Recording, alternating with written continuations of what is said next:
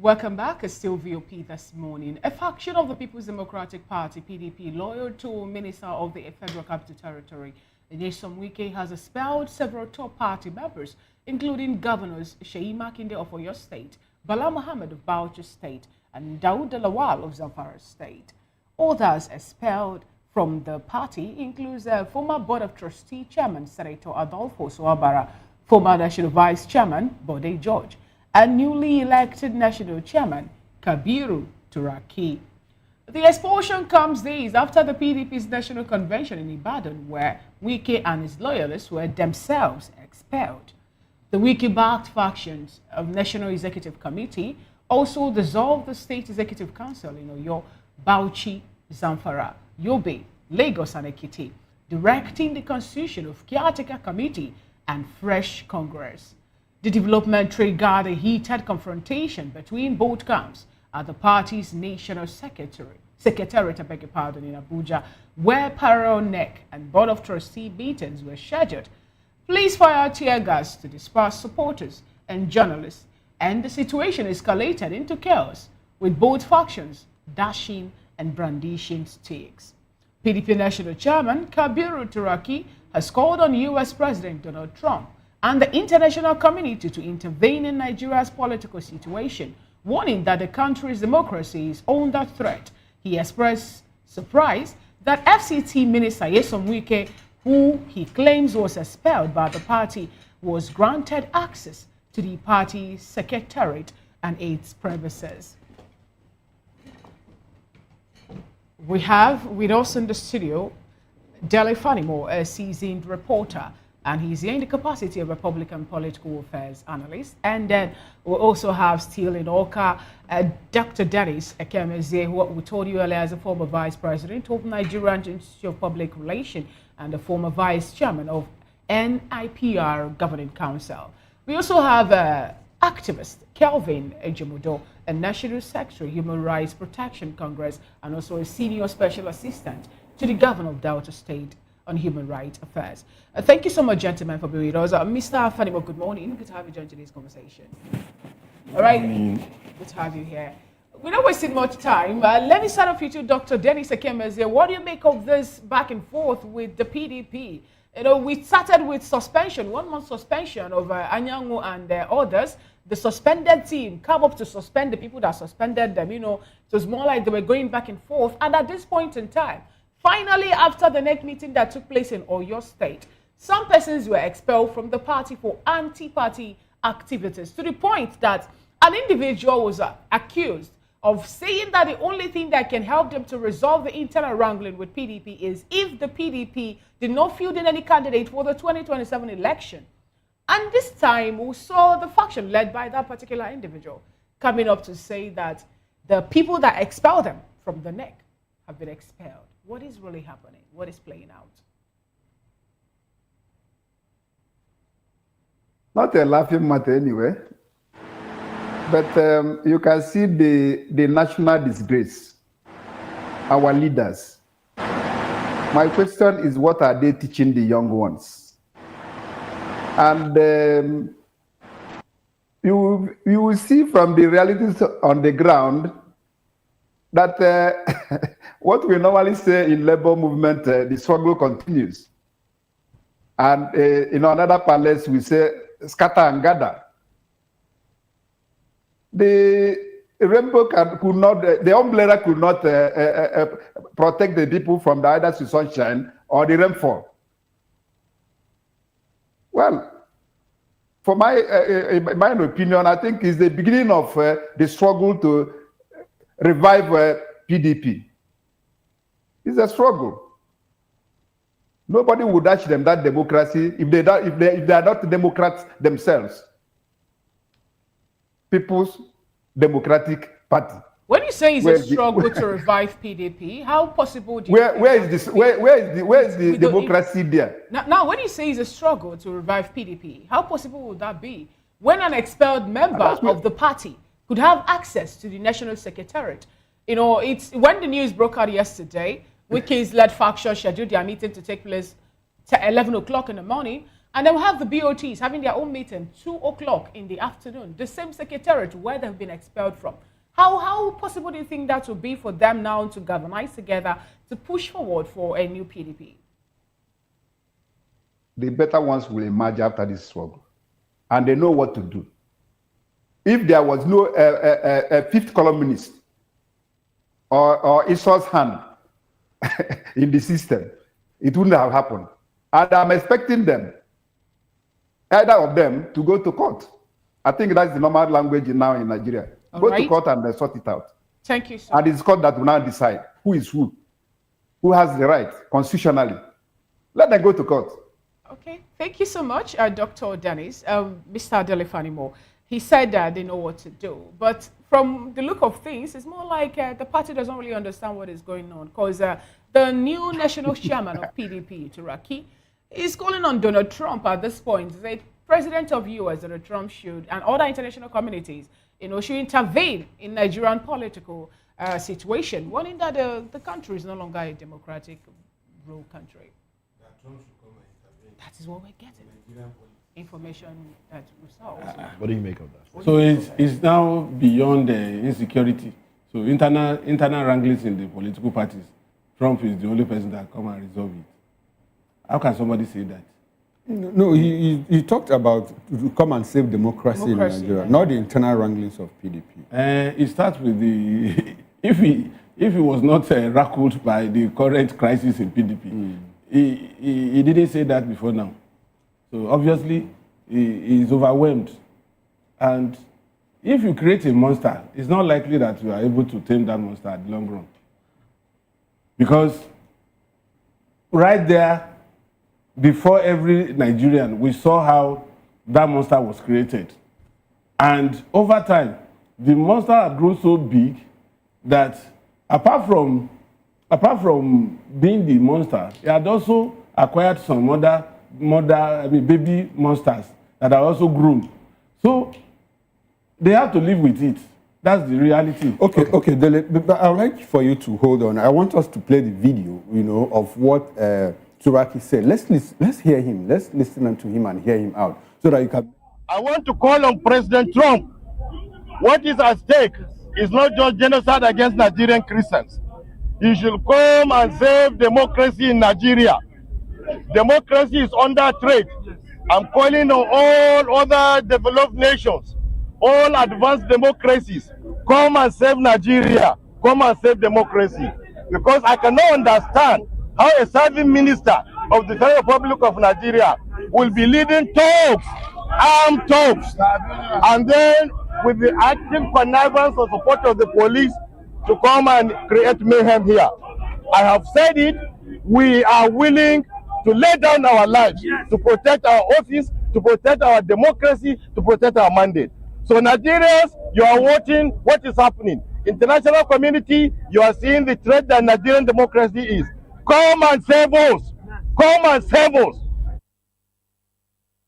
There you have it. Well, I have one problem with this. Okay.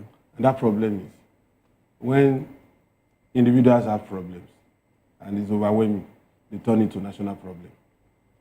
The same governor and that bala behind him. We saw on video yesterday how they broke through the barriers of that national party secretariat. Even when the police tried to restrain them, they used dogs too. Isn't there a national problem in a situation whereby the party in government seems to be putting its fingers in other parties to ensure that there is no opposition? All other opposition are having issues, and the only party that is thriving, still standing, is the party in government. Isn't that a national problem? It's not a national problem. It is not. Yes. How democratic? I'll tell you. Tell me. Now, do you have evidence to prove that it is APC that is giving these people problems? Haven't you read the papers? Eh? Haven't you read the papers? No. Haven't you been following issues? It has been said, and it is not enough out there to say that governors are being given monies to come to the APC. How much can you give how much can you give a governor? The actions of no, you listen, please. The actions of Wike, who is in a party working for another party, isn't that enough to show that the APC is infiltrating others and ensuring that there is no opposition? Bola Ige was in AD and he worked for Obasanjo in PDP. So Wike is not the first person. No, that was a government of national unity. That's what they called it, but they worked for it. But it was a And government. Do we have a government of national it was unity? allowed to work. Do we have a government of national unity now? How do you describe the government of national unity? A government of national unity. How many people were taken from AD to PDP? But there was an agreement between AD and PDP. You see, and other parties. I am not. Because we also had, I'm sorry, look, we had PPA as part of that government of national unity. Chuka Odom served as Minister of State for the FCT. Now, what I'm saying is, if you are telling me that a political party suddenly becomes your problem in your own political party, and you are even saying that governors are being bribed, how much can a governor take with all the resources of the state in his hands, and then is now being, until you tell me this particular governor took, any governor that takes less than 5 billion to do anything that is injurious to his party, then that governor is not fit to be a governor. Because we know what the governors do with state resources. We know what they do with local government resources. You see, for me, I am not an apologist of APC, but the point is, why would you allow an external person to break through your ranks in your party if that party is cohesive enough? If they know what they are doing, why would you allow an external force to come into your party and scatter the whole party up to this moment? All right. You knew when Wike had been troubling PDP that they couldn't do anything for him. I mean, for me, I don't want to believe it, except when they begin to see, they begin to point it out. That's when I will believe. All right then. Well, Look at, was it not Bala and the other governor? They were trying to force their way in. Is it not the same thing? But that's their legitimate office, if we're to look at it that way. That's the secretariat. That's the secretariat. God has not made it legitimate. I think there are so many talking points around this issue. There are so many talking points. Let's bring Kelvin into the conversation, and then we'll come back. Let's bring Kelvin into it. Mr. Kelvin Ejumudo, what are your thoughts on this one? Let's have your reaction quickly. It's a show of shame that one of the largest political party in West Africa at a time has brought itself down to ridicule. In the days when you hear PDP in West Africa, they were given the center stage because of how they carry themselves democratically, how structured the party is, from the rank to the files, from the top. Is it the PDP that brought itself to this position, or the PDP was pushed into this position? They weren't pushed into it. They brought themselves into it. Okay. When you dollarize your primaries and fail to bring a competent candidate, but the one who have the leverage of dollars to throw around to represent your party, and those with the capacity and the wherewithal, the foot soldiers of the party to move with them, were thrown aside because they don't have money to throw around. This repercussion. Because for every action, there's a counter reaction. This whole issue started before the 2023 presidential elections, whereby primaries was being held and delegates were given a humongous amount of money. And some of them, they saw the good man for the party, but they felt, nah, good name, I want job. Okay, so basically, your point is it is the dollarization of the PDP that has led it to this point, that has made a Wike remain in the PDP while working for the APC. In the same coin, they paid, the PDP paid him. Remember, Wike was the one that held this party together when the party was when this fell apart. And in the build of the presidential election, he was also a governor at that time. Okay. And the chairman of the Governors Forum, Dr. Ifeanyi Ato Okowa, who was then governor of that state, also betrayed Wike and some other governors. Okay. It was unanimously agreed upon that it's going to be a southern candidacy of the party. Remember that Peter Obi also left the party on the basis of the fact that they will not give him the presidential ticket because he doesn't have money to throw around. And the highest bidder came in, and it was given to the highest bidder. They left the agreement they had that it's going to be a Southern candidacy, and they triggered it to the north. That's where PDP, that was from the government's back. And that's where they have issues they are suffering today. All right. It's not that we can. No, we can pay them back in their own coin. We can paying them back in their own coin. Avalanche of betrayals, it seems. All right, let's get to Mr. Dennis Ekemeze. You watched the video that we just played. I mean, you also saw it in the news yesterday. Things that happened. All the parties. Wike, in fact, at a point, Wike, the minister Wike, drove to the venue, and his car was blocked by, other PDP stakeholders, preventing him from even alighting and getting into the venue.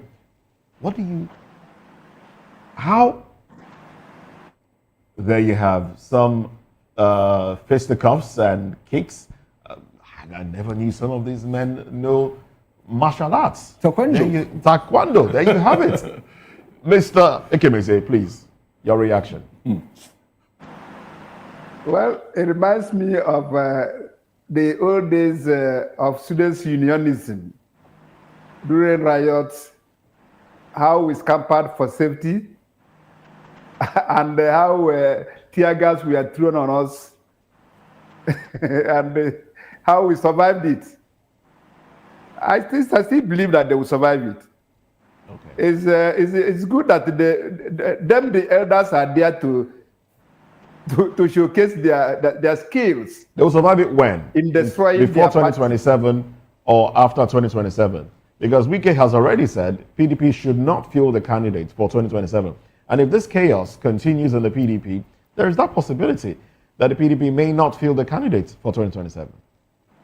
So when would they? It depends on the umpire, the INEC. INEC will decide which of the factions has the legitimate power, the legitimate authority to submit candidates. Exactly the point. Exactly the point. Thank you, Dr. Ekemeze. INEC should do its work. Okay, I like the point that you raised now because it's been an issue for a lot of people. Which faction of the PDP is the authentic faction? Now, let's come back to the studio where we have Dele Fanimo. I would like Dele to talk about that. Which faction of the PDP is the authentic faction of the PDP? For now, okay. For now, I can't even put a finger to who the authentic faction is. Because there are judgments and counter-judgments. Yes, until this case is settled in court. Okay. And settling this case in court is going to take time. And this crisis will continue to fester. It's just like in Labour Party too. Labour parties, now the focus is on PDP. That's why we have forgotten that Labour Party also has similar problem. Okay. Yes, the focus is on PDP. So yes, let's stay with PDP now. Let's stay with PDP. I'd like for us to go back to what the new national chairman, supposed national chairman, said, and inviting Trump to come and intervene in our democracy. It looks like we are trying to outsource, our problems to United States. When we have problems, run to United States, and when people have problems here, they are free. When they go to UK catches them for us. There's a picture out there that I would like the producer to put up on the screen. Sometime in 2014, between 2013 and 2014, we had Rotimi Amechi, the penultimate minister of transport. We have Bola Ahmed Tinubu. That's the sitting president of the Federal Republic of Nigeria. We have John Odigie Oyegun, who was the national chairman, as a matter of fact, the pioneer national chairman of the APC. And next to him is late President Muhammadu Buhari. And beside Buhari is John Kerry, the United States Secretary of State at that point. And this group went to United States to say, look, John Kerry, we need assistance because there is Christian genocide in Nigeria. And looks like we have problems with our democracy. We have problems with our democracy. Please come and help us intervene. Now, it's more like a copybook, a playbook, and PDP is copying from it. We are very good at copying. What's your reaction to this? The point is, America will not come here to come and stabilize our democracy. Okay. We fostered a fragmented democratic system on ourselves through greed, unbridled ambition, and primordial cleavages. America is not going to come to solve those problems. Directly. Directly, they are not going to come. But indirectly, they can. Indirectly, they cannot.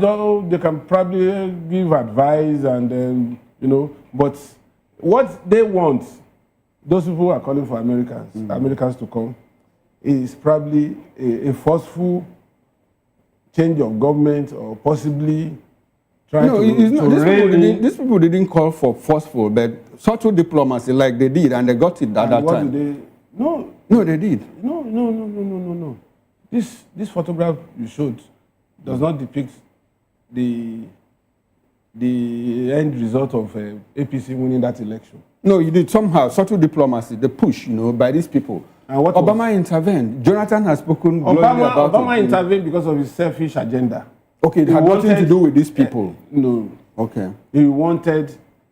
Jonathan turned him down when he wanted to legitimize LGBTQ. Okay. So that is an agenda that is different from. You see, let's take a global perspective of what we are talking about. Did America have any interest in Panama? What was their interest in Afghanistan? Panama was about drugs. Okay. So they had an interest. And terrorism was about Afghanistan. Okay, so they had an interest. Of course. Okay, beautiful. All right. I would like us to bring it back home. Let's stay with our local issues. Okay. I'm just giving an example that I understand. We cannot expect them to come. Okay. Let me tell you, if all these things we are talking about, if it had happened in Niger Delta, South, America will come without being invited. Because Shell, Chevron, and the rest of them in that area, they are representative of American, British, France government. Interesting. So they want to protect. Did they come when Niger Delta was a killing field? Did they come? Niger Delta, they didn't come because it was a kind of minimal balance of force. Okay, let's bring it back home. You said something. You said when my colleague here asked you about the authentic national chairman, and then you said the supposed national chairman. Because INEC has not ratified. Turaki. Yes, the new ESCO of PDP. So, but the suspended national secretary of the PDP, Sam Anyanwu, convened some sort of BOT meeting. Does he have the powers to do that without the express signature of a national chairman? Well, secretary is the head of the secretariat. Can he convene without the? He would only notify the chairman. And which chairman did he not for approval? So, which of the chairmen did he? He doesn't have to write to the chairman. Well, until you say you won't know. The chairman is answering to. I think the constitution of the PDP is very clear on that, and it says, look, any correspondence that is going out, especially for this kind of issue, inviting INEC or who, must be signed by both the national chairman and the secretary. And now, who signed? Maybe the Magun is. And then he also went ahead to suspend people. Maybe will that suspension stand? They also believe that they have convened a parallel Congress. All right. And from that Congress, they also believe they have the power to sack. Kelvin, please help us out. With your thoughts on this one.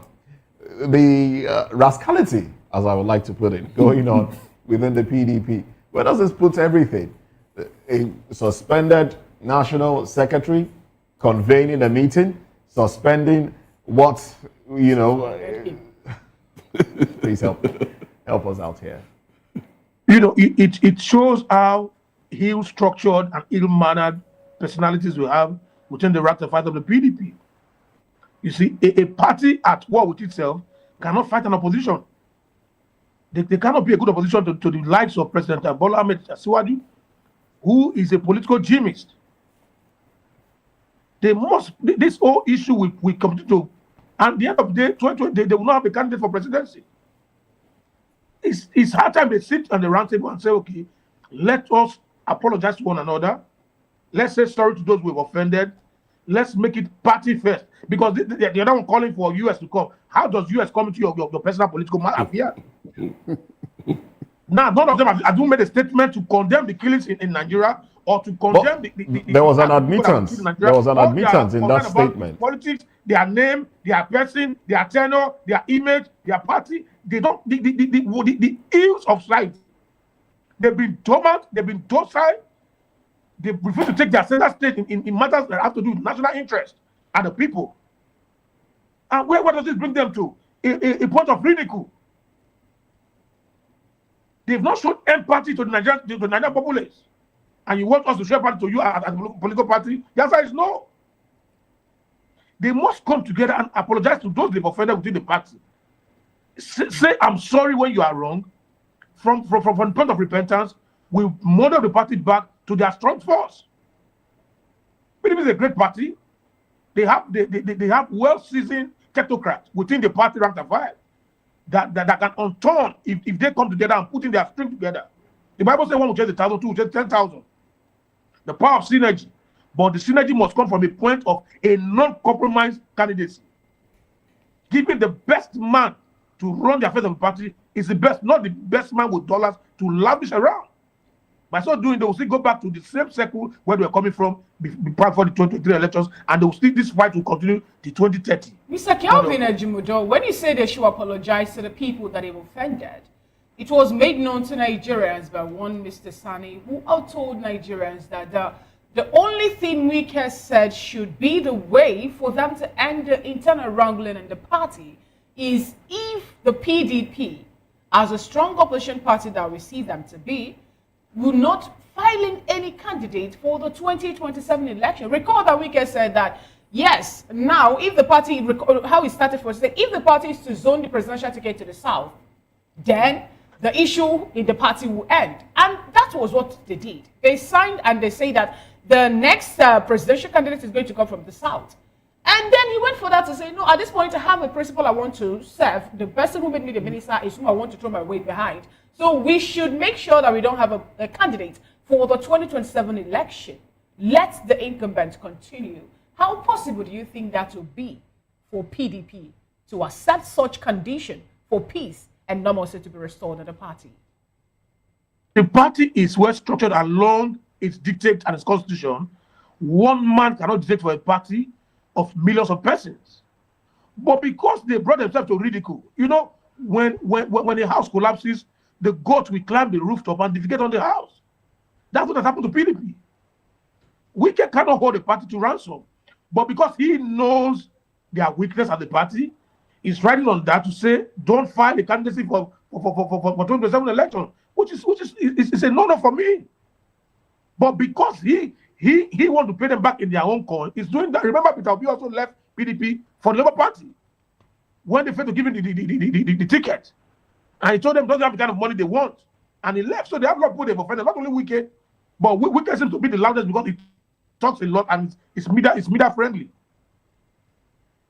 All right. All right. Thank you so much, Kelvin Ajimudo, for your submission. We appreciate. And without wasting much time, we'll have to move on to the next topic of conversation, still within the Nigerian political party, where APC risks capsizing under weight of defection. That is a revelation made by a chieftain on the swords of APC, Ali Ndume.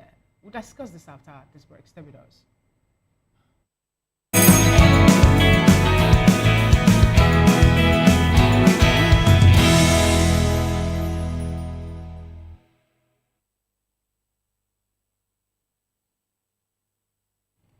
Well, thank you very much for staying with us. Now, Senator Ali Ndume has cautioned that all Progressives Congress APC may collapse due to the massive influx of defectors from opposition parties.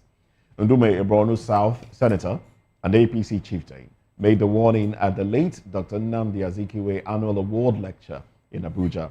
The APC has recently welcomed several high-profile defectors, including Governors Umar Eno of Akwa Ibom, Sheriff Oboriwori of Delta, Peter Mbao of Enugu, and Doyediri of Bayelsa, who all left the People's Democratic Party, PDP. Now, this wave of defections has given the APC a two-third majority in both chambers of the National Assembly. Ndume expressed concerns that many defectors contribute little to nothing to the party, despite being generously accommodated. Now, some governors join and automatically become leaders of the party in their states, yet they remain silent and add no value, he said. He warned that if the party becomes overloaded with unproductive members, it risks capsizing. Despite these concerns, Ndume urged Nigerians to support President Bola Ahmed Tinubu's administration as it works to address the country's growing challenges. However, he expressed doubts about the capacity of some ministers and key presidential aides to deliver on their mandates. Well, we still have with us the gentleman. Well, let me come to Daily Fanimo now. With all the powers, let me put it that way, all the powers coming into the PDP, the statement of Senator Ali Ndume, does it trigger something in you? Does it give you the impression that truly PDP might implode? Because of course there are people within the PDP, I beg your pardon, within the APC who have aspirations to become one thing or the other, maybe governors, maybe senators, House of Reps members, or and the likes. But then we've seen governors move from the PDP into the APC with the entire structure, the entire PDP in their states, all into the APC. Wouldn't that cause an implosion? Ndume's fears may not have been misplaced after all. There are indications that such things may happen. But it also depends on the ingenuity and the firmness of the leader of the party. As we speak today, chairman or NWC or NEC of any political party are not the owners of the party. It is the higher ranking officer at either national, state, or local government level. That changed during this Fourth Republic. It wasn't like that in the Third and Second Republic. Those were days when Joseph Wires would travel all the way from Lagos to Ibadan to meet Akinloye as the chairman of MPN before he could take decisions on the floor of the House. But it's no longer like that. Now, legislators go to Aso Rock to see president, to say, sir, which one do you want? It is always now a kind of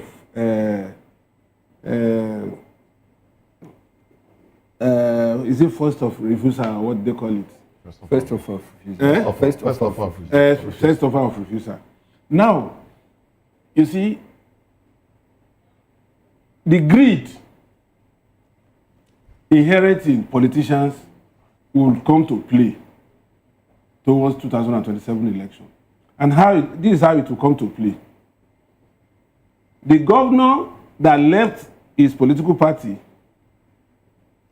with all the structures to subsume existing machinery in APC would also want to field those he can trust. And most times, it is those who had worked with him in the previous political party that he will want at all costs. And so there's going to be clash. But in most cases, the pendulum will swing to the side of the incoming governor from another party. Because the question will be asked, if you are that formidable in your party, how come I won election against you? So I am bringing my political capital into that state to continuously win election, and it will cause some rift. But in all of this, the ability of the president, who is the leader of the party as we speak today, forget about chairman APC, secretary APC, is the president. In Lagos State today, Sanwo-Olu is the leader of APC, though he differs to somebody bigger than him, which is obvious. In some other states too, who is that person to question somebody like Makinde in Oyo State on PDP affair? Who is that person to question Ayedatiwa in my state today on the affairs of APC?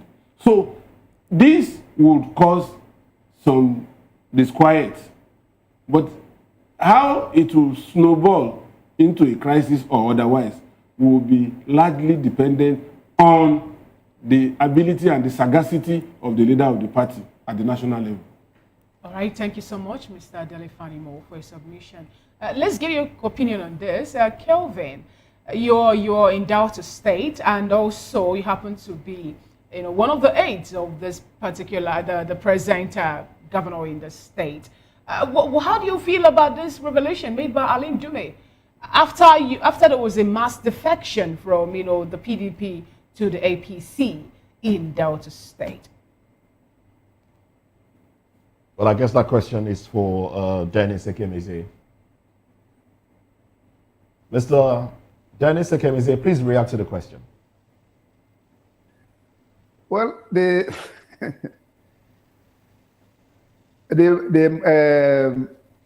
manifesting issues coming up, or the Alain Dume's early warning sign, though he has tried to be Nostradamus. And if you bring back the adage that a kingdom that divides against itself will fall.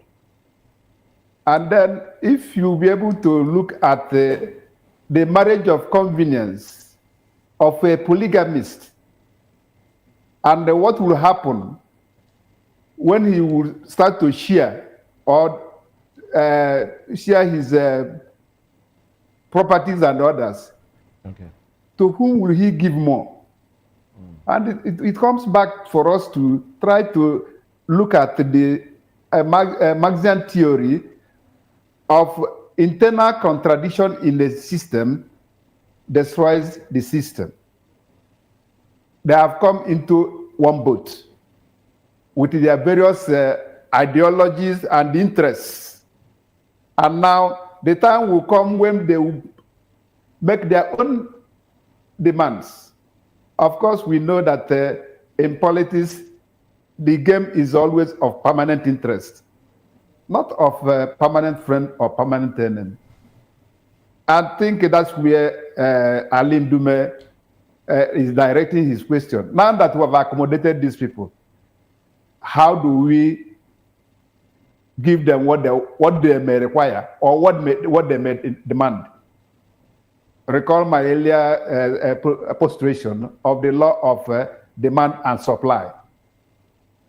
The leadership of APC has demanded for more people to come in, and governors of various states have supplied and then become part of the stakeholders.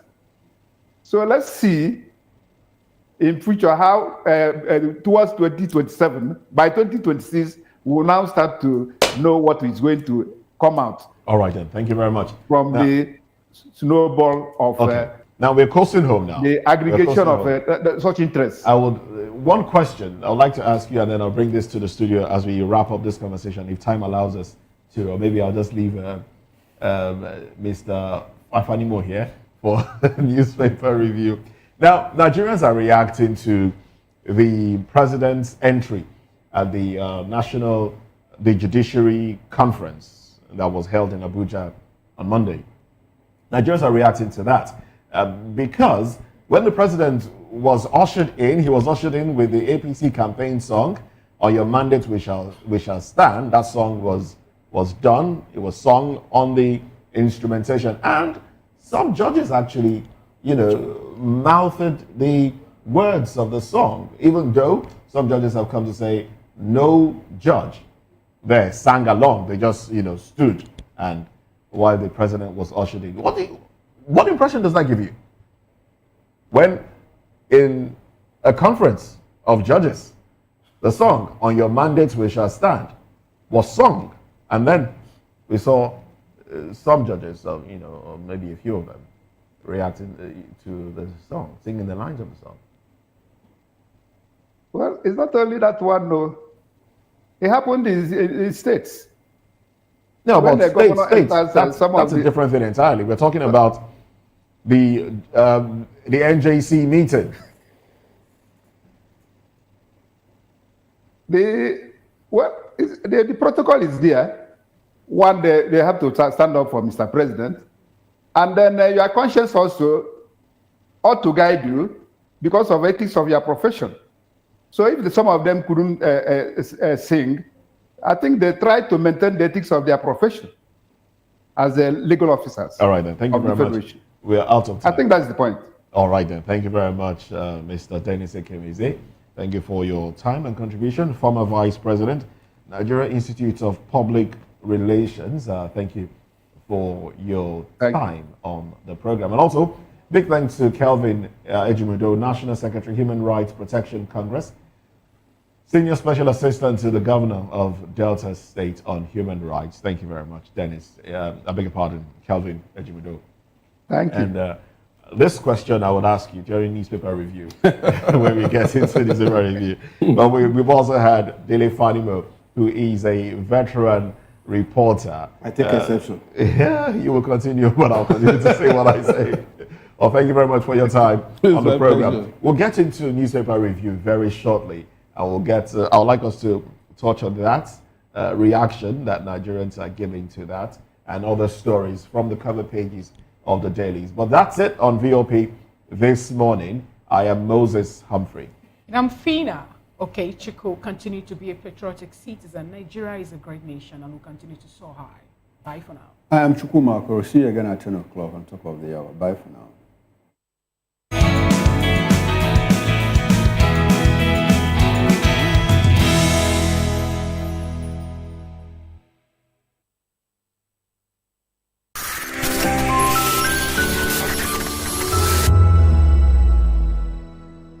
This is African News on Voice of the People Television, where we don't just bring you the news, we bring you Africa's heartbeats, the policies that shapes our world, and the economy that determines our future. African News on Voice of the People Television. Stay with us. The red carpets, awards, the razzmatazz, music, fashion, interviews, and more. Spotlight on Voice of the People Television. Let's feed you with all the juicy stories in the global entertainment space, bringing you the glitz and glamour as it is hot. Stay tuned to Spotlight, 1 p.m. Monday to Friday. Spotlight on VOP TV. Entertainment like never before.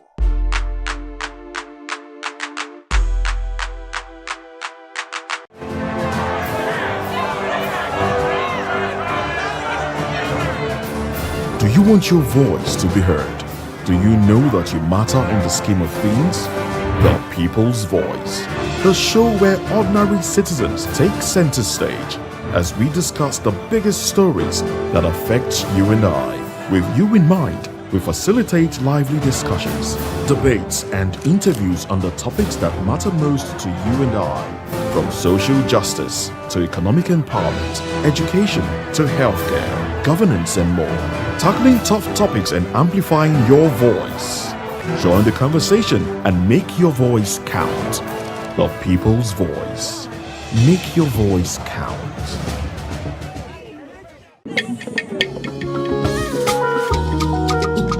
Voice of the People Television awuchiela o onye nụ ya ka ọrụ ibe ya. Ị chọrọ ịmata akụkọ ndị gbara n'akwụkwọ akụkọ dị iche iche n'ala anyị kwa ụbọchị. Ị chọrọ ịmata ka o si afịatụ na ndọrọndọrọ ọchịchị, agụmakwụkwọ, azụmahịa, ime njem, ọbụla dị egwuregwu. Mgbasonyere anyị n'oge ndị Igbo na Voice of the People Television. Anyị nwere ndị ọbịa bụ ọkachamara, bụkwa ndị ga-enye aka tapịa isiokwu ndị anyị jiri bịa kwa ụbọchị. Anyị ga-eji ka o siri gbaa n'akwụkwọ akụkọ dị iche iche wee malite tupu anyị akọzie n'uju n'ubi onye anyị bịara na nke ya. Ịgbamụrụ nzem ọzọ kedụkosi aga ya gaziere onye ukwu ma gaziere onye nta. Mkparịta ụka tọrọ atọ ka anyị ga-ewetara gị bụkwa nke ga-eme ka ịmata ka ihe si aga n'ala anyị bụ Naijiria ọbụla dị na mba ofesi. Oge ndị Igbo na Voice of the People Television ga na-abịara gị site n'ụbọchị Mọnde ruo Fraịde na SLTV Channel 264. Ekwekwala ka akọrọ gị ya akọrọ. Chetakwa na ọ bụ na SLTV Channel 264 ka ị ga-ekiri Voice of the People Television. Voice of the People Television. Ugbu a ị nwere karịa olu. I've been in this profession over 30 years. And I must confess to you, VOP is just too welcoming. You can't do without VOP on a daily basis. The moment you join VOP on a daily basis, you are all in all. I must confess to you. Welcome to the locker room, the home of football talk that matters. I am Jerry Ampelon. Join us every weekday, Monday to Friday at 5 p.m. Nigerian time, as we share the hot takes and hot debates in the exciting world of football. And joining me are the usual suspects, Ikechukwu and Mayowa, as we break down all the hot takes and everything that's happening in the football. Don't just watch football, live it with us. Catch us on the locker room and Voice of the People television at 5 p.m. Nigerian time. And like I always say, if not playing to talk, please discuss. Are you ready for the extraordinary? Something big is happening on your screen. Introducing VOP TV. Now streaming on SLTV channel 264. From breaking news to captivating conversations, news analysis, giving you all sides to the story. We break in-depth discussions on the issues that matter, from politics to sports, entertainment, and lifestyle. VOP TV on SLTV channel 264. Join us as we redefine what television means to you. Voice of the People Television, VOP TV. Now you have more than a voice.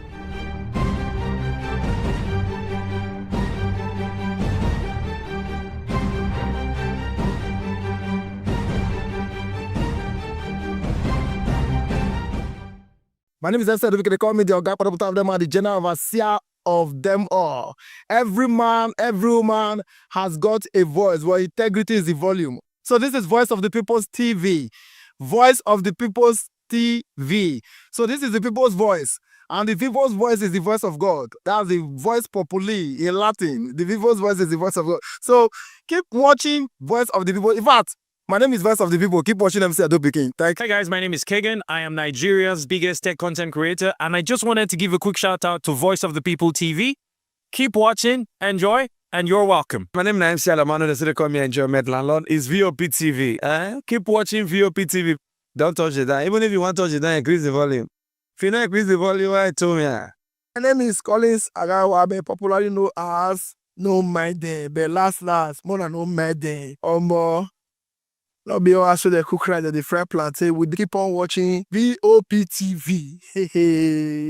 The voice of the people, the voice of Edo. If you don't want to get the authentic news for Edo the way it be, that's why they show and all they cut anything come on. A VOP TV.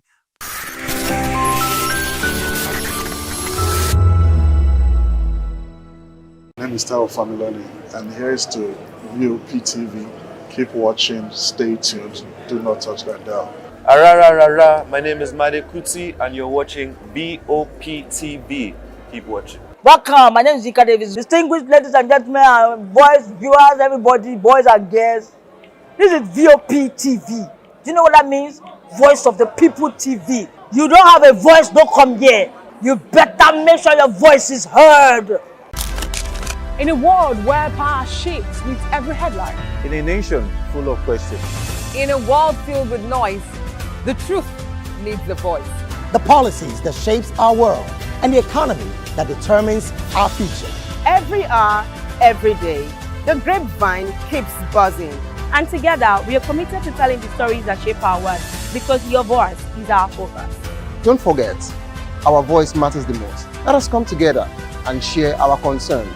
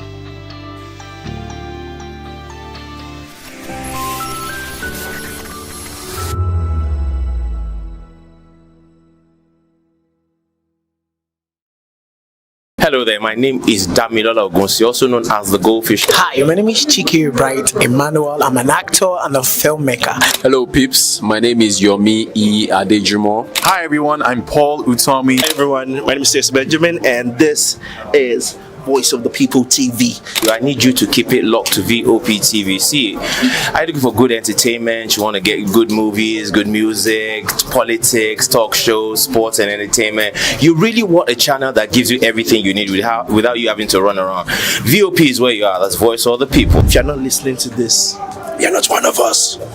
And you deserve to be killed. Scrap chat. Don't be killed, but watch it or I'll find you. And I want you. And you are locked on VOP TV. Don't go nowhere. This is where the juice is. This is where all you need for entertainment, politics, movies, and whatnot. And keep watching VOP TV. So keep it locked because I'm locked already, man, and it's money back guarantee. So you're gonna have a good time because I do. And please keep watching VOP TV. I won't turn to you actually. I beg you, subscribe, watch it. If not, whatever you see. You better not touch that die because VOP is the plot. Aliko Dangote is a Nigerian businessman and industrialist.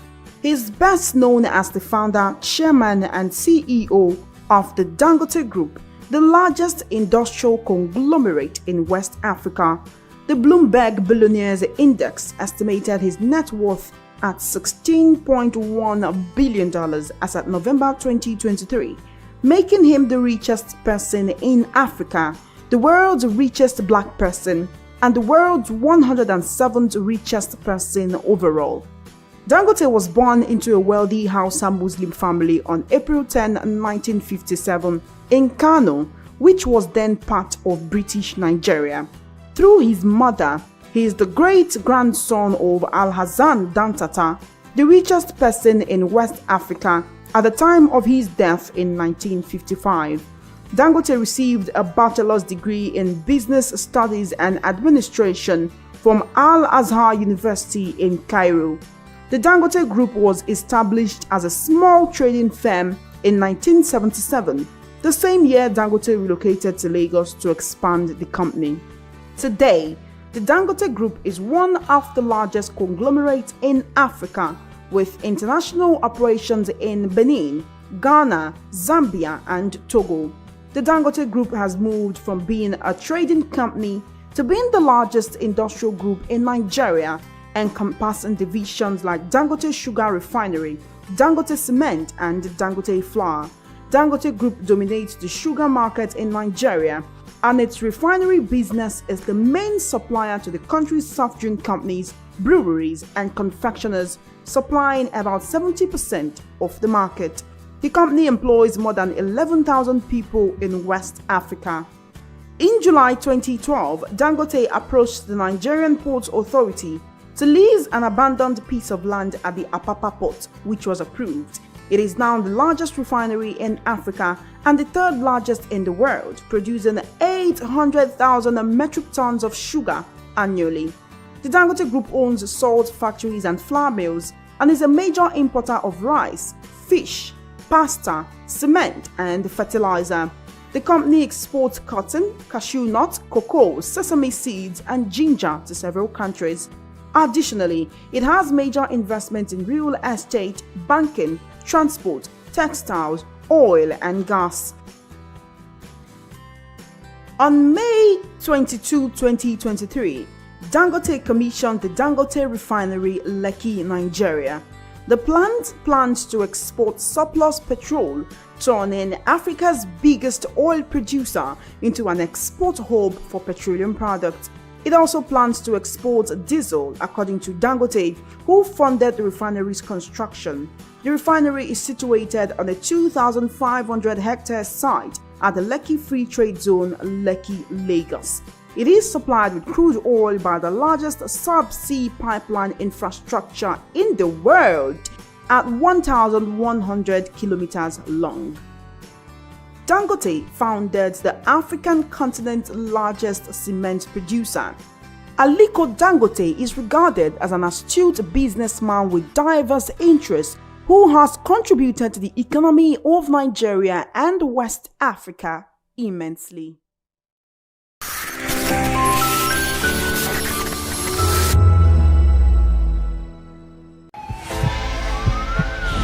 This is Health Check, your weekly guide to better living, smarter choices, and trusted answers.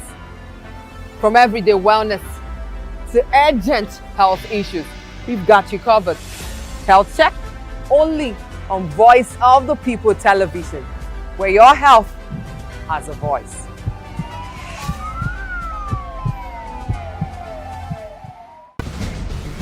Join us as we drive into the world of politics through insightful interviews with prominent political figures, both serving and former governors, ministers, senators, legislators, party chieftains, activists, and analysts. Get first-hand information into the decision-making processes that affect our daily lives. Highly engaging one-hour program that brings political discourse into focus.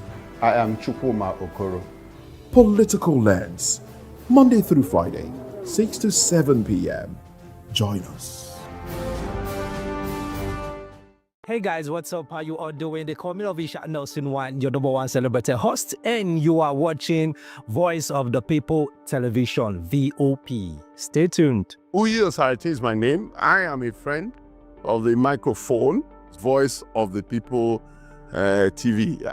That name is unique, and the brand is very sweet. I like the packaging, picture qualities, camera qualities, and then of course the quality of human beings that I see sometimes on your channel. I talk and get paid, and I look forward to being in your studios. Oh yes, you are on to Voice of the People TV. Live here in Benin City, the cradle of black civilization. What are you waiting for? Tune in, bro. VOP TV. Now, you have more than a voice. From the views on the street, We go to bed empty hunger. to the blaring horns of a hustling city, the loudest voices of the common man got a medium to be heard. This particular administration, they were coming unprepared. It's not a bad thing to renovate the president's lodge. Through top-notch programming, unbiased reportage of news, sports, business, entertainment, and cultural documentaries, Voice of the People 90.3 FM became a symbol for 21st century media.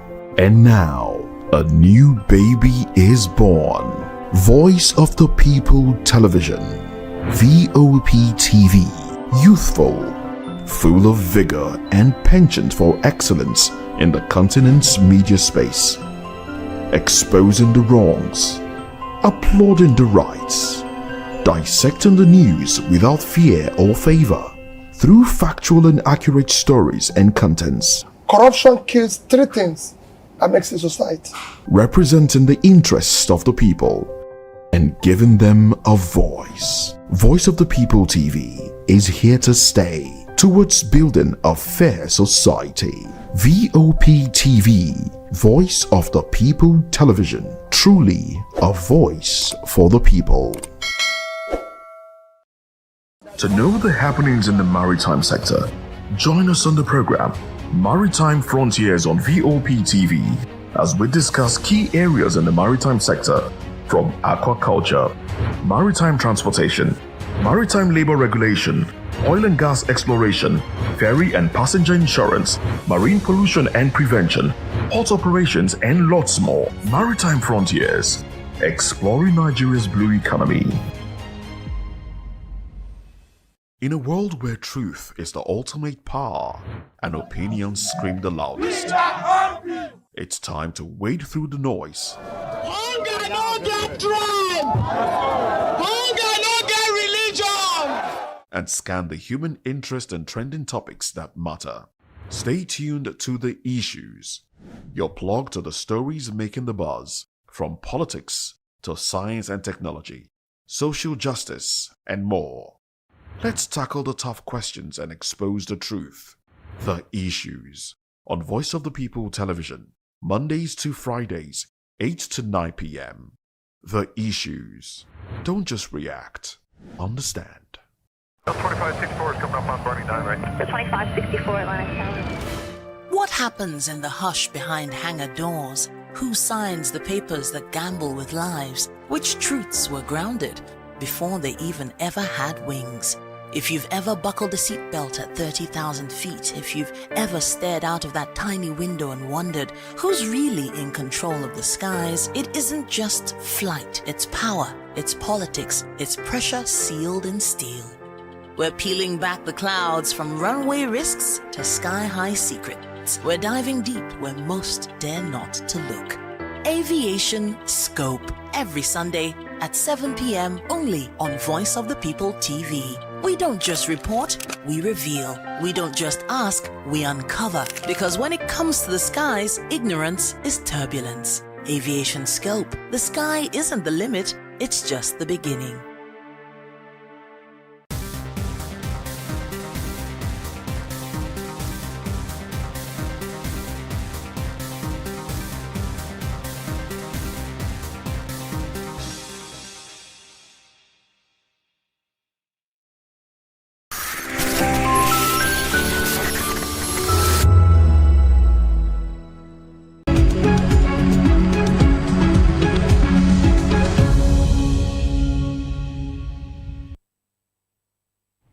Well, thank you very much for joining us again. This is Newspaper Review on VOP Television. I'm Moses Humphrey.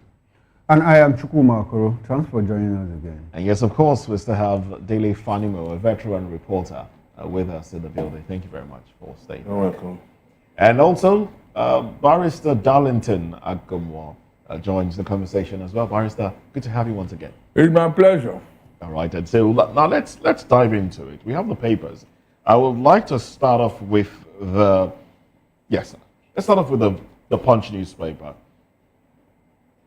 The headlines here, the window headlines: UN discourse, U.S. envoy Nicki Minaj decry killings in Nigeria. In fact, the Nicki Minaj inclusion in this story just, troubles me. Well, U.S. envoy Nicki Minaj decry killings in Nigeria. Tinubu heads to South Africa, Angola for G20, EU summits. FX reserves soar to $46.7 billion, 7-year high. And then Tinubu gets DSS cleared ambassadorial. Tinubu gets DSS cleared ambassadorial list. That's another conversation I'd like us to chime in on. Kebbi school kidnap. Survivors relieve night of horror. Hostel staff, slain VP's family, others share chilling accounts. Parents weep. Senate probes 145 billion naira Safe Schools Fund. And also high stakes face-off. PDP governors resist Wike's secretariat takeover. Chaos as police tear gas PDP chieftains. Makinde, Bala, Turaki, Wike clash. And then you have a picture of the clash, which we'll put up on the screen very shortly when we get to that point. Pension fund surges to 26 trillion naira, and then missing FRSC officer daughter feared killed by Oshun herbalist. Reps probe foreign interest in Edo Museum. Now these are the headlines of from the dailies, of course. Let's start off with what's going on in the PDP. I mean, that was where we left it off from the VOP This Morning show. What's going on in the PDP? And then the attacks, the Kebbi school kidnap, 25 students kidnapped, the VP shot dead, and then the president flies to South Africa. In fact, I want to start with the last one. It's very unfortunate, seriously, very, very unfortunate that each time this thing happens, Tinubu will jet out. Is he going to call for help? He didn't go to call for help. G20. I'm saying, at the G20, no. You don't need to leave Nigeria's soil to call for help. You don't need to. The world is a global village now. Put a phone call. Your external affairs minister can do it. It doesn't require you live in Nigeria, but it has been done severally. On several occasions, he will leave Nigeria while the house is burning. I mean, I don't understand. There's no reason why this should happen. No reason. He has done it repeatedly. And the house, the docile National Assembly we have cannot even say anything. Donald Trump, that everybody is calling to help Nigeria, can never do this. He can't. That America will be in such a turmoil and you get that. What is G20? Is it the first time you are going for this meeting? What came out of the one you went before? You now still go to Angola for what this meeting you have been attending? What benefit? If your house is boiling and you are going, people will be mocking you now. On a serious note, some people in that meeting will say, are you Mr. Tinubu? Say, yeah. But we heard what is going on. Because they don't mind those people, they don't mind. You know? But that's the only way that's the only response you can give. Or you come and tell them, I have a chief of army, this and that. Say, that means you are not the commander-in-chief. If you are, you should be at home to stop the killing or say something. Your presence matters a lot. And now, this man does not care. G20. What have we gained from it? Tell me one important this thing that he's coming back with. All the ones he attended, what did we get? Nothing. It's very unfortunate. These are the things. Look, if not that people have already prepared their mind to push out to one-party state, I don't think Nigerians will be so happy to vote for APC because of what Tinubu is doing. You don't have regard for them. It's obvious. You don't. Anything you are telling me now, you are just talking to yourself. The facts are there that you don't even think of your next election because you have prepared ground for rigging. If you are considerate, you say, if I neglect people that will vote me, who will vote for me? But because you are so confident that whether they like it or not, you are going to win the election, that's why you don't bother.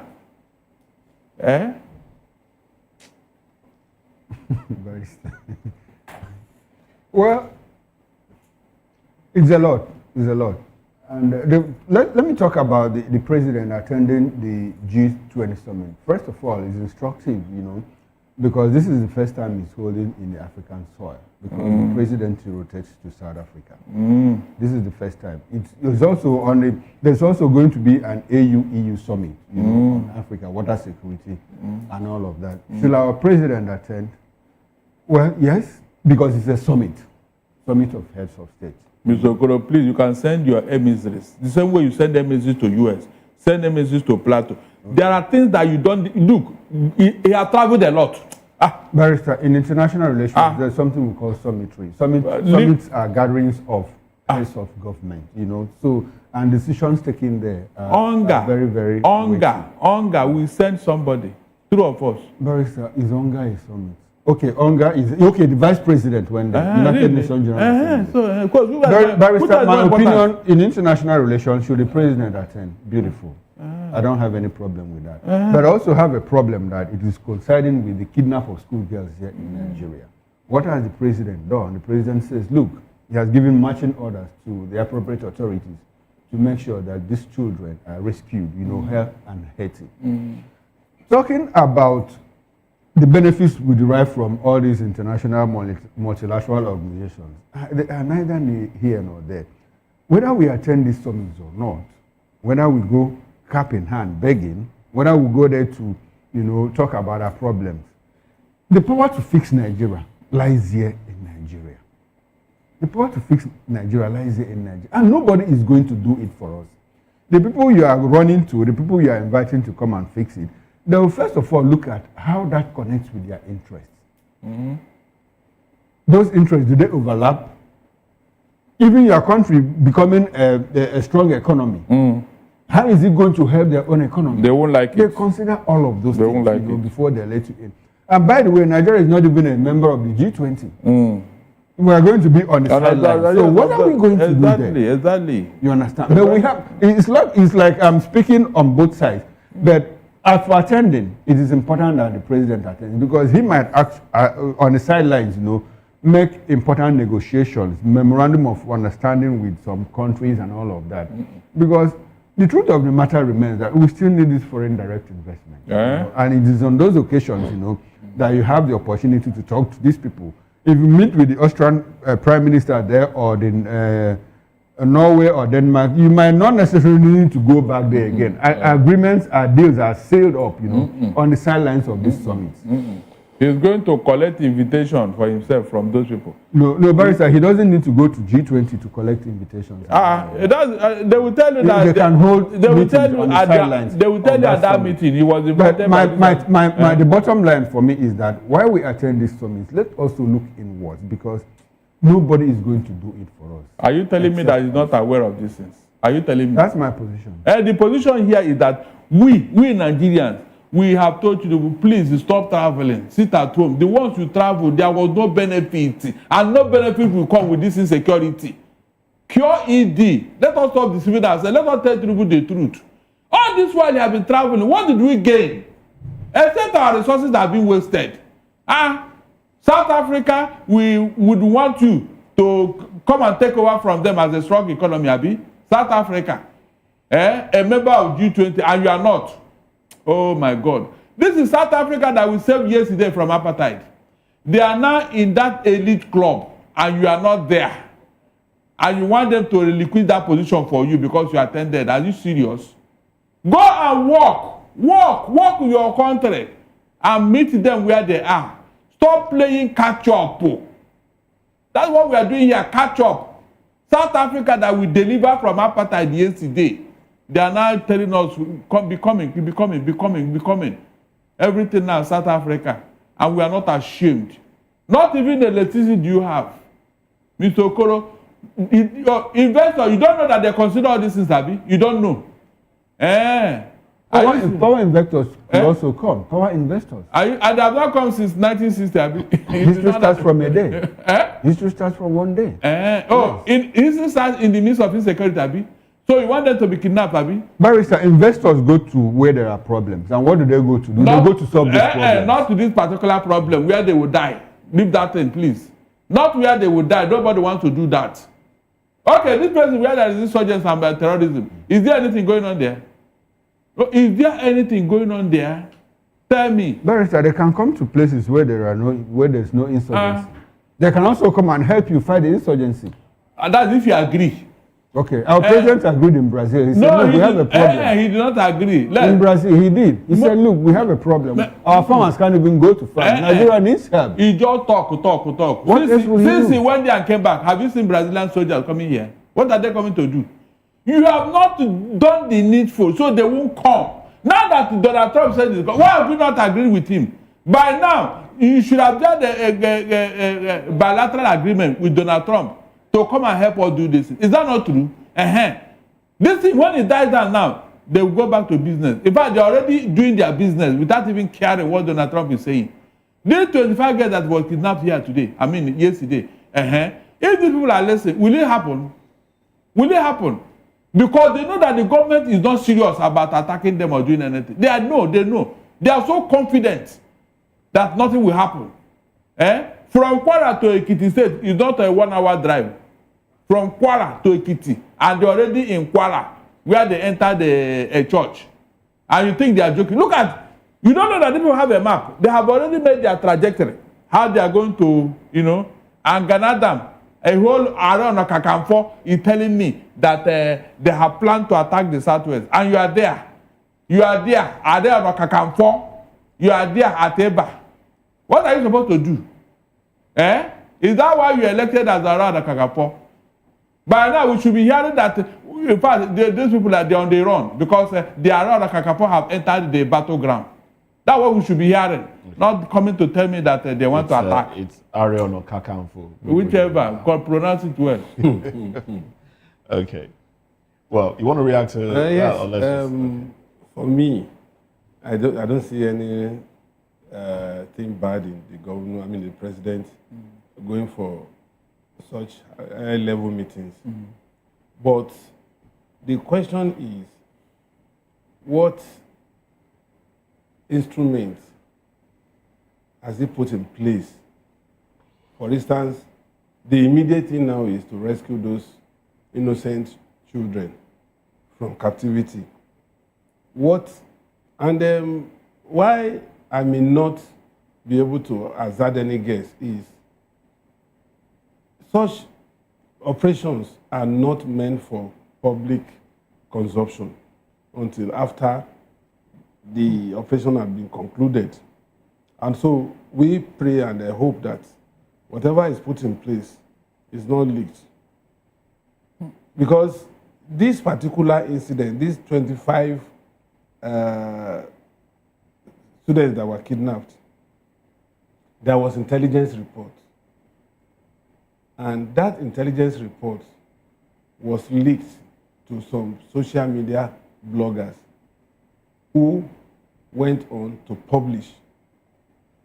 And so the result is what we are getting now. I think the important thing here is for, and I've always said it, the political will to fight this insurgency. I've not seen it.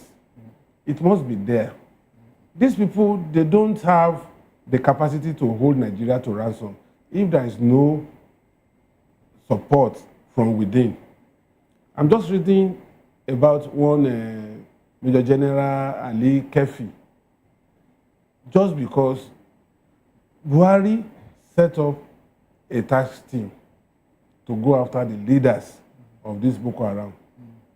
And this guy was succeeding under Atairu, the former chief of staff that died in a plane crash. Chief of army staff, yes. He was succeeding. And suddenly, after rounding up about 6 of these leaders, they arrested him, retired him, and kept him in solitary confinement for 64 days. And the man is spilling the beans. These are tiny specks of clues. I remember those days when I was reading James Hadley Chase. In some of the books, it will tell you that no criminal, however smart or clever, commits a crime without leaving a clue, no, however minute. Of course. And these clues are so latent there. I don't see why our security operatives should not take a lead to unraveling some of these things. When you see these boys, you know that these are mentally deranged, brainwashed people. That if they see superior firepower, they will run. Just a pronouncement from Trump, he has not even given orders that they should come and raid their enclave. They started running to the extent that Chad has to close their borders. So imagine if government had sustained that onslaught. The fact that they are running shows that they don't have the liver. Okay. Now, they're running. See, let me debunk one of the things he said. In this latest kidnap of the girls, it is stated by the school authority that security personnel were drilling these girls on what to do in an emergency case. They were in that school. They were drilling them. And there was security checkpoint both by the left and right side of the school, not far from each other because of that school. And that at a point, these people just disappeared. Both the checkpoint and the one drilling the girls in the school. And within 30 minutes, these guys came to strike. What does that tell you, please? The same thing that happened with Dapchi girls. On that particular day, where there is a curfew, that particular day, everywhere was cleared.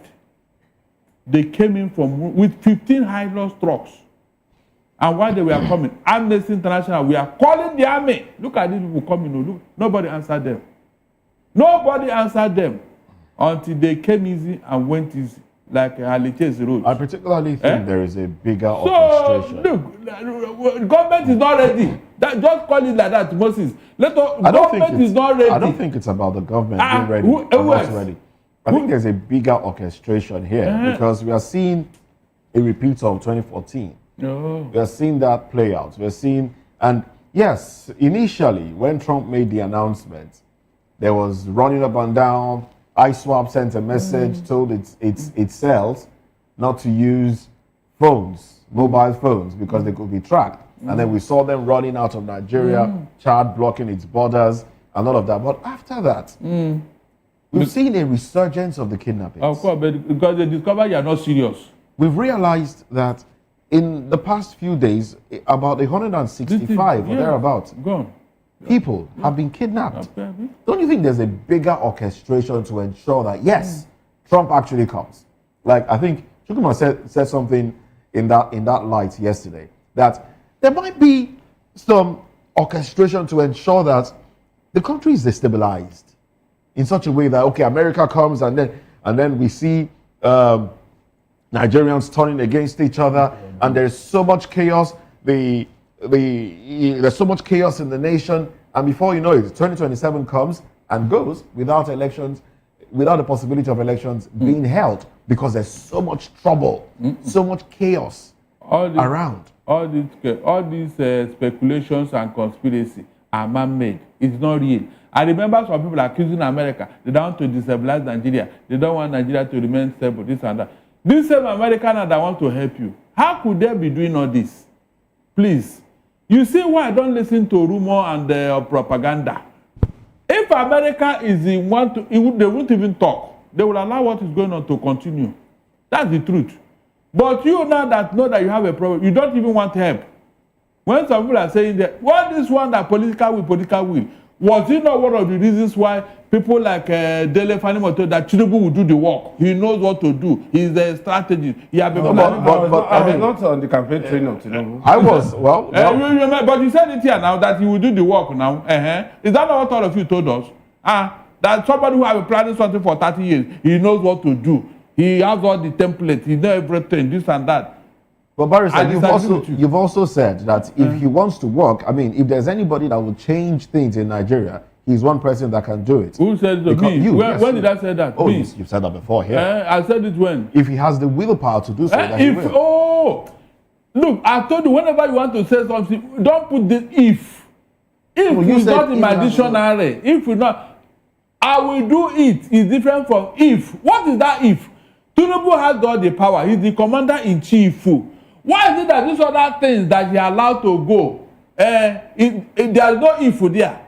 But this other one, you put if. Why? Whenever you are making a statement, say if, that statement is not complete. You are just trying to dodge the issue. Tinubu, I have told him here, tomorrow night you will forget.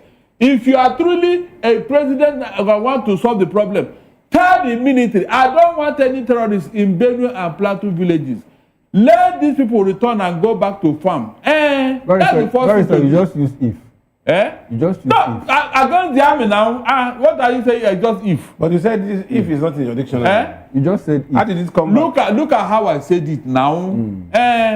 When you are talking of using your power, don't put if. The power is there, use it. Esquire. It's there. Don't tell me if. You have the power. You are the commander-in-chief. So why should I know that if you have the willpower? Which if is there again? No, because we understand that some people have the power, but they don't have the will to use that power. You're not qualified to be what you are. Unfortunately, they are there. They should remove the commander-in-chief from your name. Don't answer it. Because you're not using it. You only use it for your own selfish interest. That's it. Barrister, do you know that you can be in government and not be in power? Well, they recall. Are we still in government? We are not just in government, we are also in power. Only the military can say that. Not just military. People like Abacha. At some point, Jonathan was in government, but he wasn't in power. You made him not to be in power. So you agree that he wasn't in power, so that you can be in government and not be in power. Him. You people, you APC people, you cast a spell on him, and he couldn't walk. The man was demobilized. That's why he could not do anything. He took the wife and the election to save him from that moronic stage. That's what made him now. He couldn't talk. He couldn't do anything. Wole Soyinka said it. That was he was here. The cast a spell on him. He said it. Wole Soyinka, I have the newspaper. The Sun newspaper, front page. The man at Trem. He said it too, that all the pastors couldn't save Jonathan from this thing they placed him. Is that not a fact? No, Barrister, are we seeing a replay of 2014? Barrister, are we seeing a replay of 2013, 2014? with what is going on in parts of the north? History has a way of staying on its own. Okay. It is you men that repeat history. Is that not a fact? So do you see history being repeated? Well, or history repeating itself? Well, what we are seeing now is worse than what happened the other time.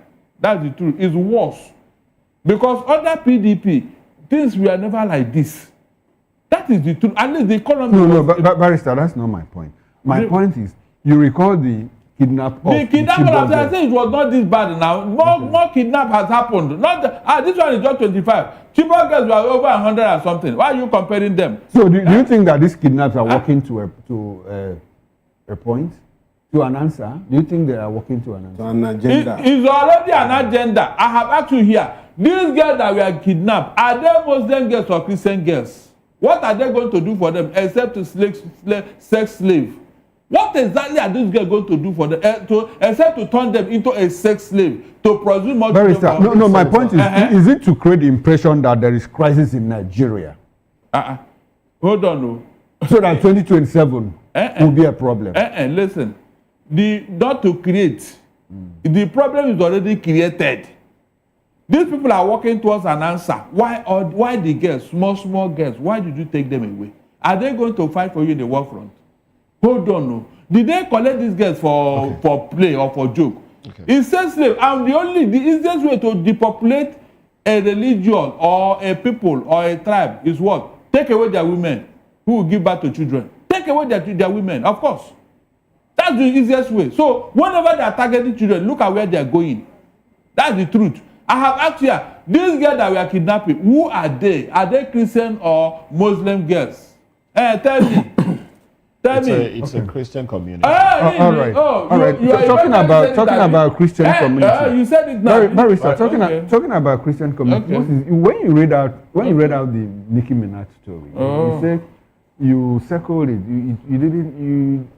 You were uncomfortable with it. Why? Even Dele here too. Dele said it was watered down. Okay. With the individual that is being portrayed as, decrying the killings in Nigeria. Nicki Minaj. Mm-hmm. She's an influencer. No, yes, she is an influencer. She had a platform in United Nations. Oh, yes, no doubt. She's an influencer. So when people like that are speaking out, it's not a joke. No, so Moses has a problem that she's a rapper, you know. Mr. Listen, this is why I get angry with people. You remember when this killing started, the Muslims came out, after all, Muslims have been killed. How many of them? That's why nobody wants to mention these girls that we are taking away. Nobody wants to mention which religion they profess. No, Barrister, we are talking about it. It's a hold on. But tomorrow now, the Muslim, you see how they kept quiet too? Nobody talking. But let one Christian group. That's what we are saying. That is there an agenda to ensure that there is continued chaos? Of course, not an agenda to what? Depopulate the Christian community in Nigeria.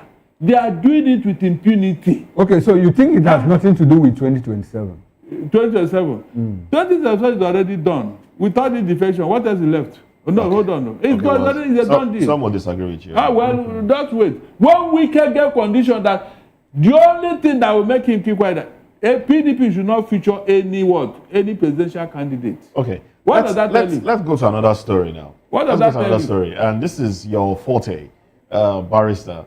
It's your people, the judges. Now, this is the story. I'm going to read it out, and then I'm going to read out the story, and then we'll take the video.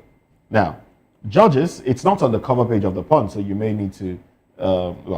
Judges did not sing. This is the headline. Judges did not sing APC anthem at 2025 conference. Judge says instrumental tune played by presidency band. Many unaware it was on your mandate. That was what was played as the president stepped into the venue of the conference. Is that even what should be played? Well, the national anthem was played, and then on your mandate we shall stand. Now, a serving judge has dismissed claims that Nigerian judges sang the All Progressives Congress APC campaign song, On Your Mandate We Shall Stand, during President Bola Tinubu's address at the All Nigeria Judges Conference 2025, describing the report as totally untrue. The judge described the allegation as totally untrue and urged the legal community to guard against damaging narratives that could tarnish the profession. Now, let's watch the video. Okay, good. Good. All for your kind attention.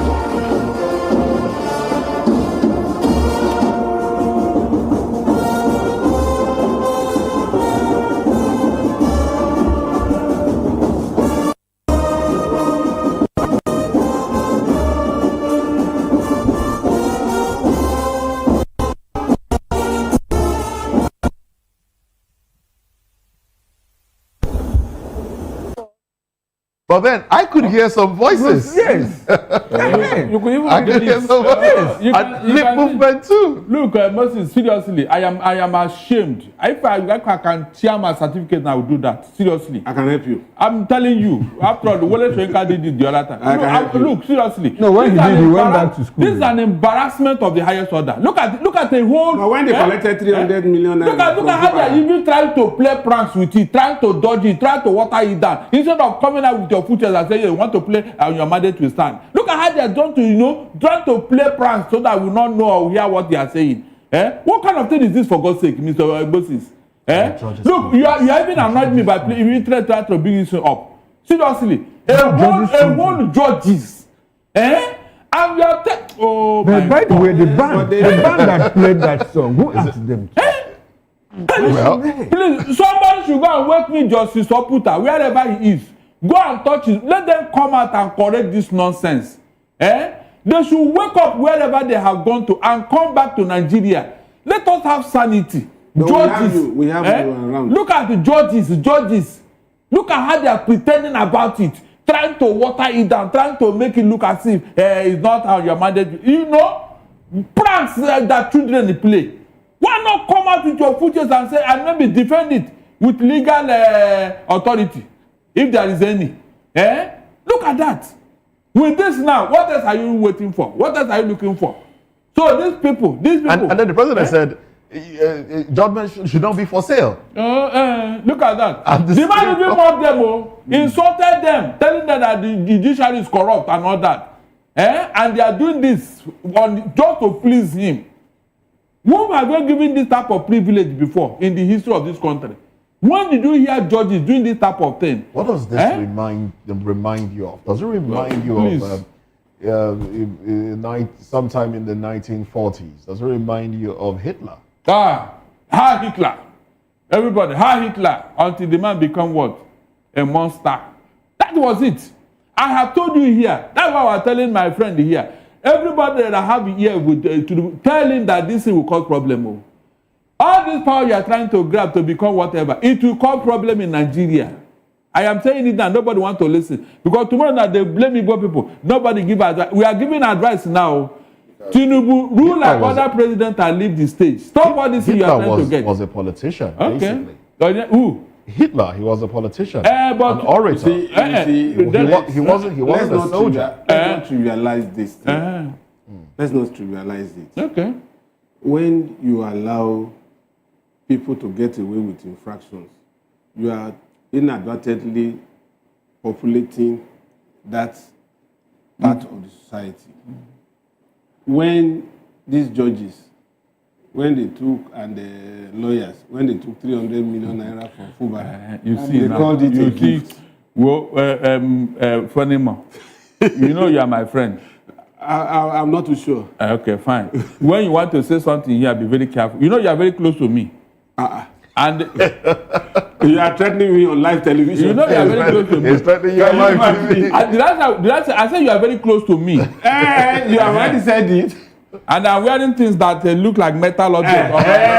So be very Is that not clear? Be very careful the way you talk. Anyway, we have not solved the problem of 300 million naira. Well, what's the problem? On the mandate you gave me something on your own free will. I didn't come to steal it for you. I didn't come to beg you. You want to help the convention of the lawyers. Is that what's the problem? Are you not capable of enough of paying your way through to the convention? Look, they gave you free convention ground, and then you collected 300 million naira. You collected state resources, not personal resources, and declared 100. And declared 100. No, leave whatever was because the parliament that they did not collect it at gunpoint. There was no fraud against you as a state government. Then you gave it. Barrister, when you give bribe and collect, do you do it at gunpoint? I wonder. Hey, but when you give no bribe now, it was confirmed that yes, the money was given on free will. Barrister, if you are part of those judges, eventually, to tell you the integrity that is in the legal profession, they say because of what is going on in Rivers State, they have to shift it to what? That is not an excuse. Because they were afraid. They think that anything could happen that could compromise their security. Any what? And they also went to that state to collect another round of money. Why do you want to use that to cover what is going on here now? 300 naira, 300 naira, not 300,000. No, the next position is that if lawyers could take 300 million naira, why wouldn't they sit down your mandate to stand? Apparently, because some of them have received houses and cars. I'm very sure that if Barrister was part of those judges, you have just shot yourself on the right foot. Please, when they went for that lawyers conference in Enugu, did they sing on your mandate to stand? It was not popular. Because the president wasn't there. The president wasn't there and it was not popular then. He sent people. No, it was popular, but the president wasn't there. But he sent people. He's the attorney general. Well, is that not true? I think we have a problem. We are moving away from the yes. And I think that we have a problem. It is not only the judges. You recall that when the president went to present the 2025 budget, it was the National Assembly, exactly. So anywhere he's appearing now, they must. So that speaks to the kind of capture that Nigeria has fallen under, state capture. And we are here because when we have executive that has captured the legislature, judiciary, and the institutions of government, the police, the umpire, and all of that, where does that leave us as a people? It's a very big shame. I know it's a difficult task for you to. I know it's a difficult task for you to project, to give a new meaning to that 300 million naira. No, don't go. We have left that 300 million. We are talking about state capture. You see how we are talking about state capture. Anything that has to do with these presidents at APC, Fanimo have a way of covering it up. I don't know where you are. Is it cover up? You are covering things up. Am I the one that raised it? You are covering things up. Did we not see video? Look, I'll send your name to Donald Trump. Please be very careful. I'm not joking. You are part of the problem. In fact, you are the problem. Let's move on to what are you telling me? We are talking about a serious issue. We haven't exhausted this one, but if we cannot, have a decent conversation on it, then we can move to. No thanks to Fanimo. Yes, please go to the next topic. Yeah, let's go to after I go have 200 million naira. Well, the president has received the ambassadorial list cleared by DSS. Let's see if there are riders to that story. Okay, that's basically the story. And we hear that some officials familiar with the process said all security and background checks on nominees had been completed, and they're only awaiting the president's nod before being transmitted to the Red Chamber for screening. And we hear that the list is ready. It's ready. It is now with the president, and it's up to him, one senior official said. And also, well, that's basically it. And these include, for the ambassadors, United States of America, the United Kingdom, the European Union, and the rest. Well, that's basically that story. Have you any idea who are in that list? Until we see the list. Until we see the list, yes. Okay. Because I know that some people, they have been trying to show up their image with the bad day and the insult that came with it and all that, because the first time they mentioned their names, and when they now wanted to show up their image, they don't have to bring a former president to attend their bad day and tell good things about them so that their names will be prominent on that list. Or unfortunately, it turned out outrage. I'm not sure that Fayose will accept an ambassadorial appointment. Because if what are you telling me? No, you know why? Because if he does, he'll be taken out of the local politics, and I'm not sure he's about to. No, already. What will he be doing now? He wants to revive his political career. You see, just like you said, I don't see a Fayose taking up my ambassadorial appointment because the moment a politician takes ambassadorial appointment, you lose relevance.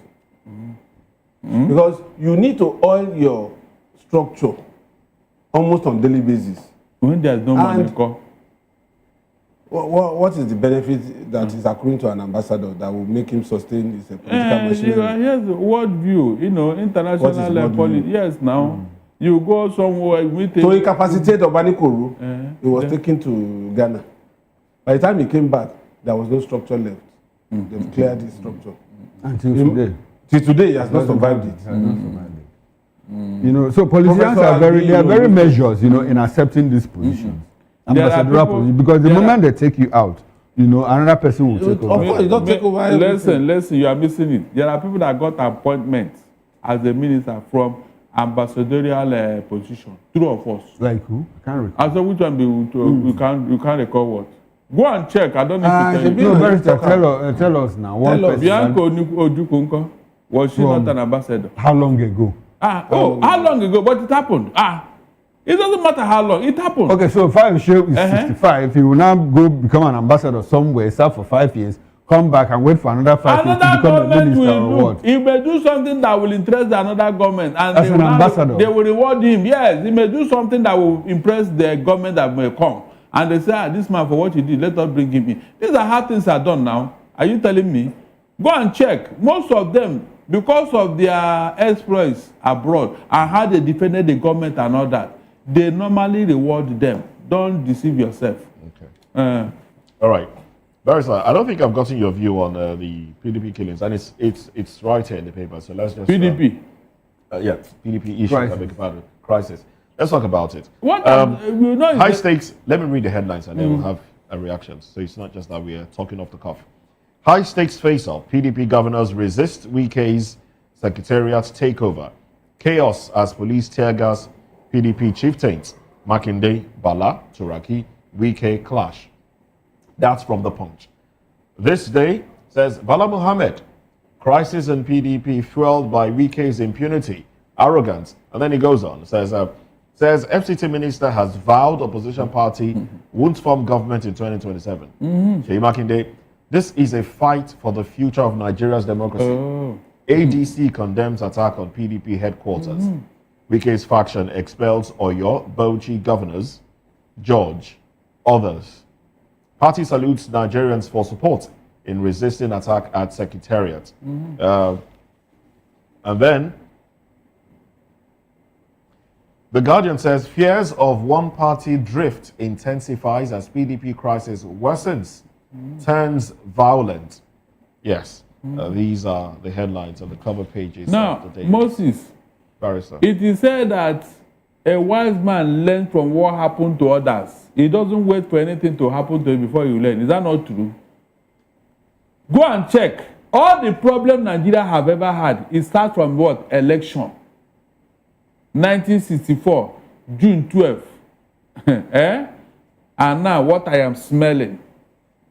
Look, these people should be very careful. I said it here that allowing Wike to get away with what he did in River State will bring problem. Because when you allow one infamy, more will follow. Look at it. I was even particular about the 27 lawmakers that were listening to Wike and how the court will refuse to adjudicate on that matter. I said it here. Now look at what's going on. Is it not what Wike did in River State and got away with that, giving him the impetus to be true, that the PDP should not feature any presidential candidate? What nonsense! Have we had such a thing in Nigeria before? Because tomorrow night, somebody, how did we get here? Some people we have had it in Nigeria before. Oh, what do you mean by that? To this level? That 5 political parties under Abacha. Well, leave that, please. You have started down. I need to remind you now. You are using military decision. Please leave that. Leave that thing, please. When you want to distort facts, I need to draw your attention to No, you are not. This is a military government. Listen. This is a national TV. Yes. And I agree with you. We distort We are not distorting any fact. This is not the military government. Because nobody elected Abacha. Nobody. Those who watch are also learning from Abacha did not tell you he's a Democrat. He wasn't a Democrat. The barrister was in Nigeria. It was in Nigeria. And we had a situation where the 5 political parties had adopted him as the sole presidential candidate. And that was how Bola Ahmed said 5 fingers of a leprous hand. You people cannot compare this incomparable. We document history. It's not possible. Abacha was never a Democrat. But he was a Nigerian. Oh, God Almighty. Look, when it comes to politics, please situate it rightly. I will listen to you. Abacha was never a Democrat. He was a military man through and through. Whatever he did, you cannot bring it here. We are talking of a man who claimed to be the father of democracy. Have you people forgotten? Was there any time Adara told you that he's a Democrat? Did you elect Abacha? Please don't bring it here. What we are hearing now is not synonymous with what we are told. And you are trying to defend it. Is that the profile of Tinubu before he came into government? You are not the one telling us he fought for democracy, he fought for Nadeko, he fought for this. And we say, well, a Democrat has come into governance. Things will work well. Now look at what is going on under his watch. And you are trying to defend it. Barrister, Dele responded because of what you said. He said it has never happened before. No, please. And he just brought it to your notice that it has happened before. He inspired. He couldn't have used Abacha to give me an example. I will not listen to him. Was Abacha not a... what are you telling me? You cannot do that. Abacha was never a Democrat. And he was all pretending about it. This is the man who tells you what, with immediate effect, he will be sovereignly dealt with. That was his language. Does a Democrat talk like that? Please tell me. A Democrat. When he wanted to take... Okay, let me give you a typical example. When Abacha wanted to run... sit at presidency. You know what the first thing he did? He collected the AIT from Dokbesi. The day he died was the day Dokbesi said he was preparing to go and hand over the document of his media house to Abacha. No discussion. He just told him, I want to take this. Is that what Abacha does when he was in office? He doesn't discuss with you. Whatever he sees, he grab it. Thank God he did not collect our wife. That was how bad it is that you are comparing him with what are you telling me? So was Abacha not in Nigeria? You have started now. All Nigerians are there, Abacha. I said, was that the behavior of was he head of state or not? Was that the behavior did he not attempt to midwife who created those political parties? Hold on. Was all Nigerians Abacha? Was all the military men behave like Abacha? After all, Babangida tried. Before he stepped aside. So why are you even comparing this man? Please don't bring his matter here. Don't bring it here. Let's adopt logic. What you are trying to do now is not synonymous with Tinubu as what we are told about him. And I kicked against it. Thank God today now, all my fears have been validated. And you are not even saying it. All the things we have seen under Tinubu today, is that the profile of a Democrat? That you allow one minister to be running riot all over the place, to be saying all the things he said, and you did not discredit him and say, no, how can you say they should not feature any presidential candidate? For what? That is how to know a statesman. You see, if there was no way you could situate it to the point that it was a national policy. Wike was just playing politics. Are you serious? Yes. And it has. He's a politician. Really? There was a time Audogbe said PDP will rule for 60 years. Leave the yes. Whoever said it, did he go ahead to make sure materialize the fact that Wike said nobody should field a candidate in PDP? Does it mean that it's binding on them? Wike has not said. Somebody said that Wike said. No, done. And he's working towards it. Let's even agree without conceding that Wike said so. Is it binding on PDP? It's not binding. Actions speak louder than words. If he said it and allowed PDP to be, I would not bother. But he said it and he's working towards it. Wike is still a member of PDP. He's working towards it. That's what I'm telling you here.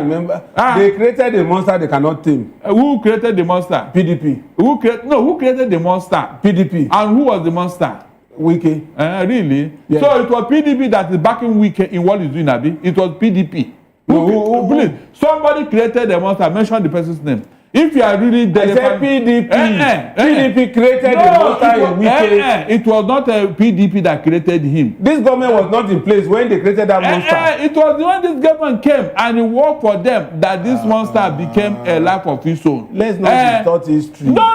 Wike told us how he worked for PDP. Barrister, you cannot have your way all the time. No, not especially when you are distorting history. No. we take time to listen to other people. I am listening when to you, are but talking. what I'm hearing is not It good. is not compulsory that everybody will follow you like and sinker. What I'm telling whatever you are saying that is not appropriate, take it that is not appropriate. You can't be right all the time. No, I'm not trying to be right. You don't have a monopoly of wisdom. Oh, no, I am. You come here to distort history, and when they try to put you on the right track, you become belligerent. But are we fighting? I am telling you the facts here too. All these things that they are accusing, what's it called, Atiku. Thank God we discussed it yesterday. Atiku said that if they microzone the primary to Southeast, he will hands off. Moses, please tell me, is that not true? It was wicked that said, no, they should throw him open through Autumn, his boy. I think when that came into the fray and won, what is the problem? Who that created the problem? Wike got angry. And because of what Wike did, Atiku refused to make him the vice. And that was why hell was let loose. And what's his name? Wike started working for APC. All right. Is that not the genesis of the matter? Tell me now that I'm lying. Because you always can accuse me of that. Let's agree to disagree. And then is that why you should do what he did in River State? We'll continue this conversation in the lobby. better. We'll continue this conversation over a cup of tea. Or in the restaurant. Yes. Let's go there. Over a cup of Please tea. inform the chairman. I can't eat with you. Why? You are too dangerous. well, this is where we drop anchor. We'll drop anchor on the program. Newspaper review. Well, that's it on show. Thank you very much, Barrister Darlington Agumor. Thank you very much, Daily Fanimo, a veteran reporter. Chukwuma Okoro makes a return at 6 p.m. You want to share? Yes. I'll be joined by Dr. Adetukumbo Pierce. He's a PDP stalwart, and we are going to talk about what is going on in the PDP. 6 o'clock, political lens. Join me then. It promises to be quite interesting. All right, most definitely. So you see, the conversation continues, of course. Well, I am Moses Humphrey, stepping aside now. Sports comes up next. I'll see you tomorrow, God willing. Bye for now.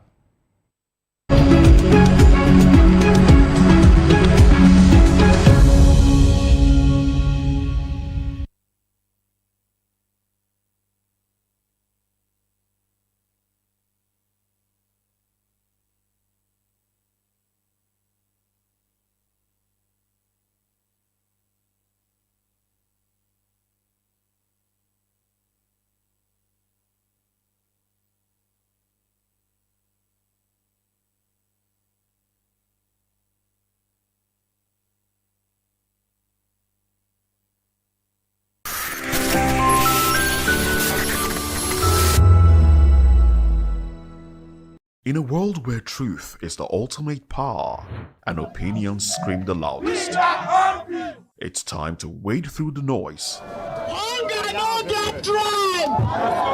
Hunger no get religion! And scan the human interest and trending topics that matter.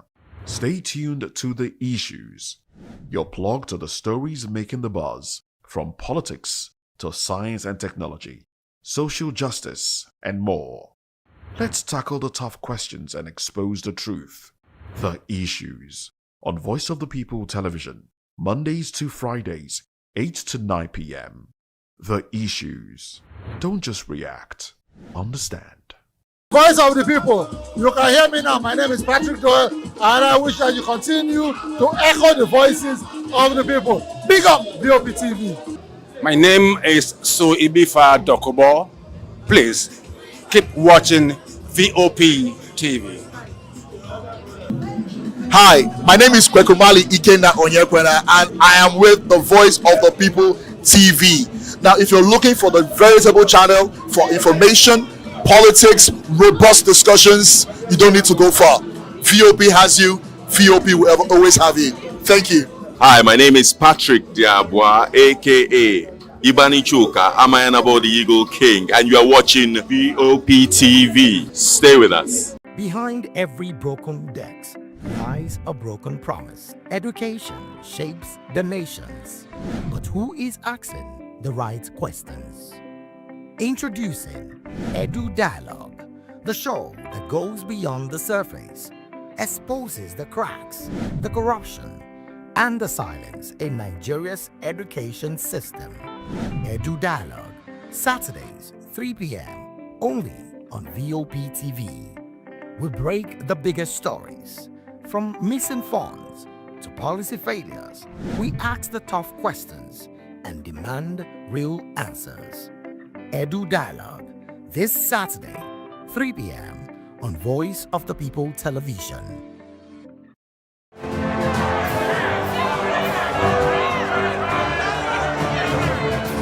Do you want your voice to be heard? Do you know that you matter in the scheme of things? The People's Voice, the show where ordinary citizens take center stage as we discuss the biggest stories that affect you and I. With you in mind, we facilitate lively discussions, debates, and interviews on the topics that matter most to you and I, from social justice to economic empowerment, education to healthcare, governance, and more. Tackling tough topics and amplifying your voice. Join the conversation and make your voice count. The People's Voice. Make your voice count. In the heart of Ebonyi State lies Afikpo North, the birthplace of a woman whose name has become synonymous with integrity, excellence, and resilience. Born on November 15, 1958, Professor Nnenna Oti's journey from a serene town to national prominence is a testament to dedication and unwavering principles. Nnenna's academic journey began at the University of Nigeria, Nsukka, where she earned a first-class honor degree in soil science in 1982.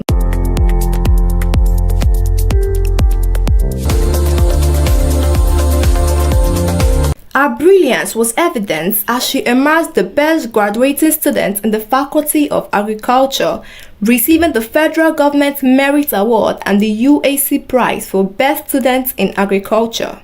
She furthered her master's studies in soil science, specializing in soil microbiology and biochemistry from the same university in 1986. In 1987, she obtained a postgraduate diploma in irrigation engineering with distinction from Katholieke Université in Belgium, courtesy of a European Economic Community Scholarship. In 2002, she earned a PhD in Soil and Environmental Conservation from FUTO, winning NUC Award for Best Doctoral Thesis in Nigeria that year. Professor Oti made history as the first female vice-chancellor of FUTO in 2001, scoring 75.5% in the selection process. She officially assumed office on June 19, 2001, succeeding Prof. Francis Eze.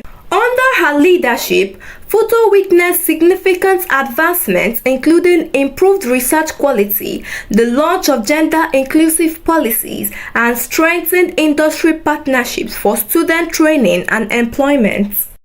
Professor Nnenna Oti gained national recognition as the Independent National Electoral Commission Returning Officer for the 2023 Abia State election. Despite facing immense pressure and bribery attempts, she upheld the integrity of the electoral process. Her declaration of Alex Oti as the winner was applauded nationwide, with her statement, "If I perish, I perish," becoming a symbol of courage and integrity. Professor Oti's unwavering commitment to truth and transparency earned her a widespread acclaim. She was celebrated as the heroine of democracy, with various organizations and institutions recognizing her contribution to academia and national development. Beyond her administrative roles, Professor Oti's legacy lies in her dedication to mentoring the next generation, promoting gender equality, and advocating for good governance. Her story serves as an inspiration, demonstrating that integrity and excellence can pave way for a transformative leadership. In a world where power shifts with every headlines, news breaks and events happens, we bring you unbiased and explicit information on politics, economy, and state of the nation. We break down the chaos. Facts, not fluff. Truth, not spin. We discuss not just politics, but a glimpse into the future. Join Moses, Chukuma, and Fina on Voice of the People TM, Voice of the People Television, Now you have more than a voice.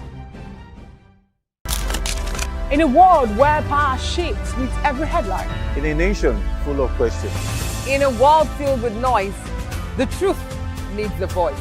The policies that shapes our world and the economy that determines our future. Every hour, every day, the grapevine keeps buzzing. And together, we are committed to telling the stories that shape our world because your voice is our focus. Don't forget, our voice matters the most. Let us come together and share our concerns.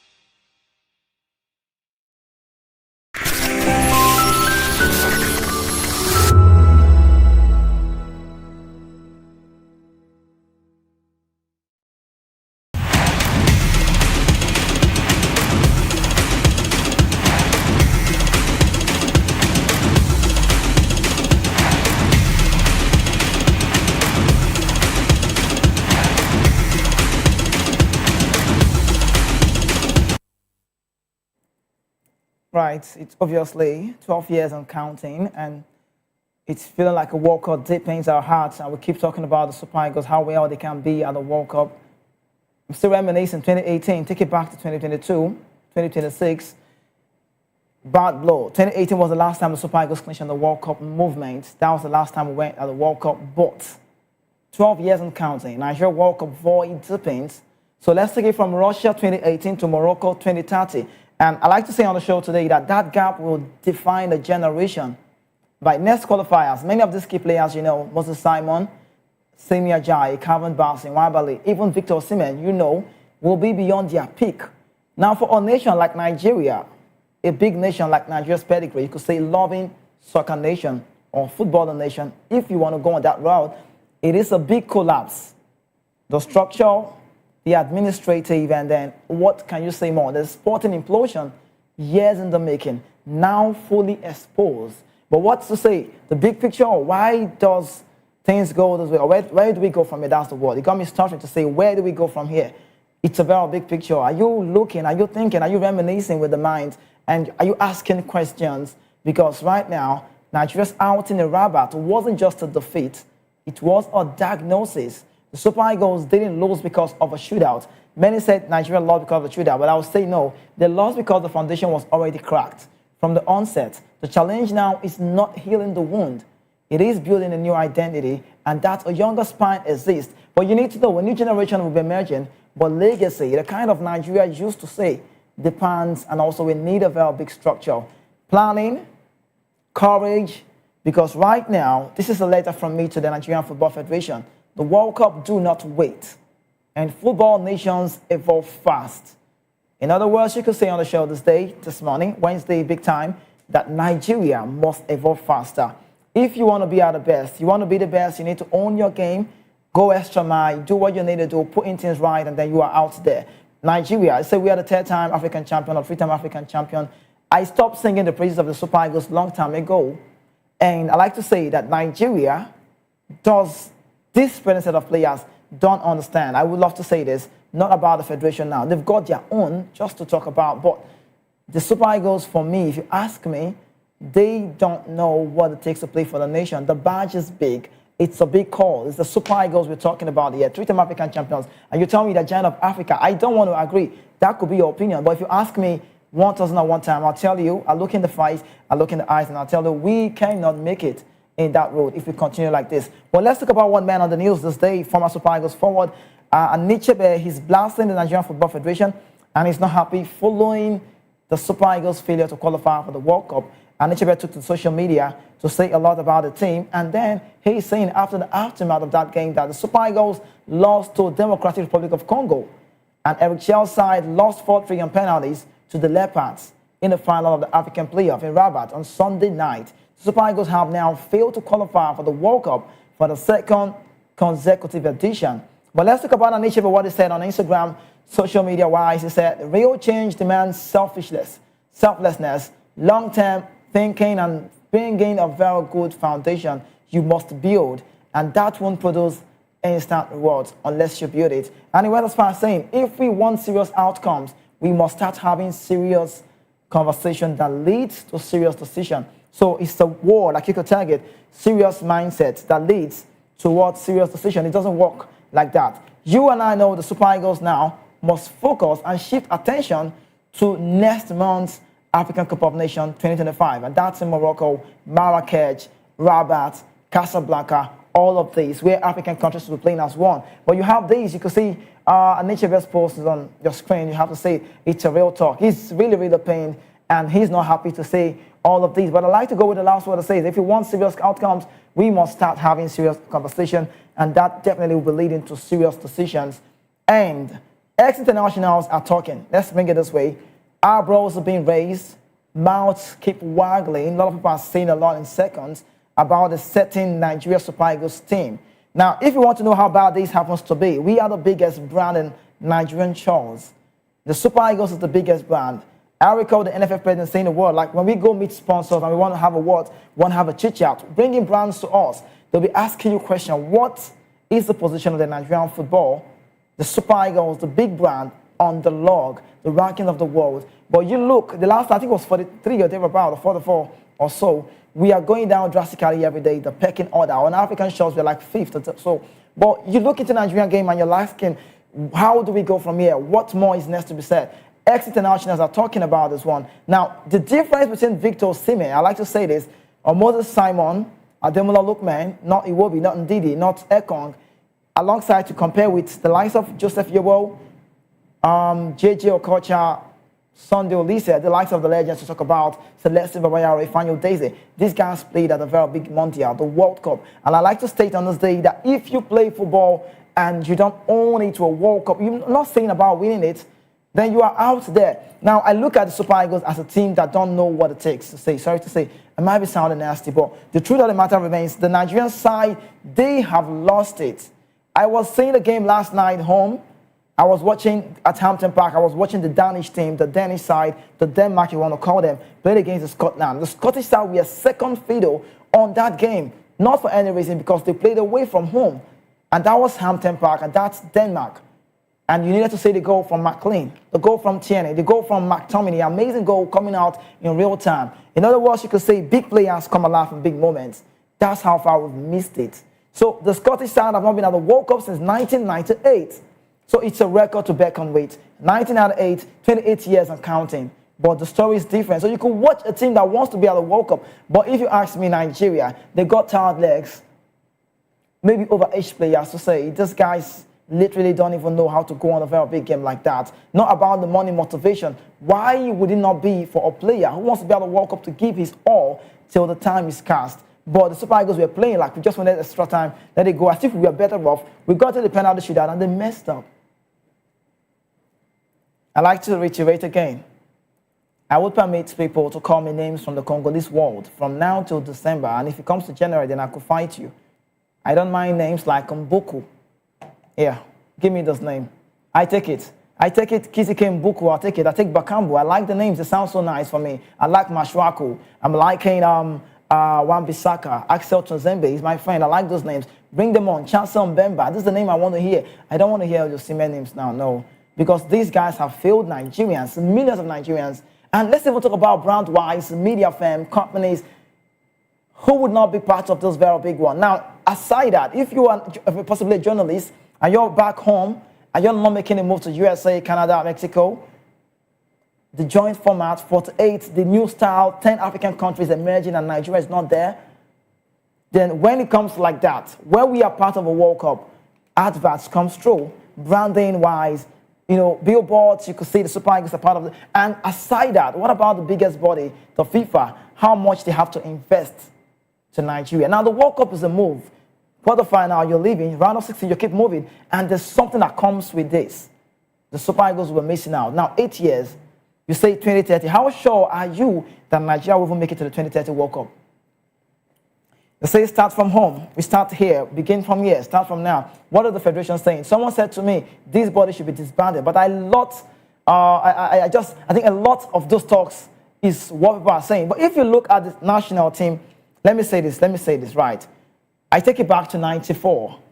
The question was, were you born at that point? I take it back to 96. I take it back to 99. History-wise, 21 or 21st century kid, I might be. But regardless, we have to make research. We have to get these things right. We have to put things in place. 1994, the first time we were part of the World Cup, that squad emerged to be the 5th best on the road. And that works for me. Now, we had the military era. If you know the game, democracy has taken over. So you ask people and saying, between the military era of the game, it's not politics actually right now, but the military era of the game, and you're comparing that to the democracy time that we are currently in, where we have the NFF to compare to the NFA. See, all of the good things that came out that shows was because of the military regime. If you ask me, I'll tell you, you can't say corruption. Even if there could be corruption, but it's minimal. It's not majority, it's minority. Now, I look at the squad, you know, at the Abacha story, the Abu Salam, the Babangida era, we know all of the story. Now, you bring it from 94 to 95 to 96. We know the story about why we're not involved with South African. We know all of those things. But you look at the way it goes, and now, you don't want to dare mess up with the military. Now, let's talk about Olympics. Chioma Ajunwa, you know the lady who does the sprinting job for Nigeria. She's a living legend. She's still on the show. She's retired. But all of the accolades that we have during the time we say Nigeria is big. And if you tell me we are African champion at that point, I will take it from you. A big nation like Nigeria. You say love a nation. The last time we clinched on the World Cup was on the World Cup move, not clinching on the World Cup. Moving was 2018, and that was in Russia. The last time we won the Nations Cup was back in 2013. So 1980, look at the gaps. 1980 to 1994, that wasn't so much. We clinched on 2013. What happened? So where do we go from saying Nigeria is the African champions or giants? That's your opinion. But let's talk about Eric Chell quickly on the radio and TV. He says this. Eric Chell says the senior national team of Nigeria will, in 3 weeks' time, regroup for the start of the preparation.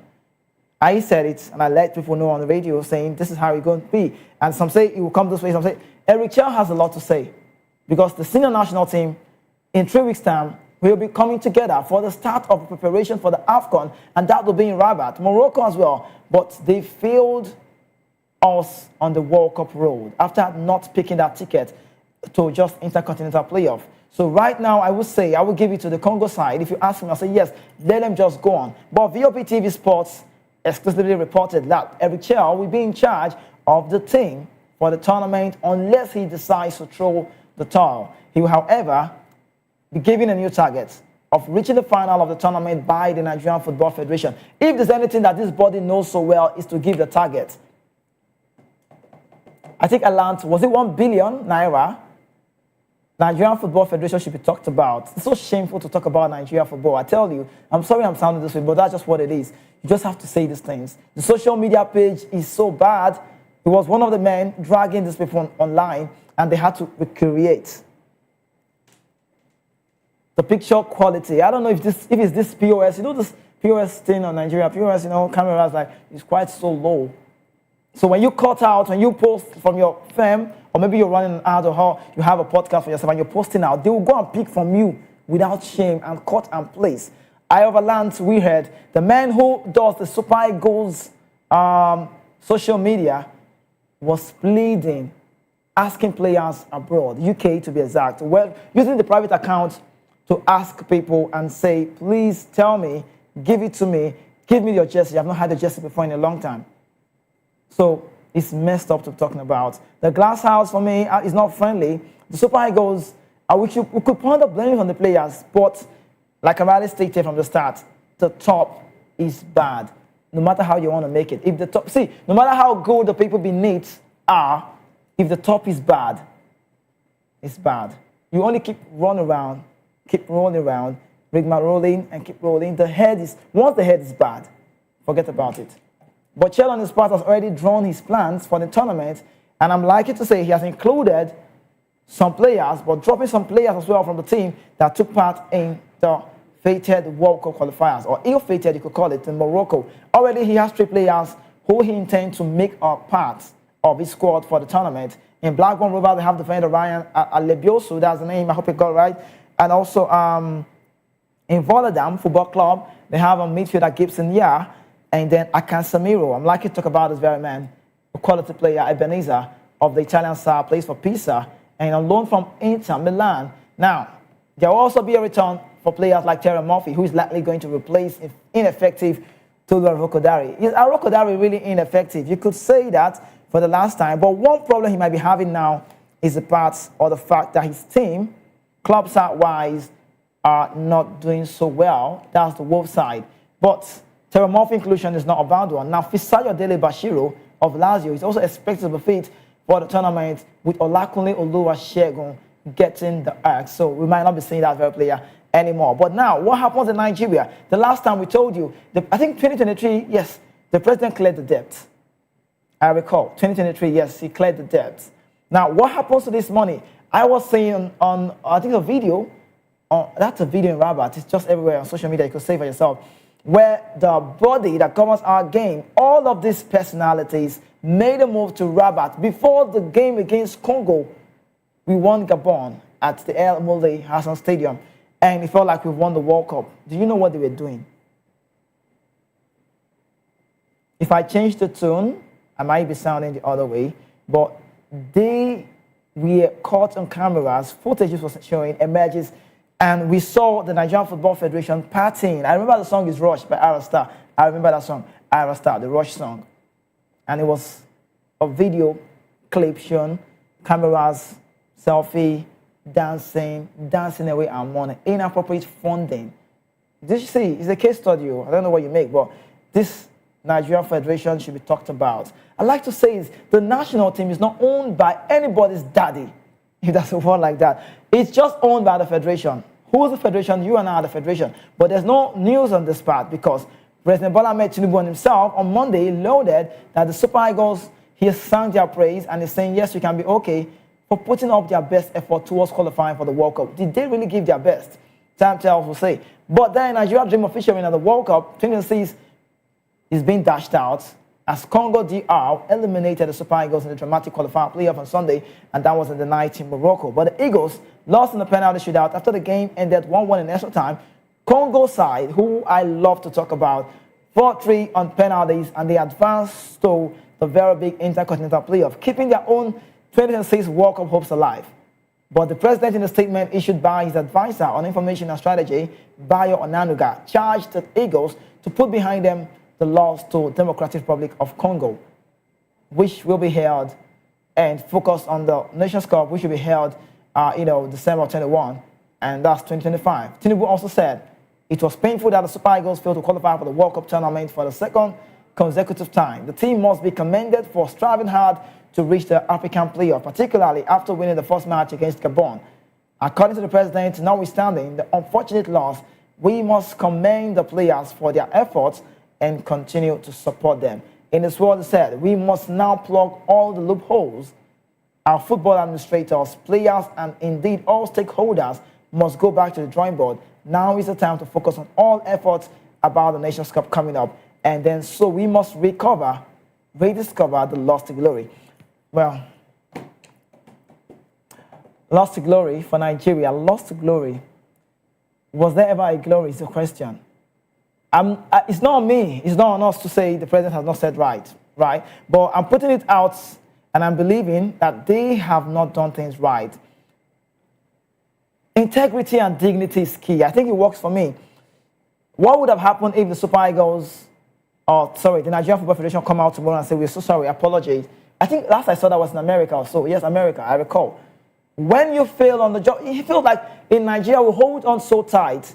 But when you fail and you come out in public and apologize to the people, we will take it. But when you fail and you keep, this is like a nation where people just want to be on the job. I want the revenue, even if you're not getting it right. And someone is coming close like, oh, just let's go, let's hit him down. It doesn't work like that. If the Federation comes to say tomorrow, we are not doing this anymore, we are sorry, 8 years, we are not in the World Cup, blah, blah, blah, blah, blah, we are sorry, can we do this together? I think that would work. But if you look at the way it is at this point in time, you would understand that everything is ongoing and things are wrong. The glass houses, why are they apologizing? You cannot tell us we are sorry. That's not what we want to be hearing. And I talked about the reason why we cannot disband them. I think I said it exclusively on radio, and it's a lot to be talked about, where the FIFA, the body governing the game, has said to the government, hands off from this. Now, if we do this now, maybe we might be banned for, who knows, 2 years. So it's more like they are playing games with us. Okay, the president has said his own. Now let's talk about Nwabali. Maybe we'll have to take Nwabali's own, because I said if the keeper is good, the players need to be good. But Stanley Nwabali, the Super Eagles #1, has voiced disappointment after the Super Eagles failed to secure a place for the continental playoff in the World Cup shows. Moving on, the Chippa United goalkeeper took on Instagram to apologize to the fans, describing the outcome as a painful defeat. In the words of Nwabali, who has a post for Chippa United in South Africa, he said, painful, we all did our best for the badge. That's my point. I always love to say the Super Eagles badge is big. It's a responsibility. You need to own it. You just don't play for the national team because you want to play. You need to be playing there because you earn it. And the senior club level, people are wanting to get you, come and play with us. That works for me. But if you look at them, they are saying they are playing for the badge. I said, though our best wasn't good enough, I was once a fan and I understand how it feels giving you a disappointing night. Well deserved, fair enough, we should be taking it. And he said, we take full responsibility. I like the last word, and that shows humility, integrity, and dignity for me. Because if you're coming out to tell us, yes, we are sorry. So maybe I could say this plea is on behalf of the national team generally, and Nwabali is out to say he's sorry. We are sorry without the bars. And how does that work? If it goes from this way, you look around and you ask questions, say, how do we make things okay? That works well. So Nwabali on his own is not happy. He saved 2 penalties, 2 kicks. 2 kicks, at least 2. What happened? I don't know if Moses Simon had the worst penalty, or if it was Semi Ajayi. I don't know who I could rate, or Calvin Bassett that sent the ball the long way, like Paqueta did last night. I was watching Paqueta. It was funny to see Brazil, having a draw with the Tunisian side. The game is changing. There are no minnows in the game anymore. Look at the countries at the World Cup. I want to see the Jordan side the best they can. Look at these countries in the World Cup shows. And it saddens my heart that for the 8 formats, 10 slots for Africa, Nigeria. Someone said on the radio, I was on the radio show yesterday, a phone call show, and he said if it was even 15 slots, Nigeria will still not make it. That's how bad it is.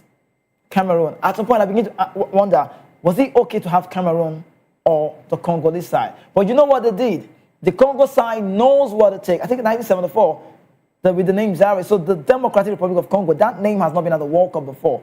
So it's about the players' mentality. They know, aside Sebastian the Bass, the coach, let's even keep the coach aside. He's done the job, right? But you could see the audience. See, no amount of money would have changed that. Because personally, Victor Osimhen will have to be home watching his colleagues, club-wise, play at the World Cup. The World Cup is big. You feel incomplete. I would say if you're a footballer and you never played at the World Cup, you are incomplete. You don't need to go there to win it, but you need to be part of that euphoria. It's a nice scenario. It's a nice atmosphere. It's a big place to be. And now talk of USA, Canada, Mexico. 3 countries as one. Hosting joint formats with a different style. 32 formerly. 48 now, no Nigeria. 32, no Nigeria. 48, no Nigeria. So how are we good? Where are we going from here? Which way Nigeria? That's the word to say. Well, I keep on the sideline. Nigeria is more, I always like to say, after all is said and done, more is said and done. A lot to be talked about this. But I think we have to take it away from the shots of the table, the shot of the studio. Very soon, we'll hit it out. So we know, because one thing I know, one thing I understand about this federation, these people, they are so, so strong. When I had John Fashanu, yes, John Fashanu on the show, it was here. John Fashanu, ex-international, Nigeria, here. We had him here on the show. I had him. Live interview. You could use the word exclusive. You would not be wrong to say so. And Fashanu told me something. He looked in the eyes and said, the Nigerian Football Federation is like a cult. You cannot break them. That's what he said. I had Segun Digbami back some months ago. That was for the radio show. And Segun Digbami looked me in the eyes and told me as well that these people really forgot that the world is watching, that the national team is owned by the federation, and they do the individual thing. Hello? Get him spot. It's my slot. Yes, let him. How? So you need to earn it to play in the national team. It's not supposed to be just because I'm playing in one club. Just look at the 94 squad. Let's even talk about it. Did you see 98? Did you see 98? Even though I think the problem we had in 1998 was the media. We caused it too. Yeah, the 98 World Cup. We had this media believing we had the Danish side to play, the Schmeichel, the Stan saying it was a Danish game. We were hyping the game. We saw them like a walk in the park. And they captured, the way they did not be here. 4-1. Nigeria, they fine ball, they not see play. We could not play. Because we wanted to play Brazil. So the anticipation was so high. Nigeria, Brazil. Like, media was, we were everywhere. Yeah, Question is, how do you know about the story? But we'll talk about that for another day. But quickly, let's talk about the national plea. There's a news out here. NFF apologizing to Tinubu and all the Nigerian people who love the game. And the federation has said they've issued an apology and open, sincere talk to His Excellency, President Bola Ahmed Tinubu, and also to Nigerian football fans. The federal government and also millions of Nigerians rather to say, particularly loyal football fans, following the national team failure to qualify for the World Cup. I like to say this. Let me say it. Was it NSAS? Yes. Before we talk more about it, let's talk about this just in a bit. Let's drift a little bit. Now, the NSAS, remember the time? It was a bad time to be talked about. It's a memory that would not be forgotten in a hurry. The kids, the upcoming kids will talk about the NSAS movement. We know what happened back in the time. And it wasn't long. We moved from the NSAS, end bad governance. Yes, we know we had a protest. And, at that point, Nigerians were upset. Are Nigerians all upset? Of course they are. And recently in Lagos, to be exact, Oworoshoki, that not far from us here, we learned about what happened. So if you look at the scenario, it's not a political show in a way, but if you look at the scenario surrounding all of these, things, you find out that people come together in this unity. They are not happy about that one. But what does this game do? This game is beautiful. I like to say it again. This game doesn't care about who you are. It's not a game of status, regardless of where you're coming from.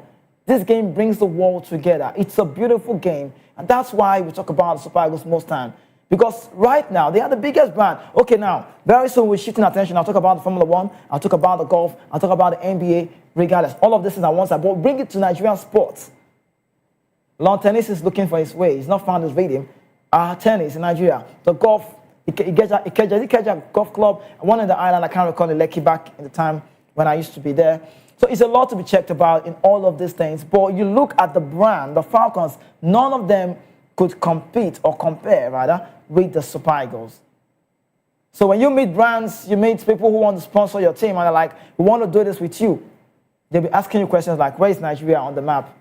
But in a statement obtained from NFF X-Handle on Monday, the football body said, Sunday's loss to Congo side in the African playoff in Rabat remains a moment of profound sadness for Nigerian football people, stressing that for a nation where the Super Eagles serve as a symbol, like I already said, of unity, hope, and collective pride. Missing out on the World Cup again for the second time in a row is a disappointing one, and then a great weight and emotional depth. I will not accept this apology. You might take it, but I will not take it. The NFF, the technical crew, and the players understand the gravity of this moment. And they said, we understand the expectations of Nigerians rightly being held. We are understanding the passion, we understand the sacrifice of the country, and that has always stood firmly behind the team. See, they tell us what they say is not what, I think it's in Nigeria most time. Our politicians, I like to say, I cannot be a friend to any of Nigerian politicians. It's not the other way. I cannot have them as a role model. Because it's very hard for you to say in Nigeria, a role model, or you say a politician without self-interest. It's very hard. You go find out, you go tired. You know what I'm saying? You go find out, it's hard. Politician, when not get it hard. Is that so deep? And what do they do to us? Well, 2027 is coming, so we have to. Is it about? I even don't think vote wisely, but those things does not work. You know what to do if you know what to do. It's coming. 2027 is coming. We are in this together now. We're all feeling the heat together. We are seeing things happen, right? So if you say, what's going on in Nigeria? I'm not in Nigeria. We are in this. See, we are in this together. Nobody's not feeling. There's nobody saying, no, in the studio, we feel it. The atmosphere is not even conducive like that to say because Nigeria shows. It's not. We are in this together. We feel these things together. So it's so bad that the one that should make us happy, that small football, is not working too. They've joined it. They've made it a political place. It does not work. And our politicians come out to give us on radio, on TVs, manifest to when they manifest. Well, but in the dressing room after the match, the pain among the players was palpable. Many struggled to speak, we know. Right. Throughout the long journey of the qualification campaign, the NFF said we were privileged to receive enormous support from the federal government. So the federal government have even done their own on one part. But I don't understand. Maybe one of the days we'll come on the TV to explain all of this thing. The NSC, so we know, we tell you their roles. Who brought Eric Chell? The NSC say we give the money to the NFF, so that's the money passage. I saw the under 17 and I was almost crying like a baby. Under 17 went to play a tournament. I think it was 100,000. Even me, I feel pay like 3 people. Nothing got caught. I feel pay like 3 inside, 3 or 4. We're not bad. 100,000. I mean, individual national team. You played for the national.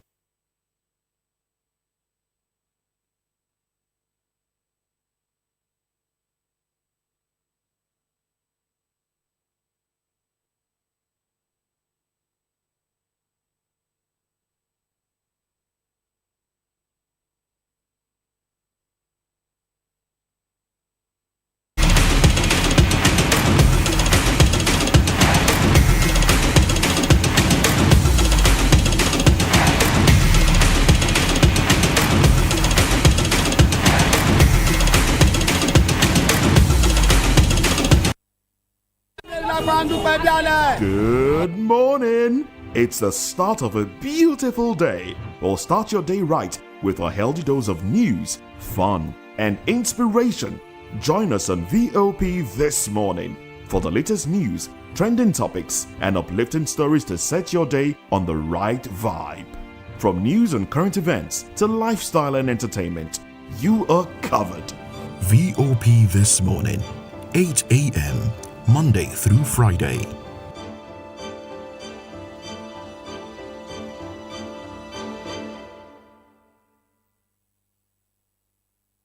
Hey guys, what's up? How you all doing? They call me Ovisha Nelson One, your number one celebrity host, and you are watching Voice of the People Television, VOP. Stay tuned. Uyi Osarite is my name. I am a friend of the microphone, Voice of the People TV. That name is unique, and the brand is very sweet. I like the packaging, picture qualities, camera qualities, and then of course, the quality of human beings that I see sometimes on your channel. I talk and get paid, and I look forward to being in your studios. Oh yes, you are on to Voice of the People TV. Live here in Benin City, the cradle of black civilization. What are you waiting for? Tune in, bro. VOP TV. Now, you have more than a voice. Mr. Ofamiloni, and here's to VOP TV. Keep watching, stay tuned, do not touch that dial. Arararara, my name is Made Kuti and you're watching BOP TV. Keep watching. Welcome, my name is Zika Davis. Distinguished ladies and gentlemen, boys, viewers, everybody, boys and girls. This is VOP TV. Do you know what that means? Voice of the People TV. You don't have a voice, don't come here. You better make sure your voice is heard.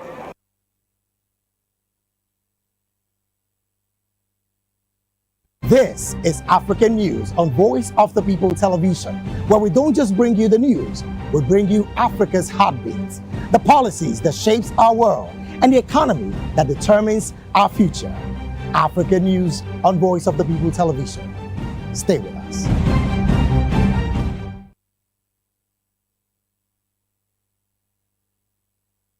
The red carpets, awards, the razzmatazz, music, fashion, interviews, and more. Spotlight on Voice of the People Television. Let's feed you with all the juicy stories in the global entertainment space, bringing you the glitz and glamour as it is hot. Stay tuned to Spotlight, 1 p.m. Monday to Friday. Spotlight on VOP TV. Entertainment like never before.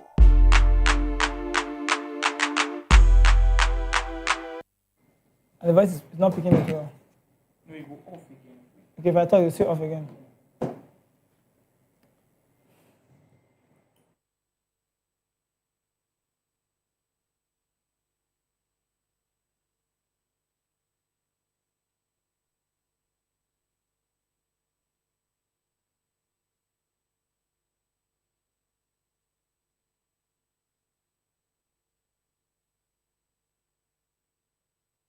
Who signs the papers that gamble with lives? Which truths were grounded before they even ever had wings? If you've ever buckled a seatbelt at 30,000 feet, if you've ever stared out of that tiny window and wondered who's really in control of the skies, it isn't just flight, it's power, it's politics, it's pressure sealed in steel. We're peeling back the clouds from runway risks to sky-high secrets. We're diving deep where most dare not to look. Aviation Scope, every Sunday at 7 p.m. only on Voice of the People TV. We don't just report, we reveal. We don't just ask, we uncover. Because when it comes to the skies, ignorance is turbulence. Aviation Scope, the sky isn't the limit, it's just the beginning.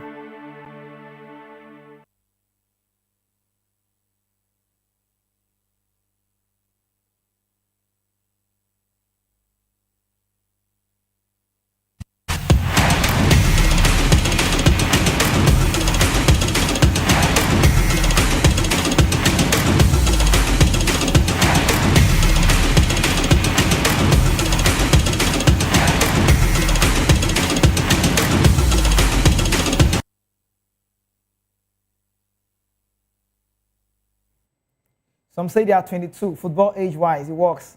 Yes, welcome back from that quick break, and let's talk about this. Away from the football news and the Super Eagles story, we just have to go off that one. But so you know, if you're sleeping or you're just not believing it, it's reality. Reality check is done. The Super Eagles will be part of the World Cup. No World Cup for Nigeria. We're not going back to the World Cup. 2030 coming next. We don't even know if we're going to qualify, and that tells. But quickly, let's shift attention and talk about something else. Oche is in the story. He's reiterating and is pledging to reposition the Nigerian tennis. I told you before we went on the break that the Nigeria sports, basically you hear us talk about Nigerian Football Federation, NFF, and the sport, well, the Super Eagles, which happens to be the biggest brand. But retired Honorable Victor Oche, president of the Nigerian Tennis Federation, NTF, has vowed to transform the Nigerian tennis ecosystem and elevate local players to compete effectively on the global stage. His commitment was a major highlight at the recent reunion and past and present lawmakers in Asaba, where Oche, growing influence in sport administration, was widely recognized. The former Speaker of the Delta State House of Assembly emphasized that the Federation would focus on attracting sponsorship, funding, and creating sustainable career pathways for players, coaches, and other stakeholders. Moving on, in the words of Oche, let me quote him on this time. He said, "Our goal is to build an ecosystem that supports every aspect of tennis, ensuring that all constituents have a role to play in the sport's growth." Oche, you know, he's renowned for modernizing the assembly and also bringing together the complex and spearheading legislative reforms during this tenure. And he has now channeled the strategy leadership into sports development. His investments span youth and disability sports, notably through sponsorship for the International Wheelchair Basketball Championship, the Dave Notch National Tennis Tournament, and multiple grassroots football initiatives. Those efforts have been widely acknowledged as transformative for talent development in Nigeria. The man you have on your screen also knows his job very well, and colleagues at the reunion noted that Oche's election as NTF president was a natural progression, reflecting his long-standing commitment to sports and youth empowerment. Since taking office, he has introduced policies aimed at revitalizing the tennis ecosystem and also competitioning Nigerian athletes to compete on the international platforms. Oche is a man that I love to talk about, but lawmakers and attendees credited Oche with bringing the same discipline, strategy, planning, and people-centered leadership to sport administration that marked his legislative career by championing programs that expand opportunities for young athletes and strengthen institutional structures. He is reshaping Nigerian sports landscape. Oche, the name Oche, retired honorable. Without due respect with the name, I'm liking Oche. But I like to say, Oche, what he's done, or what he has done before he got to office, is top-notch to talk about. Not really political, because people like to say, this is what I've done, this is what I've done. Someone even said to me before now, I said, I don't want Nigeria to be able to World Cup. And I said, why? He said to me, because if Nigeria happens to be able to World Cup, the president tomorrow will come out and say, yes, it was during my time that the Super Eagles made to the World Cup. 2022, they did not make it, it was Buhari's time. But so, someone asked again and said, was on the radio show, called me and said, you know, most times the people on the outside feel like you're more secured, and said to me, between Buhari time and Tinubu time now, which one better pass? It's actually a funny question. And I looked and I thought, and I said, think wisely, right?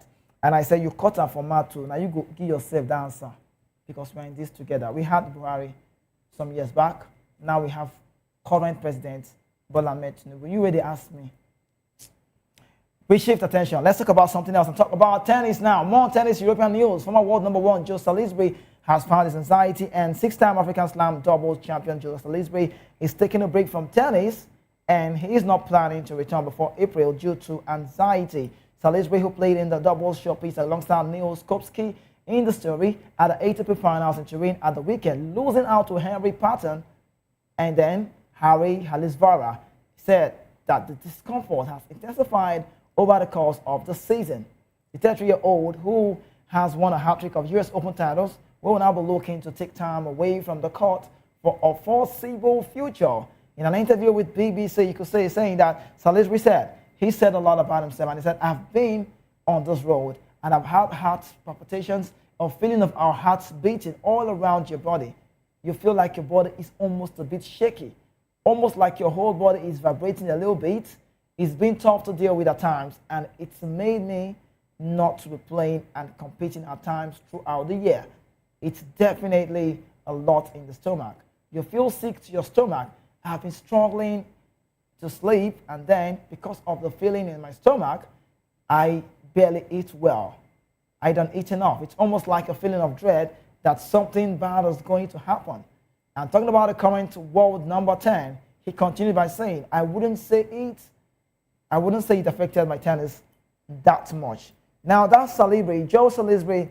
His message is actually touching, quite touching. But I like to say this: you need to respect your body. Your body, your system controls you, and like to say, health is really well. Now the reason why people say this is because you cannot give out what you don't have, and what you don't see, you can't be there. Why am I saying this? Joe Salisbury has been here before, world number 10 at the making of that ranking, looking at how far he has come.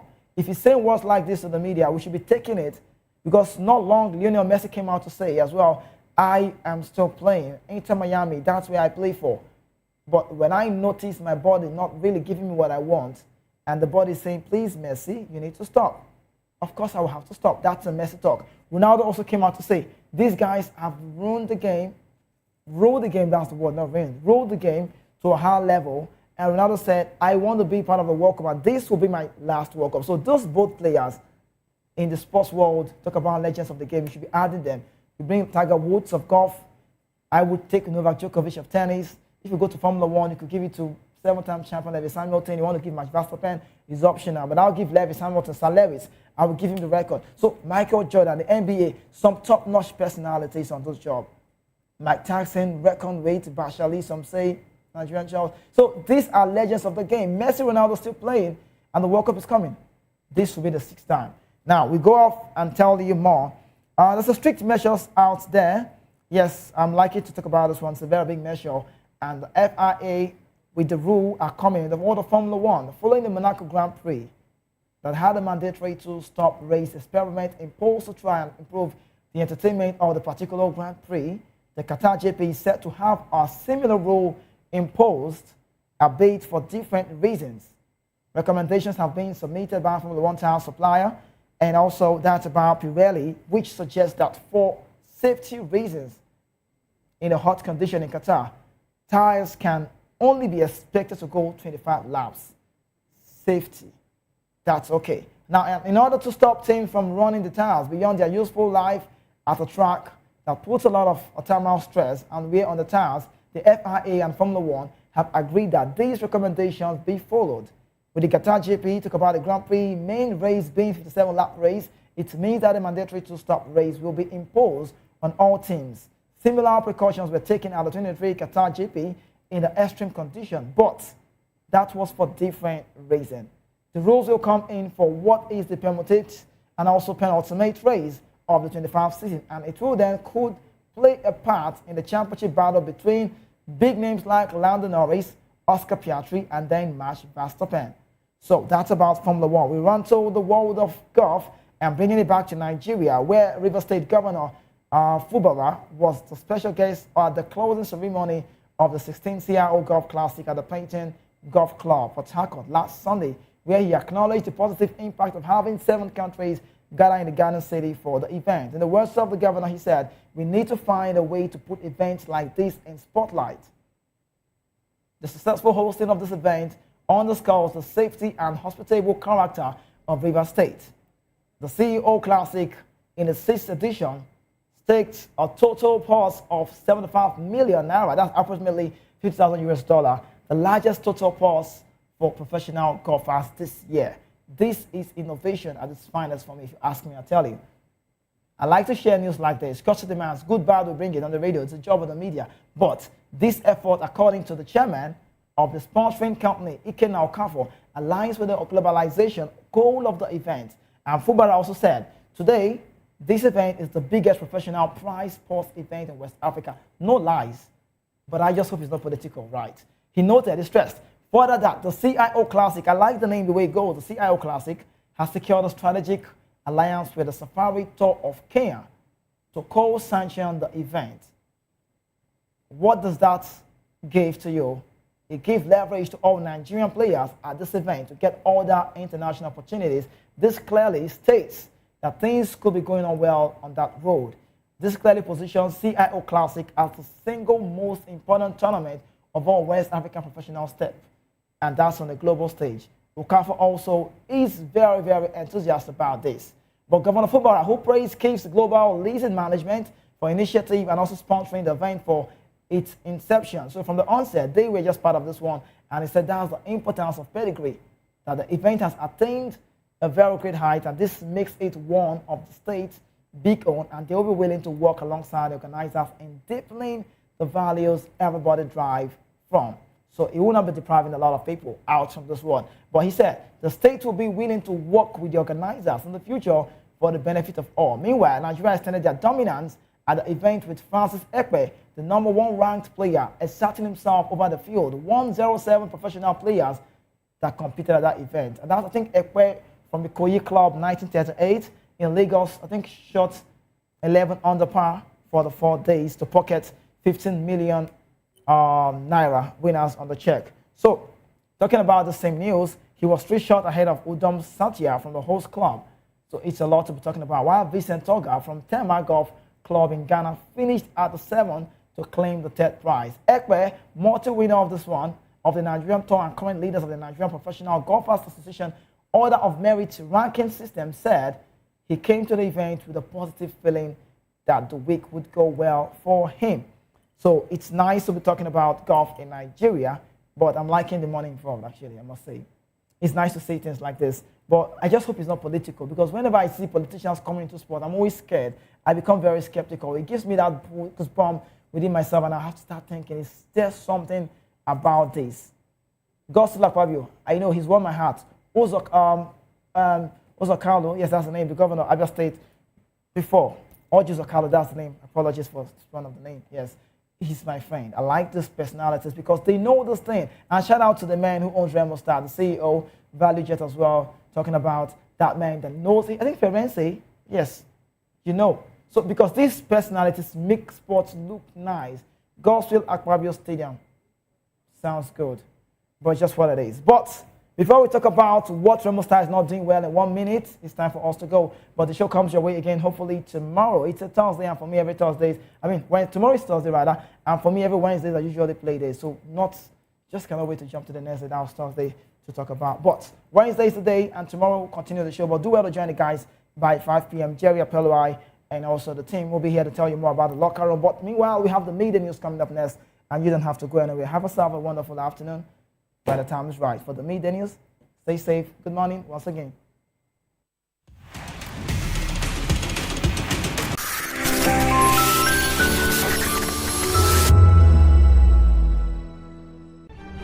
In a world where power shifts with every headlines, news breaks and events happens, we'll bring you unbiased and explicit information on politics, economy and state of the nation. We break down the chaos. Facts, not fluff. Truth, not spin. We discuss not just politics, but a glimpse into the future. Join Moses, Chukuma and Fina on Voice of the People TM. Voice of the People Television. Now you have more than a voice. 3 years ago, we lit the spark. Today, we are blazing the trail for others to follow. VOP Media is 3 years of breaking boundaries. 3 years of being that bold voice that echoes the thoughts of the people. 3 years of telling stories that matter. We have experienced complete breakdown in democratic governance. We are not just a brand. We are a movement, giving voice to the voiceless. We go to bed empty hunger. To every viewer, every voice, and everyone that has made us who we are, we say thank you. VOP Media, 3 years and still counting. VOP TV. Now you have more than a voice.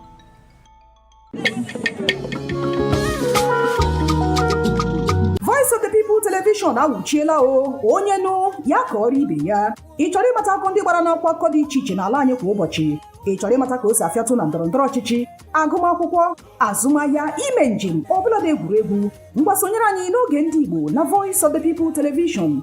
Anyị nwere ndị ọbịa bụ ọkachamara bụkwa ndị ga-enye aka tapịa isiokwu ndị anyị jiri bịa kwa ụbọchị. Anyị ga-eji ka o siri gbaa n'akwụkwọ akụkọ dị iche iche wee malite tupu anyị akọzie n'uju n'ubi onye anyị bịara na nke ya. Ịgbamụrụ nzem ọzọ kedụkosi ya gaziere onye ukwu ma gaziere onye nta. Mkparịta ụka tọrọ atọ ka anyị ga-ewetara gị bụkwa nke ga-eme ka ịmata ka ihe si aga n'ala anyị bụ Naịjirịa ọbụladị na mba ofesi. Oge ndị Igbo na Voice of the People Television ga na-abịara gị site n'ụbọchị Mọnde ruo Fraịde na SLTV Channel 264. Ekwekwala ka akọrọ gị ya akọrọ. Chetakwa na ọ bụ na SLTV Channel 264 ka ị ga-ekiri Voice of the People Television. Voice of the People Television. Ugbu a ị nwere karịa olu. My name is Esther. They call me the Oga of them are the general overseer of them all. Every man, every woman has got a voice where integrity is the volume. So this is Voice of the People's TV.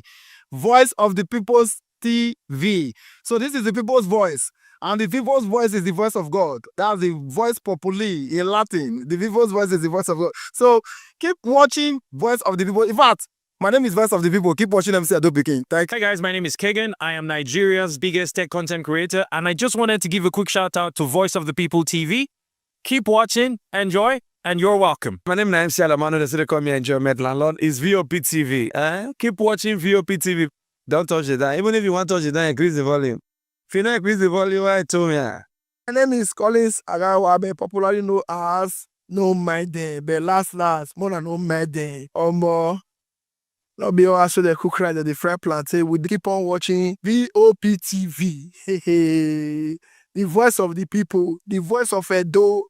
If you want to get the authentic news for Edo the way it be, that's why they show and all the cut anything come on at VOP TV.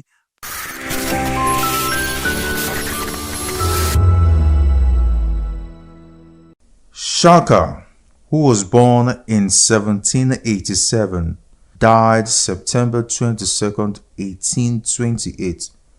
Zulu chief, founder of Southern Africa's Zulu Empire. He is credited with creating a fighting force that devastated the entire region. His life is the subject of numerous colorful and exaggerated stories, many of which are debated by historians. Shaka was the son of Senzangakona, chieftain of the Zulu, and Nandi, an orphaned princess of the neighboring Langeni clan. Because of his parents belonged to the same clan, their marriage violated Zulu custom, and the stigma of this extended to the child. The couple separated when Shaka was 6, and Nandi took her son back to the Lengani, where he passed a fatherless boyhood among a people who despised his mother. In 1802, Langeni drove Nandi out, and she finally found shelter with the Desheni, a subclan of the powerful Mtetwa. When Shaka was 23, Dingiswayo, the Mtetwa paramount chieftain, called up Shaka's Letsani age group for military service. For the next 6 years, he served with brilliance as a warrior of the Mtetwa Empire.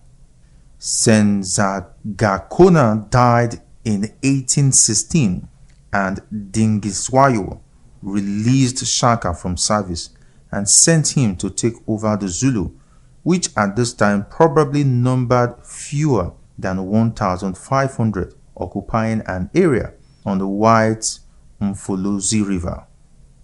They were among the smallest of the more than 800 Eastern Nguni Bantu clans, but from the day of Shaka's arrival, they commenced their march to greatness. Shaka ruled with an iron hand from the outset, melting out instant death for the slightest opposition. His first act was to reorganize the army. Like all the clans, the Zulu were armed with oxide shields and spindly throwing spears. Battles were little more than brief and relatively bloodless clashes in which the outnumbered side prudently gave way before extensive casualties occurred. Shaka first armed his men with long-bladed, short-hafted stabbing assegais, which forced them to fight at close quarters.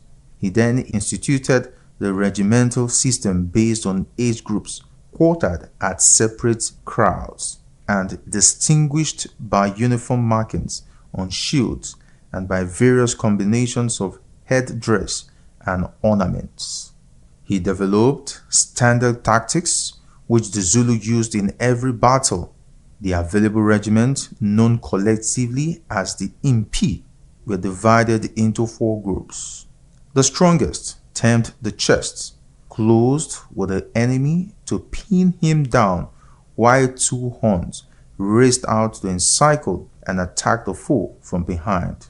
A reserve, known as the loins, were seated nearby with its back to the battle, so as not to become unduly excited, and could be sent to reinforce any part of the ring if the enemy threatened to break out. The battle was supervised by indunas, or officers, who used hand signals to direct the regiment.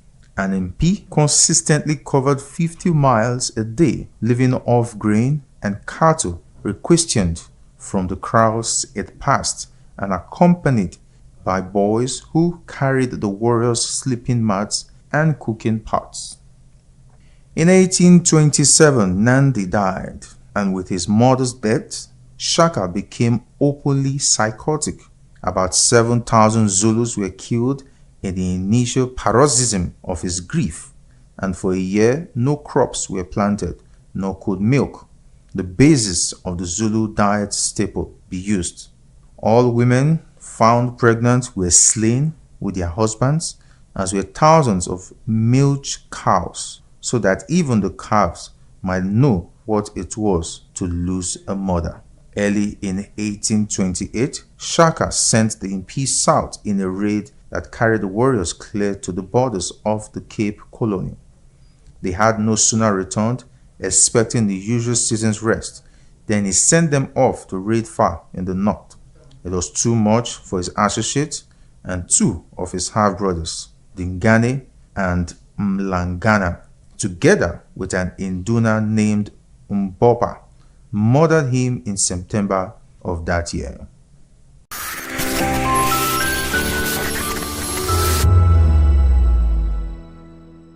We encourage you to click on the like button and subscribe to our YouTube channel. We are Voice of the People TV. Also follow us on all our social media platforms. We are at VOP TV Live. Visit our website www.vop.ng for fresh and trending news. Also watch us live on SLTV channel 264. VOP TV, Voice of the People Television. The red carpets, awards, the razzmatazz, music, fashion, interviews, and more. Spotlight on Voice of the People Television. Let's feed you with all the juicy stories in the global entertainment space, bringing you the glitz and glamour as it is hot. Stay tuned to Spotlight, 1 p.m. Monday to Friday. Spotlight on VOP TV. Entertainment like never before.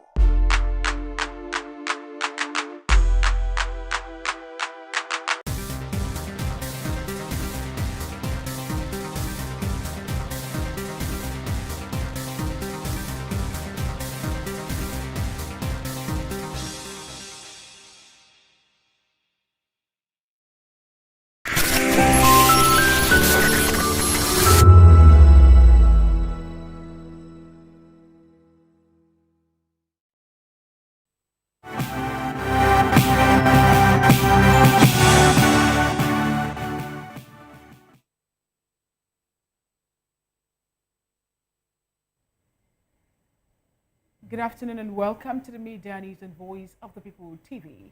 I am Fina Okechukwu. The headlines. Nicki Minaj claims Christians are being targeted in Nigeria.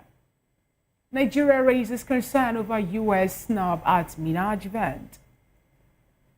Harua supports U.S. on Nigerian Christian killing. Bandits raid in Sokoto leaves 1 wounded, 9 abducted. Gunmen attacked Kwara Church community. Presidency defends Tinubu's trip amid killings. In business, Dangote petrol marketers clash over price drop. In sports, Curacao becomes smallest nation to qualify for World Cup. In entertainment, NFVCB calls on filmmakers to focus on quality. Now on the news in details. American rapper Nicki Minaj is drawing global attention to alleged Christian persecution in Nigeria, calling for urgent international action at a United Nations event hosted by U.S. Ambassador Mike Waltz. Minaj, who has spoken about the issue repeatedly in recent months, said she was invited after her post on X caught the ambassador's attention. She tagged U.S. President Donald Trump for prioritizing this issue and pushing for global efforts to defend Christians in Nigeria, combat extremism, and end violence against people exercising their right to religious freedom. Minaj said Christian communities and parts of Nigeria are being forced from their homes, adding that no one should feel unsafe because of their beliefs. Ambassador Waltz described the killings as genocide, wearing the marks of chaos. He cited international reports showing Nigeria accounts for a large share of global attacks on Christians. According to the NGO Open Doors, he said 80% of violence against Christians worldwide is occurring in Nigeria. Waltz also praised President Trump's recent condemnation of the killings. Meanwhile, Nigeria is raising concern after the United States excluded it from participating in a UN event hosted by rapper Nicki Minaj on alleged killings of Nigerians from a specific faith group. Shojdo Fair at Nigeria as a UN mission, Sindov Endoni, said holding such a discussion without Nigeria amounted to shaving our head in our absence. U.S. President Donald Trump recently designated Nigeria as a country of particular concern over alleged Christian genocide. But the Nigerian envoy rejected the allegations, saying the government has repeatedly dismissed claims of systematic attacks targeting Christians. Endoni said excluding Nigeria denied the country the chance to represent and also present his side of the story. He also questioned why only a few nations were invited to participate. He further added that Nigeria and the U.S. can address insecurity more effectively by working together and urged Washington to pursue inclusive dialogue to prevent unnecessary escalation over the claims. In the meantime, the Human Rights Association of Nigeria is backing U.S. lawmaker Riley Moore, who says President Bola Tinubu is denying the widespread persecution and killing of Christians in the country. The group says Moore's stance reflects the grim reality on the ground and is urging the U.S. Congress to act on former President Donald Trump's warning of decisive military action against terrorist group behind the mass killings. Kuriwa also questioned what it described as a pattern of denial by the federal government of Nigeria, noting that key officials defending the administration's position, including President, Vice President, and Ministers of Foreign Affairs and Information, are all Muslims. The association claims these denials have emboldened attackers and worsened a climate of impunity.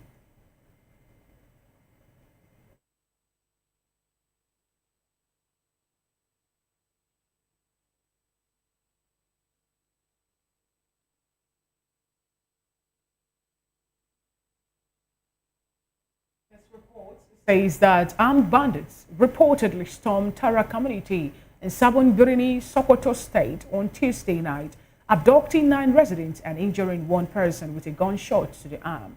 Community youths quickly mobilized to confront the attackers, preventing what could have been a far deadlier outcome. The assault came just days after members of Tara's vigilante group were redeployed to Katsira, leaving the area exposed. Security analyst Bakastin highlighted the escalating risk on X, stressing the urgent need for coordinated action to protect vulnerable communities in Nigeria.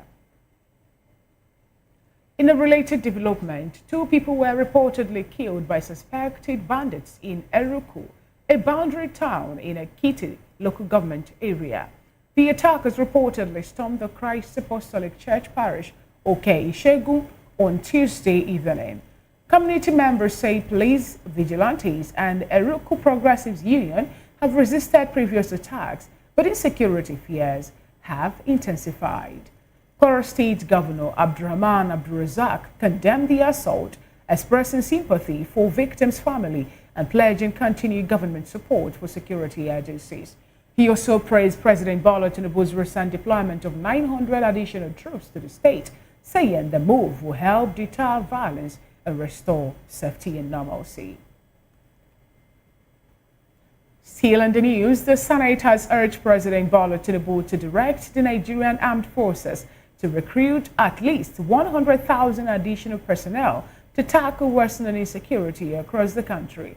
The resolution followed a motion by Senator Abdullahi Yahaya, who highlighted a recent attack on communities in Kebbi South, where terrorists invaded a girls' secondary school, abducting 25 students and severely injuring the principal. Senator Yahaya described the incident as a national disgrace, warning that repeated attack on schools not only endanger lives, but also discourage girls from pursuing education. He recalled a similar abduction in 2022, which took 4 years to resolve. In response, the Senate has set up an ad hoc committee, including the Committee on Finance, to investigate the funding, spending, and effectiveness of the Safe School Initiative. In the meantime, the House of Representatives has set aside today for a full-day national security debate as the country continues to grapple with rising insecurity. Senator Abbas Tajuddin announced the decision during plenary, saying the scale and spread of violence now demand decisive, collective action from lawmakers and security agencies. He gave the clarification after Minority Leader Kingsley Chinda attempted to move a motion on the recent kidnapping of schoolgirls in Kebbi State and the killing of a senior military officer. Tajudeen also directed security agencies to intensify efforts and review their strategies and instructed lawmakers to come with detailed security reports from their constituencies at large. Moving on, the presidency has explained what President Bola Tinubu did not cancel his trips to South Africa and Angola. Dada Olusegun, the president's special assistant on social media, said in a post on X that the G20 summit is being held on African soil for the first time, marking a major milestone for the continent. Olusegun stressed that Tinubu's presence underscores Nigeria's recognition of this milestone and provides an opportunity to advocate for Africa's role in global affairs. In politics, the secretary of the PDP National Convention Organizing Committee, Ben Obi, says the party's convention was properly and duly constituted. He made the statement during a television interview as after rival party factions clashed at the PDP National Secretariat in Abuja. You're watching the Media News and Voice of the People television. Joining us to help make sense of the news we've listened to the Meditor Bulletin thus far is Mr. Ismail Oladare. He's a member of Take It Back movement, and with us in the studio is Barrister Darlington Agomo. He's in the studio this afternoon in the capacity of a public and political affairs analyst. Good afternoon, Barrister Darlington. Good afternoon, Finan. How are you? I'm good. Good to have you join today's Media News. My pleasure. Mr. Ismail Oladare, good afternoon. Yeah, good afternoon. Thanks for having me now. All right, glad to have you join today's Media News. Without wasting much time, Barrister, let's start off with the first story that made it to our bulletin, and that is the stand on Nicki Minaj, a US rapper, on Nigerian genocide, the killing of Christians, and the fact that also we saw that another UN summit excluded Nigeria from coming up to explain or answer to the issue of Christian genocide that have been on the radar for some time now. What do you have to say about this? First, what Nicki Minaj said, that in Nigeria here, Christians are being killed, Christians are being massacred. And according to her, she went further to, talk about how it is not good for people of any faith or belief to be persecuted because of their belief and hope. Thank you, Fina. The way these things are going, a time will come in this world when the Christian West, I'm talking of the Western world, they are going to declare total war against these people who don't want peace in the world.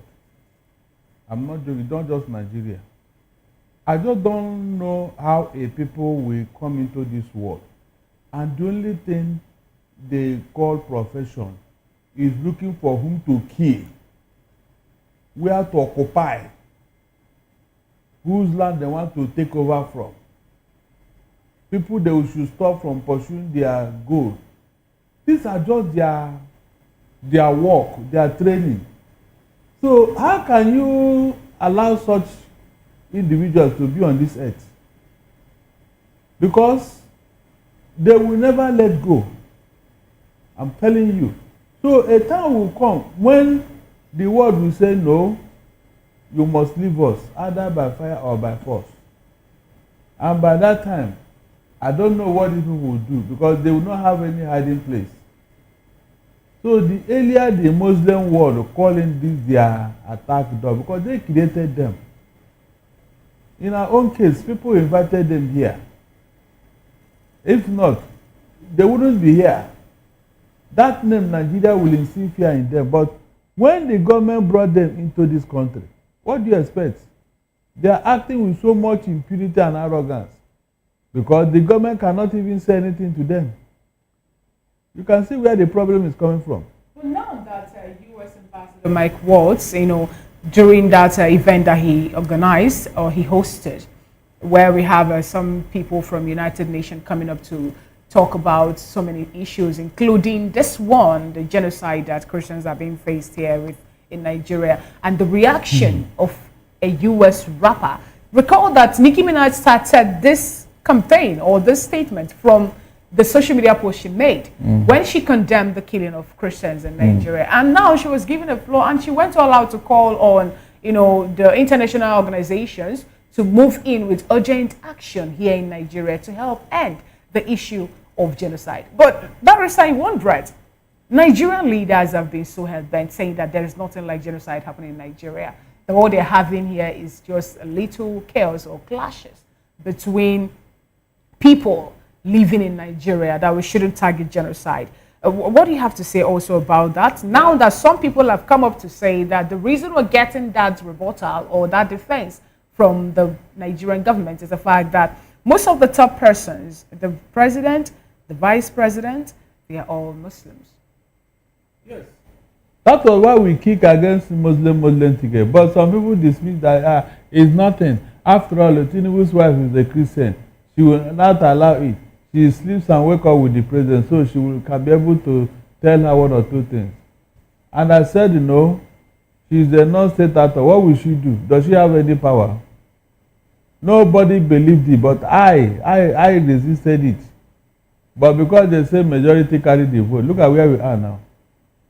And that is why, if you check, under this administration, this thing have escalated. All this thing that Tinubu is saying, we are going to deal with them. It's all paperwork, nothing. It's just word of mouth. There is no political will to do anything because of an agreement they had with this people. Because for you to go out there to bring them into Nigeria, there was an agreement. There is something you told them to do. That's what they are doing. So let nobody be pretentious about it. Okay, when you say nobody should be pretentious about it, fine. Let's take this conversation to Ismail Oladare. Mr. Ismail, good to have you join today's Media News. And what do you make of the fact that in that particular event, that was, we have Nicki Minaj being the host and also Mike Watts also there, and some other selected people from different countries participate, where we have the Nigerian Church to Fair, to United Nations Mission, Sindov and Donny, talking about how Nigeria is not being given a fair ground for them to, make or push for their own ports. He said something about Nigeria not giving a fair word. We did not hear from the side of Nigeria. And in another breath, some people are deciding the fate of Nigeria without hearing from them. Is that a fair way to go with all these issues around genocide and Christian killings in Nigeria? Yeah, thank you. I think we should get serious in this country, man. We should get serious because what does that have to do with ending this ongoing killing every day, right? They are not giving you a chance to talk, but there was a minister of foreign affairs, Tuga, that was on another show with Piers Morgan that was doubling down on this same issue. So if Nigerians were to be there, what would they say and what would be the difference? And also, Nicki Minaj talking about this does not necessarily change anything regardless. And since this conversation started, our position has been clear. Because I remember I was on your show some weeks ago and we talked about this. And what we are saying is that, we should be careful of how we term all these killings, right? There is a genocide going on against the Nigerian people, right? So when we start coloring it as Christian genocide, what are we saying to the Muslims that are being killed as well, right? So this is a all-round genocide.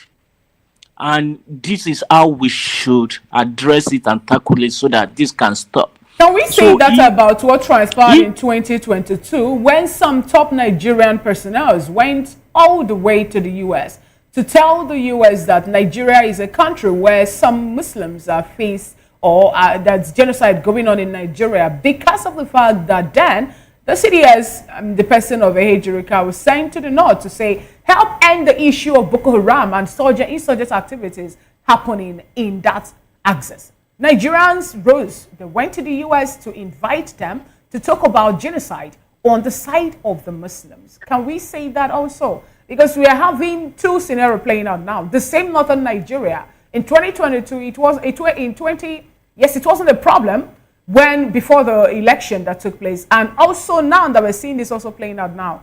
Why are we having the issue? Is it the timing or the fact that we've forgotten what plays out, what happened during the present or before the former administration?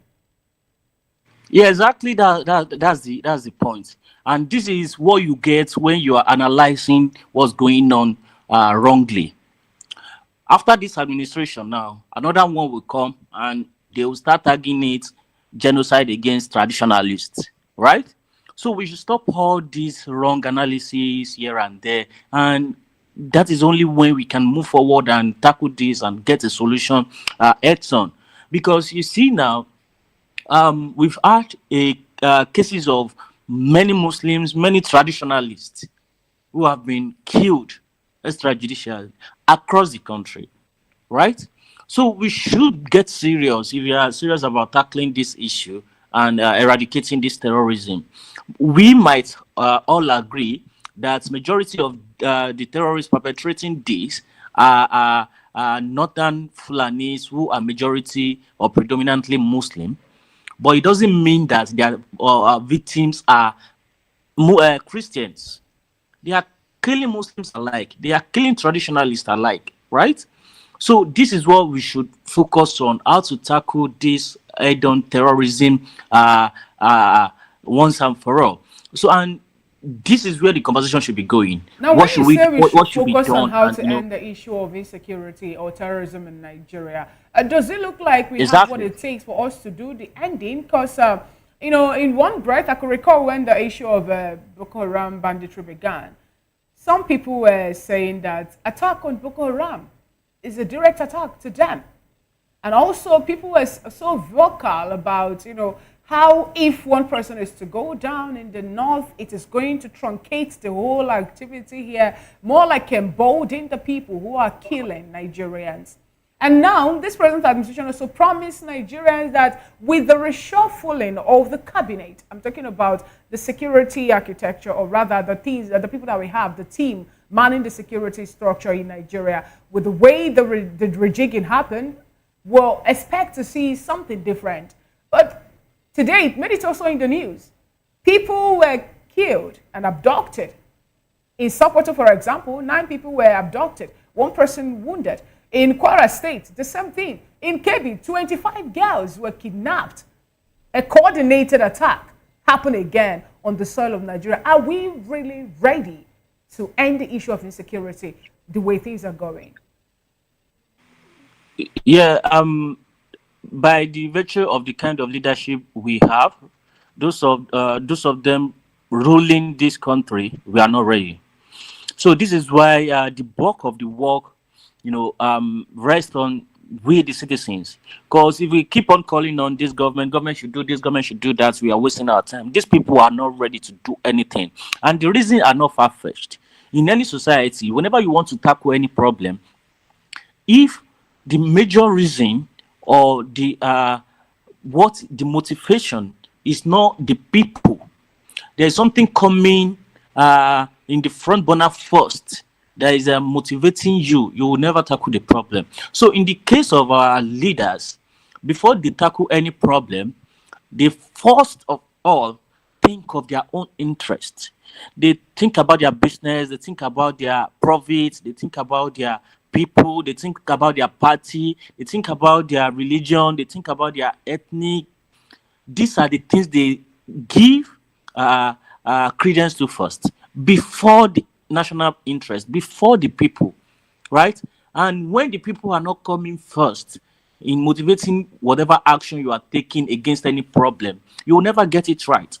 And this is not peculiar to security. This is how you find out that even in power sector, the reason why they couldn't solve electricity problem is because their profit comes first. The reason why they couldn't solve economic problem, their interest comes first. They couldn't solve education because their profits in private education come first. They couldn't solve healthcare issue because they had to prioritize their own private healthcare first. They couldn't solve our road problem because they believe they have SUVs that can go through all these bad roads, right? So this is what happened when the national interest is not the first thing that comes to the mind of the leaders. So they can't get it right. And that's a fact. So this now come back to we citizens. We need to organize ourselves and take power away from these people. That's the only time we can start progressing in solving all these issues, whether it's security issue, economic issue, health, education, all of these issues. The people must organize themselves. And this is what we've been preaching to our people for the past 5 years. So until we get to that point, when the people feel like their salvation doesn't rest in the hands of all these political rulers, jobbers that are in the corridor of power, then that's when we start making progress. All right. But for now, we can't get anything done with this crop of leaders. Thank you so much. Barrister Darlington, how do we end the issue of insecurity in Nigeria? You know, I'm surprised to see that Kwara State Governor Abdurrahman Abdulrazak this time around is condemning the assault. It was, I think, last month or 2 months ago that we saw a report, you know, made it to our radar that a certain emir was trying to restrict people, media especially, from carrying out the issues happening in Kwara State, saying that that is a way to demarcate the government. But now it happens that a church was raided, and we saw the, you know, the stuff, the videos also making waves on social media, where a particular Christ Apostolic Church was raided on Tuesday evening by armed people, armed terrorist men. That will tell you that what we have at our hand is beyond the terrorists killing Christians. It's far, far beyond it. Some of the elites, especially Muslim elite in this government, they are complicit. They are tacitly for supporting what is going on. You know, they know how these people came, and they're even in a hurry to accomplish their mission in Nigeria. That is the truth. I don't see why all of a sudden it has become terrorists killing Christians and Muslims. How? How? Who is bearing the brunt here? That means our Muslim brothers, they don't have the interest of Nigeria at heart. Seriously. They have nothing. As long as it is a Muslim leader or Muslim leaders in this country that gathered and go and bring these terrorists into Nigeria, Fina, there is nothing they will tell me that will make me listen to them. I'm telling you, they came to destroy Nigeria for their own selfish interest. When you say there's nothing they will tell you, we learned also that after the KB abduction that happened in Maga, you know, Senate have ordered the president to make sure that over 100,000 soldiers, military personnel, will be recruited to help combat the issue of insecurity.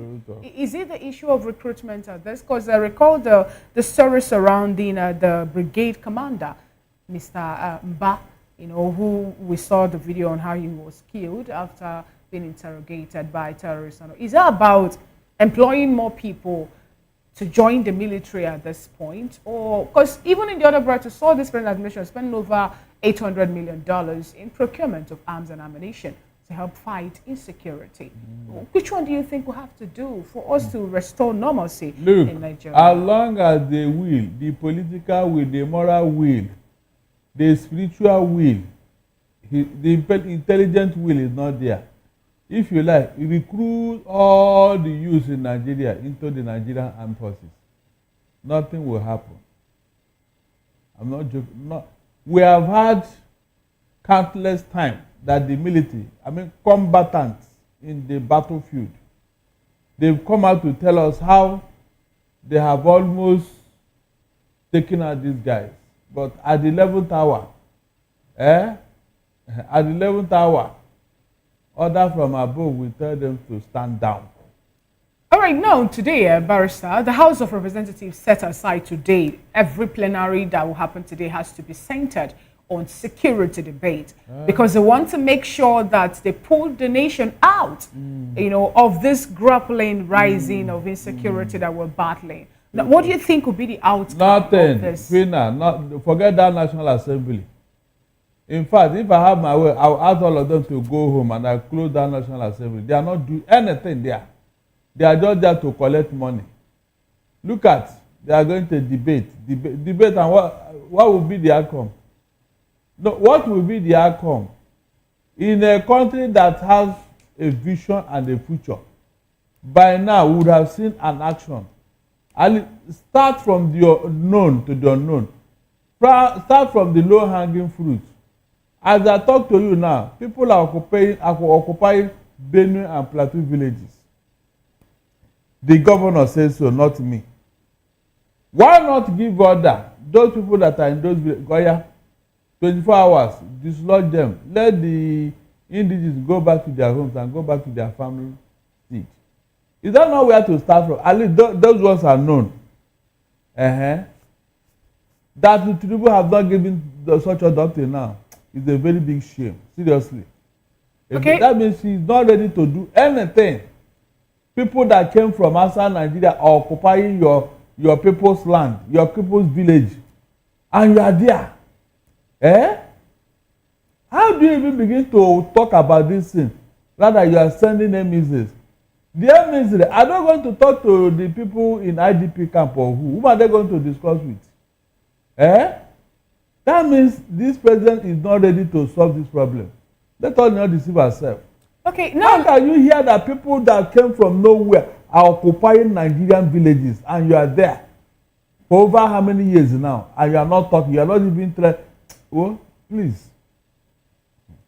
Mr. Ismail, what do you have to say about this? Because the House of the Representative Speaker, Abbas Tajuddin, today, made Nigerians to understand that everything that happened during the plenary is centered on how to find a solution to end the issue of insecurity in Nigeria, saying that the reason for that is to find a way to end the scale and spread of violence. Demanding more like a decisive and collective action between them, the lawmakers who have constituencies that are representing, and also the security agencies. What do you think will be the outcome of today's plenary session? Are we going to see the speaker, or rather the members of the House, National Assembly, now coming up to tell the people that have been occupying villages and sending people, the original inhabitants, to IDPs to vacate? Are we going to see a swift turnaround on the security agencies and how they fight insecurity in Nigeria?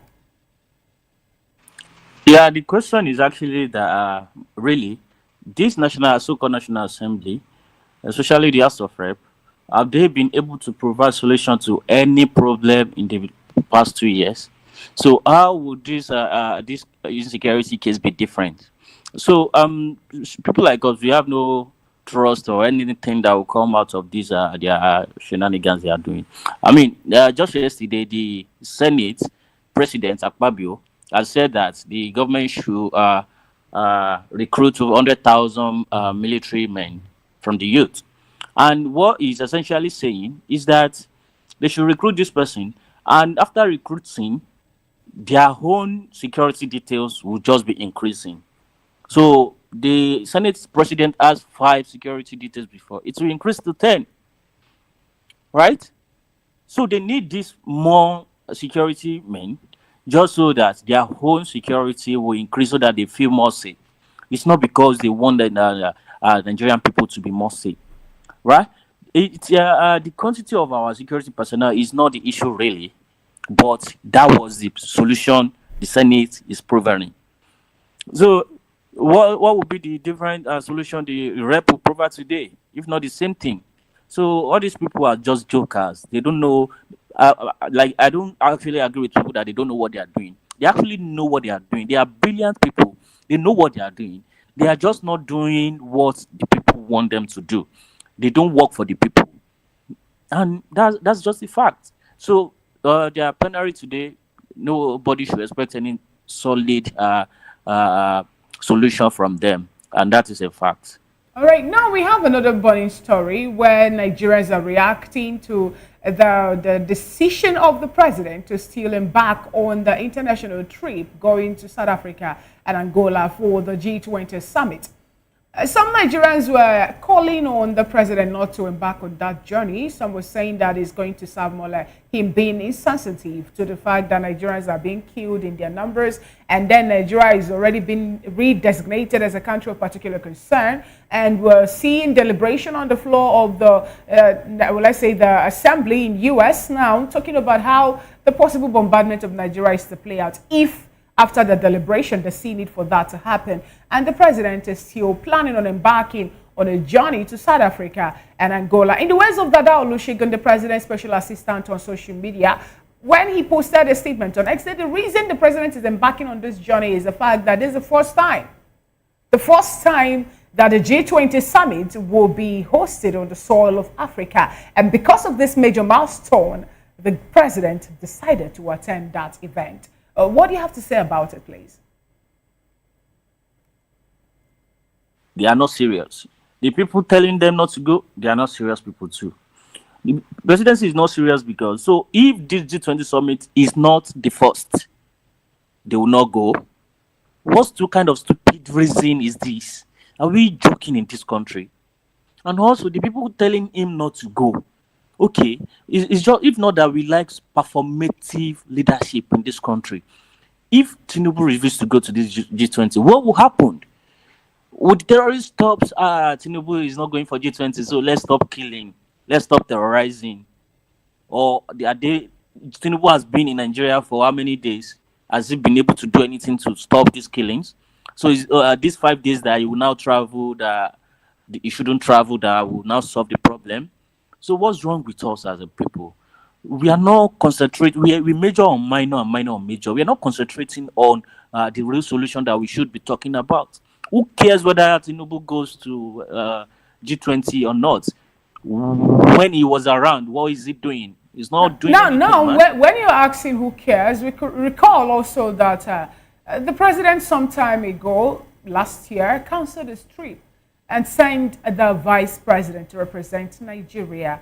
And that was when the Alao Dam, though they say there was no compromise, so that was when there was a flooding in Borno State. He said the reason for that is to go down to Borno and commiserate with the people who lost their lives and property to the flood.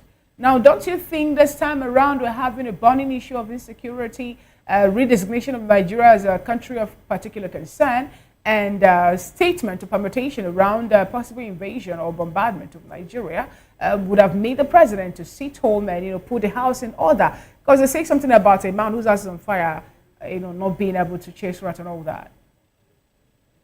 I mean, my point really is that we can be saying all this if to say truly we have a competent leadership that would really do something about all these things, right?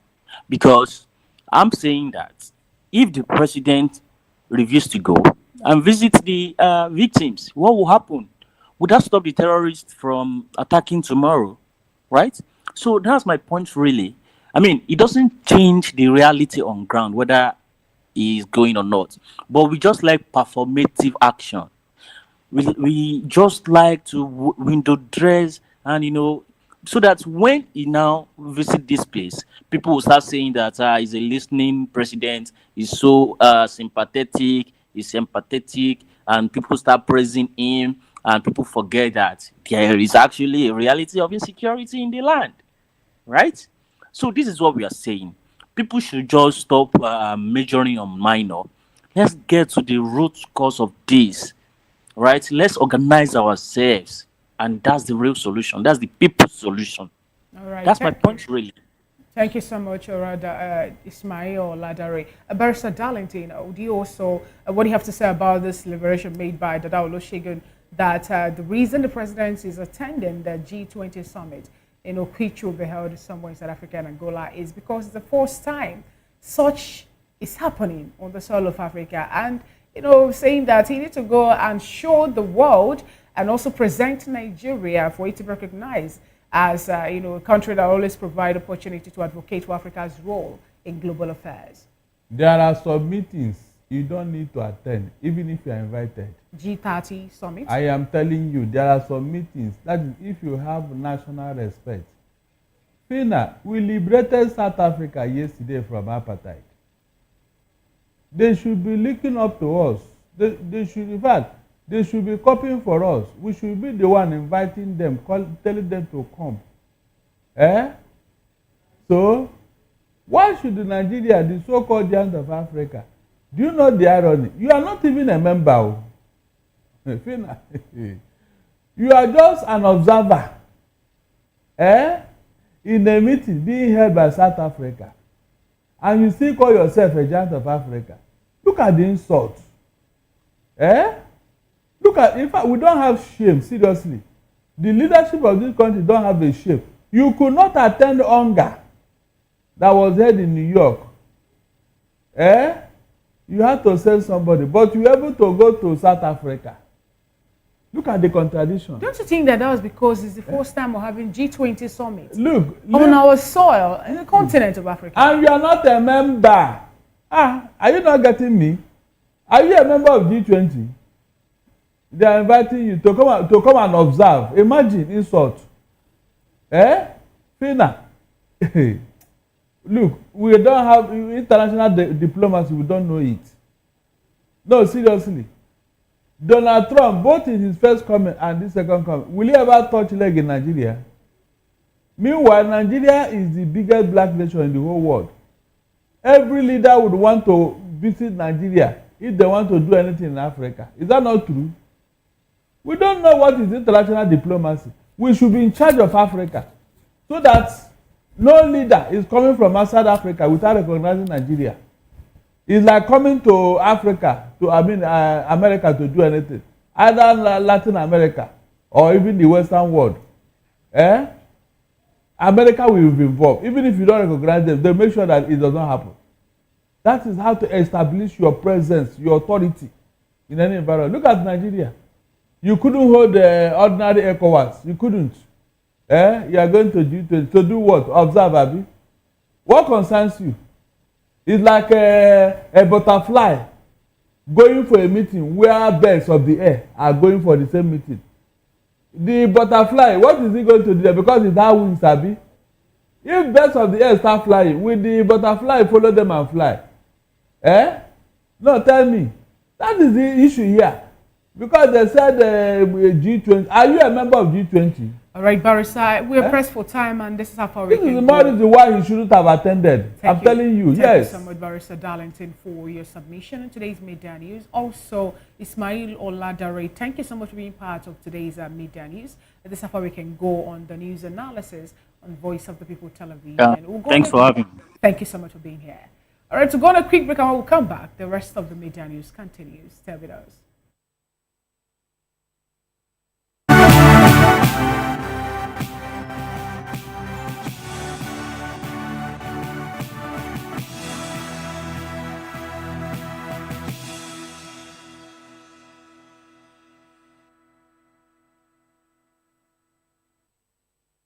Welcome back. It's still the Media News and Voice of the People television. President Bola Tinubu has approved changes in two key federal agencies, the National Inland Waterways Authority and the Nigerian Extractive Industries Transparency Initiative.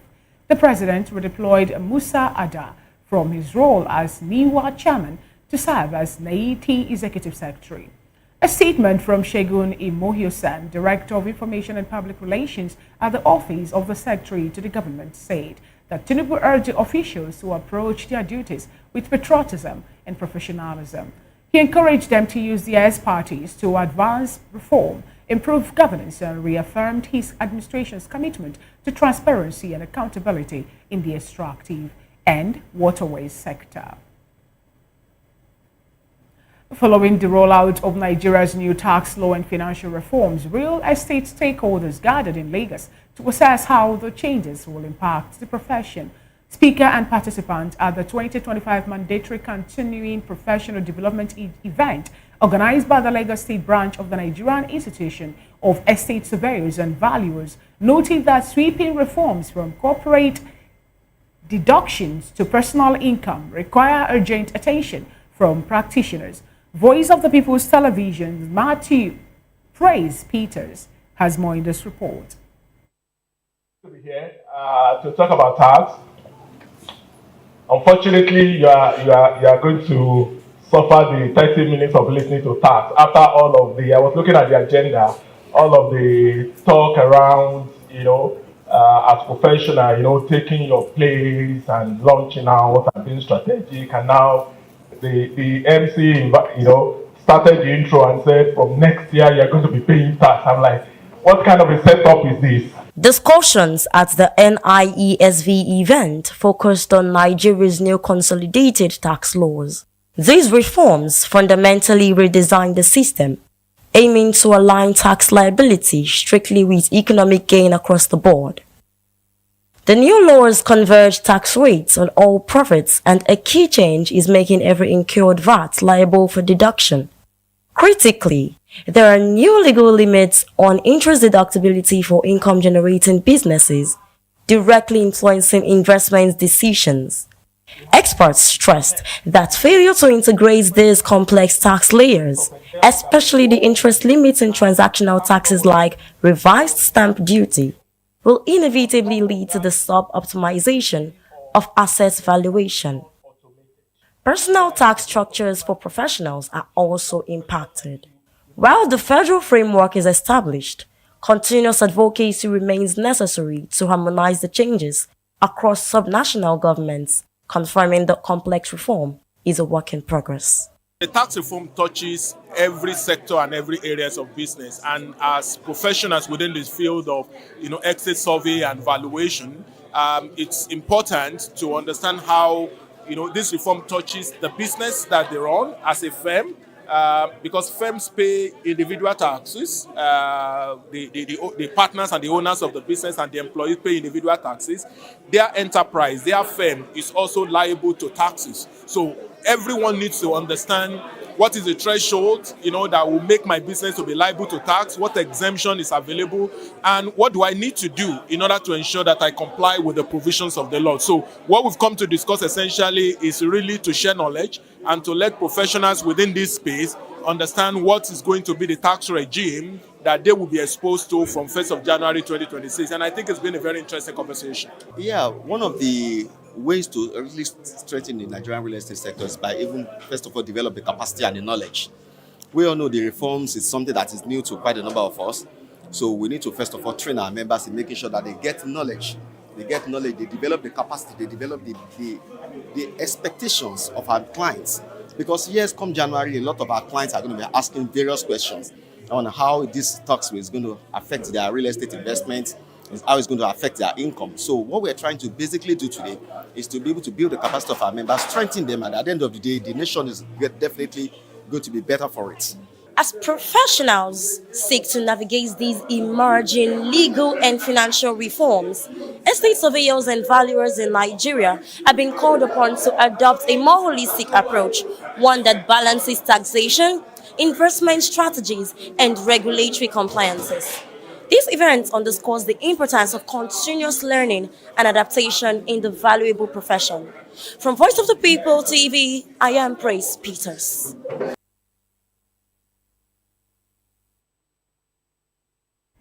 Thank you so much, Press Peters, for that coverage. Away from that report, the Academic Staff Union of Universities, Benin Zone, has warned that 9 universities could face shutdown after the federal government failed to resolve key issues from the 2009 agreement. While some non-monetary demands have seen progress, the union says critical matters like salary structures and conditions of service remains unresolved, raising fear of renewed disruption to academic activities. Voice of the People's Television correspondent Rhoda Johnny has more in this report. The Academic Staff Union of Universities Benin Zone convened a press briefing on Tuesday following the suspension of its 2-week warning strike, explaining that despite calling off the strike to allow room for engagement, the federal government failed to utilize the window to conclude the renegotiation of the 2009 agreement and address other lingering issues. The union acknowledged progress on some non-monetary demands, but stressed that key concerns, including salary structure and conditions of service, remain unresolved. We believe as a union that the 1-month window was enough for government to conclude the renegotiation that has been on for years. And comrades, as we sit, it is not only regrettable but very sad to inform you that the federal government has once again demonstrated blatant unwillingness to quickly and holistically resolve all outstanding issues to restore the desired industrial harmony in our public universities and of course in the overall interest of our students. Yes, agreed that while some gaps may have been closed in some non-monetary point or aspect of the agreement, the salary and conditions of service component remain a sole point that need a radical approach to stem the impending crisis in the system. We have rejected the proposed salary increment by government because it is a mere drop in the ocean that is incapable of achieving the desired reversal of the brain drain syndrome currently bedeviling university education in Nigeria. It is deliberate on the part of government to impoverish university scholars in this country. As a union, we believe that government must do something fast because time is running out. We cannot continue in an endless negotiation or renegotiation. And we are saying that please go and hold government responsible for another round of imminent paralysis in Nigeria's public universities. The Benin zone of ASU is ready to religiously implement the directive of NEC of ASU to resume the suspended strike at the expiration of the given 1 month window. Professor Monday Igbafe, the zonal coordinator, warned that without urgent and holistic intervention from the federal government, academic activities across the Benin zone could face disruption once again. In Benin, Rhoda Johnny, BOP TV News.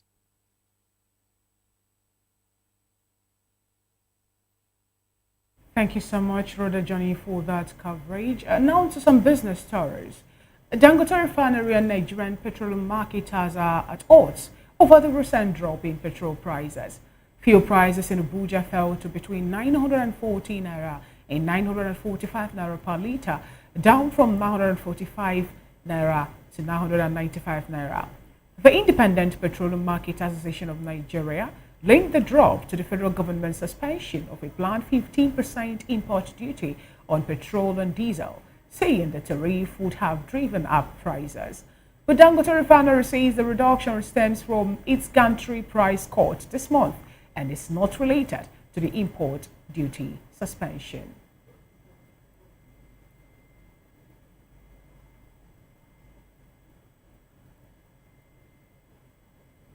Moving on to sports, Curaçao secured a 0-0 draw with Jamaica on Tuesday to become the smallest nation by population to qualify for the World Cup. The island nation finished undefeated, topping Group B with 12 points to advance to the tournament for the first time. With a population of just 156,115, they will join CONCACAF sides Panama and Haiti at the World Cup. Previously, Ireland, with over 350,000 people, held the record as the smallest country to qualify when it reached the 2018 World Cup in Russia. Moving on to entertainment, the National Film and Video Censor Board is urging Nollywood stakeholders to focus on quality over quantity in film production. NFVCB Chief Executive Shoaibu Hussaini made the call during the 5th Peace Anyam Osigwe Nigeria to Content Regulatory Conference in Lagos, themed From Volume to Value, the future of Nigeria's motion picture industry in the digital age. Hussaini said the industry's future depends on strong storytelling, cultural authenticity, and meeting global standards. He also warned that uploading films online without NFVCB classification or licensing violates the law. And with that, I come to the end of today's Media News and Voice of the People television. Do also subscribe to our YouTube channel on YouTube. We at Voice of the People TV, and on all the social media platforms. We at BOP TV Live. Up next on the schedule of Voice of the People television is a spotlight show with Precious Agumanu. I am Fina. Okay, Chuku, thank you so much for watching.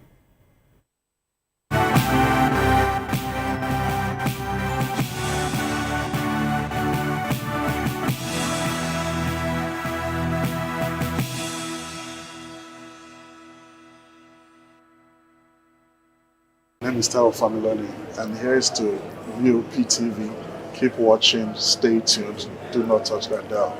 Arararara, my name is Made Kuti, and you're watching VOP TV. Keep watching. Welcome, my name is Zika Davis. Distinguished ladies and gentlemen, boys, viewers, everybody, boys and girls. This is VOP TV. Do you know what that means? Voice of the People TV. You don't have a voice, don't come here. You better make sure your voice is heard. This is Health Check, your weekly guide to better living, smarter choices, and trusted answers. From everyday wellness to urgent health issues, we've got you covered. Health Check, only on Voice of the People television, where your health has a voice.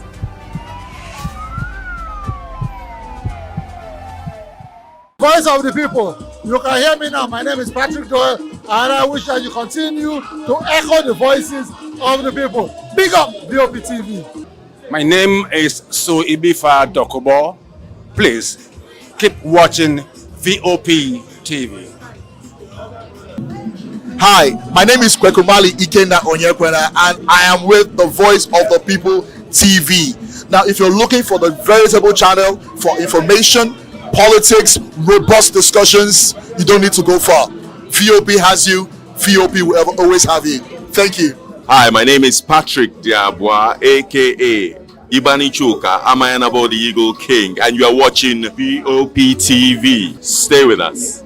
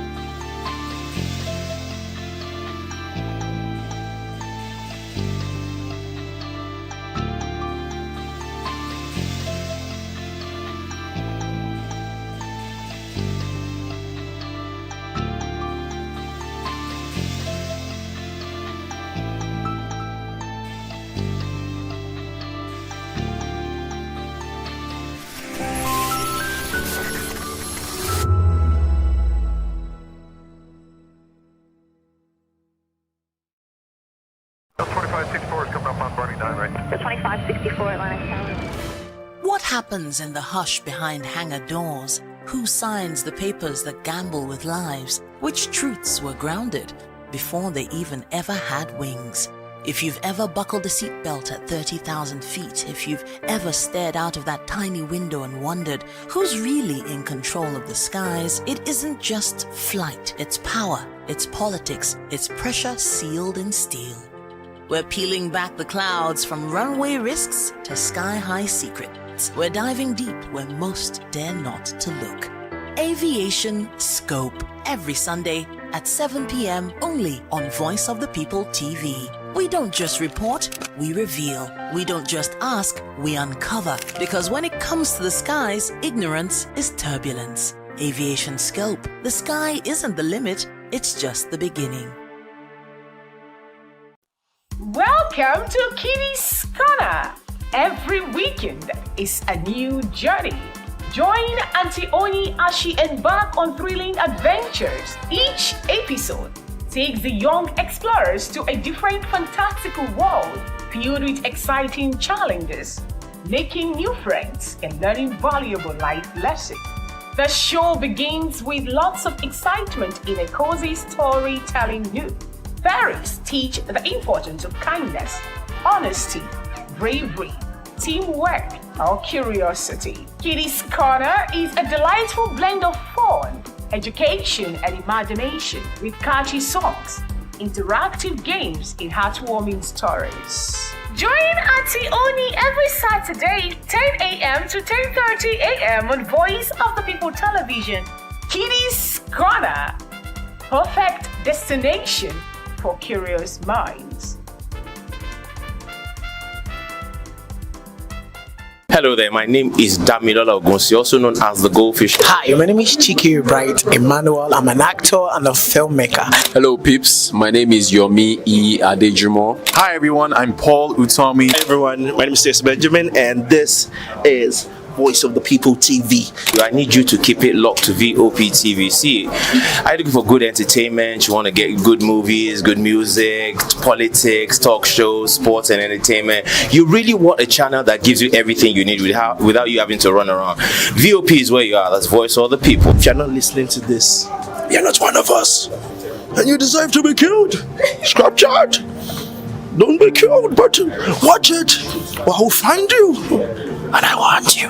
And you are locked on VOP TV. Don't go nowhere. This is where the juice is. This is where all you need for entertainment, politics, movies, and whatnot. And keep watching VOP TV. So keep it locked because I'm locked already, man, and it's money back guarantee. So you're gonna have a good time because I do.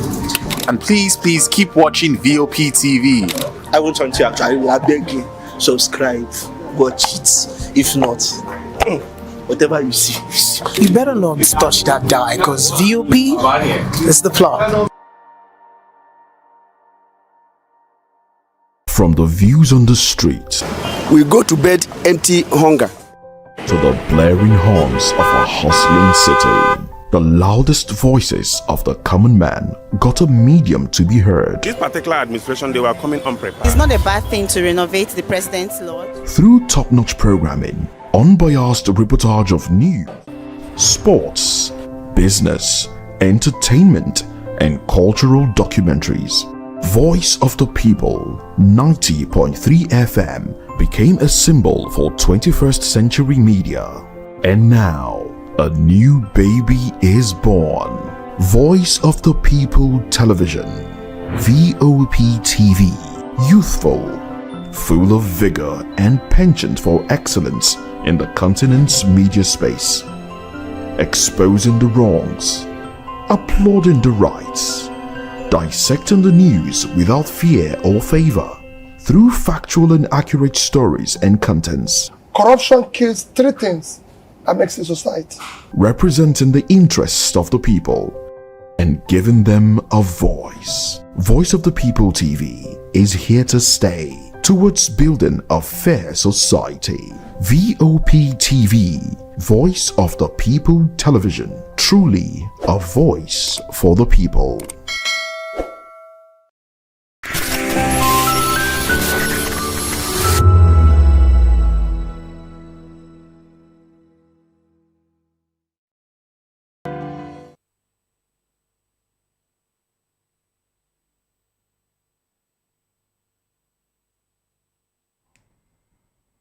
Hello there, good evening and welcome to Political Lens on Voice of the People Television. I am Chukwuma Okoro. We are broadcasting on Metro SL TV channel 264 on YouTube and other social media platforms. We are at VOP TV Live.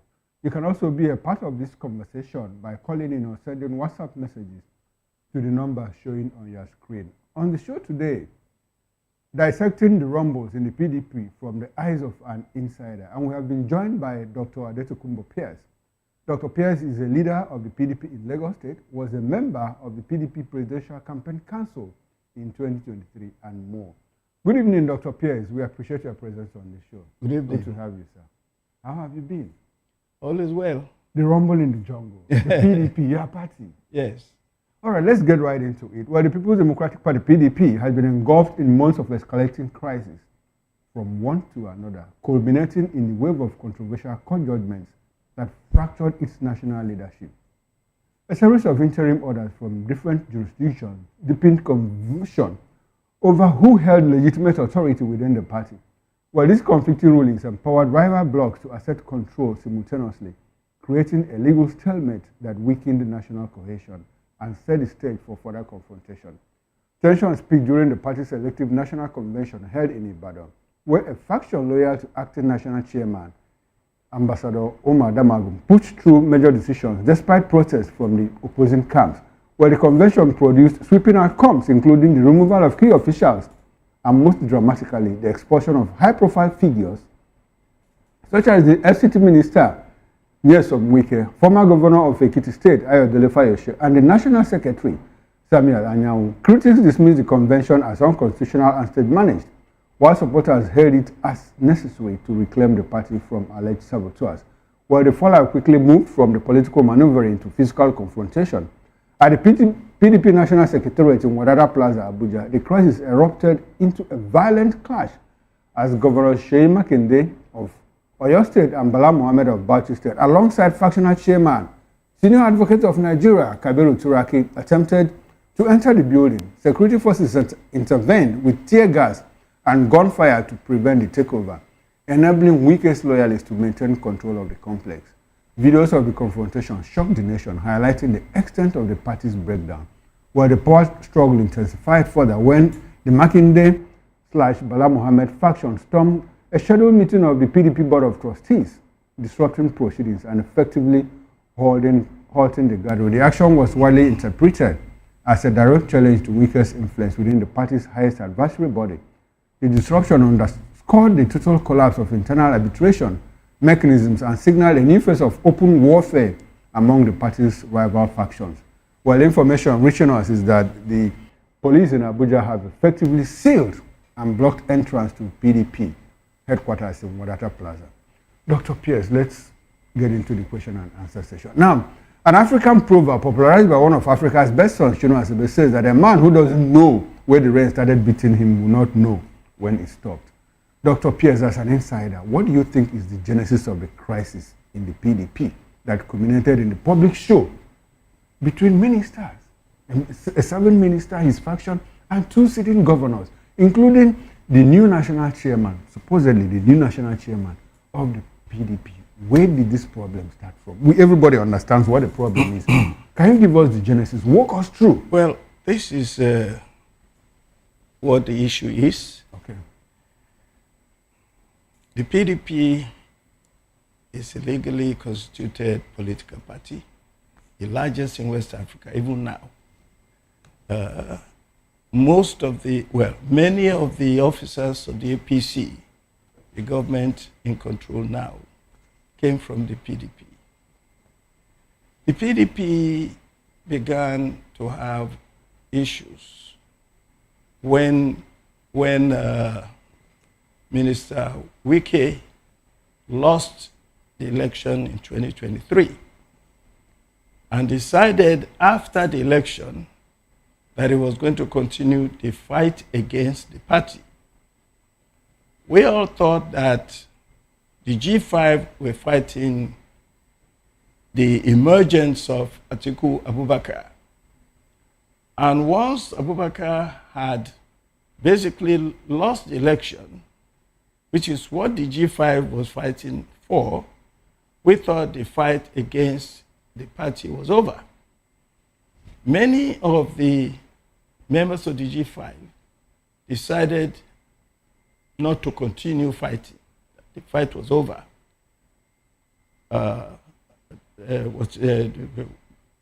Atiku did not win the election, so it's over.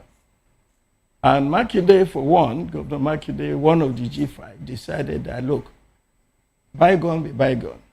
We are now going to rebuild the party and we are going to move forward. Mr. Wike decided otherwise. He decided that if he cannot control the PDP, he would destroy the PDP. So he went on his own to start conducting congresses without the permission of the National Working Committee of the party. The PDP is a very well constructed political organization. You have hierarchy of control. The National Working Committee, made up of 18 members, from the national chairman all the way to woman leader, national woman leader, national youth leader, and so on. They are the ones who administrate the party. They are the authority, working committee of the party. Mr. Wike decided that they cannot give him instruction. He would decide what he wants to do. So he went to Rivers State, supported the removal of Fubara as governor, the imposition of the military administration, the party said, we do not agree with that. He said that is where he stands. So problems started there. Okay. Then, even before then, he said publicly that he was going to support Tinubu for 2027. If you are working for the opposition of your party, in reality, you are not a member of that party anymore. Not only did he decide to work for Tinubu for 2027, he decided to wreck PDP before 2027. Every meeting, reconciliation meeting they had with him, he had only one thing to say: I will stop fighting you if you agree not to field a presidential candidate in 2027. What does that mean? That's the death of the party. So the party said no. And he continued to do whatever he could to deregulate the party, to derail the party, to defunct the party, to destroy the party. Therefore, that is where the whole thing started from. There is no other problem in the PDP except the ones that Minister Wike had created. So, he had three things he wanted from the PDP. He wanted us to approve the suspension of Fubara in Rivers State. The party said no. When he started this problem with the PDP, he told, when he had declared his support for APC, he told the members of the Assembly of Rivers State, the members who were members of the Assembly when he was governor, he now said to them, he was in control of that Assembly as governor, he said they should leave PDP and go to APC. And they left. So when they left, we had a problem. We now said, these people are members of the party. The Magu insisted that he would not accept their removal. And Wike was happy with that. After they left, Wike saw that it was not in his interest for these people to leave the party. He now asked them to come back to the PDP. Now, by that time, they had already resigned their position from the PDP. He wanted us to absorb them back. The party now decided that these people are no longer members of the party. They have tendered their resignation, and we have accepted their resignation. He wanted them to be taken back. 3, Anyanwu, the national secretary, who had left his post to go and run for governor in Imo State. After he lost the election in Imo State, and by the way, he destroyed the PDP structure in Imo State. Because when he was in Imo State, he created all sorts of problems, disimposition, insubordination, authoritarian behavior. People started leaving the party for him. But this is what Wike wanted him. They just want to take over. The people left the party. So we said to him, you are becoming a liability to our party. He said, by virtue of the Constitution, he can come back. We said, by the virtue of the Constitution, you can come back to your position after you ran for governor. If the Southeast zone to which your position was zoned, it wasn't zoned to you, Anyanwu, it was zoned to the Southeast zone of the PDP. Anyanwu now acted as if the position belonged to him. The Southeast zone gave us Udo Okoye as the man they wanted to replace Anyanwu. We accepted that. But because we accepted that, Wike now declared war and said his boy, Anyanwu, must come back. We said, even when he had gone to contest elections? Yes, he had gone to contest election. It's not a problem. Okay, it's not a problem. He could have come back. Okay. If the Southeast zone which he represented as the national secretary. We did not zone. Party doesn't zone positions to individuals. Okay. It is zoned to the zone, to the party in the zone. The national chairman, the national secretary of our party was zoned to the southeast zone in the last dispensation. So when he left and wanted to come back, by the constitution, he could only come back if the southeast zone said he could come back. Southeast zone said they didn't want him. Governor Mba, one of the reasons Mba now quarreled with the PDP is because we didn't listen to him when he said Udo Okoye should be the person that we have as the national secretary. We couldn't do it because Wike went to court, did everything he could to stall that, to make sure that Anyanwu came back. Unfortunately for the PDP, INEC sided with the idea that Anyanwu must come back because of technicalities. Okay. We had to accept Anyanwu back. Even though Anyanwu had already declared himself. Technicalities from where? From the courts? You said INEC sided because of technicalities. Both the courts and INEC. Okay, both INEC sided Anyanwu based on technicalities. Yes, that we had to have him back. Technicalities from the court judgment of were court judgment and their own operation in INEC. Okay. That because he was the one that was giving to INEC as the national secretary. Okay. And we had not resolved the issue amicably in the southeast. In the southeast. Okay. So INEC said we have to have him back. We did not want him back because what we were depending on was what the southeast zone wanted. Okay. And that's our problem. So Anyanwu came back, and on the instruction of Wike started working against the party from within. Working against the party meaning that, for instance, when Wike wanted to conduct South-South Zonal Congress, instead of taking permission from the National Working Committee of the party, by the way, the 2021 South-South Zonal Congress, which brought in Dan Obi as the zonal chairman. And George Turner as the zonal secretary. I was the chairman of that Congress. Beautiful. Okay. I was the chairman. Of the 2021 Congress that brought in Dan Obi and Turner. Yes. Okay. So, and the way you conduct those congresses is simple. National Working Committee will write you a letter and say you're a member of that committee. You go there and conduct the election. National Working Committee of the party, NWC, will give instruction to the zone.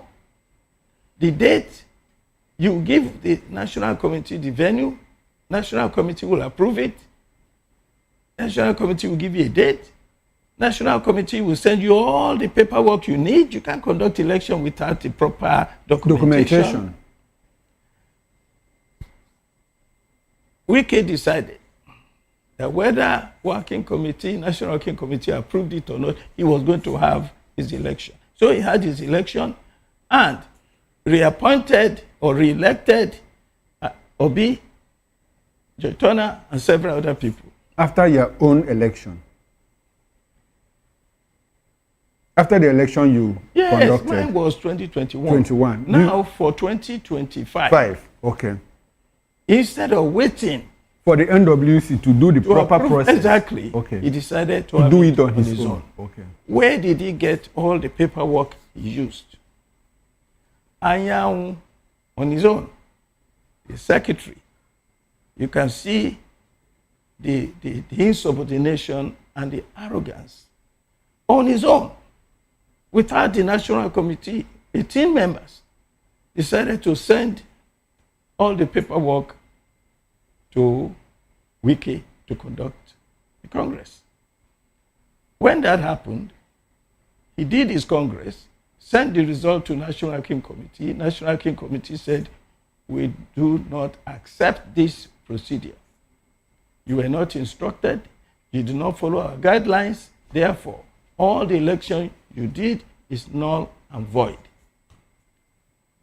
Wike started war. You have to accept this. I have done that. That's the genesis of a problem. Okay, the South-South Congress, that is part of the problem. He's saying that, look, for this convention to hold, you must have to recognize Dan Obi as the zonal chairman of the South-South. Okay, one of the all the people I elected, okay. Wike elected, okay. through this Congress, which you said you didn't approve, you must accept them as delegates. And I told them, I said, look, the party said you cannot. I told, I was on a show with Joe Turner, my very good friend for a long time. I said, but in 2021, you were duly elected zonal secretary. In 2025, you did not have an election. You are not the zonal secretary of the PDP. You are the zonal secretary of Nyesom Wike. That's it. And that's where the problem is. They want to impose themselves on the party. They want to have their way in the party. Anything Wike wants to have. Everybody can see it's confrontational and unduly aggressive attitude of dealing with things. Okay.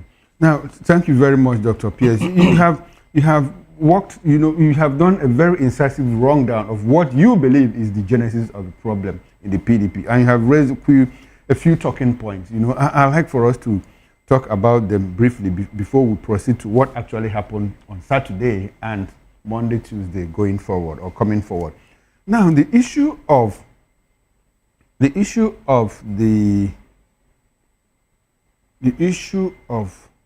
there's something I want to.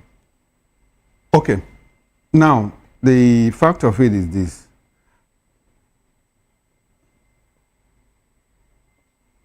At some point, Damagum was supposedly working with Wike. That's true. Because a lot of people believe that the issues here, if you turn it 360 degrees, it falls back to Wike. A lot of people believe that Wike has not been treated fairly by the PDP. Why? Because by 2015, when your party lost the presidential election, everybody abandoned the party. Olusegun Obasanjo, Goodluck Jonathan, Bode George, Sambo, the vice president, everybody abandoned the party. That it was Wike that picked up the PDP, nurtured it, and brought it back to life. Well, so now the question is, why is it that all these big wigs allowed Wike?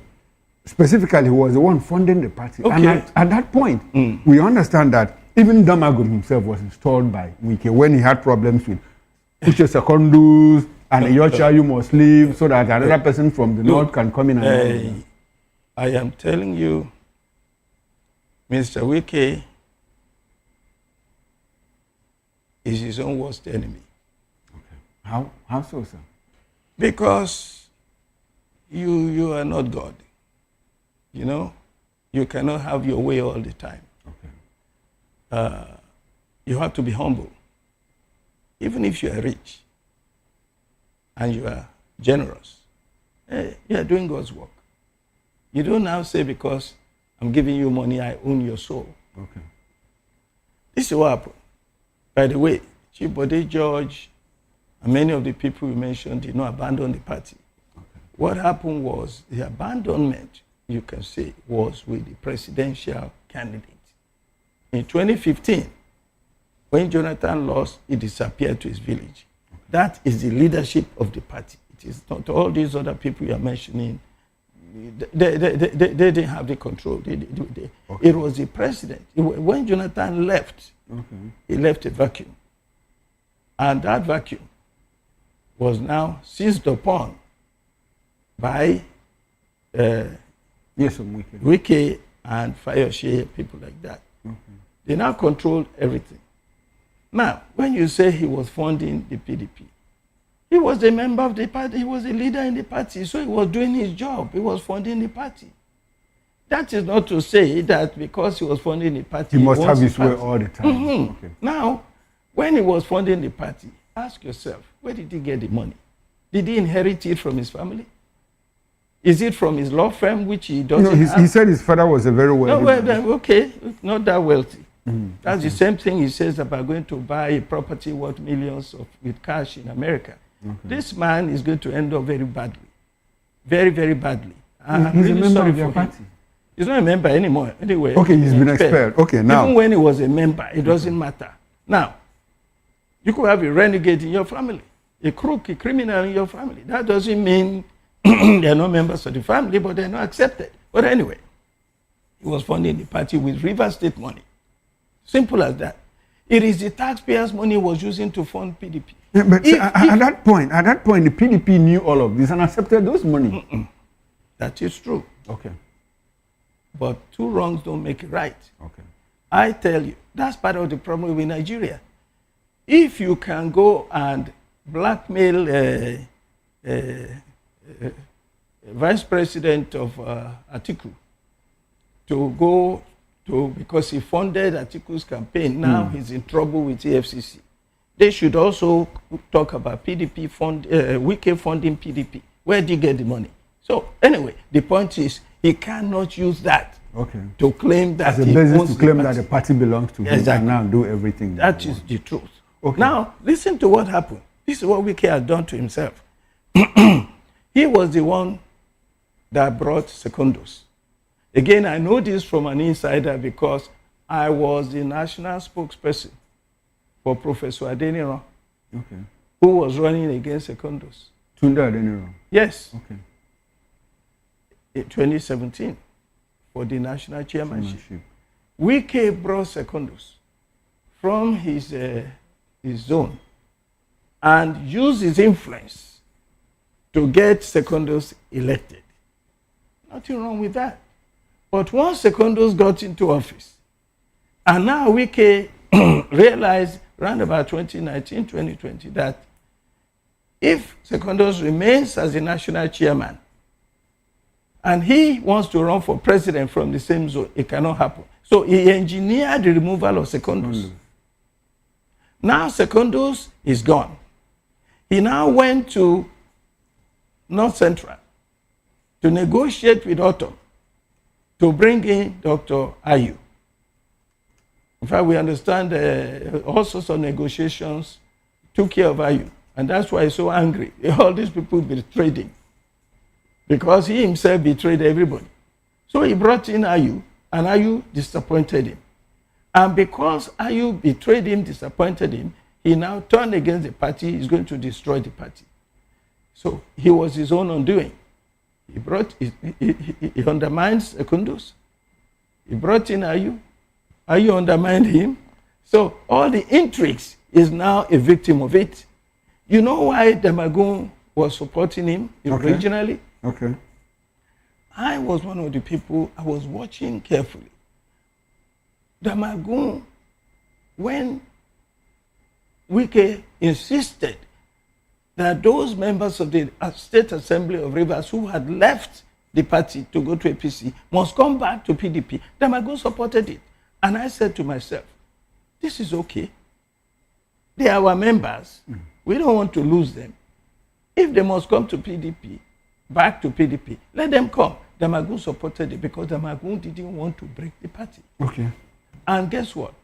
The reason why it took so long for us to expel Wike was because 80% of the leadership of PDP were with him. Okay, and they supported that's him. the point, because he installed all of them. Yeah, well, this is it. He supported all of them. Okay. And you don't install in PDP. You have to go So to we understand what we mean by he funded. Yeah, he funded the election. And he helped them. They got there. But they gave him such a long rope. That's why they couldn't do it. They kept telling him, okay, you know, one of us, I wrote an article once. This is about maybe 9 months ago. Okay. And they called me from Wadata Plaza that I shouldn't be attacking Wike. I said, based on what this man is saying, he's not with us anymore. He's going to try to destroy us. But at that point, they shut me down because they said we have to wait for him. He will come around. And they tried everything until Wike began to say that the only reason that he would step down from this fight is if we agree that PDP will not field the presidential candidate in 2027. That is when... Okay, that was a red flag. Okay. Realize that, no, this guy is not out for reconciliation. He doesn't want peace. Wike doesn't want peace. Wike doesn't want reconciliation. Wike just wants to destroy us. Okay. If you don't want to be destroyed, you better do something. And that's why they decided to let the National Convention get rid of him. Okay, beautiful. Dr. Pierce, I like the point where you have brought us to. I want us to talk about what happened in Ibadan. In Ibadan. In Ibadan. Now, from your estimation, which faction of the party is the legitimate leader, has the legitimate leadership of PDP? Mr. Okoro. Yes, sir. There's no faction. No, sir. They are faction. No. Listen. Okay. A faction, by definition, is a group or a clique within an organization that is taking a different position. If these people are not members of the party, then there's no faction. No, listen. That's the controversy. Listen. To ask that question, because I know you have good intention. Yeah. But how can you ask which party, which convention? What is no faction? 18 members of the National Working Committee decided to suspend 4 members before the convention. Those 4 members now constitute themselves into a nuisance group, and you are calling them a faction? Now, you are trying to compare them to the PDP. Dr. Pierce, there's only one PDP. Okay, Dr. Pierce, one of those 4 members happens organized the convention. Okay, now, apart from organizing the convention, we also had 2 court orders that said, look, that convention should not hold. But before we get into the court problems, one of those 4 members happens to be the National Secretary of the PDP, whose tenure is still valid. It will expire on the 8th of December. So who is that? Sam Anyanwu. But Sam Anyanwu has been suspended. By who? By the party, by the 14 members of the By a convention that the other group says, look, the convention that held is null and void. Wait. Let's get this thing straight. Okay. Before we got to the convention, Anyanwu was not supposed to show his face anywhere. He was under suspension. Okay. Anyanwu Bature, the National Organizing Secretary. Anyanwu, the National Secretary. I think his name is Ajibade, the legal National Secretary, yes. And his deputy. They were all under suspension. So therefore, they could not understand me. In reality, they could not say they are a faction. 14 people, they can say anything they want to say. But the reality is they have no locus. Okay, Dr. 14 people said they have been suspended. So Anyanwu was not even a member. He was not supposed to function. Okay. So when we got to the convention, we now ratified the suspension and upgraded it to expulsion. Okay. Now, Dr. Pierce, I like your position. That's your position. Now, there was a brawl yesterday at Wadata House between, I don't want to use the word faction because according to you, there are no factions. People. Between Wike's group and Bala Mohammed's group. Yes. Why was that brawl if there is no faction in the PDP? If there I didn't say there's no tension. No, I said faction. If there are no factions in the PDP, why are these 2 groups at each other's jugular? All I'm saying is, do not equate the PDP 14 members with the 4 members who have been suspended. If you are suspended from this organization where you work, and you are angry, and you go home, and you say, I also suspend the general manager who suspended me. You can say anything you want to say, but you know you have no locus. They can keep calling you what your title is here, even when you are gone. But you know yourself that you are not here anymore. Okay. So that is exactly what is going on now. So let me tell you what happened yesterday. Mr. Wike, in his own usual style, very abusive, very arrogant and very self-centered, thinking he owns everything. Because he is the FCT minister, and he has brought a case against Wadata Plaza for not paying rent and so on. He took it upon himself to go into Wadata Plaza. You have a tenant, mark you. Let's say we are his tenant, in his capacity as the FCT minister, and you want to evict us. Do you evict us by bringing thugs and bringing armed people to come and get rid of us? Or you go to court and get a court eviction notice? Okay. And serve us the notice. And we will challenge the notice. We will say, okay, please, Judge, give us 2 years. Give us 3 months. We owe so much, we will pay so much, so much. We reach an agreement. Okay, so what was that? What happened yesterday? Yes, he didn't do that. He came and wanted to force his way in. And we had the national chairman, Turaki, by the way. We have a formidable team for 2027. Okay, a formidable team. A very formidable for 2027. The national chairman now, Dr. Turaki, solid, strong. Okay. He went the day before when he heard through the social media that Wike and Co are planning to come to Wadata Plaza. Because I was shocked when I heard in social media, Wike is coming to Wadata Plaza to have a meeting. I said, how come? This man has been expelled. Okay, Wadata Plaza is just a building. Okay. Anybody can come to Wadata Plaza. Wadata Plaza is not PDP. You know, it's just an office. Wherever this organization goes to set up shop, that is the organization. It is not this venue that makes the organization. So, but Wike went there. Okay, so as far as you're concerned, we are told the police that they should come and protect us from these people who are coming to invade our space. Okay, so that was an intrusion. Wike intruded. Yes. You know, so the police came. The police came to protect us. But Wike brought his own police. So there was. But talking about the Wadata Plaza, I have information. I have inside information, and what I have is that the PDP head office, Wadata Plaza, has been sealed off today. Yes. It's in the news. By the orders of the National Secretary, Samuel Anyanwu. No. That's the information I have. Yeah, well, okay. Who is the National Secretary? That's the question. Samuel Anyanwu has been expelled from the party. You all know that. The National Convention is the most authoritative organ of the party. Okay. Bigger than NEC, bigger than BOT, bigger than PDI. Okay. So if that is a congregation of all the units of the party. Okay, so Dr. Pierce, what is the position? What is the position of Turaki? Turaki cannot access his office as the national chairman of PDP because the police. Turaki, listen. Okay. The whole National Working Committee of the party elected on the 15th, 16th. Okay. Headed by the national chairman Turaki, do not have to have a meeting in Wadata Plaza for them to have an office. Okay. All they have to do is go to Legacy House. We have other venues where we can have a meeting. Okay. So all that business, so you see where that is the shallow-mindedness, the showmanship, the triviality that defines Nyesom Wike. It is optics.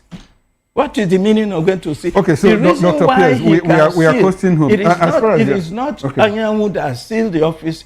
What right does he have? It is Wike, the FCT minister, who has the authority to seal any building. As he wanted to go and attack the building of that young officer who stood his ground. Okay, we can better be careful. Dr. Pierce, we are going to talk about that in a bit. Now, as far as you are concerned, Turaki is the national chairman of the PDP. It is not as far as I am concerned. It is as far as the National Convention of the PDP is concerned. That is the body of the PDP from every single zone. What's the position of your group, with what happened to? Which group? The group you belong to, the group that says that, look, Turaki is the national I don't belong to any group. No, okay. Wait. I do not belong to any group. I am a member of the People's Democratic Party. Okay, Dr. Pierce, there are people in the PDP. And people like you is our chairman. Okay, now people like you who believe that Turaki is the national chairman. There are also people who believe that Damagum is still the national chairman. No. Why? Okay, there are people who believe that, look, I'm sorry. There are people who believe that Turaki is not the national chairman because that the convention that held in Ibadan is null and void. Now, my question is this: for those of you, Dumagun step down now. Dumagun. No, Dumagun is out of it. Turaki, so there are people who believe that.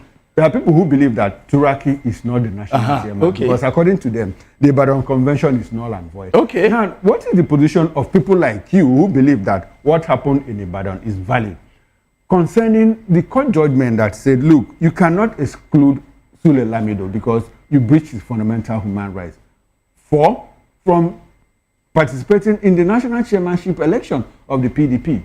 What's your position? Well, because there's a subsisting court order that said, based on his exclusion, the convention should not hold until such a time that you certify. The court also said that it will hear Lamido's case next week or something like that. Okay. So Lamido has, look, Nigeria is going through a period of political rascality that we've never seen before. Okay. A former governor. No, Dr. Pierce, that doesn't answer my question. That doesn't answer my question. No. What is your position on the fact that a court judgment excluded Lamido and the court said the fixed hearing next week? Before that next week, without obtaining stay of action, you went and conducted a convention stay of action because the court, the judge Akintola of Ibadan Court of Equal Jurisdiction, allowed us to go on with our convention. Okay. Therefore, we had a legal right to go and have our convention. Okay. Now, it's an ongoing conversation. We'll see how everything pans out in the coming days, in the coming months. And by the way, don't forget that the Supreme Court had already adjudged such events, activities, as the concern of the internal business of the political party. So we are sure that after this convention, whatever case we have will be resolved internally. When it gets to the national, to the Supreme Court. Will be resolved. Because look, Lamido said he's going to be in PDP and work for ADC. Made it public. Okay, that's why I excluded him. But Dr. Pierce, the Supreme Court did not say that you should, because the leadership problem of a party is this internal crisis, is this internal problem, did not say that you should breach the fundamental human rights of somebody. That man has Did the judgment say that? A man who said he is a member of your party, but he's going to work for the opposition, is not his human rights. Okay, he's not a member of your party. He's not a member. Dr. Pierce, let me tell you one technicality. I am so shocked by this man, embarrassed for him. I'm sorry for him. Sule Lamido. We had a timetable printed out by everybody.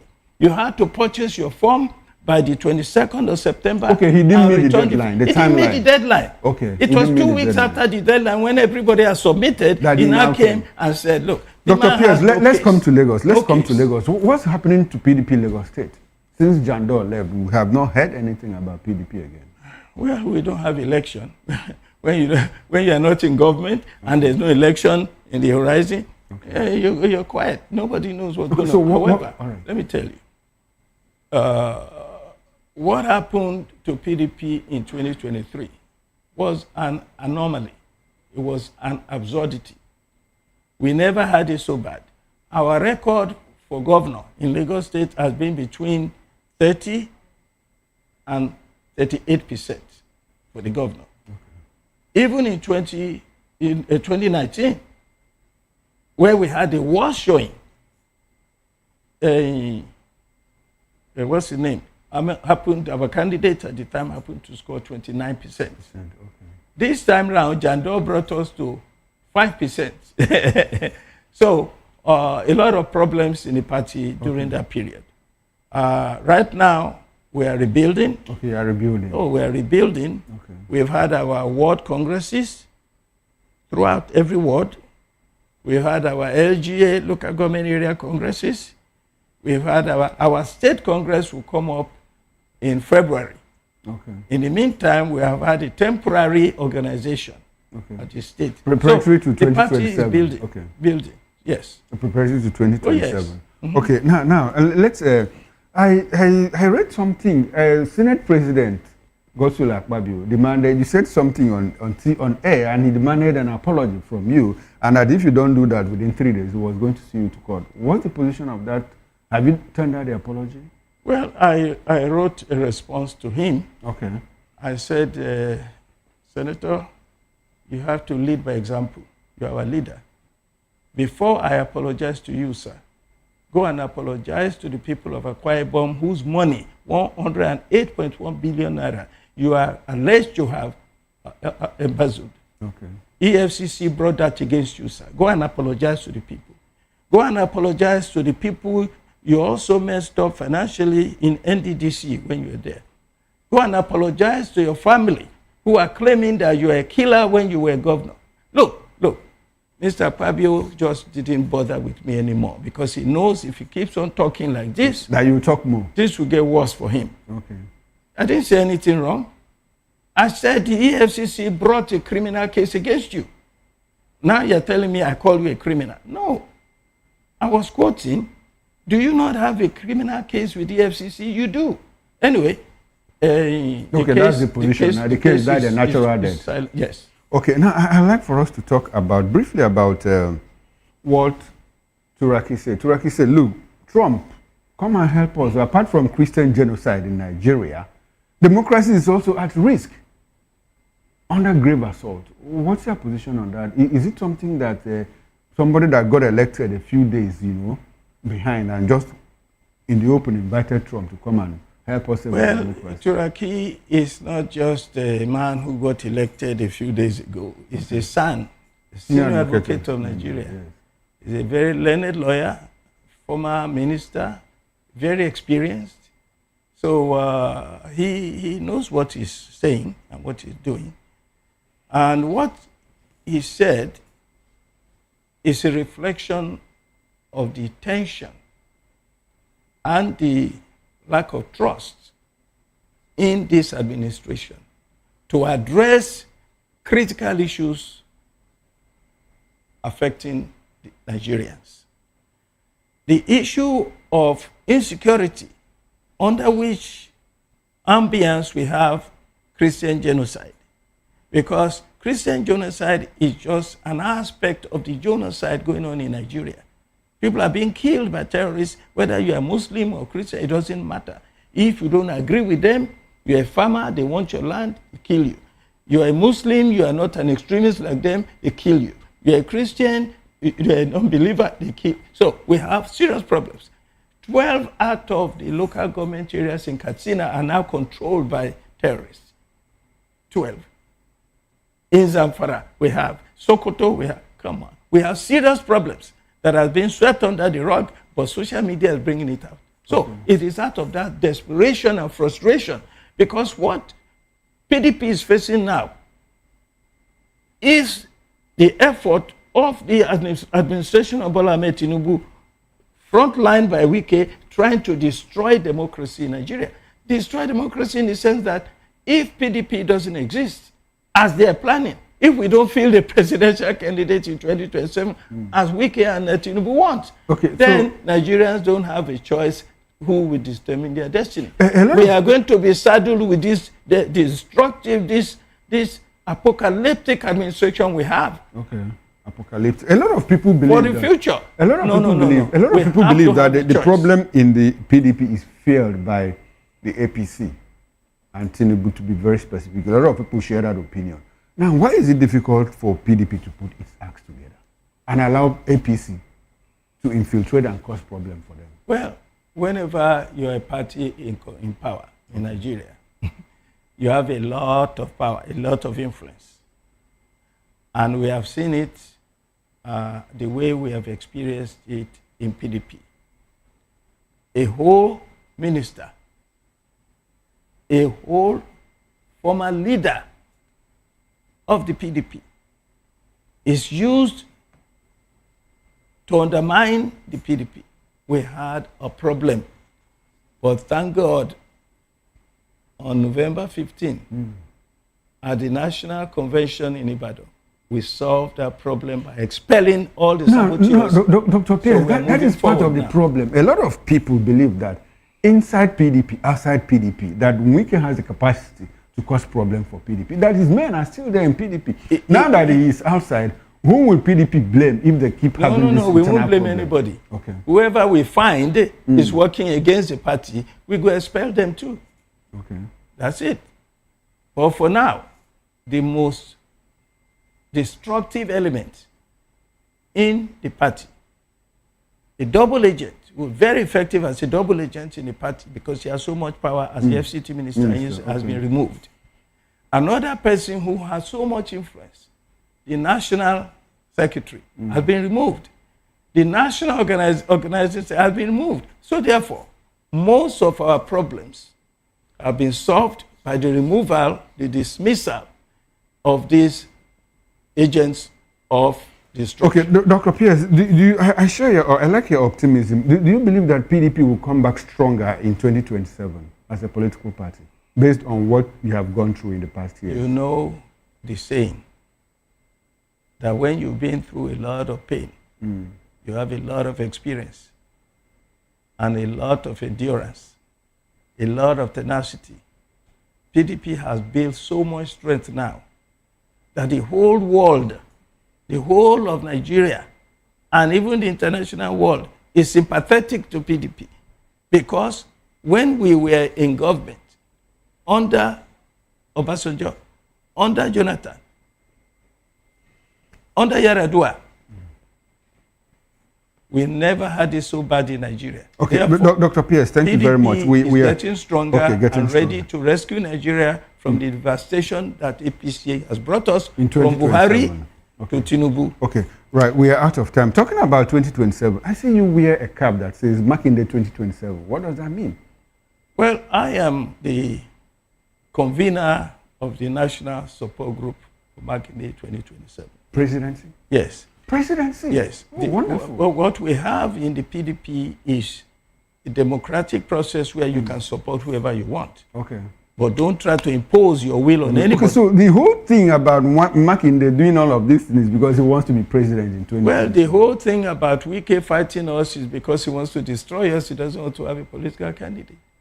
All right, thank you very much, If we are lucky to have a Makinde, based on his record, his character, and his achievements as a governor and outside of government, I think Nigeria will be blessed, and Nigeria knows that the future is brighter for Nigeria. All right, thank you very much. I must say a very big thank you to you, Dr. Adetokunbo Pierce, PDP leader in Lagos State and member of the Presidential Campaign Council of the PDP in 2023. I'm also a member of the People's Democratic Institute Governors Board of the People's Democratic Institute. All right, thank you very Governing much. Council. All right, thank you. I appreciate your presence, sir. And I hope that we can do this some other time. It's been quite elaborate, quite educative and incisive.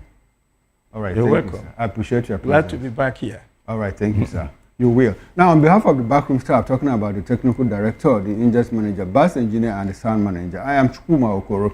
Up next is issues with Nena Ndumdiuto. Stay with us and don't go away. I'll see you tomorrow morning, 8 o'clock on the morning show. Bye for now and enjoy the rest of your evening.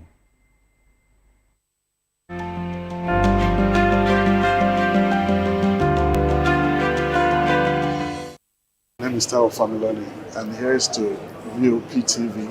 Keep watching, stay tuned, do not touch that dial. Arararara, my name is Made Kuti and you're watching BOP TV. Keep watching. Welcome, my name is Zika Davis. Distinguished ladies and gentlemen, boys, viewers, everybody, boys and girls. This is VOP TV. Do you know what that means? Voice of the People TV. You don't have a voice, don't come here. You better make sure your voice is heard. To know the happenings in the maritime sector, join us on the program Maritime Frontiers on VOP TV as we discuss key areas in the maritime sector from aquaculture, maritime transportation, maritime labor regulation, oil and gas exploration, ferry and passenger insurance, marine pollution and prevention, port operations and lots more. Maritime Frontiers, exploring Nigeria's blue economy. Welcome to the locker room, the home of football talk that matters. I am Jerry Ampelhon. Join us every weekday, Monday to Friday at 5 p.m. Nigerian time as we share the hot takes and hot debates in the exciting world of football. And joining me are the usual suspects, Ikechukwu and Mayowa, as we break down all the hot takes and everything that's happening in the football. Don't just watch football, live it with us. Catch us on the Locker Room and Voice of the People television at 5 p.m. Nigerian time. And like I always say, if not 20 minutes off, with the sport. And it's Hakim Ziyech who puts the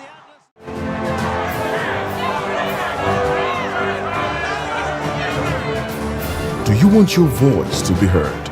Do you know that you matter in the scheme of things? The People's Voice, the show where ordinary citizens take center stage as we discuss the biggest stories that affect you and I. With you in mind, we facilitate lively discussions, debates, and interviews on the topics that matter most to you and I. From social justice to economic empowerment, education to healthcare, governance, and more.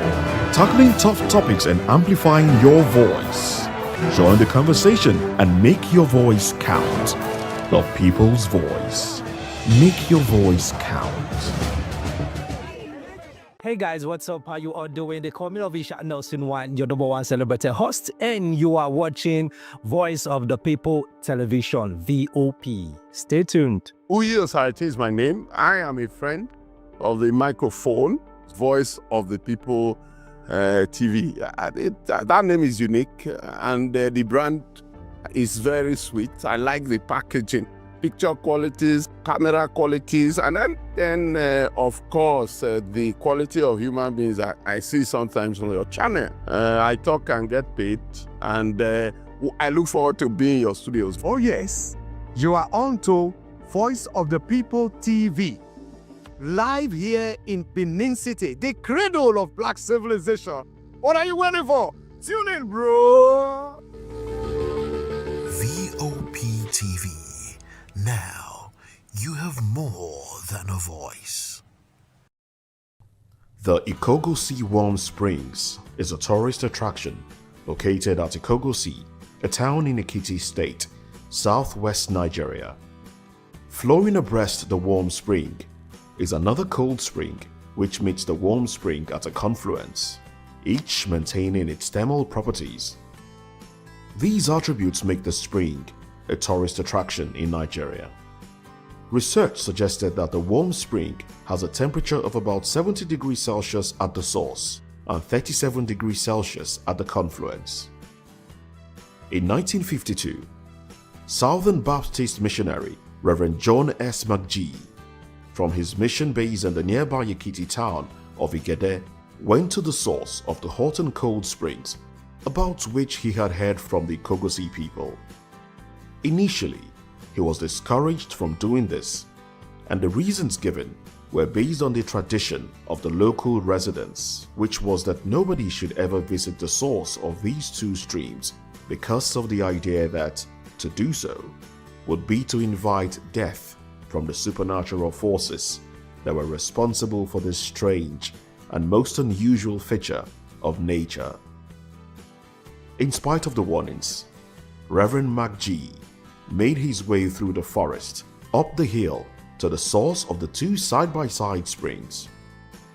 According to Reverend McGee's brief written account, he's quoted as saying, "After seeing it, I felt that it could be used for a good purpose.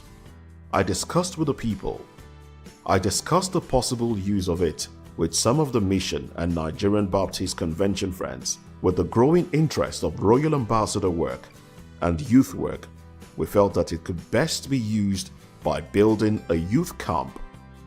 I took it up with the Ekiti Association, and we decided to build a camp for our residential areas and government areas. The land was secured through the convention." End quote. Having had the water from both springs tested to ensure its purity, Reverend McGee, with support from the Ekiti Baptist Association of Churches and the Nigerian Baptist Convention, who secured 28 acres of land, which was the original camp, began planning for the building of the camp. By the early to middle 1970s, the Nigerian government took control of the swimming pool and built some guest chalet adjacent to it, with a separate entrance road from that which the McGees had built to the camp entrance. From that time forward, there was also the hope and intention of developing that area for tourist purposes.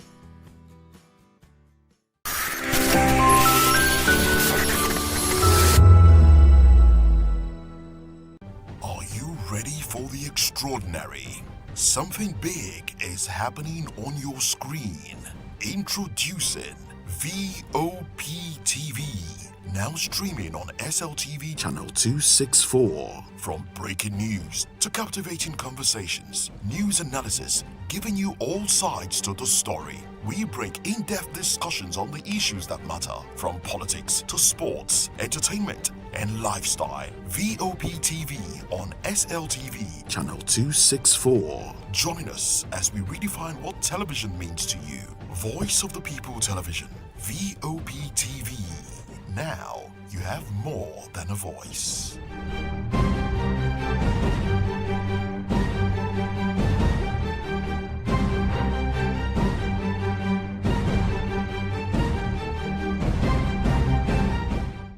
My name is Esther. They call me the Oga Patapata of them are the general overseer of them all. Every man, every woman has got a voice where integrity is the volume. So this is Voice of the People's TV. Voice of the People's TV. So this is the people's voice.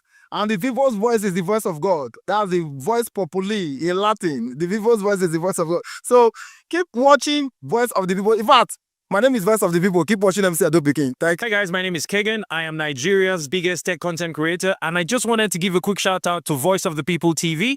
Keep watching, enjoy, and you're welcome. My name is MC Alamano. They call me Enjoyment Landlord. It's VOP TV. Keep watching VOP TV. Don't touch it down. Even if you want to touch it down, increase the volume. If you don't increase the volume, why told me? My name is Collins Agawabe, popularly known as No Mide, but last, more than No Mide. Or more. Not be all so the cook right at the fry plantain. We keep on watching VOP TV. The voice of the people, the voice of Edo. If you want to get the authentic news for Edo, the way it be, that's why they show and all they cut anything come on. A VOP TV.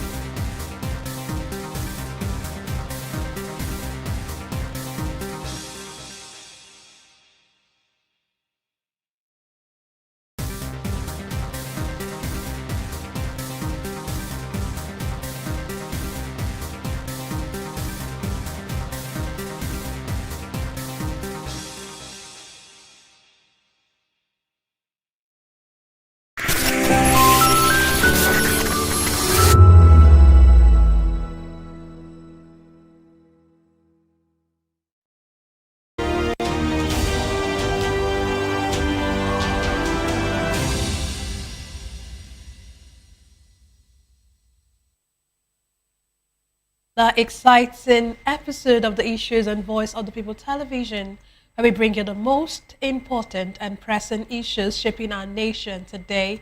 I am your host, Nenna Ndomdioto.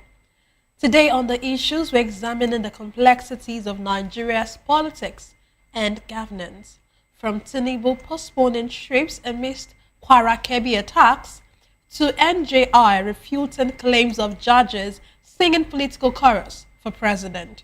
Also, police intervenes in PDP leadership tussle. Join us as we break down the fact and provide context to help you stay informed. We'll take a break now, and when we return, we'll dig deeper into these topics. Don't go away.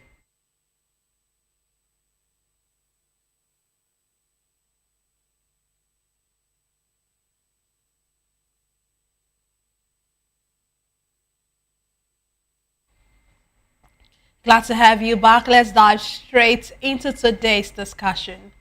President Bola Tinubu has postponed his scheduled foreign trips to the 20th G20 summit in South Africa and the 7th AU-EU summit in Luanda, Angola, citing grave concerns over the worsening security situation at home. The decision comes as the president awaits crucial security briefings following two major attacks, the recent abduction of schoolgirls in Kebbi State and a deadly attack on worshippers in Kwara State. In response to the crisis, President Tinubu has directed security agencies to spare no effort in rescuing the abducted schoolgirls and has ordered the immediate deployment of additional security operatives to the affected area in Kwara State to neutralize the bandits responsible for the violence. Meanwhile, gunmen on Tuesday night attacked the Christ Apostolic Church in Eruku in Kwara State, reportedly killing 2 people and injuring a vigilante. Kwara State Governor Abdurrahman Abdurrazak swiftly condemned the deadly assault and has urgently called for the reinforcement of security across the state's border communities. While expressing sympathy for the victims' families, the governor also commended President Tinubu for the recent deployment of 900 additional troops to Kwara State in confidence that increased presence would provide deterrence and restore permanent calm to the area.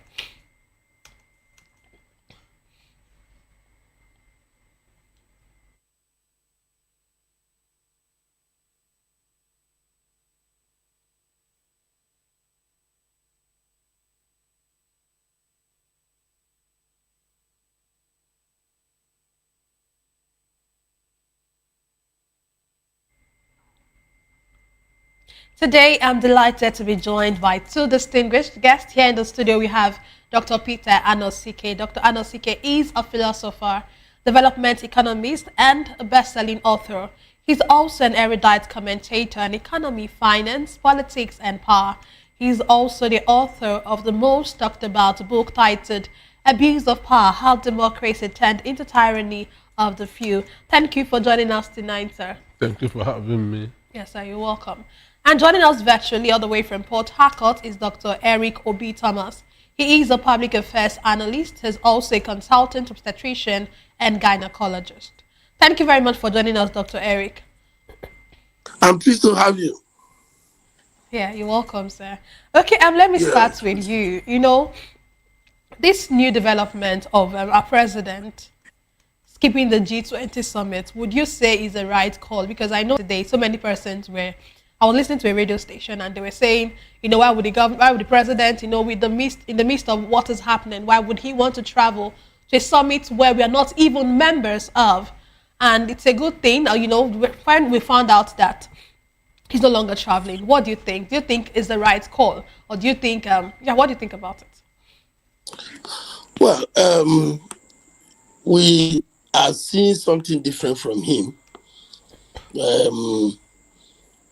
This is not the first time he planned to travel, and very serious security situations occurred in Nigeria, and he still insisted in traveling. I think, if I can remember very well, the last time we were talking about something happened seriously, he still traveled to France. Abductions and killings here and there. He traveled to France. People clamored and they were very angry about it. I think that ideally, in a country where leaders are sensitive to the plight of the people, that is the right thing to do, is to stay back and then tackle the security situation or whatever mishap that has happened in the country.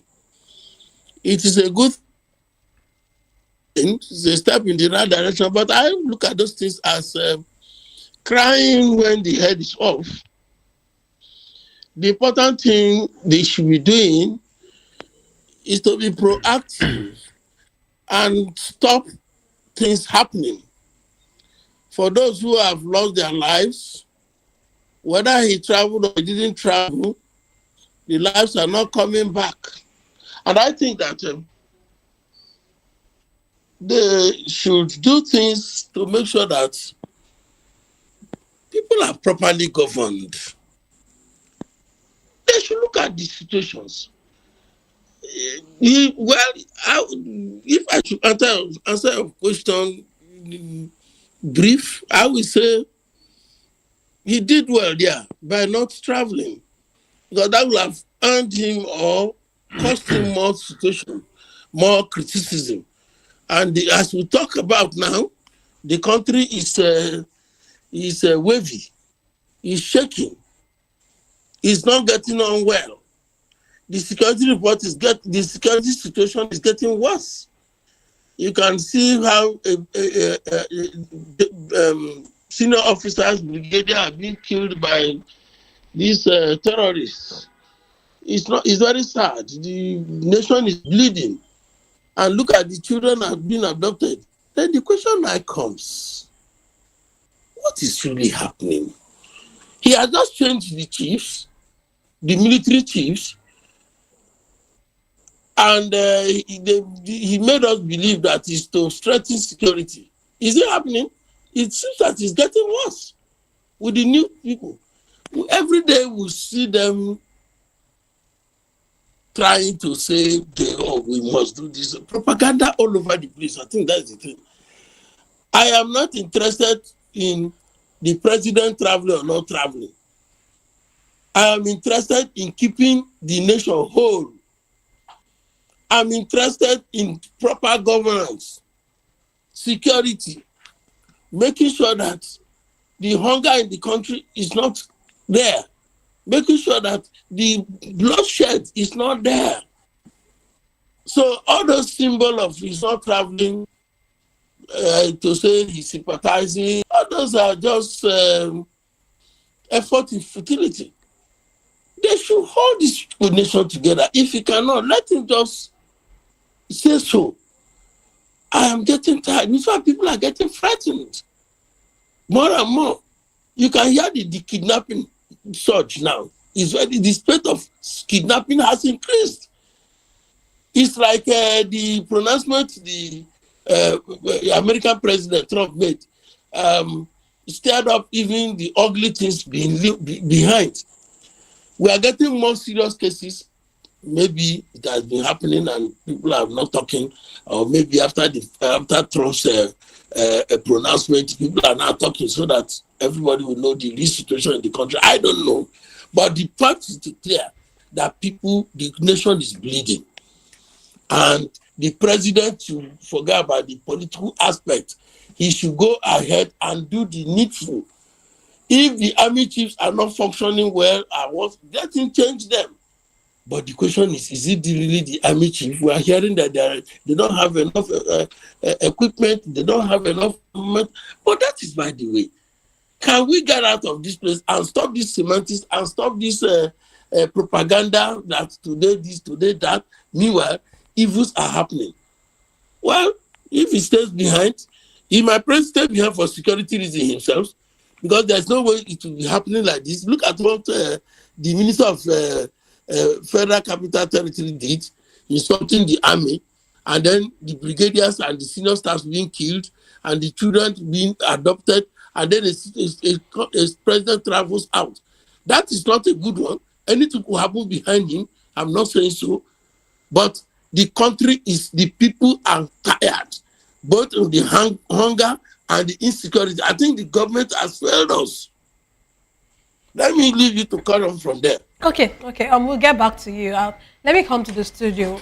Dr. Peter, is it just enough to stop his trip, or decide not to travel? We know that he sent Shetima to Kebbi, but is it not supposed to, as the president, shouldn't he have been the one to have gone to Kebbi State? And then what's your take on this?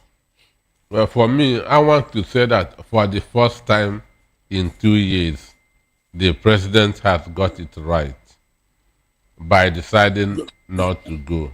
And I know that he must have been persuaded not to go, because there was a time, the time that dam opened in Borno State, he was in France. Understand? That's on transit to UK. So people were complaining that we are in France, and more than 350 people died. So he came back briefly and went to UK. So that doesn't show compassion at all. That doesn't show compassion, because the president is the father of the country, and there's no good because there are very bad fathers. There are no good father that will see his son or daughter being sick, understand, and he will carry his bag and go. Where are you going to? Understand me? The money or whatever that you are going there to make there, who is to enjoy it? So some years back, I know of somebody who was to enter Wimbledon finals. Understand? He has qualified for Wimbledon final. You know, for non-tennis people, how Wimbledon is. He has gotten to the final. On entering the court, he received a phone call that his pregnant wife have entered into this ward. He carried his bag and went back. Do you understand that? He carried he dropped his bat, carried his bag and went back.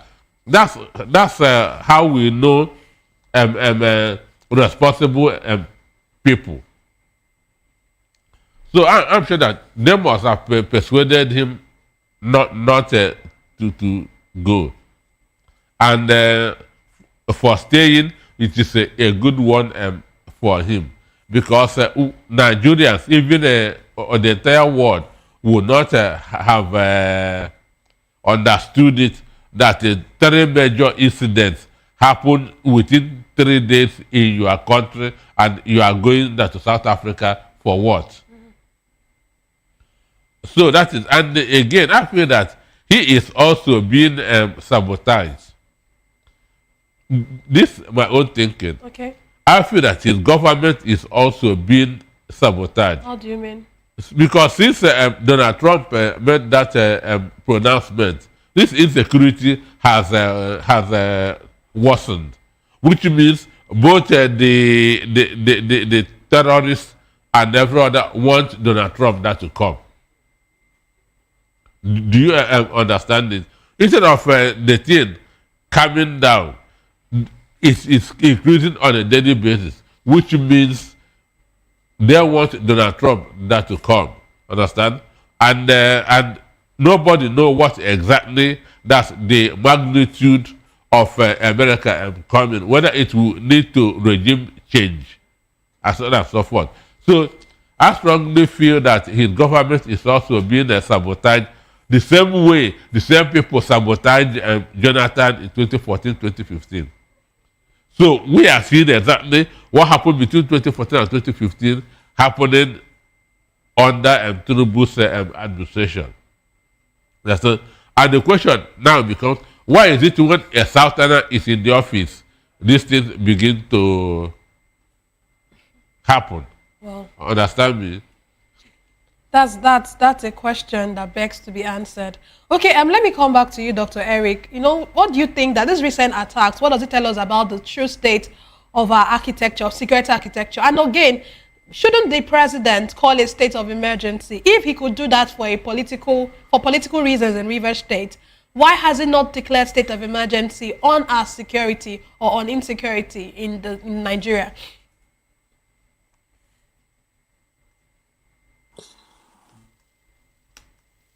The point is, the president, I think he has lost grip. The intrigues, or should I say the plot that he had been engaged in since he became the president, the negative aspect of it is now coming to play. It's exploding before him. This is a man that took over, and instead of addressing governance, he went on politicking, campaigning. It is not coming to pass. He thought he was in control of the country, but everything is looking at him now that he was not in control. Does he have the courage to declare a state of emergency? That's the question. Hello? I can hear you. I'm with you. Go ahead. Hello, does he have the courage to declare a state of emergency? I say no, he doesn't. The area he could declare a state of emergency was in Rivers State, where he can bully. But a state of emergency entails so many things. If he should declare a state of emergency the way he did in Rivers State by suspending a governor, then he should be ready to suspend up to 6 or more governors in the north.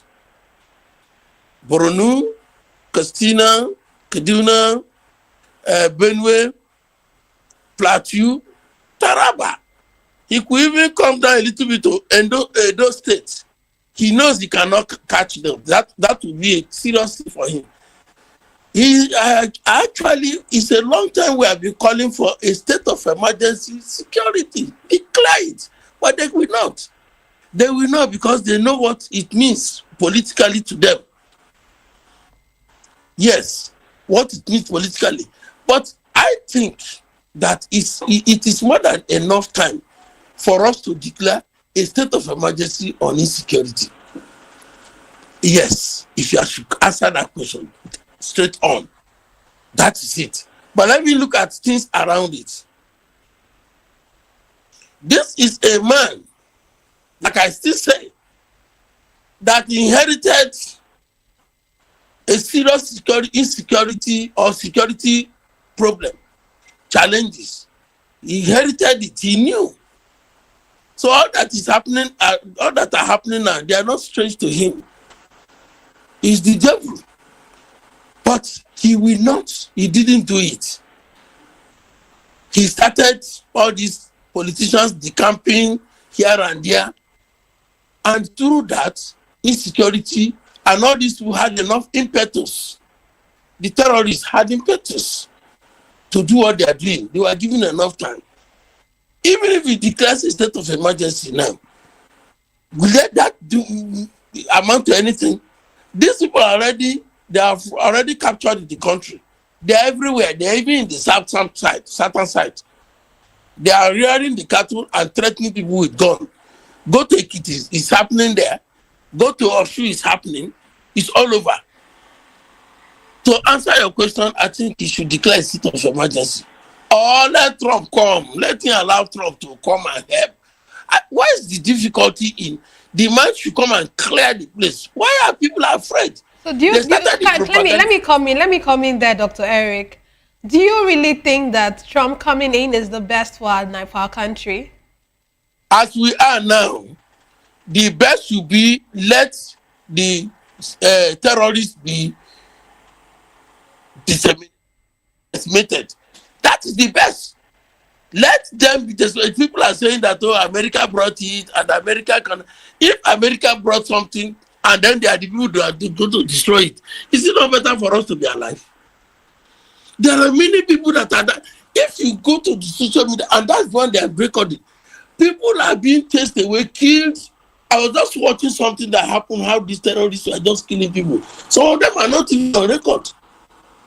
Okay, let me ask you, what should have warranted them going to a church in Kwara State? I think that happened, was it yesterday or so, to start killing people? I was that. What should warrant in Kaduna going to abduct people, killing? What should warrant it? It means that these people are not able to handle it. Now, let me tell you why I want Trump to actually come. Because even in the army, Boko Haram has infiltrated it. That is the terrorists. They are getting first-hand information. Have you noticed how the general was killed? How did that information get across? Even before the real army didn't got it, this terrorists had already gotten and they know his target. Army is not good like that. He has shown his coordinates, but it was intercepted. So, if as it is now, I doubt if Nigerian army can actually fight this because they are divided. It has been filtrated. So let America come and declare all these things that saying that America is going to take our gold, oil, and this. Please, they should forget about those ones. We are not. It's a man who is alive that talked about gold, and let them come and clear these people. That's it. I look at it that way because as it is now, the army will find it difficult. They are determined to do, but they are already having saboteurs amongst them.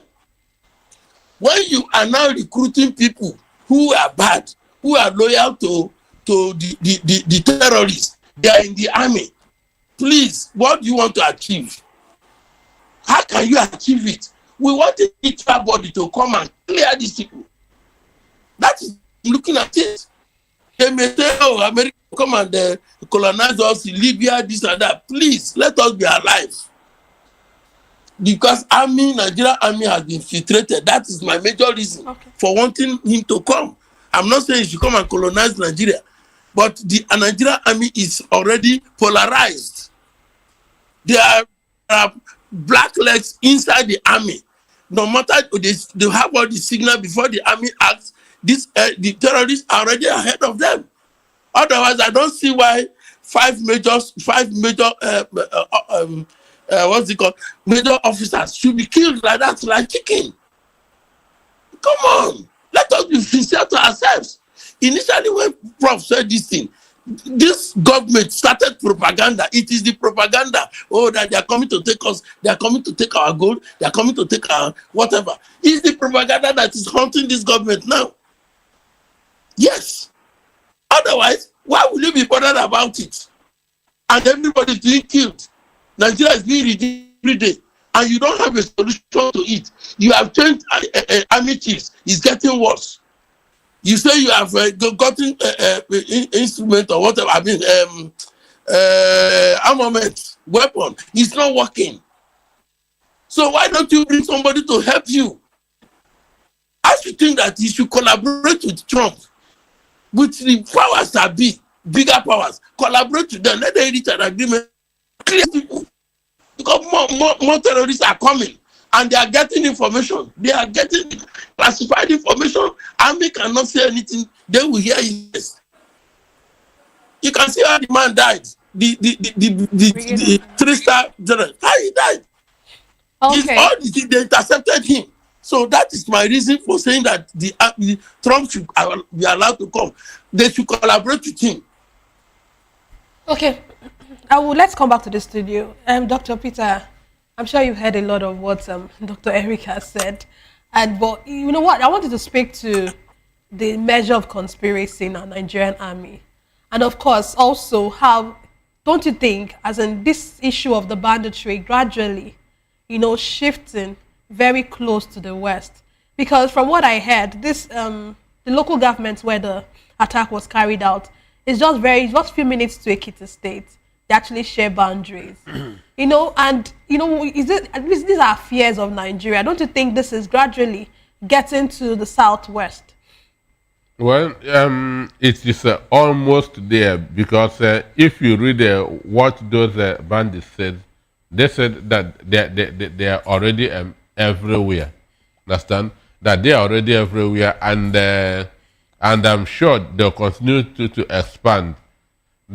That's Ekiti has a boundary with Kwara State, and Enugu State has boundary with Kogi and Benue. So they are expanding without interruption. Because why? They are armed. Understand? So there's no way a man with a cutlass will go and begin to fight a man with an AK-47. So they are really expanding. And to stop this, we need a neutral force. we need a neutral force, which is U.S. Army. Because last week, there were protests in the north where they were saying that the bandits are their brothers, their fathers, their uncles. Understand? That they shouldn't be killed. Imagine what somebody is saying, that bandits, terrorists are their brothers, their fathers, their uncles. Therefore, Donald Trump should not come. So, emotion is already there. Emotion is already there. So, they will not, Nigeria soldiers cannot go all out, understand me, to wipe these people, because they are their own people. And that's why the way soldiers behave in the southeast is not the way they behave in the north. They are more aggressive in the southeast because there's no emotion. They can shoot anybody. It's not their brother. It's not or their sister. Understand me? But over there, they are doing a different thing. So for this thing that to work, I feel that we need a neutral force that will not have any emotion, that there will not be because those terrorists are not fathers and brothers of the American soldiers. So they will do their work as is expected. And again, these people that they say that they have repented and rehabilitated, you can never rehabilitate somebody who has formed the opinion. You can never rehabilitate somebody who has been brainwashed. So these people who are now in the society are still giving information to those bandits. You see it? They are still giving information to those bandits. So the only way to get this thing done is to get a neutral force. Understand? So American soldiers can partner with Nigerian army. Understand me? But we need a neutral force.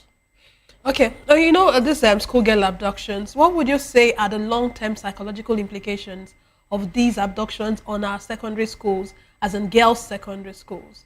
Well, I watched a video that's in Enugu some time ago, that's on a Monday. I saw this sit-at-home enforcers, understand, beating about 8-year-old girl who came out to go to school, telling her that to go back.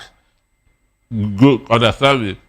So that thing will be in her mind for the next 10 years.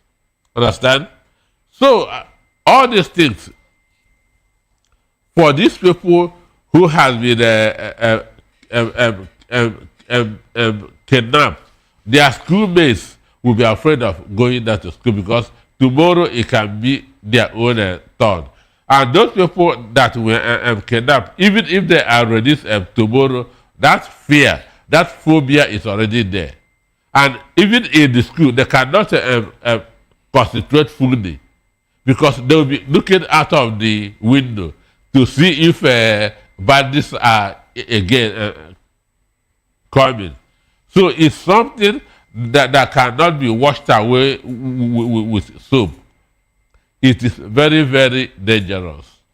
Okay, and before we move to our next conversation tonight, let me come back to you, Dr. Eric.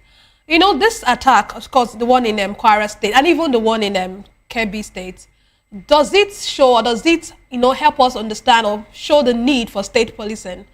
Should we move to state policing? When the military is not coping with something, is it the police? I said, now this is beyond state police, in my own opinion, because the weapon these people are carrying, I mean the terrorists, they are not the weapon for state police. The question of state police should come when we are talking about more of civil matters and all these small robbery and all that. This is war. We are talking about war, full-blown war, where they are using sophisticated, lethal weapons. State police cannot work here. This is not what we should be talking about in this one. In my own opinion, I will make it short. Hello? Hello? Yes, we can hear you. Did you hear what I said? You said you wanted to make it short, so I felt you were done with what you were saying. No, I've already talked. I have already talked and then finished, and I said, okay, making it short. Exactly. So I'm moving on to the next conversation. The summary is that state police cannot handle these terrorists. State police is for no matter, not for war. Because of their weapons. Okay, thank you. Let's come back to this. Mr. Peter, it seems you want to say something about this. Yes, well, for me, I'm a fan of state police. Okay. Because one, the governor of Kebbi State has given assurance to the families that's of those girls that their daughters will be rescued. Then who are now doing this rescue? Assuming that Kebbi State have most of their policemen from Enugu State, from Bonji State, from Ekiti State. They don't understand the topography of the area. Understand? They don't understand all the topography of the area, and because of they don't speak the same Hausa. Hausa people there in Kebbi will not give them that information. Do you understand that? And mind you, there was a story today that soldiers that were chasing those abductors, that bandits ambushed them. Understand? They were ambushed so that's to stop it. Do you understand? So for you to know that this is an organized force. Then, but with the issue of sophisticated equipment, if you have a state police now, it will be hoped on the governor to equip his own state police. Understand me? The governors will now be equipping their own state police. They can now say that because of the kind of ammunition that these people are using, let us get a superior one. Do you understand that? So for me, I'm always in support of us having a state police, and all the federated units in the world have a state police. In America, we have NYPD, New York police department, Los Angeles police, and so on and so forth. So, and that's what will show that actually that we are running that's a federation. Now, what we have now is a unitary system of government. Okay. Let's move on. Thank you very much for your submission there. Let's move on to our next conversation for tonight. The National Judicial Institute, NJI, has issued a statement dismissing reports that judges at the 2025 All Nigeria Judges Conference sang a political chorus on your mandate we shall stand in allegiance to President Bola Tinubu.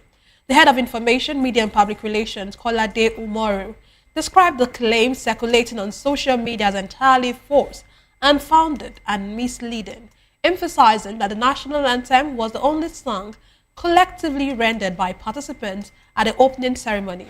The NGI maintains that no judge in attendance sang or chanted any political song at any point during the program, asserting the judiciary's strict commitment to non-partisanship. Mr. Omori explained that the brief rendition of the On Your Mandate tune was played solely by the Guards Brigade Band as part of their ceremonial protocol to usher the president to the podium for his address, clarifying that the judiciary had no control over the brigade's musical selections. He further stated that judges rose to their feet only out of due deference to the office of the president. The statement concluded by assuring Nigerians that the judiciary remains deeply committed to constitutional neutrality, warning against attempts to distort the solemnity of the event or attribute political motives to judicial officers. Let me come to you, Dr. Eric. Yeah, I'm here. You know, let's start with this. What do you think about this, their refuting of the claim? You know, we heard, of course, they're saying it's indifference, but they stood indifferent. But we saw the video and we saw that the song was sung or the song was played, and now they're telling us this. What do you think? It is ridiculous. That response is ridiculous. And that response carries no weight. I don't think any serious Nigerians that have been following the trend, the trajectory of the attitude and the judgments of the judiciary in cases, especially political cases and even non-political cases in this country, will accept and endorse that statement. The judiciary cannot convince us by mere talking that they are neutral and they are, in fact, what do I even put it? How do I even put it? That they stand by their callings. Who are they going to tell that? We see what happened in elections. We see what happened when people carry money bags and all that, things being turned up and down. And they are telling us this to me. What is it? Whether they endorse on their mandate or they don't endorse it, they can endorse it anywhere they want to endorse it. The judiciary should clean itself. It is not by talking. It is not by shooting. It is by acting, by the doing. Let us see justice being done. Some of us, they use technicalities in serious things to knock off. When judiciary is serious, technicalities they are minimal in their age. We know when juries, gurus in this country that this country produce, they have condemned excessive reliance on technicalities. They should face the gist of the matter and forget that. So they can always say no, they can always deny, but in the minds of Nigerians, the average Nigerian knows where the judiciary stands in our democracy in this country. I can also tell you that part of should I even say part? Major part of our problems in this country is the judiciary, which is supposed to be the hope of the last hope of the common man, became the hopeless stool of the common man. If you cannot, it goes for the highest bidder. Yes, they can come and arrest me. I'm saying the truth. That is what is there on ground. We all have children that are lawyers. We have relations that are lawyers. The young ones are not agreeing. Okay, can anybody even fault me on that? The last meeting, the last convention that the lawyers had, what happened there? The Gen Zs, the young ones, spoke their minds, just like we are talking now. It is not by refuting, it is in being. Let us see the judiciary buckle up. And then when they say they are refuting, we will be the people to refute it for them. It's not them. If the judiciary is standing as the judiciary should stand, it is the masses that will say, no. On the mandate, the judiciary are not part of it. But as it is now, some people will believe that it's even the judiciary that introduced it there. So let us not see facts and turn it upside down. Okay. The fact is that judiciary needs to do more, and then to gain the confidence of the citizens, the confidence of Nigerians. They are not doing enough. Okay. Let me come back to the studios. Dr. Peter, you know, with all of this, I'm sure you have what to say. I'm sure you want to say something about this. But while saying that, I wanted to answer this question. How should the judiciary proactively rebuild trust? Because it seems like they've lost trust. Nigerians have lost trust in the judiciary. For me, I don't see this group of people that assembled on that day as people who would rebuild trust. To me, it was like a gathering of a National Union of Road Transport Workers. Understand? Because when that song started, all of them stood up. Understand? All of them. So now this is an event. Understand? So even there's no way that song should have been played by anybody. It is gross insensitivity. It is gross insensitivity because if it's a DJ that they hired, they will have told him what to do. Anywhere president is coming is a national anthem. Once they start the national anthem, everybody stand up. But you are standing up on your mandate to stand. Is that our national anthem? The answer is no. And to tell you the truth, I regretted that Super Falcons won that cup because of that song that they sang on that day. I regretted that Super Falcon won that cup because of that song that they sang on. That's not our national anthem. Understand?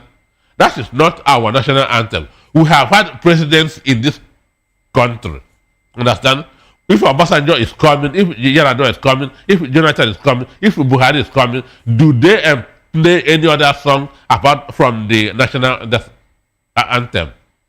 So I watched the video. They stood up for that song. They stood up for that song. So if they are not part of it, they will have told the DJ stop. Understand? Play the national anthem because that is not our national anthem. So, as I told you, those people to me is like gathering of National Union of Road Transport workers. I stopped respecting judges from 2015. I stopped respecting judges from 2015. Understand? In the 80s, 90s, we see judges like bishops. Understand? We see judges, not a Pentecostal bishops, so those are 419. I'm talking of Catholic bishops. The respect that Catholic bishops have, that's the same respect that judges have. Then you don't see them. You don't see them. It's just from their house to the court, from the court back. They don't go to Owambe. They don't go to naming ceremony. They don't print a complimentary card. So you don't have to call them. But these current judges, even naming ceremony, they attend. And when you begin that to make friends, compromise has started. They always call you, do this for me, do this for me. There's one politician that brought up, raised his phone up and tell me, Peter, all the judges in Nigeria, their phone numbers are on this phone. Understand? A politician. Understand? So now, how do you expect that integrity from such people? So for me, I'm not saying that there's no hope in our current judges. Okay. Maybe those that will be called to the bench, maybe from the next from 2030, because they will even be corrupting the junior ones. So I'm not seeing these people changing anything. That's why I keep on saying the best thing to do for any Nigerian, if you have case, try to settle out of court. Okay, I will have your concluding thoughts in just a minute, but let me first go to Dr. Eric. Dr. Eric, please, can you give us your concluding thoughts before we leave tonight? My concluding thought is very simple. My concluding thought is government should face governance, face work, their work. Citizens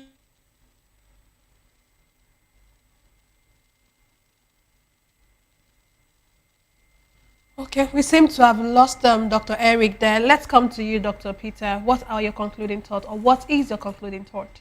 Well, for me,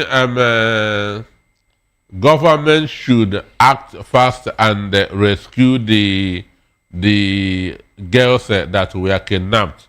We had that two has that have escaped, the remaining 23. So government should act fast because they are not going to hide them in the moon or in the sun. So they should act fast and bring them. It shouldn't be like the politically motivated Chibok. Understand? They should do fast and bring them back. Then the presidency should try and stop the killings in the country. Okay, that's all we have for today's episode of the issues. Thank you very much for being a part of it, Dr. Peter. Thank you, yes, sir. Thank you very much, Dr. Eric, for being a part of it virtually all the way from Port Harcourt. You're welcome. Today we explore the challenges facing Nigeria's politics and, of course, governance. Thank you so much for joining us. Don't forget to tune in next time for more in-depth analysis and discussion. Follow us on social media to stay up to date on the latest news and insight. Until next time, stay informed. I am Nenna Ndomdioto, and this has been the Issues and Voice of the People television, where the future faces forward. Please stay tuned for Hashtag with Vivian and Ikechukwu by 8 p.m. Thank you.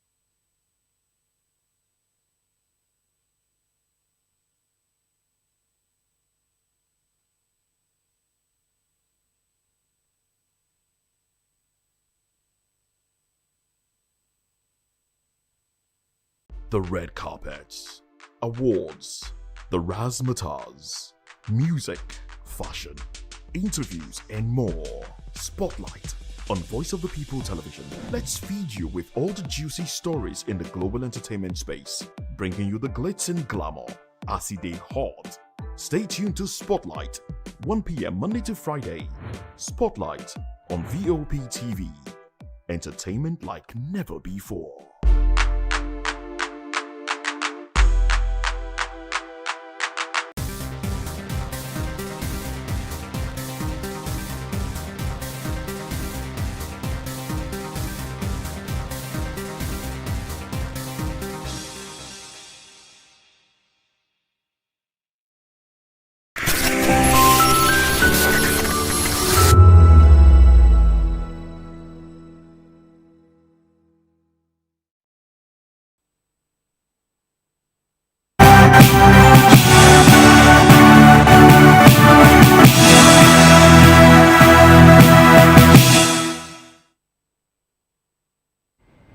Hello and welcome to the African News and Voice of the People Television. I am Fina Okechukwu. Before we begin the news, kindly visit our website www.vop.ng for fresh and trending news. We begin today's African news with a story that Russian President Vladimir Putin will meet Togo's President Farouk Gnassingbe in the Kremlin on Wednesday for talks that will focus on developing ties between Moscow and the tiny phosphate-producing country on the West African coast. Gnassingbe, whose family has ruled Togo since 1967, was invited to visit Russia by Putin, Togo said in a statement. The statement said both leaders will hold a one-on-one meeting focused on strengthening bilateral cooperation, particularly in the fields of diplomacy, economy, trade, agriculture, energy, training, and food security. Russia's growing clouds in Africa, including in countries such as Angola, Central African Republic, Equatorial Guinea, Libya, Madagascar, Mali, and Mozambique, is viewed by concern by Western European states and the United States. Zambia will host a Chinese premier for the first time in 28 years as the sub-Saharan state emerges from a financial crisis, with Beijing eager to access the country's commodities and develop a bigger market for its exporters. China is Zimbabwe's largest official creditor with $5.7 billion owed, and is eager to highlight countries that are model members of President Xi Jinping's flagship Belt and Road Infrastructure Initiative. China has said it would also link to show how African nations can recover from financial crisis with its assistance. Premier Li Qiang's arrival in Lusaka on Wednesday is part of a push to deepen China's presence in the copper-rich country as Europe and the US vie to become alternative benefactors now that Zimbabwe's $13.4 billion in debt is on a more sustainable repayment plan. Moving on to Kenya, where they have a target budget deficit of 4.9% of GDP in the 2026-2027 fiscal year of July to June. A senior finance ministry official said on Wednesday, keeping it broadly in line with the 4.8% focused for this financial year. The East African nation has been struggling with heavy debt payments in recent years after it's ramped up borrowing in the period since 2013 to fund infrastructure projects, forcing the government to try to maintain a fiscal consolidation path. Chris Kipto, the principal secretary at the Ministry of Finance, told a budget preparation gathering that the government has to carry out a delicate balance to ensure it is raising adequate revenues for critical expenditures while meeting its debt obligations. According to him, the government plans to fill the budget gap with next external financing of 241.8 billion shillings, amounting to $1.86 billion, and a net domestic financing of 775.8 billion shillings, amounting to nearly $6 billion. South Africa's headline consumer inflation quickened slightly in October, reaching 3.6% year-on-year from 3.4% in September, official data showed on Wednesday. Last week, the finance minister announced a new 3% inflation target for the central bank, which policymakers hope will help anchor inflation expectation and eventually create room for lower interest rates. The South African Reserve Bank will deliver its next monetary policy decision on Thursday, but experts, media and focus indicate a 25 basis point interest rate cut. Statistics South Africa said on Wednesday that month-on-month inflation was at 0.1% in October compared with 0.2% in September same year. Away from that report, Mali's military and allied militias have killed at least 31 people in attacks on 2 villages in the central Sahel region, where the main insurgent group linked to Al-Qaeda operates. The Human Rights Watch disclosed this in a report revealing that the first attack took place on October 2nd in the village of Kamuna, where the army and militia forces killed at least 21 men and burned homes. The second is reported occurred in the village of Bale, about 55 kilometers away, where at least 10 people, including 1 woman, had been killed. The report said witnesses described army and militia forces executing villagers after accusing them of collaborating with Jamaat Nusrat al-Islam wal Muslim (JNIM). The Al-Qaeda allied group has expanded operations in the south of the West African country.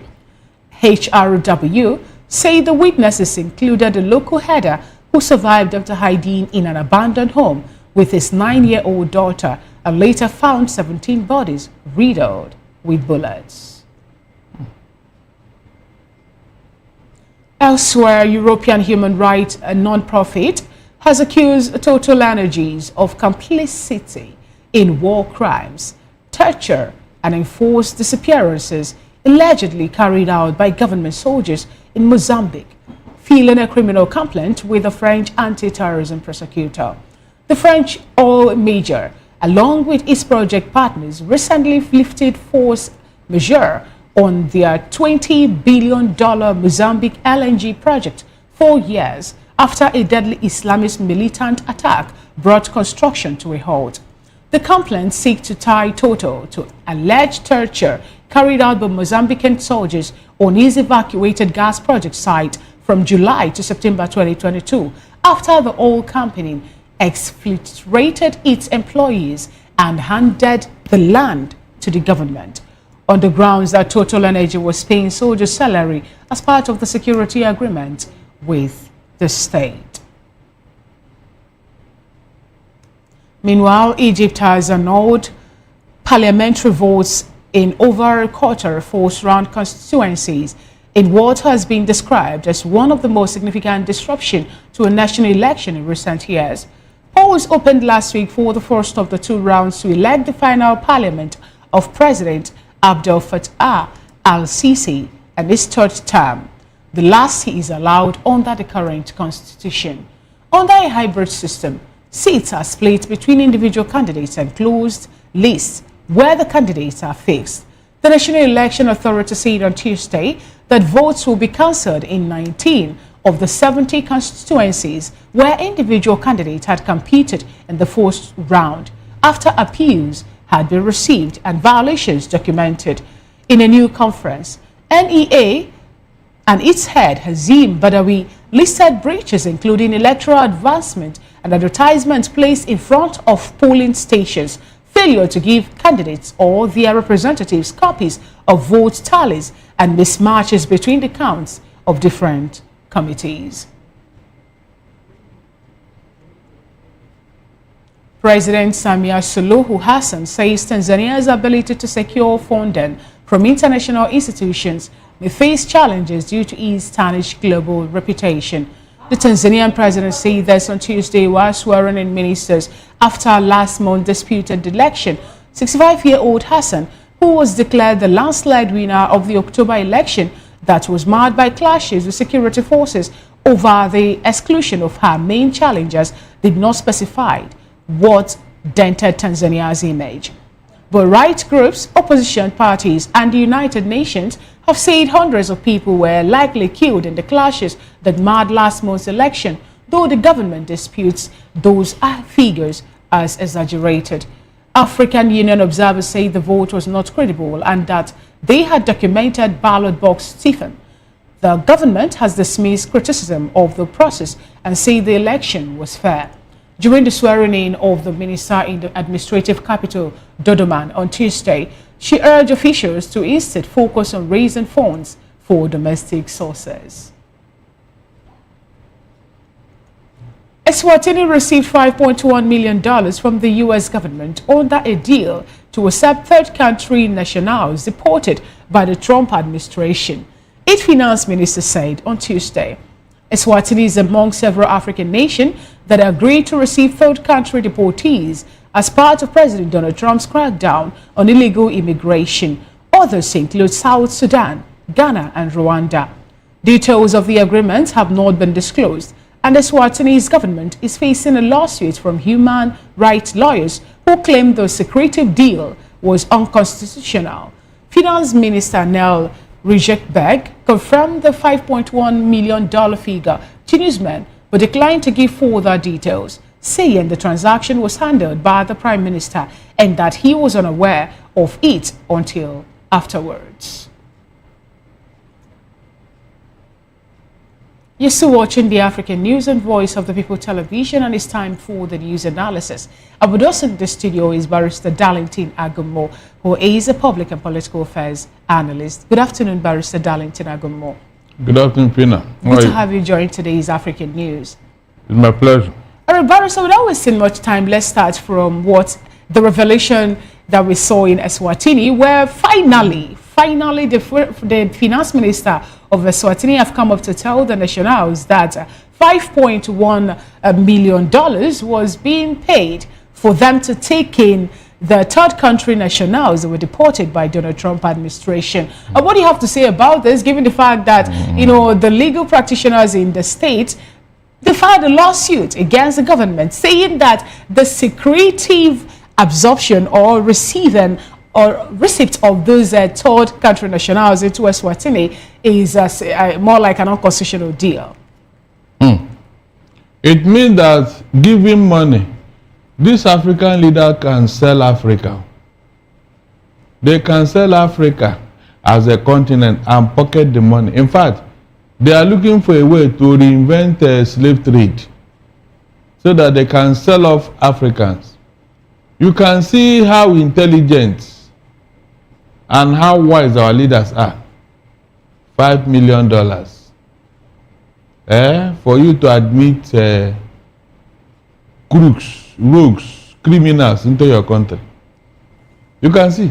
Now, Barry said, now that we have this revelation being made by the finance minister of Eswatini, Niel himself, he says something about not giving the detail of the information, saying that the deal was between the Prime Minister and the U.S. President. Are we saying that the likes of South Sudan and even Ghana, who we learned also, even Rwanda too, took in some of these third country nationals, are we saying that they also must have collected money from the U.S. administration to take in those people? Even I told you here, either you or David, that money exchanged hands.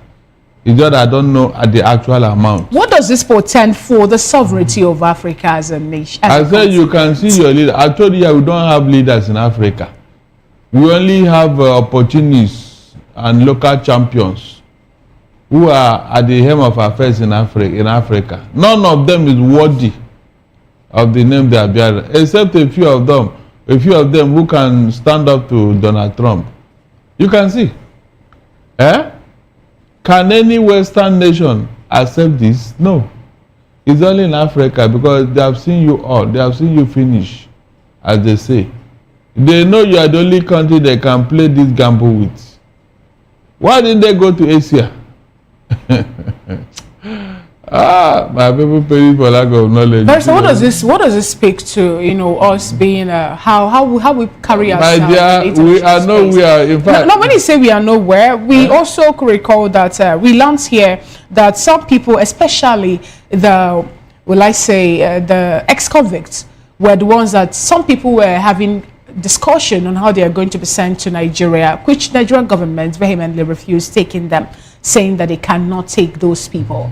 Now, what do you think happened that made the likes of Ghana, Angola, South Sudan, and Swatini to accept it? Even Cyril Ramaphosa also kicked against such happening on the soil of South Africa. Yes, that is the quarrel between Ramaphosa and Donald Trump. You see, whenever you try to resist these people, you become what? A bad boy. Granted that yes, the Western world, there are good things they are doing. But when it had to do with your human right, with your integrity as a country, my dear, don't compromise it because it will not turn out well. The immediate gain of $5 million, will it equate what will happen after? The type of human being that they are going to turn out with in that country. Because look, these are ex-convicts. The criminal blood in them, are they going to wash it off and make them a new person? There are far more reaching implications. They are going to stay in that country, live in that country, procreate in that country, and have a life of their own. A country that is not even their own, they are not from there. How do you reconcile that? Won't that further create problem in the future? You don't need to be told, it's going to happen. Unfortunately, the people that created it may not be there when this will happen. But we learned that Eswatini were able to send back or repatriate to Jamaica, and also I think another national to the origin, the country of origin where that person belonged. Now, Barrister, what do you think that made the natural origin of those people to refuse taking them in from Ab initio? Because we can recall that. Because let me tell you what is happening here. Most of them entered US with what? Forged documents. And so their nationality is in doubt. Most of them. They travel with other countries' name and all that. And so when the chiefs are done, they don't know where to go because their country will say, no, this is not our national. That's the issue here. Their country will reject them because what they are using is not their country's passport and all that. That's the issue. So that they rejected them, yes, there was a reason. After all, I don't see any country rejecting their national. You can come in as a citizen, nobody, you don't need to negotiate for you to come back to your country. But because of these travel documents that is not in order, that is the issue they are having. Most of them, they are having these issues up to tomorrow. And so when they cannot pinpoint where they will not, the last address in your passport, they will follow there, dump you at their airport and go home. That's what they do. Because in your passport, they will not write the name of your village. They will not write the name of your family. They will not write you are from Nigeria. And so any major airport in Nigeria, they will drop you there. Find your way. That's how it's done. Unfortunately, African leaders, they are not interested in what will happen later. It's the money. Every other country that accepted those people in Africa, they collected money. Quote me, they collected money. It was not. Why are you going to do it pro bono for the God's sake? Why would you admit ex-convicts, American ex-convicts into your country for nothing? Why would you do that? Is it possible? Donald Trump gave money and they accepted it. In fact, I see them demanding that money back from Eswatini because they have breached a contract. Yes, they have breached it. Which is talking about the money an issue. They accepted the money to keep it. So why would you not take them to another country? It's a breach of contract, yes. All right, away from that, let's look at another story where the president of Tanzania, Samia Suluhu Hassan, told Tanzanians that the country is facing some challenges due to tarnished global reputation. Though she didn't further tell them what really happened or what image of the country is being tarnished at this point, but she's urging the members of the cabinet now to find a way to raise money for them to be able to keep the running of the state or the nation. Because from what she said, that opposition parties and even United Nations and other people have come up to say that some persons were killed after the election that happened that was marred with clashes and all that. And that was the reason they were not able to get external help, funds from other people. How do you think Tanzania will survive with such image being painted by the president of how they needed help? I think, in fact, I think they should tighten the noose around the neck of Tanzanian government. Seriously, they should tighten the noose, squeeze them hard. Because what happened in that is unthinkable for a woman. They should tighten the noose. Let them cripple that government until the needful is done. They should even suggest that the election should be what? Redone. Yes, they should redo that election the proper way. Who is going to sponsor the election if you're calling for them to go back again to have another election? Now that Salihu have come up to say we don't have enough fund, and she is urging, she's urging the ministers to look for a way to raise funds domestically. They will go and sell their blood to the World Bank, the World Health Organization. They should drink their blood, go and sell it to them. Barrister, wouldn't this bring more hardship on the people who are already suffering? The government will suffer more. Let them place sanction on them. All their properties abroad, they should sell them off. Yes, I'm telling you. But Tanzania is not the only country that have ever faced that post-election clashes. Let them start with somebody. It happened in Cameroon. People died after Paul Biya was declared the president. And, we've not really seen that some people decide not to help and all that. Paul Biya have become an ancestor in Cameroon. So are we fighting a case where we exonerate some people and call for stiffer penalties and punishments for others? This one now is a budding monster, a budding dictator. So let us stop her first. Then we go for the ancestors in power. With the picture you've painted about this lady, making it look more like she's a behemoth, how do you think it's going to be possible for she to be stopped at this point? But already she's crying out. But she's urging people to find a way to raise money. How will they find a way? No, there won't be any way. Tanzania is not a power bloc in East Africa. So by the time they squeeze that economy and the government, they will not know how far. Look, if you know what is good for her, let her call for another election. The EU and other Western powers, they will contribute money and help her. After all, how many are they? How much do they need for another election? The EU and the Western power can, even if it's $10 million, yes, it can do the job. They can contribute it and convert the money and then use it judiciously. It will conduct a free and fair election in Tanzania. That's what I think here. Somebody should be made a scapegoat. Somebody should be used as an example for African leaders to sit up. Oh, you are looking for money, Abi? So when you collect their money, you now use it to entrench yourself in power. Who told you that the Western world wants such a thing now? These are the things we are talking about. Your sovereignty did not stop you from going to borrow money from outside, Abi. Are you serious? Oh, you will not tell them now, as a sovereign nation, I'm not supposed to go outside Tanzania to borrow money. Barrister, yes. Tanzania is not the only country owing. US too is owing. In fact, it's recorded. They have the highest don't go there. But that is the truth. Hold on. Are they using it for good or for bad purpose? Tell me. No, did the US go and borrow money to suppress the election in America? When you want to compare this thing, please, I don't want to hear it. That America borrowed money, should you go and borrow too? Is there anything wrong in borrowing? A lot is wrong if you cannot manage the money you are going to borrow. Yes, Africa have borrowed and over-borrowed. They have borrowed their children's future. So they should stop borrowing. That's what I'm saying. If you cannot manage the money you are borrowing, why are you not borrowing? Like in Nigeria now. All the money we borrow, where is the evidence? All the money we have been borrowed. Look at how much we have borrowed for 10 years now between Buhari and Tinubu. What is the evidence? Please tell me. And we are looking for 210 trillion naira.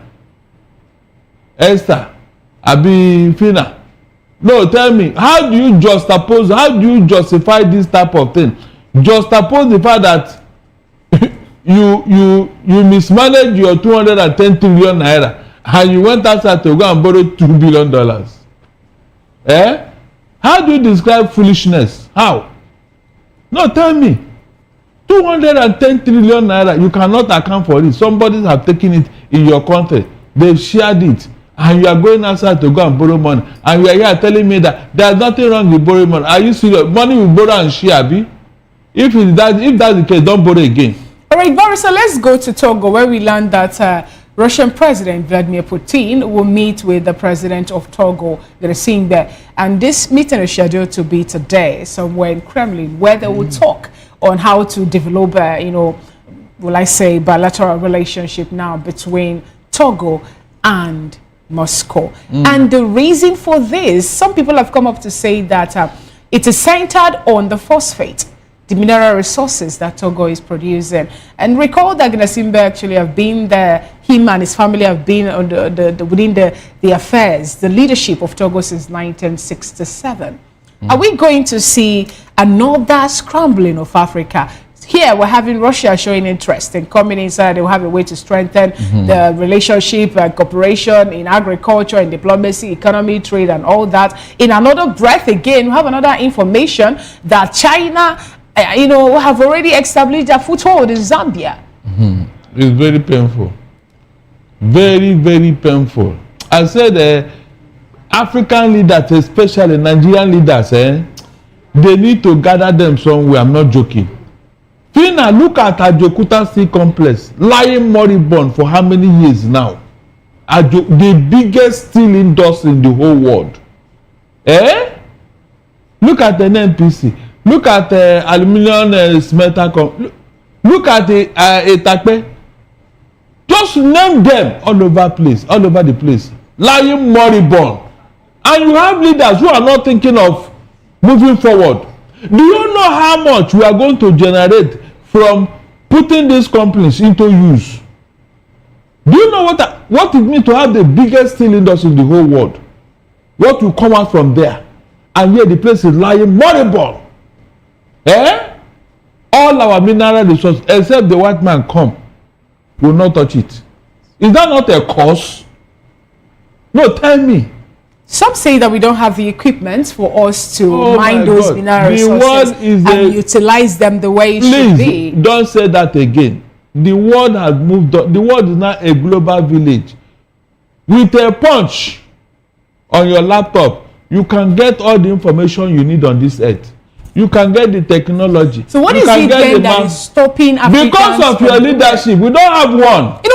This is more like a big concern. I'm telling you, if you check it out, you find out that Russia have finally found a way to, get into the countries like Equatorial Guinea, Angola, African Republic, and even Madagascar too, Mali, Mozambique. They are spreading their tentacles within all, most of the African countries. So what is really happening? They have seen us finish. They know that we don't have anybody here. Nothing is in Africa. This is neo-colonialism. Neo-colonialism. Have they not given you independence? Oh yeah, now what are you doing with it? Nothing. You can't even take care of yourself. You are busy killing yourself. The same people will come and say, oh yeah, stop fighting. Oh yeah, come, I want to make peace among you. And you say they come to take your resources. Are you serious? How many times have you had any Western country fighting this type of useless war we are fighting here?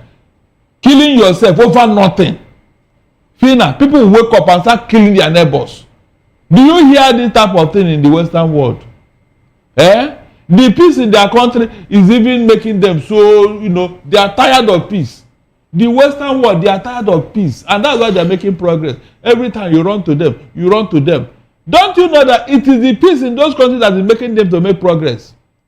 For example, this government of Nigeria has spent over 22 trillion naira fighting what? Insurgents, terrorists. 22 trillion naira you would have used to better the life of your people. You spent it on what? Buying military hardware to fight who? Ordinary bandits. Wasting money. Look, I pray God will transform me to what I want to be. I will take seriously. I'll take care of it because. Can you give us? Can you just tell us? Let's get a glimpse of what you want to be. This one is saying God can. Look, if I have the power these people have that they don't know. 24 hours they will know that yes, somebody is in town. I'm not joking. Now, do you think I can do it here? Barrister, do you think an individual can? Yes, you can make the difference. Look, hold on. You can make. Donald Trump came and said America first, and he put it into practice, and the whole world was catching cold all over the place. What are you telling me?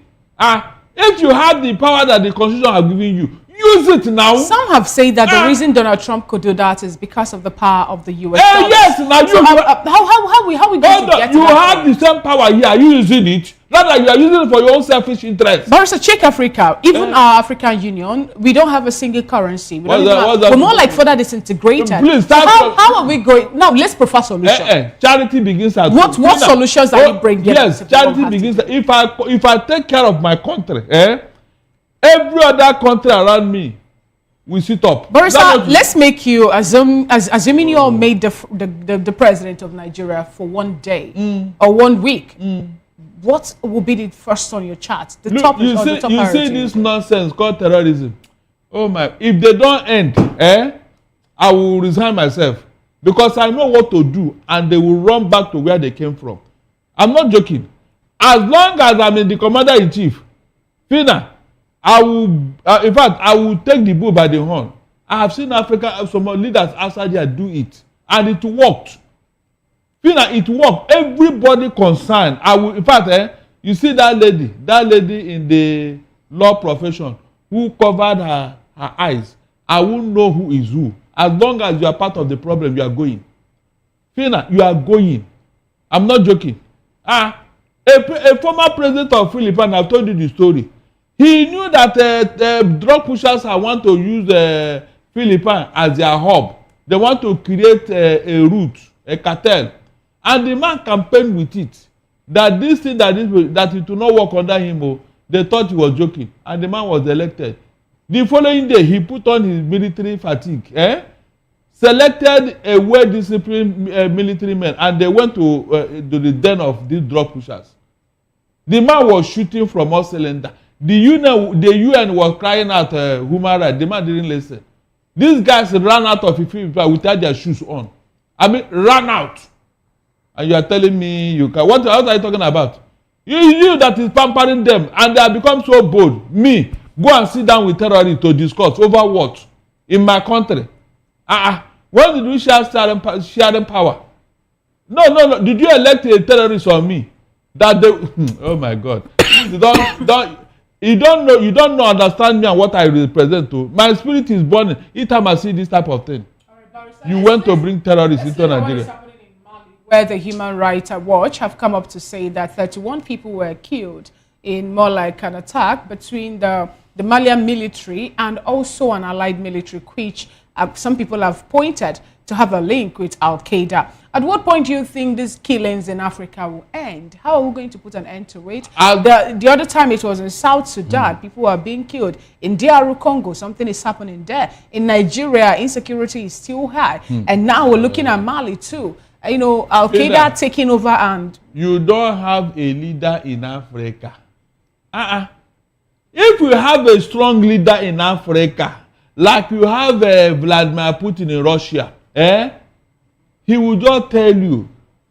Putin will tell you and tell you what to do. He will tell you to get out from that place as a terrorist. If you refuse, wait for him. That is a simple order.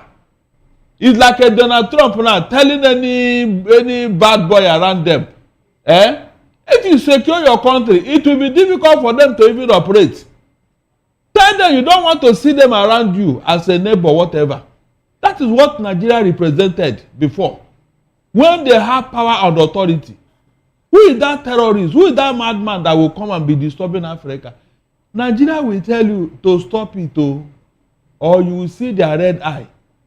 Can any leader in Nigeria say such a thing today?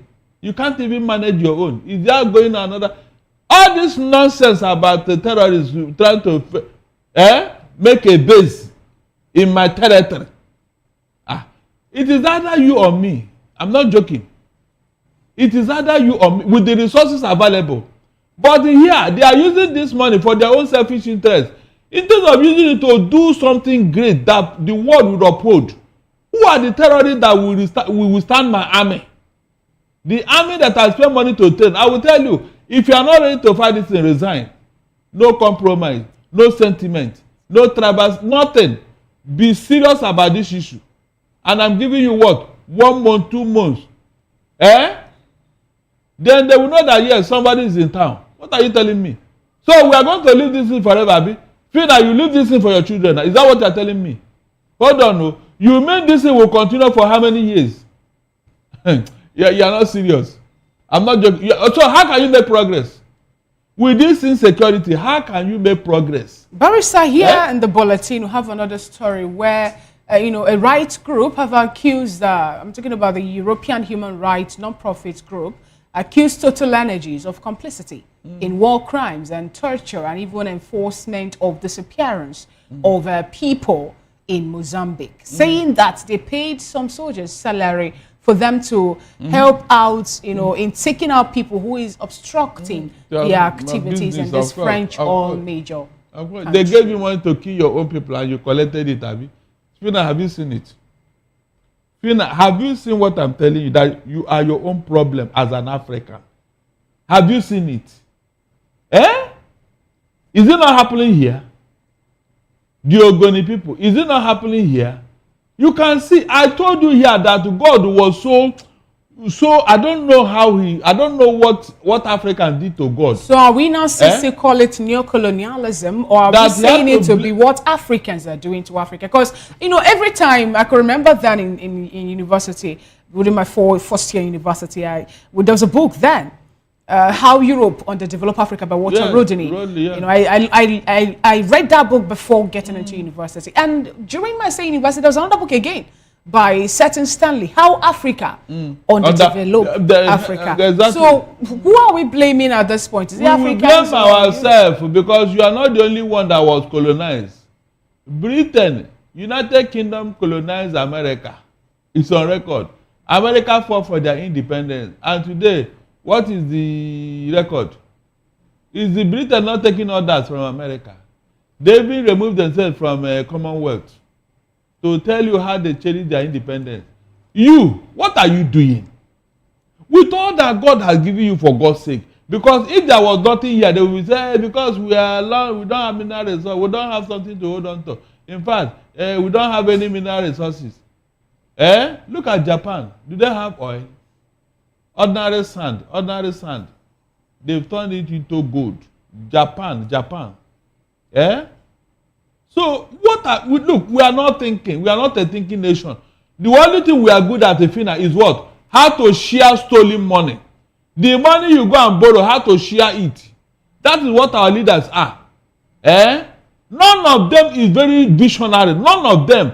When Russia went to the moon in 1959,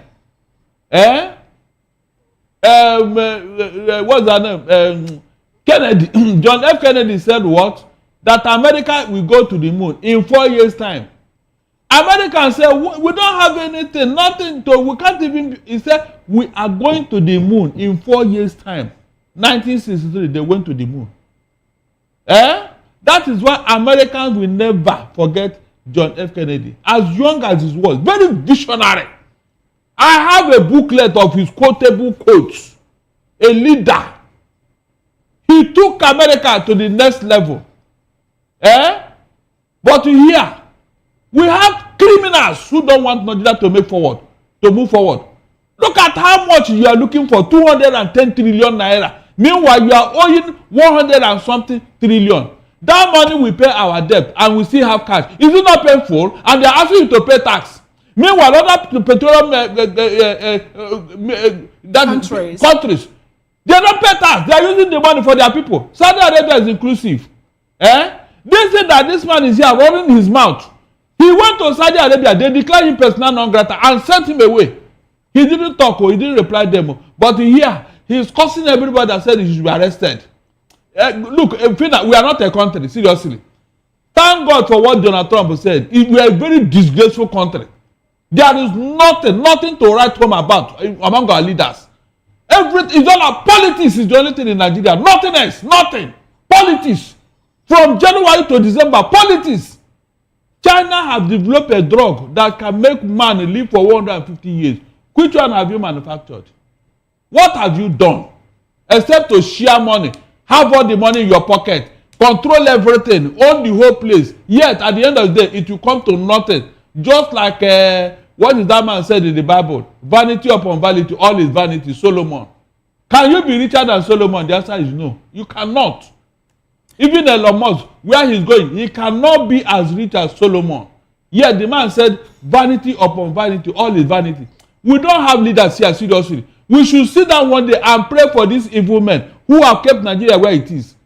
210 trillion naira, and nobody is making any effort to find out where is that money and who took it. And you are taxing me again to come and pay more tax for you to go and steal. A wicked people, wicked. When they enter into this occult group, where they decide the fate of Nigerians, in their occult group, they don't do anything. It's all about themselves, selfish interest. What will benefit them and their man. So you think all these people are making noise? It is for nothing. No, they are members of one occult group. That is what is giving them the power. Yes, they are in charge. All right, Barrister, we're pressed for time, and I think this is how far we can go with the African news analysis on Voice of the People television. We've been speaking with Barrister Darlington Agomo, who happens to be a legal practitioner as well as a public and political affairs analyst. And thank you so much, Barrister, for being here. My pleasure. Okay, it's interesting also to note that the opinion shared on the news is solely that of the analyst and not of Voice of the People television. You're watching African News on Voice of the People TV. We'll go on a quick break and we'll come back. The rest of the news continues.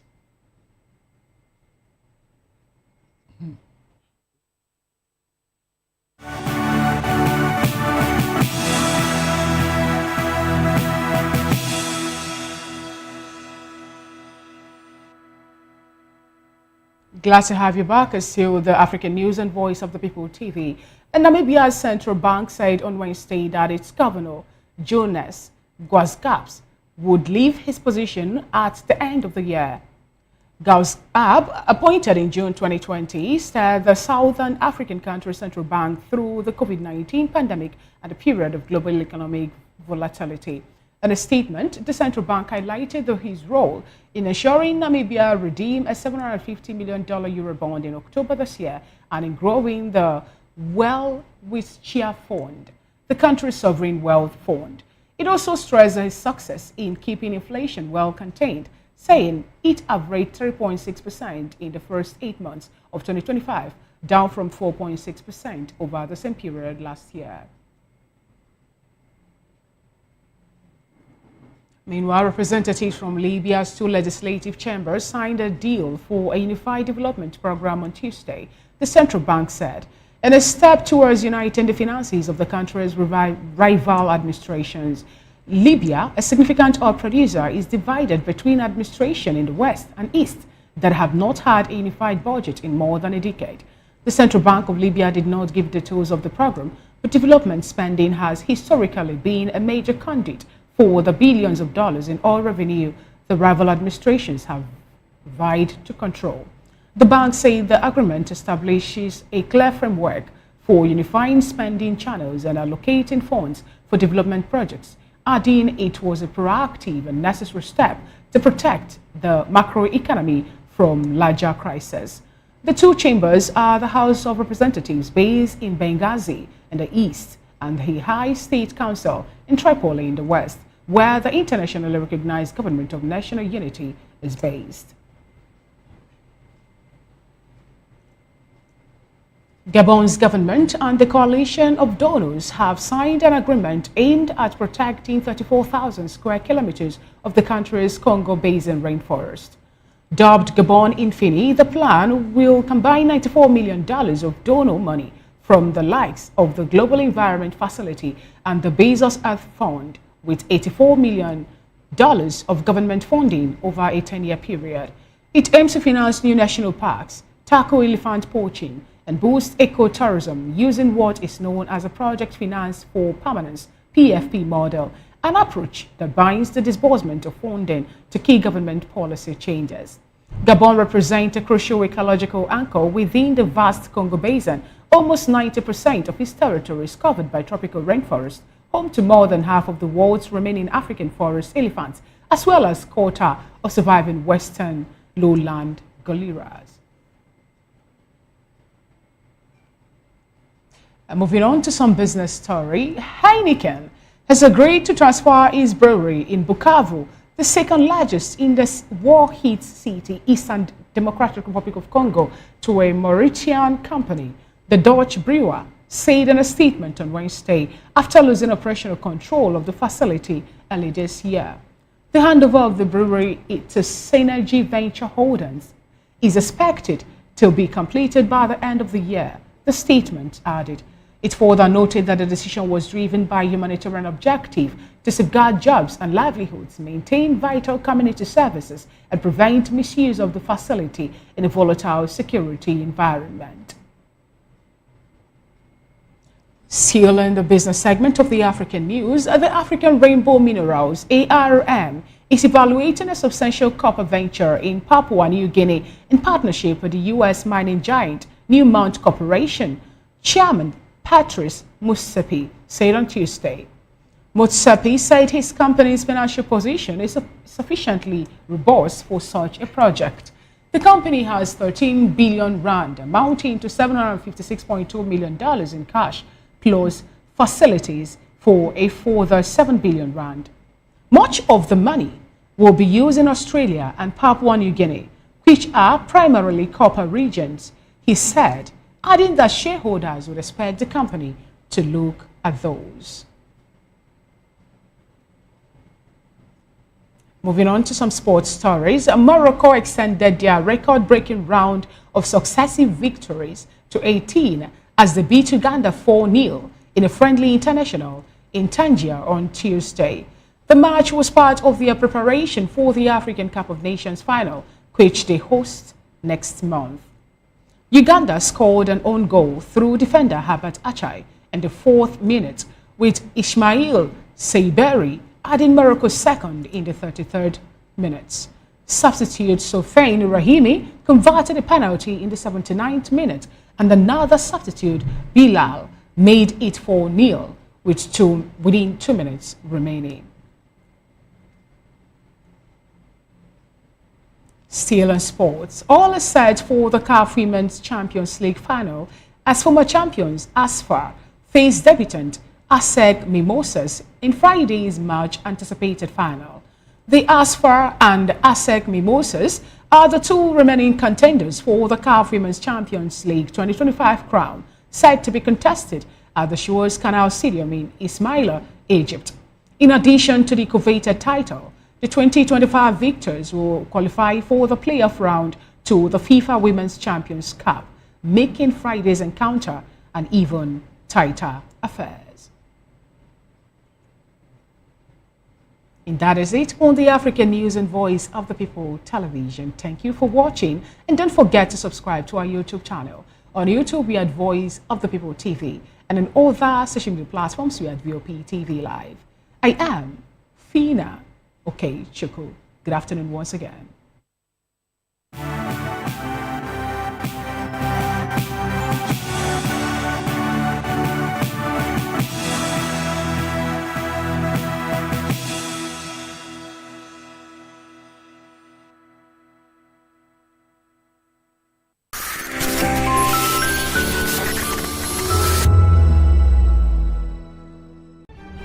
In a world where power shifts with every headlines, news breaks and events happens, we bring you unbiased and explicit information on politics, economy and state of the nation. We break down the chaos. Facts, not fluff. Truth, not spin. We discuss not just politics, but a glimpse into the future. Join Moses, Chukuma and Fina on Voice of the People TM. Voice of the People television. Now you have more than a voice. In a world where power shifts with every headline. In a nation full of questions. In a world filled with noise, the truth needs a voice. The policies that shapes our world and the economy that determines our future. Every hour, every day, the grapevine keeps buzzing. And together, we are committed to telling the stories that shape our world, because your voice is our focus. Don't forget, our voice matters the most. Let us come together and share our concerns.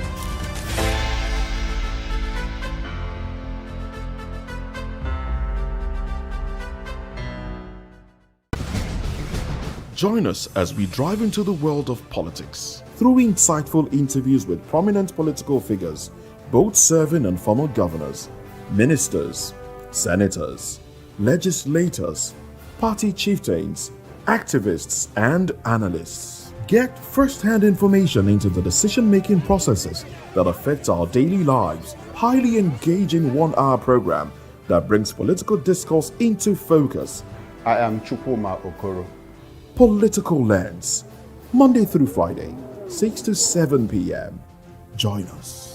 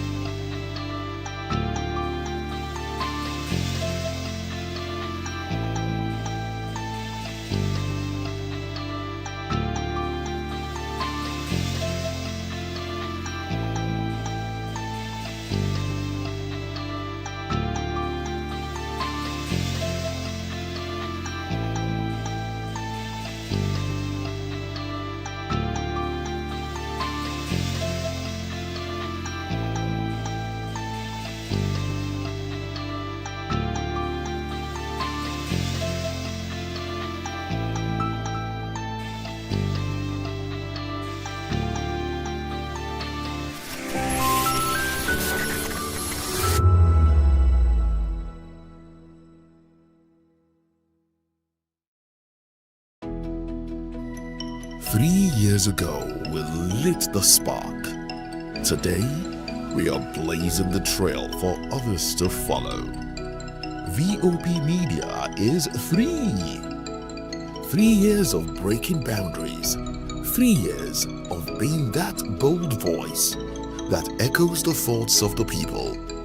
3 years of telling stories that matter. We have experienced complete breakdown in democratic governance. We are not just a brand, we are a movement, giving voice to the voiceless. We go to bed empty hunger. To every viewer, every voice, and everyone that has made us who we are, we say thank you. VOP Media, 3 years and still counting. VOP TV. Now, you have more than a voice. From the views on the street, we go to bed empty hunger, to the blaring horns of a hustling city, the loudest voices of the common man got a medium to be heard. This particular administration, they were coming unprepared. It's not a bad thing to renovate the president's lodge. Through top-notch programming, unbiased reportage of news, sports, business, entertainment, and cultural documentaries, Voice of the People 90.3 FM became a symbol for 21st century media. And now, a new baby is born.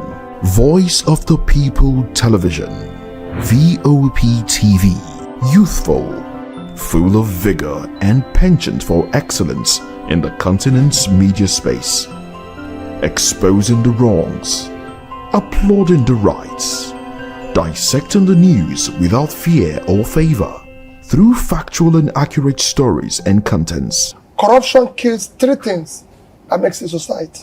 Representing the interests of the people and giving them a voice. Voice of the People TV is here to stay towards building a fair society. VOP TV, Voice of the People Television, truly a voice for the people.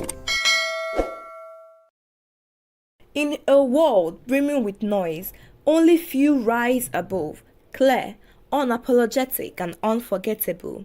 Chimamanda Ngozi Adichie is one of those voices, a storyteller who reshaped global narratives not just about Africa but about identity, power and womanhood. She was raised in Nsukka, a quiet university town in southeastern Nigeria, a place where intellect was heritage and curiosity a birthright.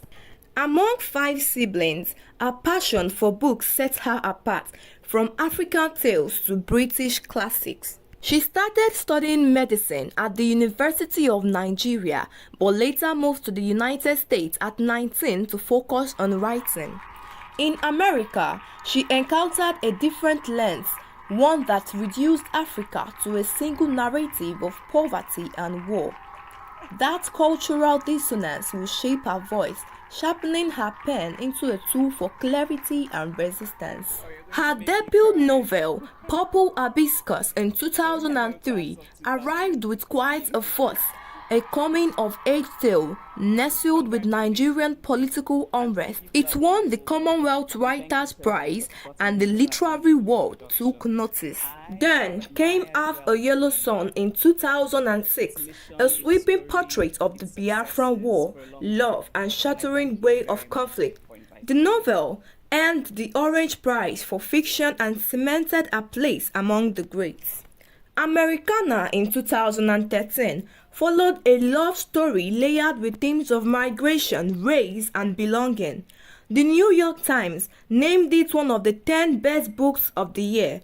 Readers across the continent saw their truth in her pages. Chimamanda's influence moved far beyond the printed word. In 2009, she stood on a global stage and delivered The Danger of a Single Story. It wasn't just a talk, it was a cultural reset, a masterclass in reclaiming perspective. 3 years later, We Should All Be Feminists became a manifesto and a movement. Our words echoed through classrooms, boardrooms, and pop culture, even sampled by Beyonce in Flawless. All of my work is, writing is very much, it's always about vanity. It's really about you, isn't it? And for me, it's sort of trying to make sense of, America has been such a part of me because I left Nigeria when I was 19. I was educated in the US. There's certain things that I find myself, I spell the American way now to my father's absolute horror. And so there's a connection. In 2023, Chimamanda ventured into children's literature titled Mama's Sleeping Scarf, published under the pseudonym Unwa Grace James, a tribute to her mother. Inspired by her daughter, the story captures a child's day filled with imagination and familiar love. Away from the spotlight, she is married to Nigerian-American physician Dr. Ivara Esege. Together, they have 3 children. She is a devoted mother, balancing her global literary influence with family commitments.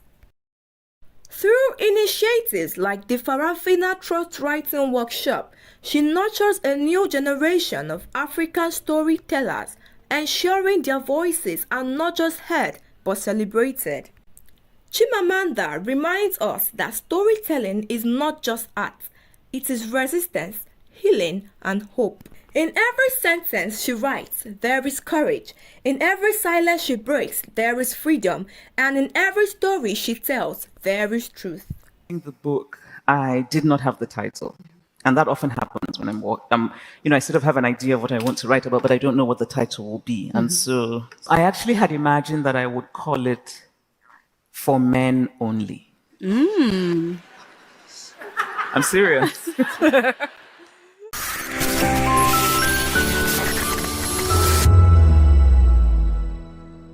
To know the happenings in the maritime sector, join us on the program Maritime Frontiers on VOP TV as we discuss key areas in the maritime sector from aquaculture, maritime transportation, maritime labor regulation, oil and gas exploration, ferry and passenger insurance, marine pollution and prevention, port operations, and lots more. Maritime Frontiers, exploring Nigeria's blue economy. In a world where truth is the ultimate power and opinions scream the loudest, it's time to wade through the noise. Hunger no get tribe! Hunger no get religion! And scan the human interest and trending topics that matter. Stay tuned to The Issues, your plug to the stories making the buzz, from politics to science and technology, social justice, and more. Let's tackle the tough questions and expose the truth. The Issues on Voice of the People Television, Mondays to Fridays, 8 to 9 p.m. The Issues. Don't just react, understand. This is African News on Voice of the People Television, where we don't just bring you the news, we bring you Africa's heartbeat, the policies that shapes our world, and the economy that determines our future. African News on Voice of the People Television. Stay with us. I've been in this profession over 30 years. And I must confess to you, VOP is just too welcoming. You can't do without VOP on a daily basis. The moment you join VOP on a daily basis, you are all in all. I must confess to you. My name is Tao Familoni, and here's to VOP TV. Keep watching, stay tuned, do not touch that dial. Arararara, my name is Made Kuti, and you're watching VOP TV. Keep watching. Welcome, my name is Zika Davis. Distinguished ladies and gentlemen, boys, viewers, everybody, boys and girls. This is VOP TV. Do you know what that means? Voice of the People TV. You don't have a voice, don't come here. You better make sure your voice is heard.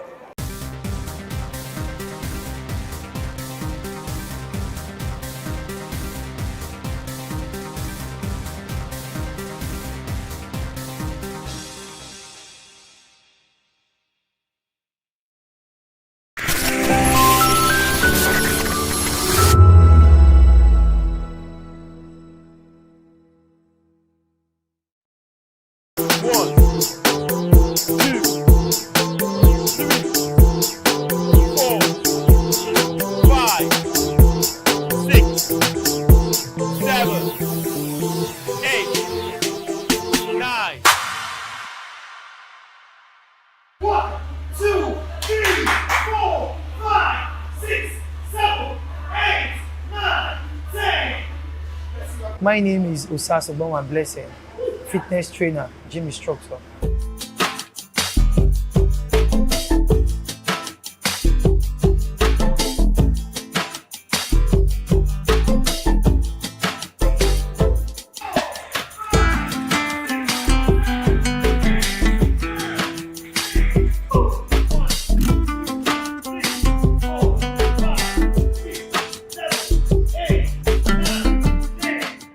The name of my gym is Great Life Fitness Center. My journey as a gym instructor has been very superb, loving. Like, I'm so happy to be a sport person, to be an athlete. You know, it has not been so easy, but sport is something you do with your heart, with your mind, and you enjoy it at last.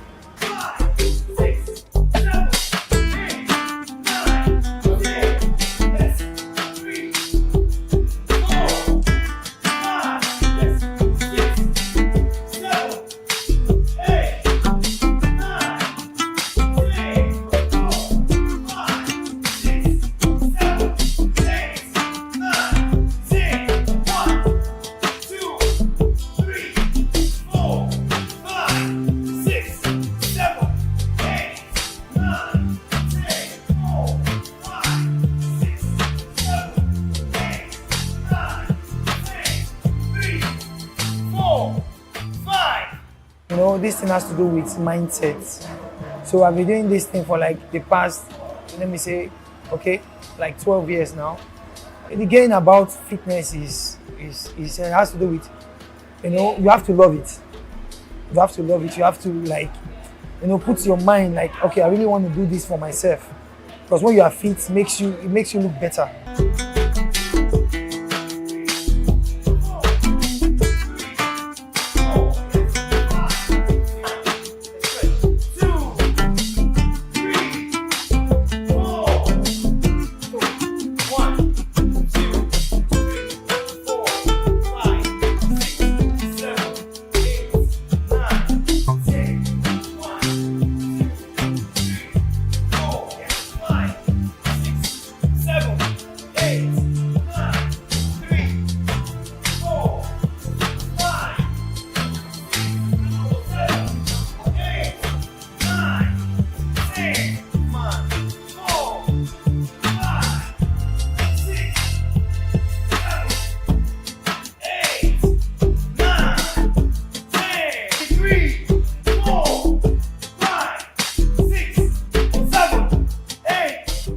Food has to play a big role in fitness. You are what you eat.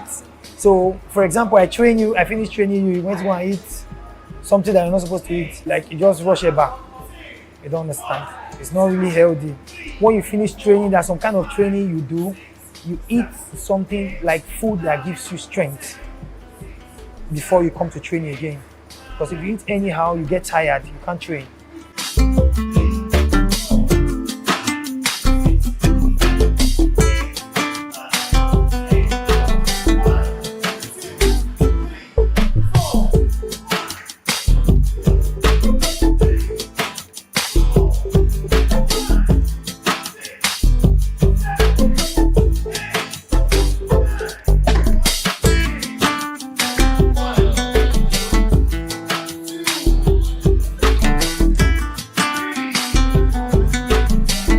Anybody that wants to lose weight, one, it has to be disciplined and be focused.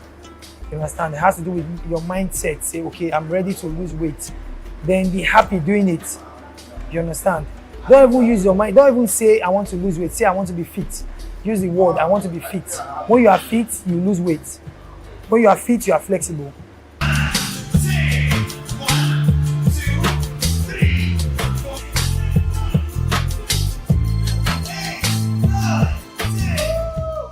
When I joined the gym like 6 months ago, I had to go to lose weight because I was feeling so heavyweight when I was at home. So when I joined the gym, I met Osas, one of the gym instructors. So he helped me accomplish my goal at first. Then I was like, okay, I wanted more. So I started lifting more weight so I'll be able to tone my body more and get like muscles because I play basketball and those things are like really necessary for me. When I started, I was mostly watching what I eat. So I was like always counting calories and being on calorie deficit and all those kind of things. But right now I'm just eating things that would help my body nutrients because of what I'm trying to achieve right now. Yeah, eat more vegetables, more proteins, less carbs. Even though those carbs are like really helpful in your body sometimes, but then healthy fats. I mean, if you look at yourself and you're happy with how you look, there's no point of you coming to the gym. You just need to like keep doing what you're doing. But then if you see that, okay, I need to come to the gym, come to the gym, you enjoy it, you love everything. People here are like so friendly. People are so welcoming. People will help you achieve your goal faster. Right now, I'm not really big on weight loss. At this age, I'm basically doing body sculpting. But once I notice my clothes don't fit anymore, I pull back. I think last week I was 86. I noticed I was going bigger, so I just reduced that. You know, we have to do healthy eating, whether we are working out or not. So we have to eat healthy. I do selection. I also junk a lot. I won't lie to you, but I come and burn it out. Once I really want to do a weight loss program, or like I want to do when I'm going in on weight loss, I actually get onto a meal plan. I eat anytime, as the spirit leads. And basically, you know, I think the world has really changed.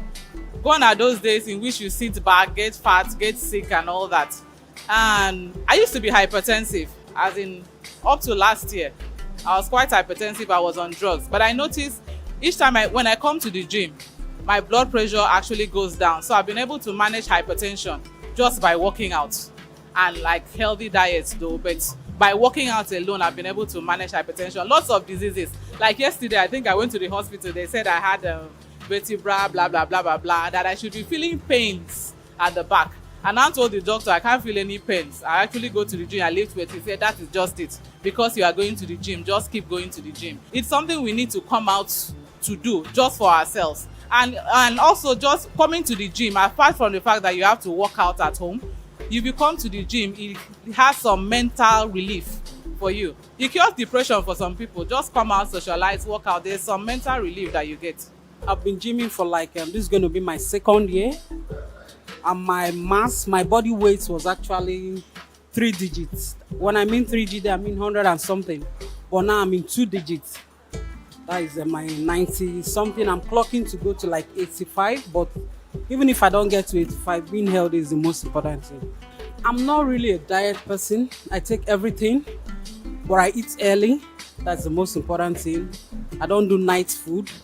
Once it's 6, my meal for the day is closed. For my breakfast, I do a lot of juice. I eat solid lunch. I mean, I can eat anything, but I try as much as I can to like cut everything on soda. No more soda. Soda is not part of me anymore. Leg workouts are very, very important. Leg workouts. because when your leg is strong, you can go a lot of places. So I actually do a lot of leg workouts, and I do a lot of mass too. I carry weights. Exercise is a daily routine. Make it your daily routine. Now it's my daily routine. It's like my paracetamol. When I don't do my exercise every day, it's like I'm feeling sick. Like yesterday, I wasn't feeling too well, but today, look at me. I'm better and stronger. Although I just got into the gym, and my aim is to burn down the fat. I want to be fit. And with Osas, the little time I've spent with Osas, man, I'm feeling it. I'm feeling it. And I believe at the end of everything, like a month, I'll be very fine. Now, I've stopped eating some kind of food, like eating bread. Started taking watermelon, vegetables, what is going to boost my exercise. I stopped some kind of food that won't help me. Before I eat late, but now, Osas told me I should stop eating late. Like my last food for the day should be like around 6 or 5 o'clock. The rest of the hours, I can be taking fruits or water. I don't even feel like stopping again. And I feel this gym of a thing is not something you can just do for a while. It's a lifetime thing. I think so. I wasn't thinking like this before, but now I think it's a lifetime thing. I'll keep doing it. Please, if you know the gym, you're the Jones. You just need to gym to sweat out all this rubbish we are eating every day. We don't have any good food here now. So you need to sweat out every day. For working out, I've been working out from my secondary school days. But yeah, I started January. So for I would say 3 months, but I've been working out all my life. One good thing is there's no bad workout. That's a quote I'm giving you. As far as there's a workout, anyone you do will give you success. So the only thing is your body level and how to adjust and adapt to it. Many of us feel intimidated with others, and it's part of why some of them get discouraged, why some get motivated. So for me now, I advise that if you see somebody that is doing better than you, you take it as an opportunity, because you need to like step up. Then if you are doing better than the person will definitely draw you down. So now the motivation lies on you. Your workout is not 100% in terms of what you get in your body. Diet has a percentage it takes, while the workout also has a percentage it takes. So if you are working out, you also need to control your diet a lot. So if your dieting is poor, then you're going to have issues. So for every successful person that works out well, the person should also control the diet. I usually advise all my friends, even colleagues at work, that they should work out, irrespective of the kind of schedule they have or the kind of job it is, that there's always time for workout. You might not hit the gym, but for those times you have at home, even if it's 10 minutes, it is better than nothing. I always advise that you work out. Even my mom, to a point, she's old, I still tell her to take a walk, and she does that. Well, it's actually nice. You understand the journey, because initially I was having this weight. I noticed that myself, I'm adding weight. You understand? So, but the moment I started working out, I see some changes in my system, all this fatigue, normal body pains gone and all that. So it's interesting. So I've burned so many fats, I've achieved so many. Even if I'm working now, I notice that I'm light. So I eat everything, but meanwhile, I reduced my alcoholic intake. Now I eat more early than before.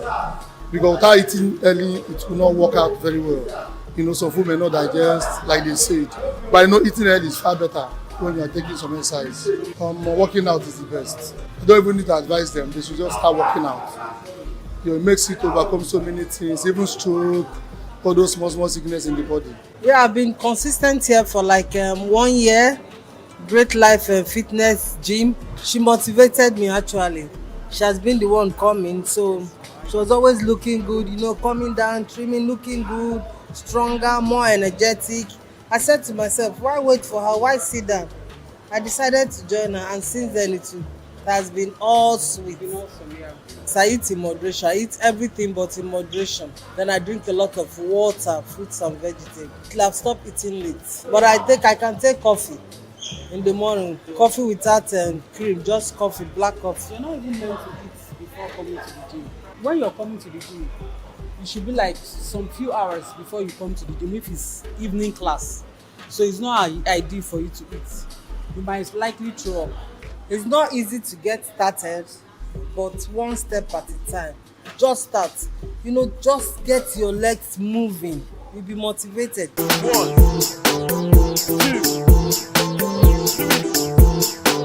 4, 5, 6, 7, 8, 9.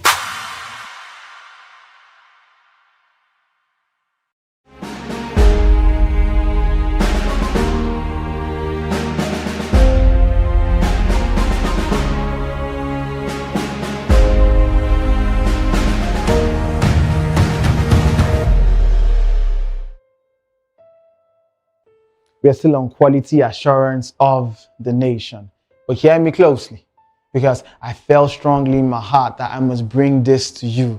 Because now you need to understand something very beautiful about this life, is that this life that this nation is about, this life that you carry right now by being in this nation, is not scared of whatever mess or issue of compromise you might want to throw in its face. Actually, you running away from this life when there has been an issue is actually your one-way ticket to further sliding down into the deepest recesses of that mess. And that is the trick of the enemy, to get you to that point that even right now, the auditors have come, as I told you in the previous episode, and what you built. You might not want to hear this, but it's about to be pulled down. You compromised. You changed some figures. You did something you were not supposed to do. It might be that right now you've lost that job. It might be that right now you are facing an issue, a challenge with your license. It might be that right now there is a lawsuit in front of you. It might be that right now, right, there's a possibility of jail term in front of you. Now, I'm touching these very sensitive areas because of the confidence and the assurance that I have in this life I'm speaking to you about. Remember, I must give you this comfort first of all before I get into the meat of this piece. The comfort is that you still have the foundation. The foundation standard sure, and it is not going anywhere. You are sealed with this life. You are not losing it. What you built might have been burnt down, right, due to your compromise, but this life remained sure. And though it might look like you have been cut down at the scent of water, right, you are about to board again. So right now, in the midst of this murky pool, let my words serve as the gill for you to navigate through as I'm guiding you from that murky water into the pool of abundance. Because listen, sometimes you have to keep quiet and allow age to speak, but then you would understand that there is a spirit in man, the breath of the Almighty, that gives him understanding. So your intellect might be telling you, since I already had it this way, let me just try and see how I can double whatever little I have and just try and make it more. Don't go to that betting app. No, don't do that. That is not the answer. No, don't give in to your lust and pleasures. That is the trick of the enemy. Don't do that. No, don't compromise for that. The enemy wants to get you to the point where you are reduced to a crust of bread. Can't you already see that you are now looking more at yourself than putting your eyes on Christ, as we have been saying from the very beginning? Because the answer, even in the midst of plenty, abundance, and in the midst of lack and seeming failure, is still eyes on Christ. This life is not just there for the good times. I'm saying even in the bad times, I'm coming as Christ did to Peter when he was sinking in that pool of water, like you right now sinking in that turmoil of the mess that you seemingly got yourself into by your hands, and you're saying to yourself, would the Lord come to me and help me? These words I'm bringing, let it be the assurance to you that the Lord has sent help. He's about to draw you out from those waters. But hear me, we are going to walk through the process. We're not circumventing process, but listen, there is still the place of the possibilities. Remember, the power of this nation is able to suspend even the natural grind and drudgery of things, but still it happens with eyes on Christ. Because Peter did the impossible, walking on the water even after he was pulled out from the storms. But listen, he wasn't looking for the miraculous. He was putting his eyes on the person of Christ. So stay closely with me. You might be saying to me right now, my license has been withdrawn. time has gone. Let me just do whatever it is I can. Can't you see the enemy is knocking at your door right now, trying to reduce you to a crust of bread? You're saying, brother, I've lost time. You don't understand. You're still young. Hear me closely. Abraham was 75 when the Lord started with him. You are not too old. Even if you are 82, you are just 7 years off of when the Lord started with Abraham. And mind you, Abraham still saw what? His son's marriage. Stay close to me. Josiah was just 8 when he started his reign. So listen, in this realm of this nation that I've brought you into from the very beginning, we are not constrained by time, because we are with the Lord of time and space that is able to lift you and make you not look like what you have been through. Are you with me? This life is not for sissies. It does not run away at the sight of problems. This life is not just there for the good times, but even in the midst of the bad times, it's there to give you victory. Stay with me. So in the midst of that mess, in the midst of that trial, in the midst of that trouble, go through the process, but with eyes on Christ. And you will see yourself, right? Experience the fullness of the help of the Lord in the midst of that mess. Stay with me. You must realize and see that even at the cross, this mess that I'm in, Christ Jesus paid the ultimate price for me. He bore the full weight of this sin at the cross. Hear me. Listen closely to me. When the children of Israel, when they were in the wilderness and they were bitten by snakes, listen, they complained.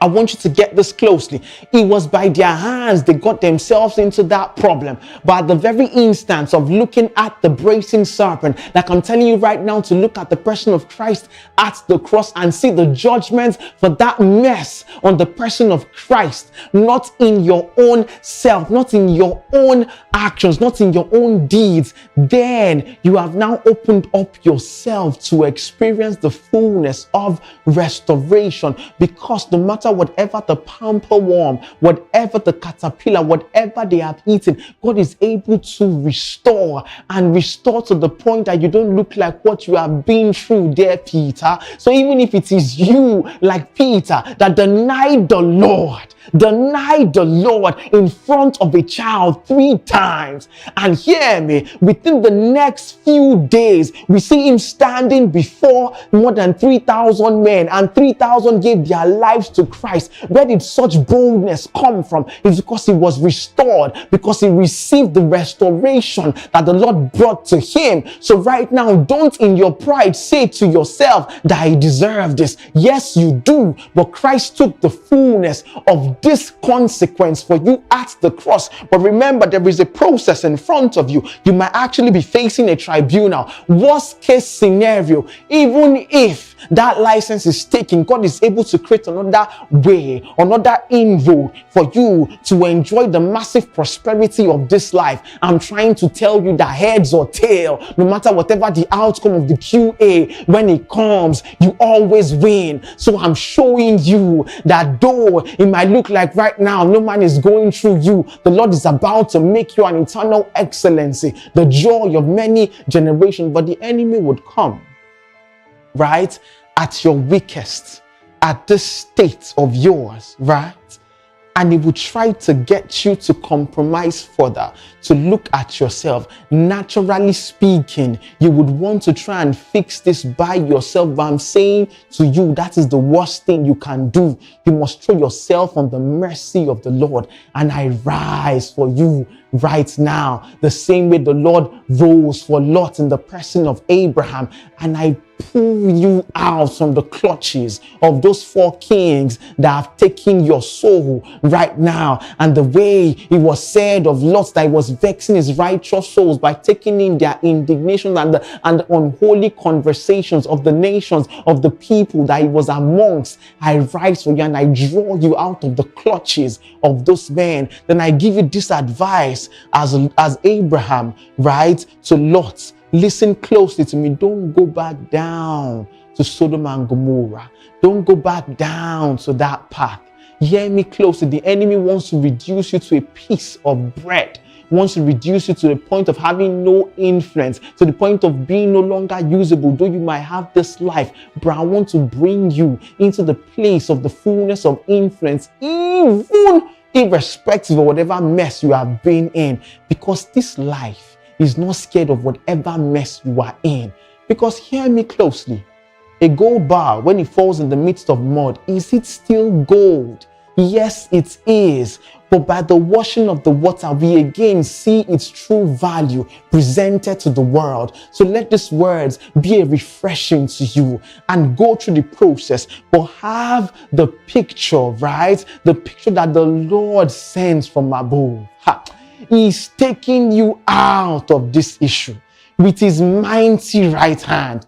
I pull you out of it and I set you on that large place. Kayala Satana Barakata. If it is an infection, a disease, whatever it is that has come as a result of your stupidity, hear me closely. In the name of Jesus, I pull you out right now. Whatever it is that you have lost, as it was done to Job, I speak to you double for all your trouble, for that shame. For that shame, the Lord is restoring double to you right now. Go through the process, but have your eyes on the brazen serpent, and you will see the help of God come right to where you are and pull you out. But you must remember, right? One of the culture of this nation is remembering. Don't forget how it was the Lord that brought you forth, and don't be like Lot that goes back to Sodom and Gomorrah. Go up higher. You are not meant for that life. Come up higher. Why compromise? The Lord is able to prosper the works of your hand in this nation that I'm speaking of. You have the unrepentant commitment of the God of the universe on your inside. Enjoy the fullness of this life. Give yourself to this life, irrespective of whatever it is. Your sins are forgiven.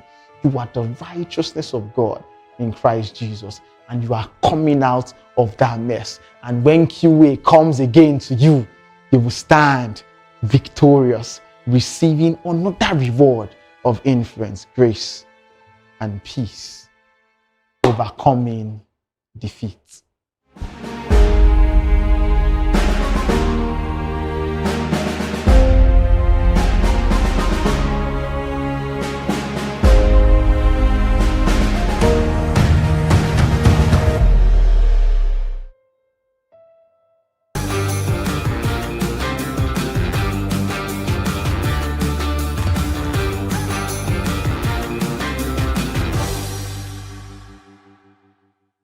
Hi, my name is Peace Etta, Creative Director for 1 Inch Couture and Director for 1 Inch Fashion Academy. We are in Shomolu, Mainland, 15 Badulaye Road, Kalejaye Bus Stop, Shomolu.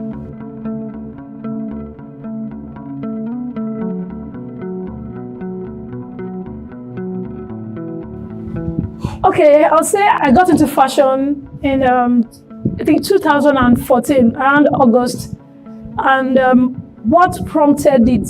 I would say first, I don't like sewing clothes because I've had bad experiences with tailors, and I've always envisaged that fashion can be a bit different from what I'm used to, you know. And because of that, I now decided, I said, okay, maybe I would like to make my own outfit and see the outcome and be able to tell the difference between the sewing I see for most of the ready to wear. You know those bend down silhouettes where would they pick, you know? So when you turn it open, you see the finishing, the neatness. So I didn't get to see that often then in those times. And I thought to myself, I would like to do something around that, like make that is not possible to make outfit look that clean, that neat. So so what now made me go into it more, like it became more prompting that I should get into it. I'm in the choir, and so you know, choir and uniforms, they can call like 50 uniforms in 2 months, and I didn't have the money to buy uniforms. And most times people just give me uniforms, they'll just borrow me one shirt here, one top here, and it was becoming too embarrassing. And I told myself, I said, I beg, I don't get money to buy clothes, neither do I want to keep borrowing. So I decided that I would just venture into this fashion and make clothes for myself. for myself. And before I knew it, I'm making clothes for others.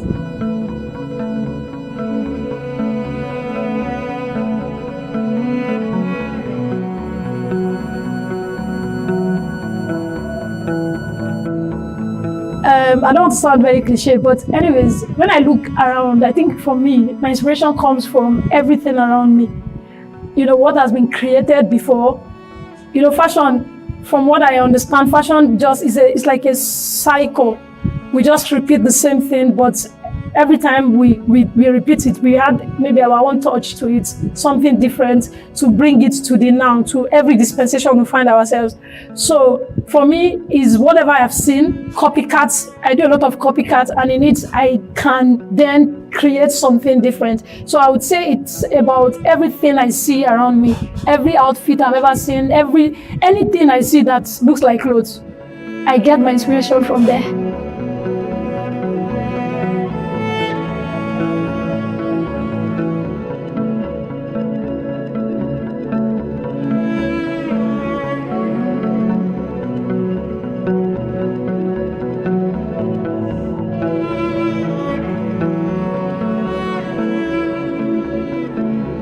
One Inch Couture, like the name implies, is a couture fashion house. So we make outfits, any kind of outfit, both male and female. So far it is clothing. And I have a mindset, whatever that has to do with clothing, I have the ability to recreate or to create something that fits or that makes sense to a person or that fits to a particular person. So we do a lot of made to fit. We take your measurements and we create whatever ideas you have or whatever ideas we have that you love. So we just recreate it to give you the exact design you have in mind. And also for the academy, I mean, we teach people how to create patterns. You know, pattern drafting is something that I'm very passionate about because I realize it's the core in fashion. If you know how to create patterns, it helps you remain creative before you bring to life that particular design on outfit. It helps you to experiment. It helps you to explore. So we teach a lot of pattern drafting in 1 Inch Academy.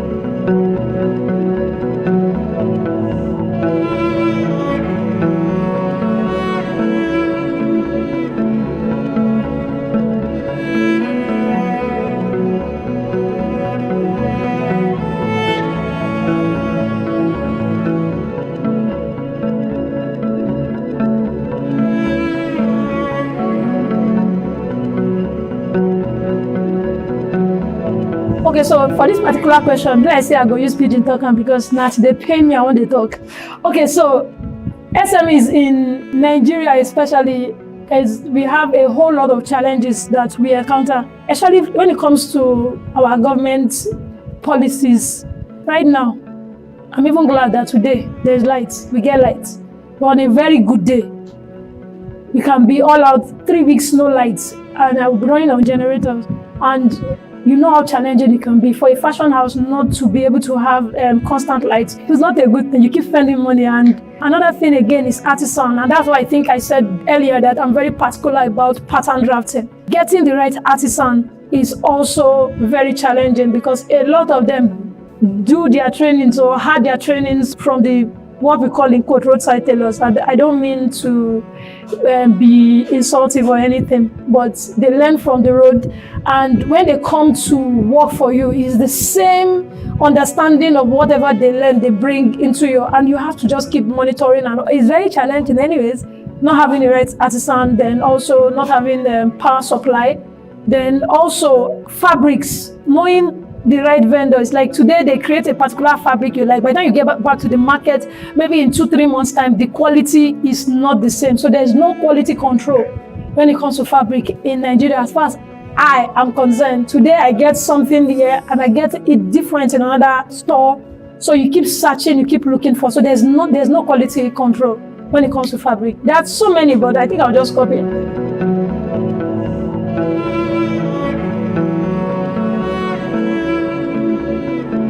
First, I would say that at least I'm still in the choir. I get clothes now. I can wear any kind of outfit that whatever they call anything I will wear. I'll wear clothes. Okay, jokes apart. But then there are gains in fashion business. If you know your onions well, you can be able to, thrive in this business.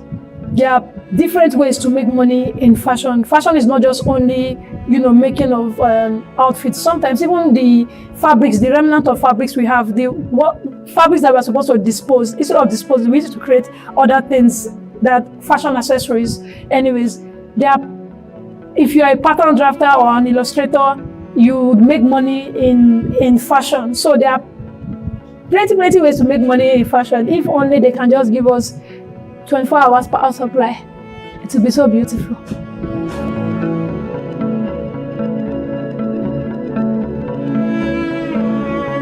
So name again is Peace Etta, creative director for 1 Inch Couture and the director for 1 Inch Fashion Academy. Our social media handle is 1inch_couture. That's for Instagram. And for Facebook, 1 Inch on Facebook. On TikTok, 1 Inch Couture. On Thread, 1inch_couture.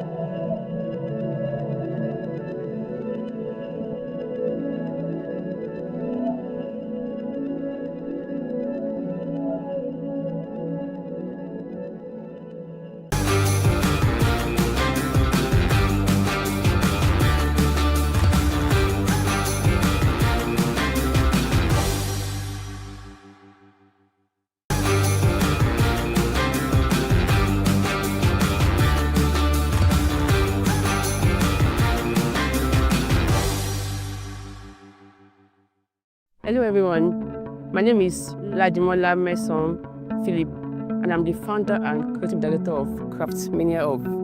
Craftmania Hub is located at number 2 Kayode Adebanji Street, behind Oyikola Shopping Plaza, Jakande Gate, Isolo.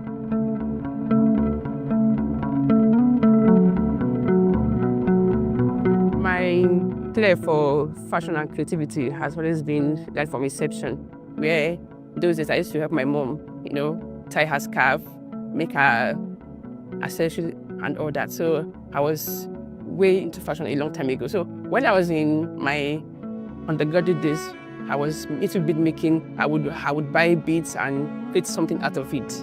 After graduation, I went further to acquire more skills in bead making and millinery. And from there, my support from my family and friends has helped me to a lot, and I've been able to improve the business and grow the business to a scalable one.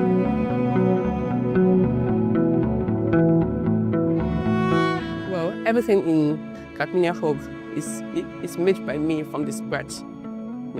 Although it's quite challenging, but with God's help and most of the time I seek inspiration from God. Anytime I'm lost in thought or in what to create, I ask God to just give me direction, and He always comes through for me.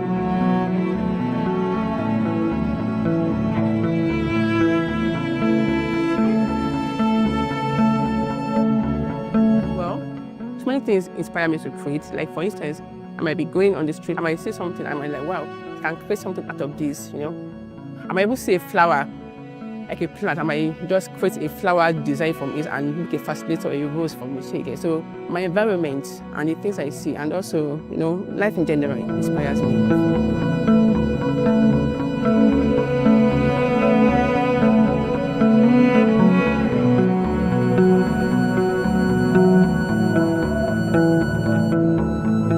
Every other business, financial constraint has one major factor from the onset.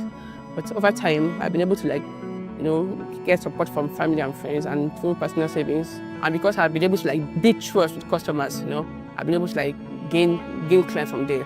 And as such, I've been able to grow the business. And also, cost of production and also how to get quality materials too has been a major challenge too. But all this challenge has helped me one way or the other because I've gained insight, I've gained experience, and they have helped me to improve in strengths and my weaknesses too. And also, the gains are enormous. The gain as a beat maker, as a milliner, as a costume stylist and crafter has been enormous. Personally, I love to see people wear my brand, because it gives me great joy to see people wearing my brand for their maybe church services, for their wedding, their career day and all that. It gives me great joy.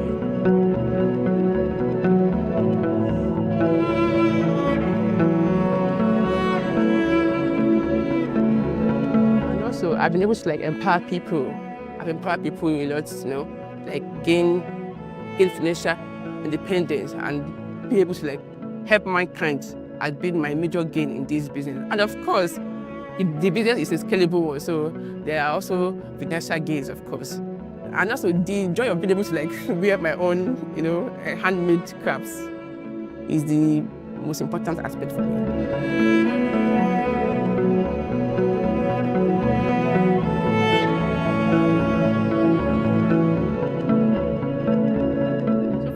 The government has been helping because I know SMEs program and all that, funds, grants have been in place. I've tried to apply for them one time or the other, but I'm yet to be considered. But I will not relent. I will keep trying until. So I think if the funds is being increased, I think it will help more people to get access to it. My name is Mason Ladimola Philip, and the business is at number 2, Kayode Adebanji Street, behind Oyekola Shopping Plaza, Jakode Gate, Solo. I'm on Instagram, Facebook, TikTok, and on Twitter. And my handles are @Craftsmania_Hub_Renters.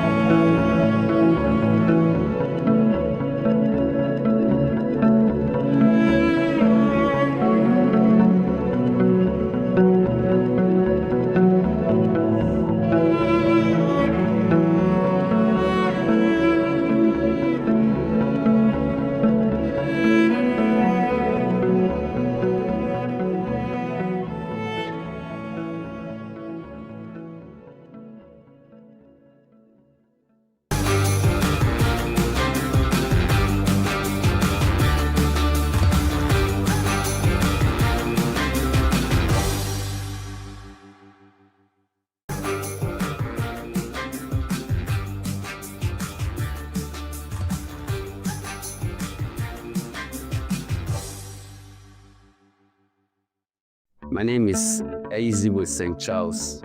I'm a barber. Name of my barber salon is Divine Wisdom Barber Salon. Number 1, Kudurat Adeneko, Okeafa, Ejibu.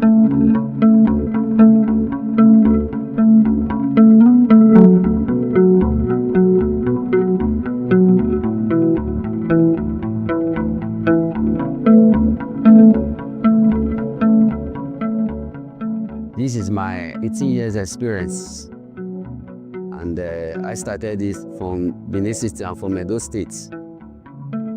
Being in this particular shop that you are seeing me here, by October 1st, it will be 15 years me managing this place. And I have a lot of customers that always come here to patronize me, female and male, which I give them a good haircut. I do dreadlock, and I also give them a nice haircut, and I also do home services.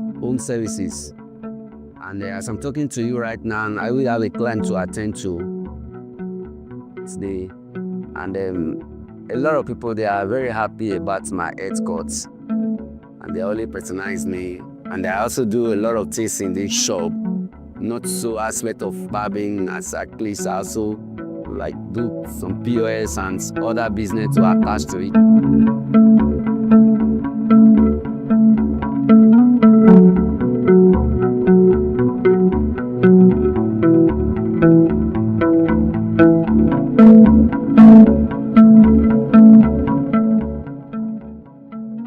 Yeah, I'm married. By the special grace of God, I'm married with 4 kids. It has not been easy for me. I think, if I'm not mistaken, this is my 18 years in marriage. And my first son, last February, he's completed his own 17 years. But the journey has not been easy for me. I have to tell the gospel truth. The journey has not been easy. And this is like by September this year, it will be 2 years when my wife left me with the keys without quarreling. You know, before I will come back from my business promises, before I will get to the house, I found out that she packed her bag and left. But the journey has never been easy for me with the keys, 4th key. I've been trying to, with the help of God, and the journey is just going with the little business I'm doing here. God has been sustaining us. And I'm praying that God's favor should strengthen me for me to be able to put the children into the right path of life. It has not been easy, I will not lie to you.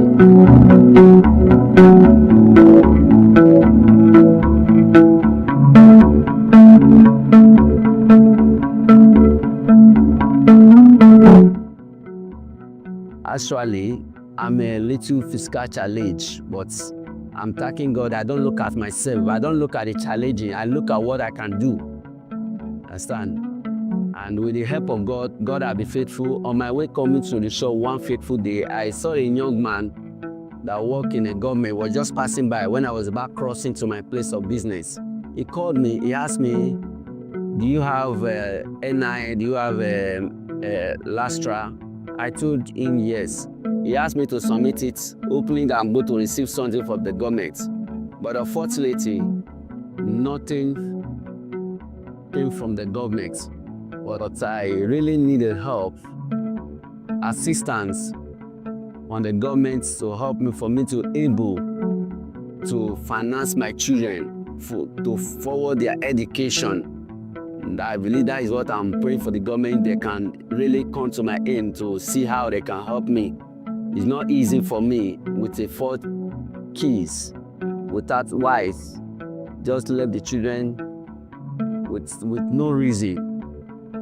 I believe I really need a help from the government.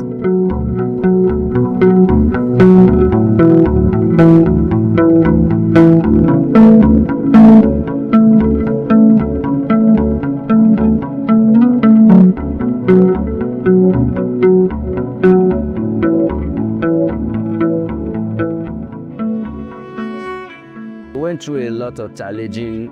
When I have my second child, June 30, that's when I have my second child. Things were very rough for me in those states. And I left my wife after the baby was 3 months. I left her and I told her that I'm coming down to Lagos to see how I can support the family. And I left her with 2 kids, my first son and my second child then. That one was 3 months. And I came to Lagos. When I came to Lagos, I saw my first place of working, which I worked with the guy after 2 years. And the landlord said he wants to make use of the shop. I was thinking, how? God, I don't want to go back to Edo State. God should get me a place where I can be managing my own. With the faithful of God, and I got this place I am today. After 2 years, I worked with him, and I started mine. It has not been easy for me. I sleep in the shop for after 6 years of my being in Lagos. Before I get to a little apartment I'm staying, before I went down to Edo State to bring down my wife and children. We have been managing before she finally left us.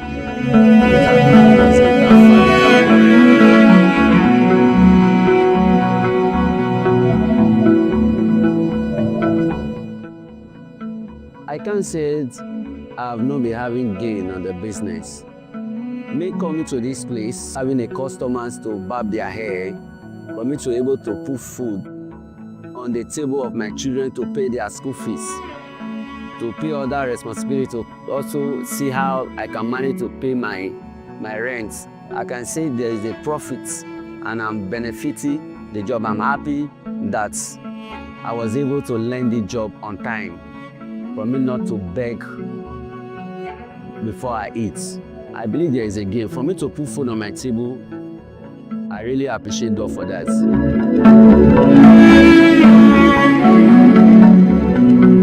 Yeah, as I earlier said before, I said my name is Eizigwe St. Charles. My Facebook name is also Eizigwe St. Charles, and then TikTok, the same name, Eizigwe St. Charles.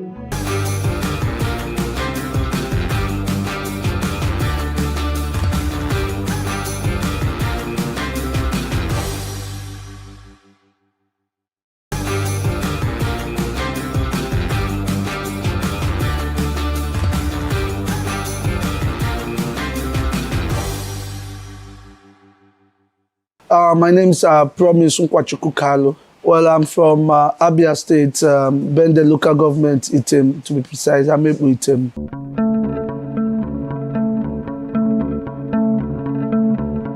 Well, it has always been my joy to do music technology. When I talk about music technology, the aspect of repairing, sound installation, and sound programming, and also singing.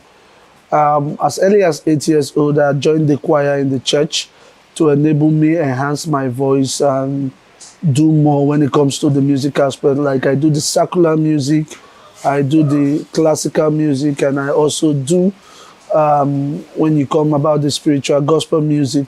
So I'm working as a sound engineer in Eroka Online Limited, a company where I want to grow more into technicalities. When I talk about technicalities, I'm talking about doing repairs, doing installation in churches, in lounge, in mosques, in anywhere that requires me going to install, I will everly install.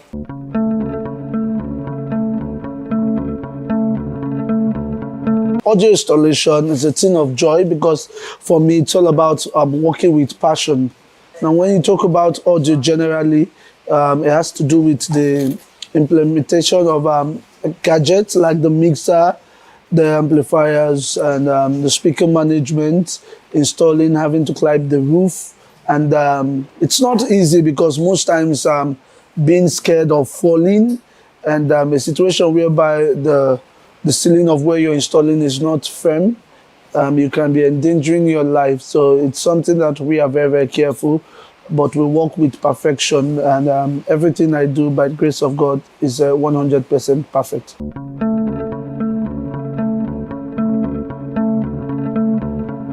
For a layman, the first thing you need to know to become an audio engineer is music.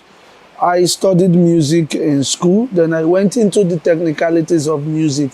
For you to become an engineer, you must know what sound is, basically. So sound, which is a practical thing, you must have the ears to identify good sound. And if you are capable and able to identify good sound, that means you can as well tag yourself an upcoming audio engineer, because that's a basic point for you to start from.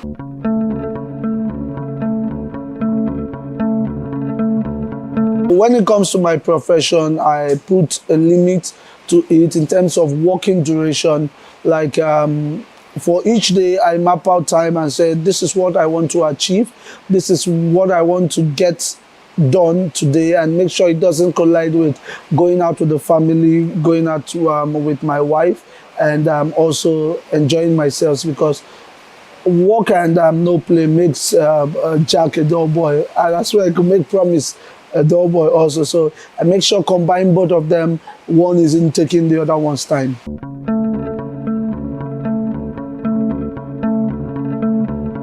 Most times, as an engineer, audio engineer, we get most of our perfect sound during night, where you have most people asleep already, because you need the calmness of everywhere, of any particular place you are, and you need to concentrate, because wherever you are that you're mixing, especially when you come into the live mixing and you start getting any little noise, it could interfere in what you're doing, because if your ear is not well trained, I think you'll be battling with more than one problem, because unable to identify that. So the night is very, very precious. And it's not easy installing sound in Lagos and doing the mixing and mastering when it comes to the audio production part of it. There are a lot of guys, there are a lot of professionals who are yet to be recognized in this industry. For the ones who are there now, I would say they are doing fine, but there's always room for improvement, because when you talk about what they are doing, for every movie I watch, for every music video I watch, the first thing I put into consideration is the sound. I listen to the sound, I talk more about the production, I venture myself into categorizing every aspect of it, what is not properly done there, because I love criticizing things a lot. So the more you criticize, the more you have room to improve, and you see possibility of doing it in a better way.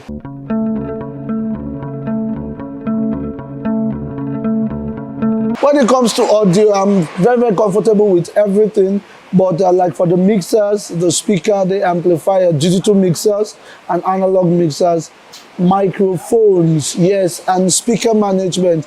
Why I'm very, very comfortable with them is because it's something that I like taxing myself. So anytime that I have difficulties, I make sure that I see myself overcoming those difficulties, and I like those tough gadgets, so they give me more time to improve.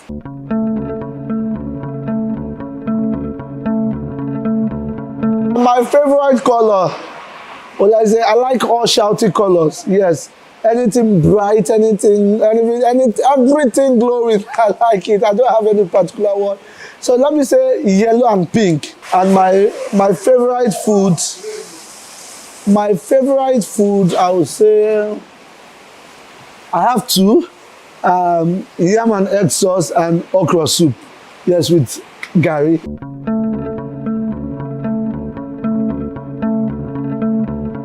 So hey guys, it's Promise Nkwachukalu. I'm a professional sound engineer. Keep watching VOP TV.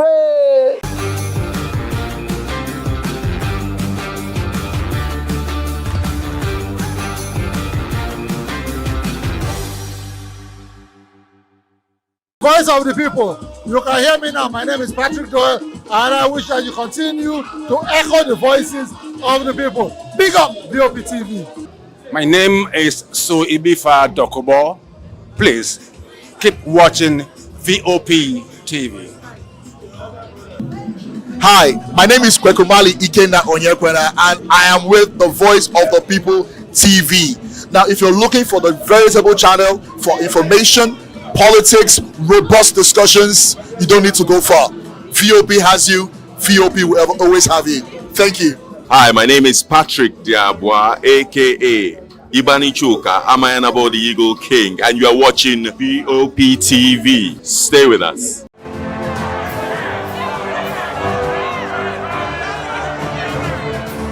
Do you want your voice to be heard? Do you know that you matter in the scheme of things? The People's Voice, the show where ordinary citizens take center stage as we discuss the biggest stories that affect you and I. With you in mind, we facilitate lively discussions, debates, and interviews on the topics that matter most to you and I, from social justice to economic empowerment, education to healthcare, governance, and more, tackling tough topics and amplifying your voice. Join the conversation and make your voice count. The People's Voice. Make your voice count.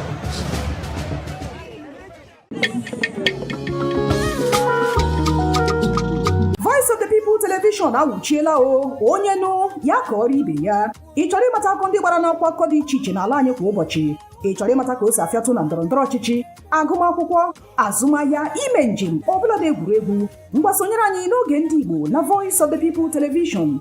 Anyị nwere ndị ọbịa bụ ọkachamara, bụkwa ndị ga-enye aka tapịa isiokwu ndị anyị jiri bịa kwa ụbọchị. Anyị ga-eji ka o siri gbaa n'akwụkwọ akụkọ dị iche iche wee malite tupu anyị akọzie n'uju n'ubi onye anyị bịara na nke ya. Ịgbamụrụ nzem ọzọ kedu ka o si aga ya gaziere onye ukwu ma gaziere onye nta. Mkparịta ụka tọrọ atọ ka anyị ga-ewetara gị bụkwa nke ga-eme ka ịmata ka ihe si aga n'ala anyị bụ Naijiria, ọbụla dị na mba ofesi. Oge ndị Igbo na Voice of the People Television ga na-abịara gị site n'ụbọchị Mọnde ruo Fraịde na SLTV Channel 264. Ekwekwala ka akọrọ gị ya akọrọ. chetakwa na ọ bụ na SLTV Channel 264 ka ị ga-ekiri Voice of the People Television. Voice of the People Television, ugbu a ị nwere karịa olu. Hello there, my name is Damilola Ogunsi, also known as the Goldfish. Hi, my name is Chiki Bright Emmanuel. I'm an actor and a filmmaker. Hello peeps, my name is Yomi E. Adejimo. Hi everyone, I'm Paul Utomi. Hi everyone, my name is Stacey Benjamin and this is Voice of the People TV. I need you to keep it locked to VOP TV. See, are you looking for good entertainment? You want to get good movies, good music, politics, talk shows, sports and entertainment. You really want a channel that gives you everything you need without you having to run around. VOP is where you are. That's Voice of the People. If you're not listening to this, you're not one of us. And you deserve to be killed. Scrap chat. Don't be killed, but watch it. Or I'll find you. And I want you. And you are locked on VOP TV. Don't go nowhere. This is where the juice is. This is where all you need for entertainment, politics, movies, and whatnot. And keep watching VOP TV. So keep it locked because I'm locked already, man, and it's money back guarantee. So you're gonna have a good time because I do. And please keep watching VOP TV. I won't want to actually, I beg you, subscribe, watch it. If not, whatever you see. You better not touch that die because VOP is the plot.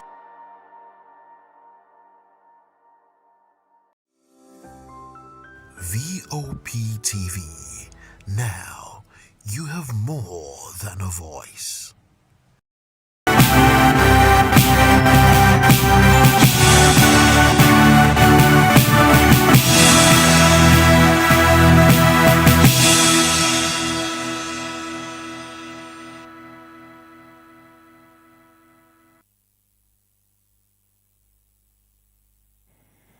Well, hello and welcome to News Hour on Voice of the People TV. I am Vivian Oguche. And I am Nena Ndomdioto. Before we begin the news, kindly visit our website www.vop.ng for fresh and trending news. Here are the headlines. Tinubu cancels foreign trips amid public outcry. Federal government rejects U.S. troops, says Trump's claim fuels violence. VP Shetima arrives in Kebbi. COS announces recruitment of 24,000 soldiers. NJI denies judges sang political song for Tinubu. FAC distributes 2.09 trillion naira to federal government, states and local governments for October. On the foreign scene, children among 25 killed in Ukraine strike. Well, in business news, naira strengthens as foreign reserves rise. In sport, Eyimba denies 50% salary cut claims. In the world of entertainment, comedian urges government to tackle insecurity. Now the news and details. President Bola Tinubu has postponed his planned trip to Johannesburg, South Africa, and Luanda, Angola, following the worsening security situation in Nigeria. The president was expected at the G20 summit but suspended the trip as he awaits further security briefings on recent attacks in Kebbi and Kwara State. Earlier, his special advisor on information and strategy, Bayo Nanugar, announced Tinubu's intention to join other world leaders at the summit and later visit Angola. However, in a statement on Wednesday, Onanuga confirmed the trip has now been put on hold due to the kidnapping of schoolgirls in Kirby and the attack on worshippers at the Christ Apostolic Church in Eruku, Kwara State. The president, special assistant on social media, Dada Olusegun, had earlier defended Tinubu's planned attendance, noting that this is the first G20 summit to be held on African soil, an opportunity, he said, for Nigeria to advocate for Africa's role in global affairs. Meanwhile, Nigeria's deepening insecurity continues to attract global attention. 2 weeks ago, U.S. President Donald Trump designated Nigeria a country of particular concern. U.S.-based rapper Nicki Minaj has also amplified claims of Christian persecution in Nigeria. On Tuesday, she addressed a gathering at the United Nations in New York on the targeted killing of Christians, an event the federal government criticized for not including Nigerian representatives. Chad Diofers and Nigeria's UN mission, Sindov and Doni, said holding such a discussion without Nigeria amounted to shaving our head in our absence. Meanwhile, the federal government has rejected what it calls the dangerous and inaccurate narrative of a Christian genocide in Nigeria, attributed to U.S. President Donald Trump. It says Nigeria does not need foreign troops, only targeted support from partners. In a statement signed by SJF George Akume, the government warned that the genocide claim is emboldening violent groups and worsening insecurity. It stressed that no credible international body has ever classified Nigeria's crisis as a genocide. Akume said the narrative is harmful, fuels sectarian tension, and provides extremist groups with propaganda. He explained that Boko Haram is ideologically driven, while Northwest banditry is largely economic. He also linked rising insecurity to weapons proliferation after Libya's collapse. The government dismissed claims that Christians are being systematically killed. He warned that the amplification of false narratives abroad, particularly in the United States, has real consequences on the ground. This next report says the Vice President, Kashim Shettima, has arrived in Kebbi State to meet government officials and families of schoolgirls abducted from Government Girls Secondary School, Maga. He was accompanied by NEMA DG Zubaida Umar and other officials acting on President Bola Tinubu's directive. Shettima is expected to convey the President's message and receive a briefing on the situation. The attack claimed the life of the school's vice principal, Malam Hassan Makuku, who reportedly died trying to stop the abductors.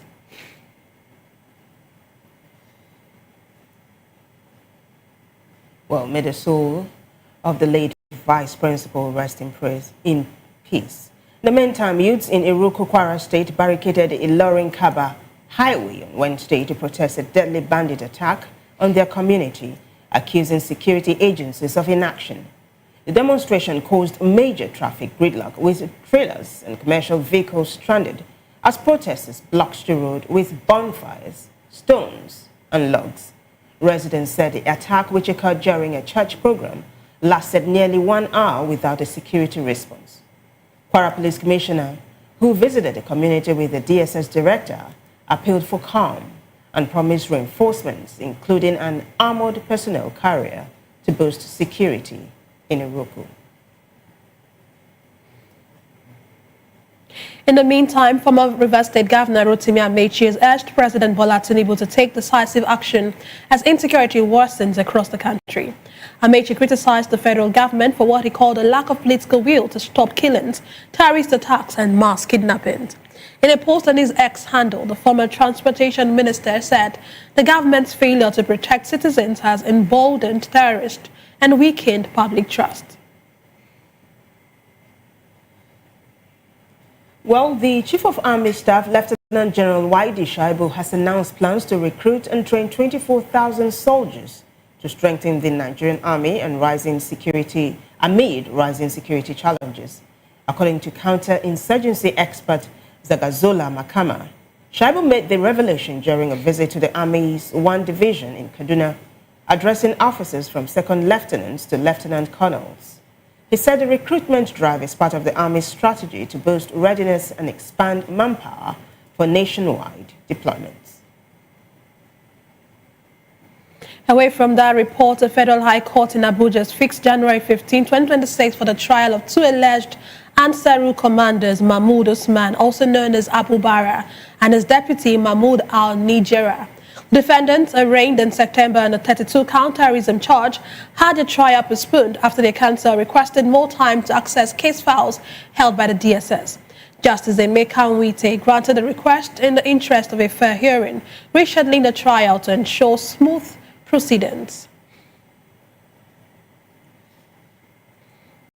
Well, away from legal matters now, the Nigerian police force has sealed the National Secretariat of the People's Democratic Party in Abuja following Tuesday's violent clash between rival factions.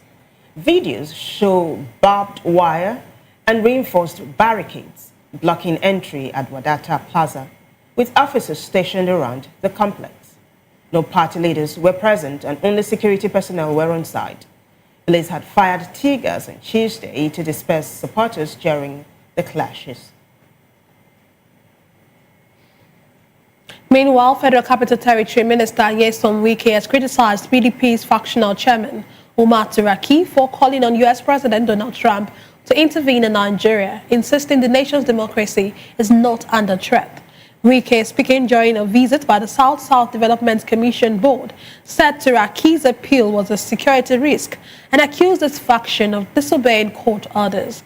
He added that Turaki cannot blame President Bola Tinubu's administration for the PDP's internal crisis, stressing that Nigeria's democracy remains stable. Well, in another development, the National Judicial Institute has dismissed social media claims that judges sang a political song in support of President Bola Tinubu at the 2025 All Nigeria Judges Conference. A video circulating online showed judges standing as the song "On Your Mandate We Shall Stand" played, but the NJI clarified that the judges only sang the national anthem. The tune was briefly played by the Guards Brigade Band as part of ceremonial protocol. The institute said judges stood out of respect for the office, not political allegiance, and reaffirmed the judiciary's non-partisan, constitutionally neutral stance. Joining us virtually to analyze the news hour is Chijioke Orji, a public affairs analyst. Thank you very much for joining us, Chijioke. Thank you. Good evening. Thank you for having me. Good evening. It's always a pleasure to have you. Let's start with this. President Bola Tinubu has postponed his planned trip to Johannesburg, South Africa, and of course Luanda, Angola, following the worsening security situation in Nigeria. What do you make of this new development? Would you applaud the president for doing this? Very applaudable. Very. I think it shows that the president is now beginning to hear Nigerians. But it's not just cancelling the trip that should be something as a tribute to or recognizing the people he's meant to be leading. It is taking actions. These things are happening one too many. And we ask indeed, why is it now suddenly that President Trump made this comment? Every functions of the government are beginning to recognize that these things are happening. In the past, it was downplayed, and it looked as if, it was just oppositions trying to create some sort of tensions. But we have seen now that, the whole wildfire is spreading across the entire nation. A few days ago, it was Kebbi State. Yesterday, it was Kwara. I just got some unconfirmed reports of some other northern states, Taraba, and a few other states. And then we ask ourselves, what is happening? What is the president's and his team's plan to ensure that the nation is protected? Because the primary mandate to the president is the protection of lives and then properties. Before we can begin to talk about infrastructures. Because if you build infrastructure, there are no human beings existing to use it. Of what use and value is it to Nigerians? So it is good that the president has stepped up this, well, they would have described this as a crucial trip. But,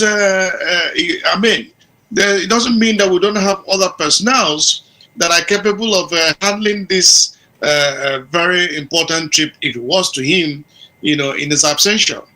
What we need is a president who just not only listens, but is willing to take advices and deal with this situation decisively.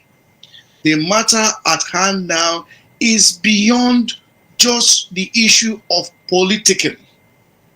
We must do away with politicking and face these issues head on, because it is crippling not just the way of life, but it is destroying every fiber of the structure of the entity called Nigeria.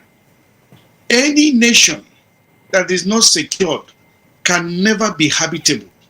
And in an environment that is not habitable, you cannot talk about any progresses to be made. So the president must acknowledge the fact that it is now to hold people accountable. I would have, in his position, used this moment and not just call the endless security meeting with the heads of the security apparatuses, who come in and only use that opportunity to, to brag, because we haven't seen the actions of these individuals. One would have expected that it is the mandate he as the president will be given to them, making sure to deliver, and failure to deliver will not only be meted with firing, but also rendering of accounts of expenditures under their purview and their watch. Because these individuals are all getting away with it and are being celebrated like celebrities. Imagine what our nation has now been, reduced to a nation where people now look at us and call us skid makers. I mean, that alone, if the president has not thought about that comment, it has hit me so deeply that I'm asking, what will be the future of Nigerians in 5 years to come? Because if everybody becomes a joker, who would produce the food? How would we feed the teeming populations that are growing, without control? And the worst of all is we're growing a population of uninformed and ill-equipped individuals. What will happen? That is another chaos waiting to happen the more.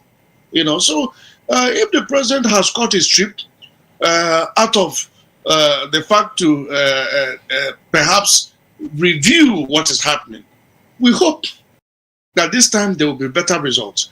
And then these flamboyant trips of the VP going to a state and is going like as if the king of Jordan is visiting, an empire where it's invested. It must end. What does it cost the vice president of our dear country to go with a few convoys, reduced entourage, and in a country, within our own dear country? Do you know how much it takes to move the vice president, not to talk about the president? Now this individual has gone to KB. We do not know of how much result this trip would be, because in the end, it's just a handshake and condolence presumed to the governor, and at the end, that's the end. And these terrorist guys have continued to see that we're not showing any form of serious attention to it. In fact, Chijoke, can I come in here? You talked about the Vice President Kashim Shettima's visit to KB, that it might not be fruitful, right? It might not bear too much fruit. Let me take you back to events that happened sometime this year in Yelwata when there was a massacre, right? Immediately happened, the federal government did not release any statement, not until the president was at an event, a political event, and then Eugenia Abu, the MC of the event, now said before they can continue with whatever they were doing that day, that they must observe a minute's silence for those whose lives were taken in Yelwata, Benue State. It was there and then that President Tinubu now decided to make a trip to Benue State to visit the victims, right, or family of the victims. But then again, because of flooding and bad roads, we heard he couldn't make it to Yelwata, the epicenter of the massacre. He stopped in Makurdi, the state capital of Benue State. That was then. Yes. Yes. But now, this is my question. You applauded the president for canceling his G20 summit trip. In fact, online, people are applauding him right now. But don't you think it would have been better for him to have taken it further by going himself instead of sending his vice president as the emissary? What people need now is actions. It's not even about the presence of the president that really matters. The president can actually address the nation or even call a state house conference. We see other nations' presidents do it. You have pressmen stationed at every government house and also at the villa. The president can call and issue a statement and a condolence and giving a directional guide immediately on how these things can be tackled. Let's not forget that the president said he applied for this job and he does not need empathy or pity. It means that he was aware of the issues on ground and he was prepared to tackle them heads on. So the president should be held accountable for this whole senseless massacre because it is becoming one too many. The president going to a state now costs even sometimes more than the expenditure of a local government. Because in most cases, you have to deploy several thousands of policemen ahead of the and military forces ahead of the president's visit and all that the logistics in terms of moving the president. Yes, even in the rest of the world, it costs money. But in our dear nation where we are trying to survive out of borrowing and borrowing, to spend, where are we going to, recover all these lapses and the loopholes that are being created as a result of unplanned or unprojected movements, especially in most cases that have become a political movement? Because if the president were to be in KB, it should have been the KB people welcoming him on the political stand, and not even on the solidarity of those whose children today are in the unknown forest or probably in unknown destinations, and we can't tell about what the parents are going through. We haven't seen the state governor show any form of counseling and guidance for the parents who only God knows what they'll be going through at this point in time. I am not saying that the president's visit to Kebbi or other states, especially at this time, is not an ideal thing to do. But you need to weigh in on what cost of what it will be to go in there and what it will be in terms of the actions you marshal out. Imagine if indeed, as this is happening now, the president declares a state of emergency. We're not saying suspend the government. But when you declare a state of emergency within that same state, Kebbi State is a large state that if you have to declare a state of emergency and deploy troops and ensure that every nook and cranny is being combed in today's world where we have drones flying, and we spend endless amount of money on so-called military and defense budgets, on every day we see our generals that have never been to war, continue to live fat and fly on and live on luxuries in a country where the poor are starving, the Nigerians are starving to go to bed, and we can't find a solution to just mere terrorism that is happening and now escalating and beyond in the imagination of the government, because it is seen that so long as the government continues to play this hanky-panky game of funding these guys in giving them money each time they make this kidnap, you're already preparing them for the next missions. Because if you don't continue to do the same thing, then of course you have a right to expect a different result.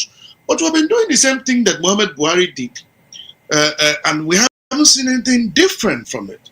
And we don't definitely see any end of it. Now another sane individual from another country is calling the country to accountability. And everybody is at war with words that what he said is wrong.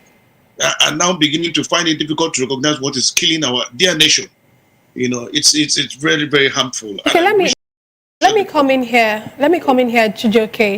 While you're still talking about the insecurity situations in Nigeria, US-based rapper Nicki Minaj has, of course, lent her voice and amplified claims of Christian persecution in Nigeria. She addressed a gathering at the United Nations in New York on these targeted killings. Can you speak to that? Of course, the federal government has criticized the event for not including Nigerian representatives. Can you speak to this development?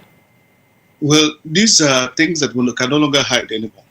It is now a public debate, and the world is watching. The world is seeing everything happening, including the incident of yesterday. If we are disagreeing what has happened yesterday only amplifies the fact that these individuals are acting, and if indeed that church was not streaming live and people saw it's unimaginable to define, after seeing that video, my heart breaks for my dear nation, because we never imagined we'll get to this point where things have become so downtrodden to this extent. Yes, Nicki Minaj lending her voice is only calling for the same accountability. And all that she has said, Nigerians must learn to take it as constructive criticism.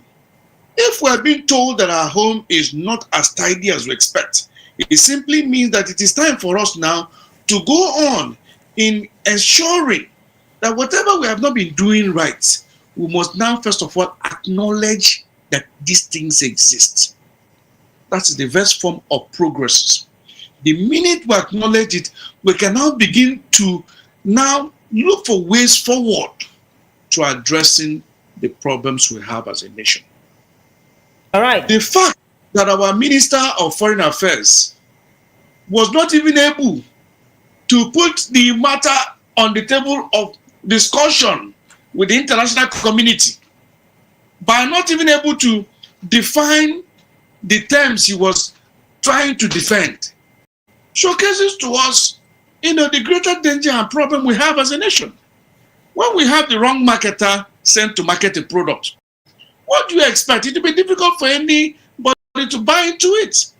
Nicki Minaj has simply said and encouraged our government to go after and show the rest of the world that, truly speaking, the government is not a part and complicit in this. Because so long as this whole idea, especially with the formation of the government now, where it is seen as a Muslim government, where the Christian does not seem to be represented at the top, it's going to be difficult for the government or any other external forces to see Nigerian government today, to be fair, if it does not redeem its image. Now we are talking about even the ones before the few days ago. With the ones that has happened now, how would the government wriggle itself out? And we don't know what will happen tomorrow, especially with the porous nature of our security architecture, where a sitting IG is not able to give account of what is happening or even address the nation on what his efforts is making. We're not saying review the taxes or whatever, but it has shown that these individuals are clueless. They're completely clueless because this issue has to do with ineffective policing. We're talking about the internal security. We're not talking about the breach of the border. Let it be that the IG is implicating the military for failing to protect the borders. Then we can now say the military has failed. But this is an internal security of kidnapping children that are in school. What more of level of assault do we need as a nation to wake up? As a matter of fact, I expect that every Nigerian should be on the street by now, requesting that the government, if not able to rescue these kids, apart from rescuing them, if we are not able to protect the lives and properties of Nigerians, there is no need to be in power for even a single day.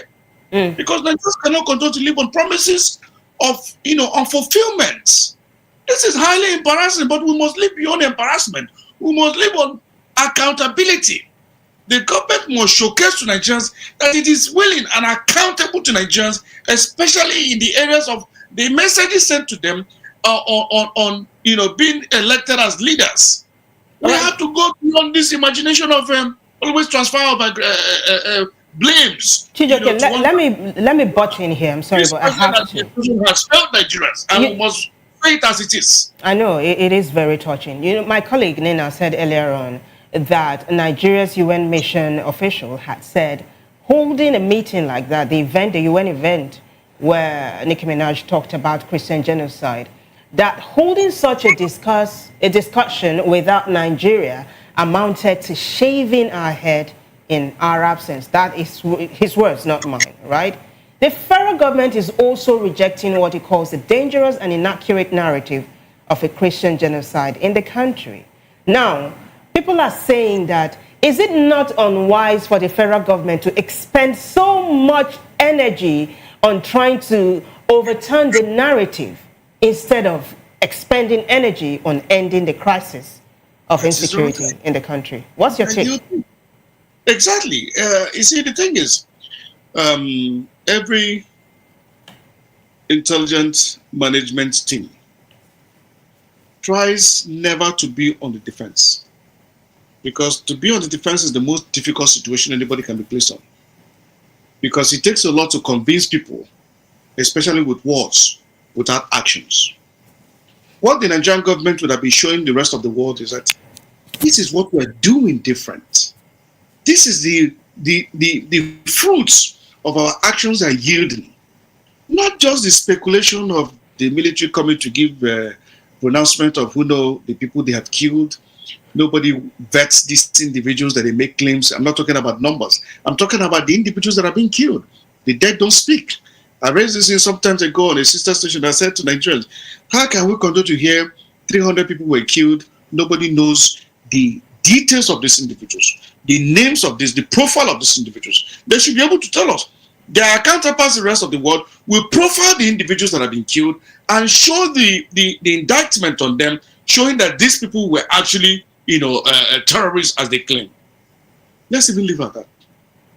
The Minister of Foreign Affairs and the special advisor or the media persons to the president have spent so much time flying around trying to tell the rest of the world in a situation where people have lost, credibility and trying to sell credibility. To who? And who would listen? Because you have not been able to do your homework at home. Charity, they say, begins at home.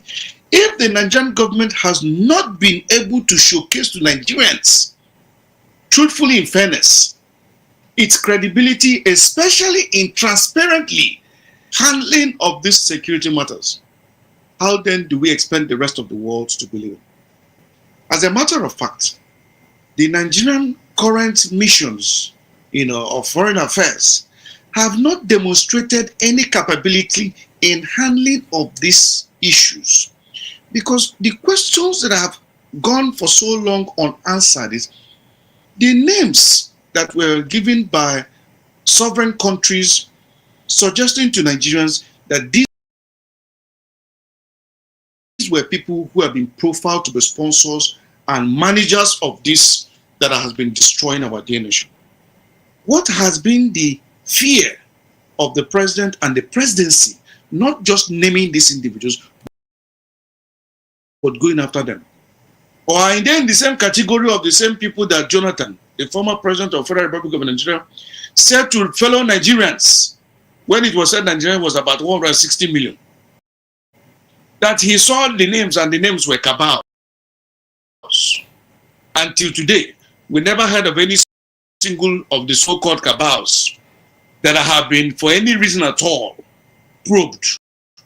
And we see Nigerians celebrating criminals, thieves who don't pay taxes, and in most cases, the government comes out to even give them official waivers. And these are the people that are projecting to the younger ones, that are people working harder than them. In a nation where now it is now becoming a norm for our young, energetic youths to be involved in fraudulent cyber crimes, and we're celebrating it. The judges slaps them with 1 week in detention, 1 hour in detention, and we're celebrating it. Now the so-called politicians, thieves in Agbada, are also being celebrated and given a vegetable oil on their head and skins. That they are now the best we can achieve as a nation is to shame them. Well, shame on the nation itself now, because the international community is now calling our dear nation a disgraced nation. When it says the word a disgraced nation, it is now saying that the government in power is completely shamed, because it starts from the head to stream to the down. And as every Nigerian, this is a bigger thing to tackle with, because it is not just about the image we faced in the past, the perception about what Nigerians were.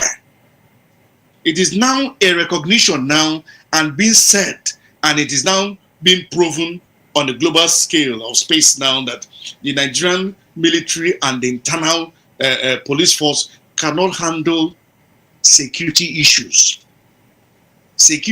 But will be rather involved in embroiled of political matters, political parties disputes. There you will see the Nigerian police demonstrating its strength. And we're now speaking, and Bola, or whatever his name is, I don't mean to tarnish his name, but I'm just saying that an individual who has never displayed credibility, an individual who actually, couldn't even defend the office he said to be representing, is now said to be the one marketing Nigeria. An individual who has failed in all businesses he has done is now showing to Nigerians on how he can be a great marketer. And that is the person the president sees to entrust the credibility, the image of every Nigerian on the hands to market Nigeria.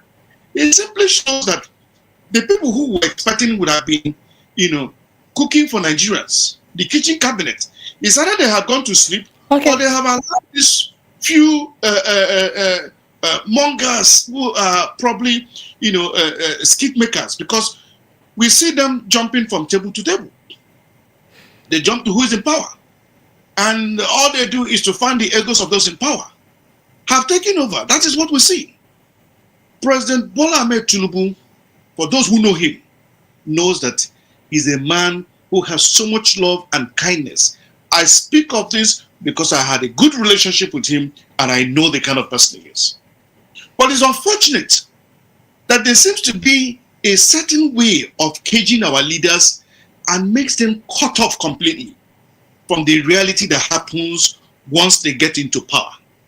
And that is why the president could only know of the slaughtering of the people in a state, in a nation that he governed, because they're an MC, of the day in an event he was, decided to recognize that these were human beings who were whose lives were cut short.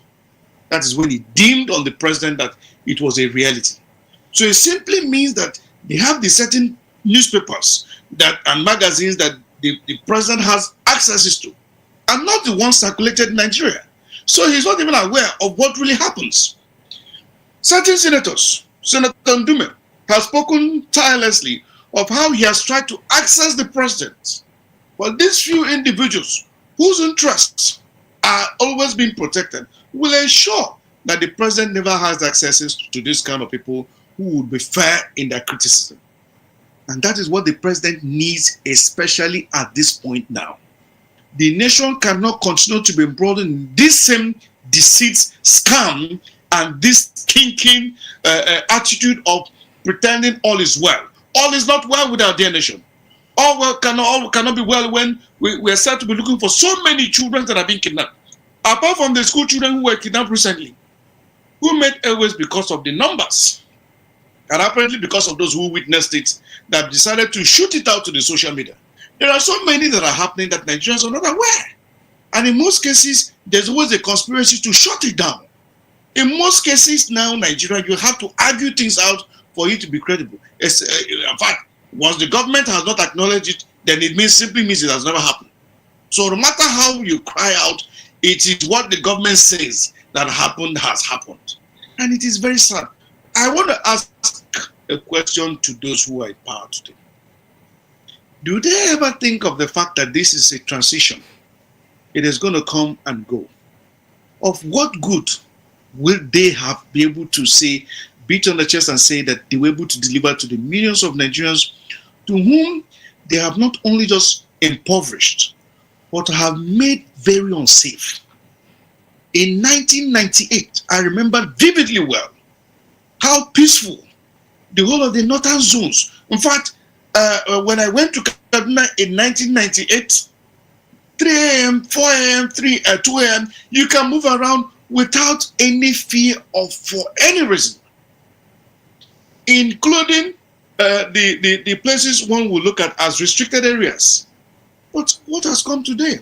Okay. The most regions are now the most troubled regions because of certain level of interest that the presidency or the people in power are scared to name or to go after. Okay. Nigerians must wake up and not only demand, but about time they wake up to defend themselves. We can't continue to allow these injustices to continue to peddle, and then we'll continue to have transitions after transitions.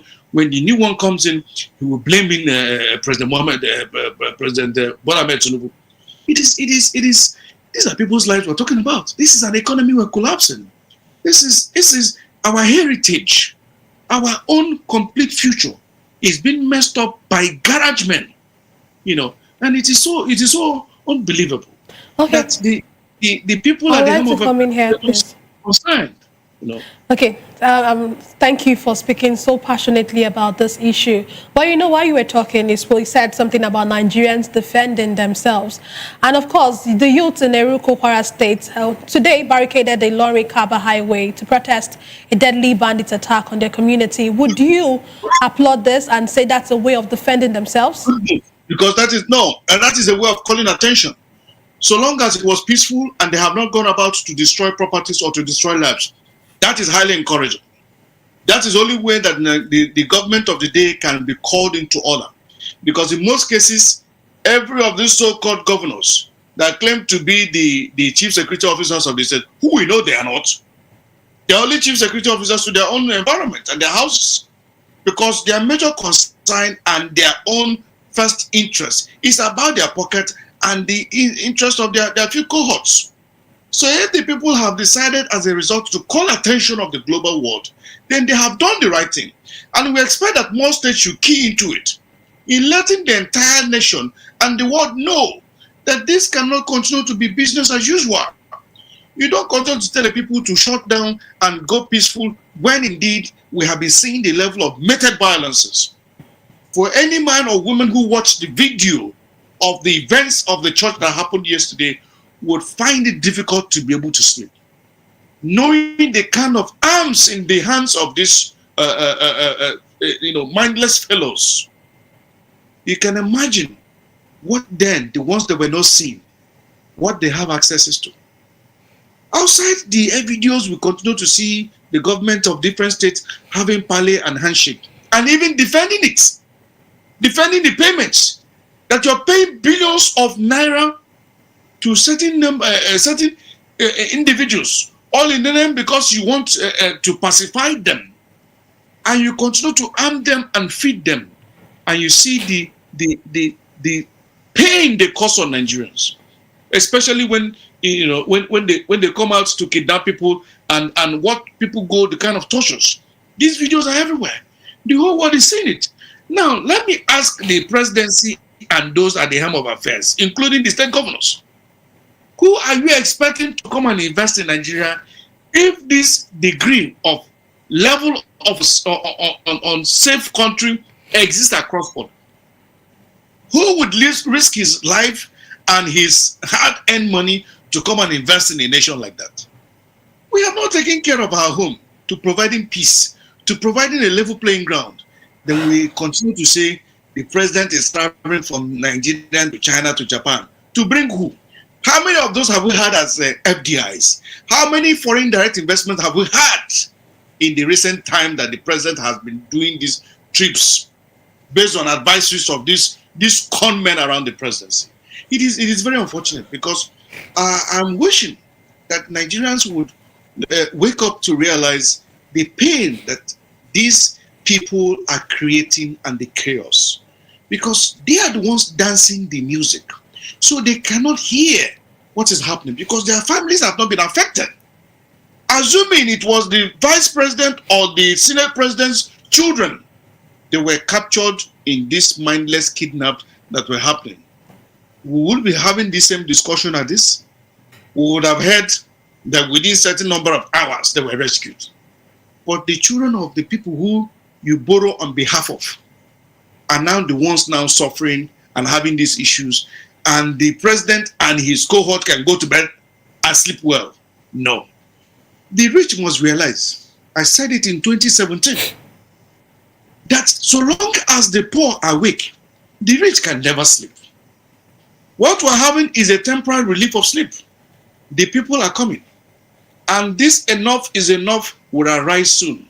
In fact, when it arises, it will consume beyond their imagination. In fact, Chijoke, what you said, that the people are coming, there's a thread like that online right now where people are saying enough is enough. There's also hashtag state of emergency. But you know, you and I could go on and on and on. You're setting us up for a part 2 of this, but as usual, you've been fantastic, and we say thank you once again for being a part of News Hour today. Thank you. These children and many unreported ones, that we pray they return back home safe and sound, and we pray that our president and the various state governors and all those in charge of the security apparatuses will wake up to their responsibilities and bring our dear nation to safety. We need our Nigeria we used to be. We were one time rated as the most happiest people on earth. What has happened to those records? That's a billion-dollar question, if you ask me. Thank you, Chijoke. Thank you so much. We will definitely have this discussion again not so long from now. We have been speaking with Chijoke Oji. He is a public affairs analyst, and would like the viewer to know that the views of the analyst is just his and not that of the station. On that note, we move on with the rest of the bulletin after the short break. Stay with us.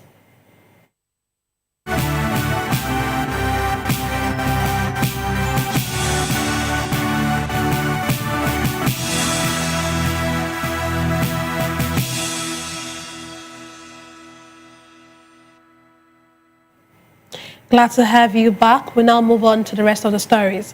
The Federation Account Allocation Committee has shared 2.094 trillion naira among the federal, state and local governments' October 2025 revenue.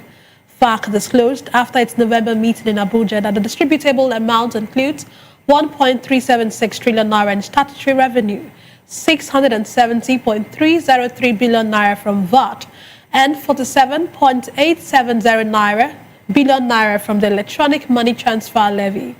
Gross revenue for October stood at 2.934 trillion naira, from which 115.278 billion naira was removed as collection cost and 724.603 billion naira as transfers, interventions, refunds, and savings. The communique showed the statutory revenue rose to 2.164 trillion naira, while VAT dropped to 719.827 billion naira compared to September. Well, in another development, the House of Representatives has launched an investigation into officers of the National Drug Law Enforcement Agency over the alleged killing of a 16-year-old boy in a Puje Ileha Owan West local government area of Edo State. This follows a motion of urgent public importance moved by Majority Leader Julius Ihonvere, who described the death of Emmanuel George as a tragic outcome of an NDLEA operation in the community. Presiding over plenary, Deputy Speaker Benjamin Kalu directed the Joint Committees on Narcotics, Human Rights and Public Safety to immediately probe the alleged unlawful actions of the officers. The House also urged the federal government and NDLEA leadership to suspend the implicated officers pending the conclusion of the investigation. The committees are expected to report back within a set time frame for further legislative action. Elsewhere, the Special Security Squad has arrested 31 suspected cultists in Uromi following clashes between rival groups. Weapons and charms linked to the Black Ox and INEC confraternities were seized, though some suspects remain at large. Correspondent Rhoda Journey tells us more. Special Security Squad has arrested 31 suspected cultists in a major raid across Uromi following a violent clash between rival groups that left one person injured. Acting on intelligence, the team raided several locations in Uromi, recovering battle axes, charms, and other items linked to the Black House and INEC confraternities. Some suspects reportedly escaped during the operation. Squad coordinator Idomidia Noah said the arrests were connected to a dispute over a fraudulent financial deal. It's a rival court fight between two court groups, Aye and Eye. The issue initiated from a kind of fraud money activities. That's why you could see the persons that we arrested here for investigations. We met in the compound, but they are not the main suspects that we're looking for. The main suspect, I think, if flew before we arrived at the scene. We're giving the both suspects that we visited their houses to report themselves within 7 days after this interview. Failingly to report themselves, their houses will be brought down and they'll face the consequences squarely. Courtism is strictly forbidden in Edo State, and we have warned that we will not tolerate or have mercy on any who intend to create menace or chaos in Edo State. So be guided and be warned.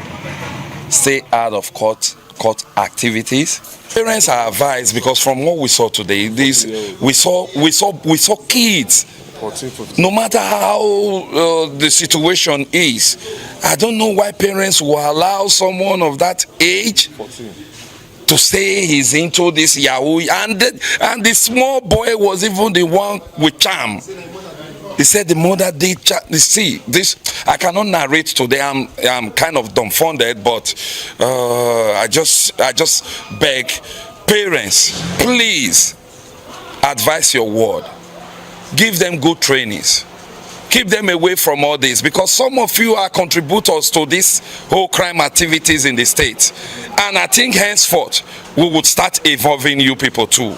Any child caught in criminal acts we will involve the parents. So 2 suspected ringleaders remain at large and their properties have been sealed. All arrested suspects are now in police custody, while the squad has issued a 7-day ultimatum to those still on the run as the government intensifies its fight against cultism in Edo State. In Benin, Rhoda Johnny, VOP TV News.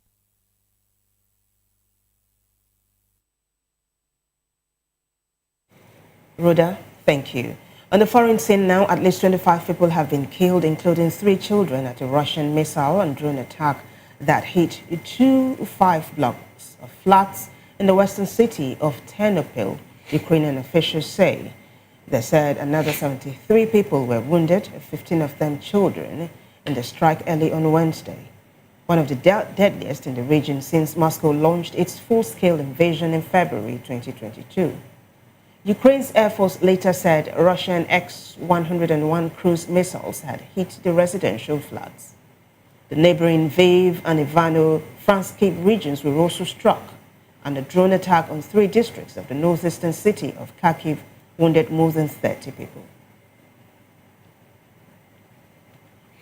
In business, the Naira recorded its first gain against the US dollar this week at official exchange rate strengthening to 1,447.43 Naira per dollar on Tuesday from 1,448.03 Naira on Monday, a gain of 60 kobo. At the black market, the rate remained steady at 1,465 Naira per dollar.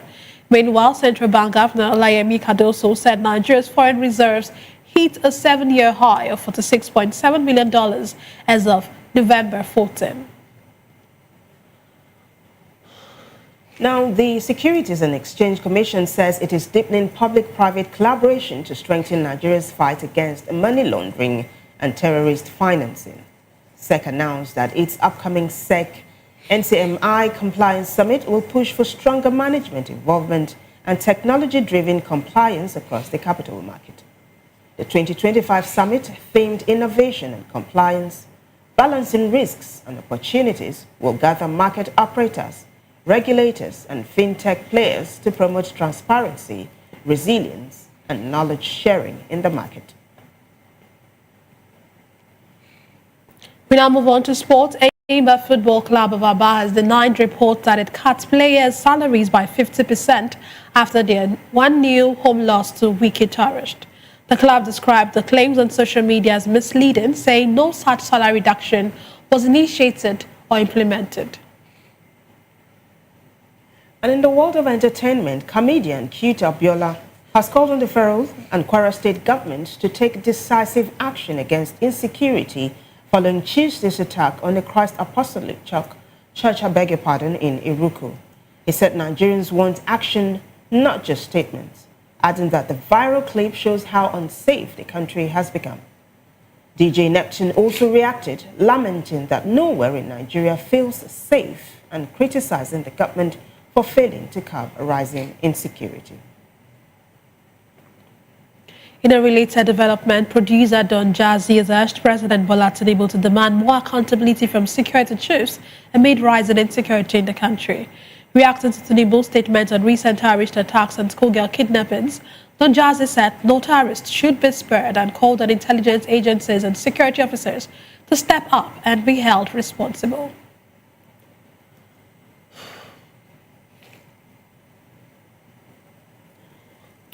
Well, it's a wrap on News Hour, but before we go, a quick look at the headlines. We told you that Tinubu has cancelled foreign trips amid public outcry. Also, federal government rejects United States troops, says Trump's claims feel violent. Vice President Shettima arrives in Anichebe. COAS announces recruitment of 24,000 soldiers. NJI denies judges sang political song for Tinubu. FAC distributes 2.09 trillion naira to federal government, states, local governments for October. On the foreign scene, children among 25 killed in Ukraine strike. In business, naira strengthens as foreign reserves rise. Well, in sports news, Enyimba denies 50% salary cut claims. And in the world of entertainment, comedian urges government to tackle insecurity. Do well to subscribe to our YouTube channel. On YouTube, we are Voice of the People TV, On other social media platforms, we are at VOP TV Live. If you witness news happening near you, we want to hear from you. Send your eyewitness reports, event coverage requests, photos or videos directly via WhatsApp to 0814-606-4057. You can also reach our newsroom by email at news@vop.ng. I am Vivian Uguche. And I am Minna Ndomdioto. Thank you for watching.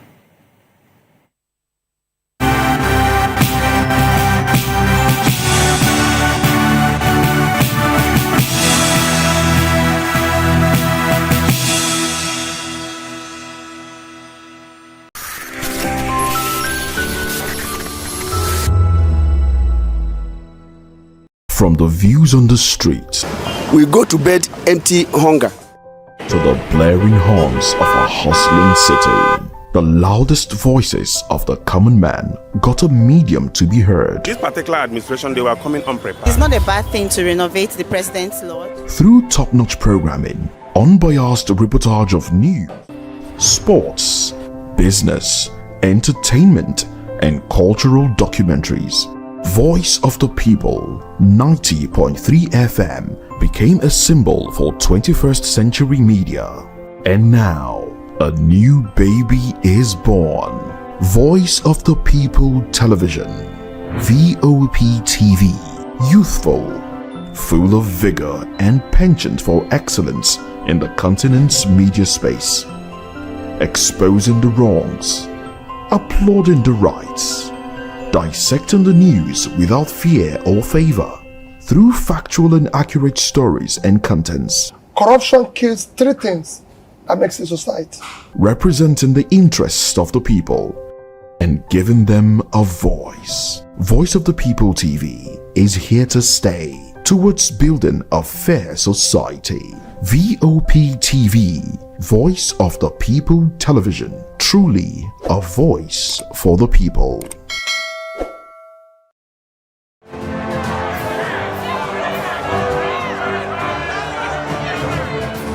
Do you want your voice to be heard? Do you know that you matter in the scheme of things? The People's Voice, the show where ordinary citizens take center stage as we discuss the biggest stories that affect you and I. With you in mind, we facilitate lively discussions, debates, and interviews on the topics that matter most to you and I. From social justice to economic empowerment, education to healthcare, governance, and more. Tackling tough topics and amplifying your voice. Join the conversation and make your voice count. The People's Voice. Make your voice count. Are you ready for the extraordinary? Something big is happening on your screen. Introducing VOP TV.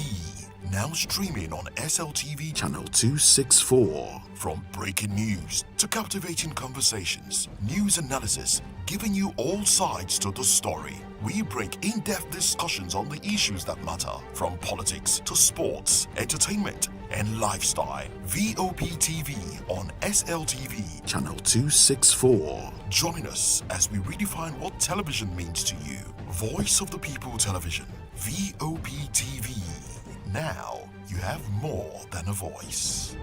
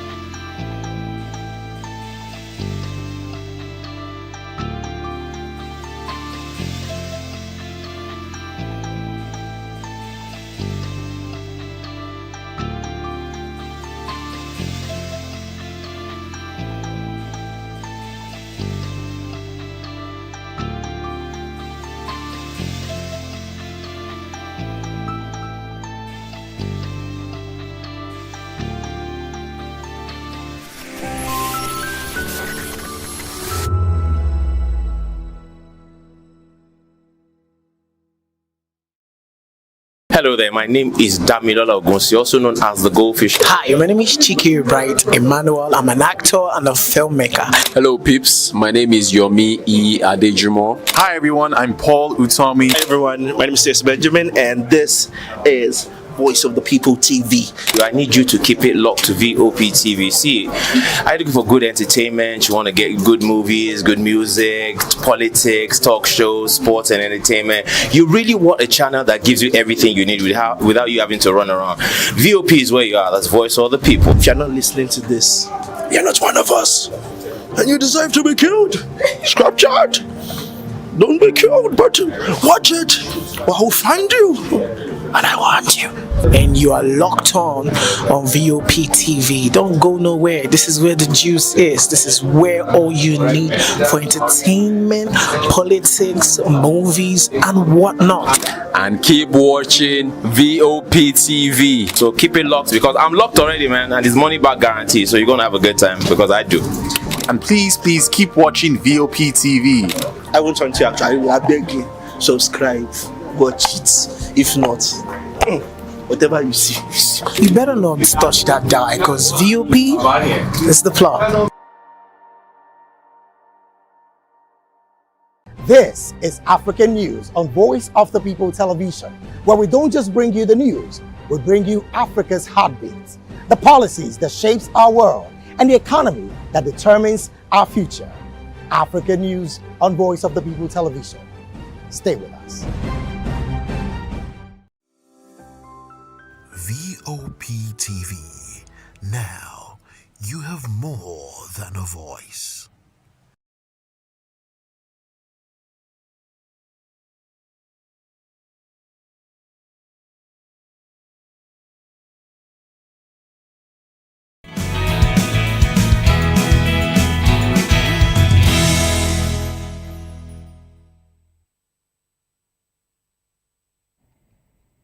Well, good morning and welcome to Thursday edition of VOP This Morning. I am Moses Humphrey. And of course, today we will be looking again at one issue that has bedeviled us for a very long time, but there seems to be an increase, and I'm talking insecurity. There seems to be an increase in insecurity. Videos from the Kwara incident, the CAC church in Eruku, Kwara State, surfaced online, and this morning when I saw it, I mean, it popped up on my phone again, and I saw, bodies, blood-stained floors, and the rest.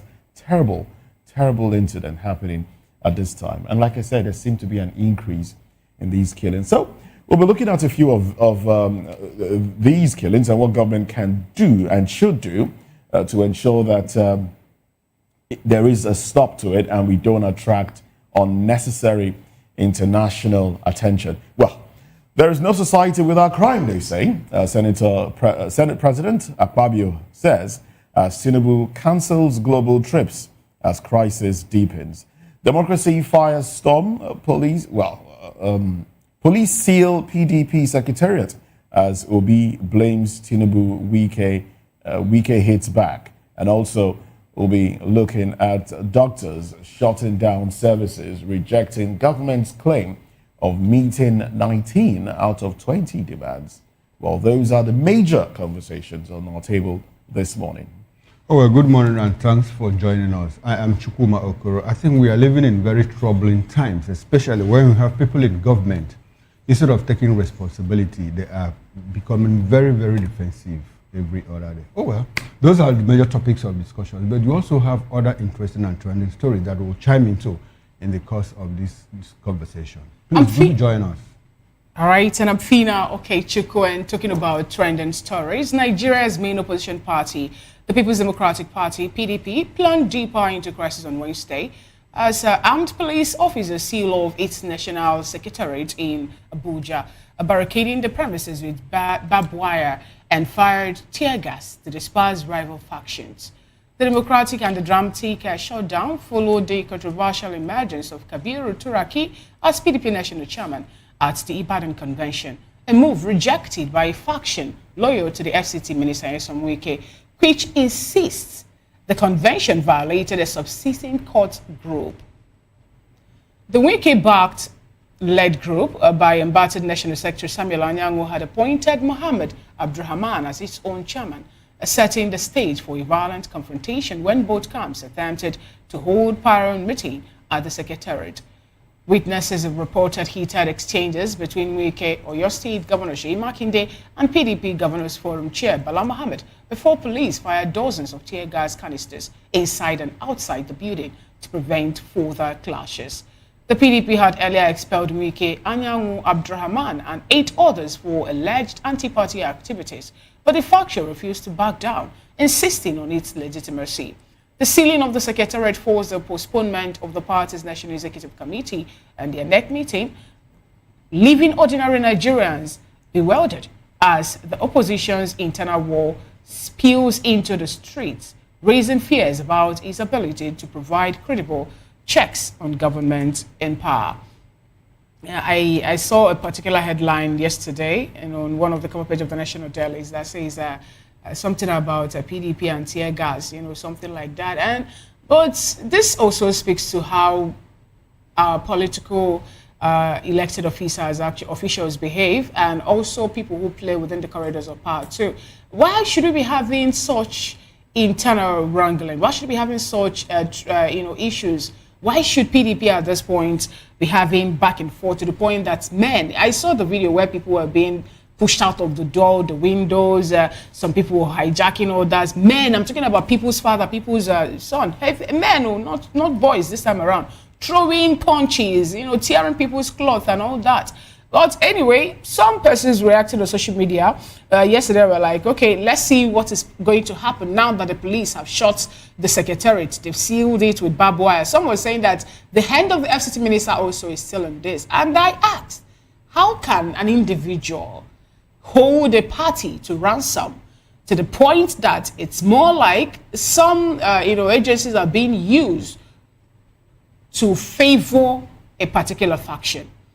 If there was a PDP convention that happened in Oyo, and that convention have something according to the constitution of the PDP, then I think others should understand what the convention states and stay away. In one breath, a particular Sani man said that people have come up, especially in Wiki, have come up to say that the only way for peace to return in PDP is if the party will not field in any candidate for the 2027 general election. And then I asked, then you say you're still a PDP member, and then you're trying your best to deprive your team or your platform, your political party from having a candidate to run in the 2027 election. That speaks that you're working for another party entirely different from the party that you have. And for me, if you ask me in my layman's understanding, I think that is a clear indication of anti-party activity. But let's see how this actually turned out, because Turaki the other day was calling on so many people to come into Nigeria, that democracy is no longer the way it should be. So many things back and forth. PDP is not the only opposition party that is having this issue present time in Nigeria. The LP, that's the Labour Party also, they're having their internal wrangling. SDP, the same thing. And we have a particular man being fingered to be the one, trying to make all these internal issues to be happening in other parties so that they will not have a strong opposition for the 2027 election. But I think Nigerians are the ones that will decide what will happen in 2027. Well, Fina, I just hope that Nigerians will decide in 2027, because everything that is happening now is geared towards 2027. Did I say 1997?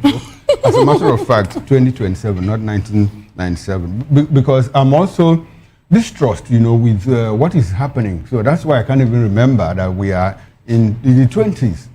Well, that said, what is happening in PDP is not just about PDP, it's about Nigeria. To be very honest with you, it's about Nigeria. Now, let me break it down the way I understand it. President Tinubu wants to remain in office 2027 to 2031. Now, he is using Wike, to my understanding, to ensure that he gets block votes from what used to be the PDP and the South-South. Now, the North is also very intentional in making sure that Tinubu, not APC, doesn't return to power in 2027. And so how are they going about it? They are going about that with PDP and ADC. The North is very intentional about it.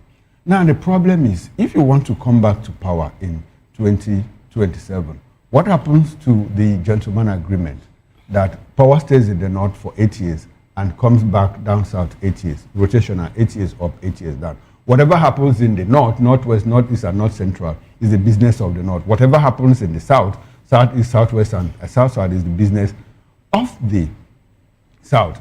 Now, but the problem is that the north wants back power at all cost.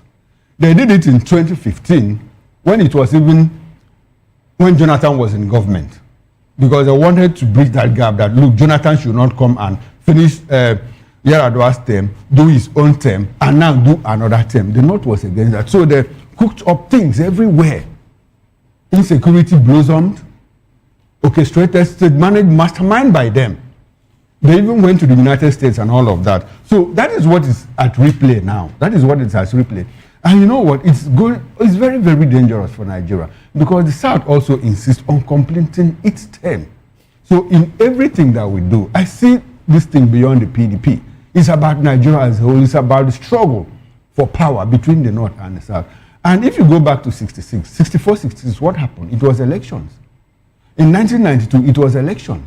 Now we are nearing an election again, very critical election, 2027, and we are seeing all these troubles. Landmines laid before us. The only thing we can do for ourselves is Nigerians, please be careful so that you don't step on any mine, because if it explodes, it's going to consume everybody. North, southwest, southeast. Unfortunately, the south and everywhere will be consumed. Let's be careful what we wish for at this time. Yes, indeed. I mean, we've said a lot already. Let's be careful what we wish for. And all of this rests at the table of the president. What has he done so far? Now, Nigeria is in... The world is looking at Nigeria now. Yesterday, it was Nicki Minaj speaking about genocidal killings in Nigeria, and Nigeria there was no representative of Nigeria at that meeting to defend the country. None. And, you know, I start to ask again, I mean, these are questions I've asked myself repeatedly. Did this government really know what it was getting into? Or was it just about grabbing power and retaining power? Because that's what it seems like. Now, because the President Bola Ahmed Tinubu wanted to be in office and then he wanted to appease the North, or whatever his reasons were, he insisted on a Muslim ticket, which goes against what we've been practicing in Nigeria. If it's a Christian that is there, a Muslim becomes the vice. If it's a Muslim that is there, you know, the other one becomes the vice. Now the president decides not to care, not to bother. And then he goes ahead. Now the world is using it against us. You listen to, you watch international media and they say there's an obvious reason. I mean, it's obvious that Christians are being sidelined in Nigeria and there is genocidal killings targeted at Christians and the rest. And I think President Tinubu has played into the hands of that narrative. But he doesn't seem to bother yet. He doesn't seem perturbed by what is going on. He was going to fly to South Africa yesterday. He was going to fly. We had been told that he jets out of the country to South Africa with killings happening around us. But he said something more. He said the reason through the Olusegun guy, the social media handler, he said the reason for him to go to South Africa for the G20 summit is the fact that the first time it is happening on the soil of Africa. On the soil of Africa. You know, so he will go to South Africa and go to Angola. But now that he all of that, well, it's a good thing. It's a good thing that he chose not to. It is also troubling that he didn't even go to, the place where these killings happened. He sent his vice to go, to the place. That's also troubling. I mean, if you're not traveling and you're staying back. And another thing that is fueling this crisis, there's an upsurge right now. And I think it rests on the platform of the fact that the president is being accused of not allowing opposition to thrive, just so he gets a smooth sail into 2027. That in itself has sparked a lot of angry reaction. And that's why we are saying a repeat of the 2013, 2014 incident. Because people are pushing back. There's just so much you can do. If you push people to the wall, they will fight back. They will push back. So, this presidency, this administration, largely reactionary, seems clueless. It is when they fly a kite and Nigerians react and they be like, okay, let's pacify them this way. I think they should think deeply. Like my colleague rightly said, we should do, some deep thinking and ensure that Nigeria does not become a battlefield. Nigeria is already won. It doesn't get worse. My fear is it might get worse. It might actually get worse. Yes, there's a political... The way we are traveling. What is playing out in international... There's a bigger game. There's a bigger ploy. It goes beyond PDP, APC, ADC. Yes. And the funny thing is, yet our leaders somewhere, they are busy pointing fingers, accusing... Being very defensive. Instead of trying to tackle... Look at what George Akume said. Being defensive. Look at what George Akume said, is that it's because that the killings have spiked because of U.S. designating Nigeria as a country of particular concern. Can you imagine? So what have you done to ensure that we get out of that list again? What have you done? Nothing. We are fanning the embers of these things, and when it blows over, I fear. I fear too, because I saw a post put out yesterday also, still on this insecurity issue. Larry Olayinka, Wike's media aide, talking about how some masked men that are Fulani headers were speaking Hausa with Igbo accent and saying they are IPOB. And I'm like, how are you even peddling this narrative? What has that got to do with? No, they say that IPOB, the Biafrans are the ones who actually are fingering this issue of... they're making it worse. Making it Biafrans are the ones championing it. Do we have killings in Nigeria? The answer is yes. Who are being killed? Christians and Muslims alike. Yes. Should anybody be killed in the first instance? No. People should not be killed. The government or Nigerians... And the government is being defensive. No, Christians, Muslims are killed as well. Telling me that only 177 Christians were killed in the north. Why should and these people are still in government. Nobody's career is damaged. People even get promoted. We don't... there was a post made in 2020. We're talking about insecurity when someone said, if this persists, the president in power then, at 2015, should resign. And we have seen double or triple of what was playing out then, repeating itself at this point in time. Because Bola Ahmed Tinubu then said that, look, Jonathan, if you cannot solve this problem, just get out of office. Because the buck stops on your table. So where is the buck now? Do you know? Where does it stop? Anyway, well, let's get into another... the president's table. Yes. But I don't think the president even realizes that it's on his table. Anyway, let's get into another interesting story that is also political. Nigeria's political corridors are in turmoil as hundreds of retired police officers, some who served for over 30 years, continue their relentless protests at the gates of the National Assembly, demanding justice over what they call decades of pension neglect, while the House of Representatives has openly pressured the Senate to urgently concur on the police pension reform bill, which seeks to remove police personnel from the contributory pension scheme and establish a dedicated police pension board.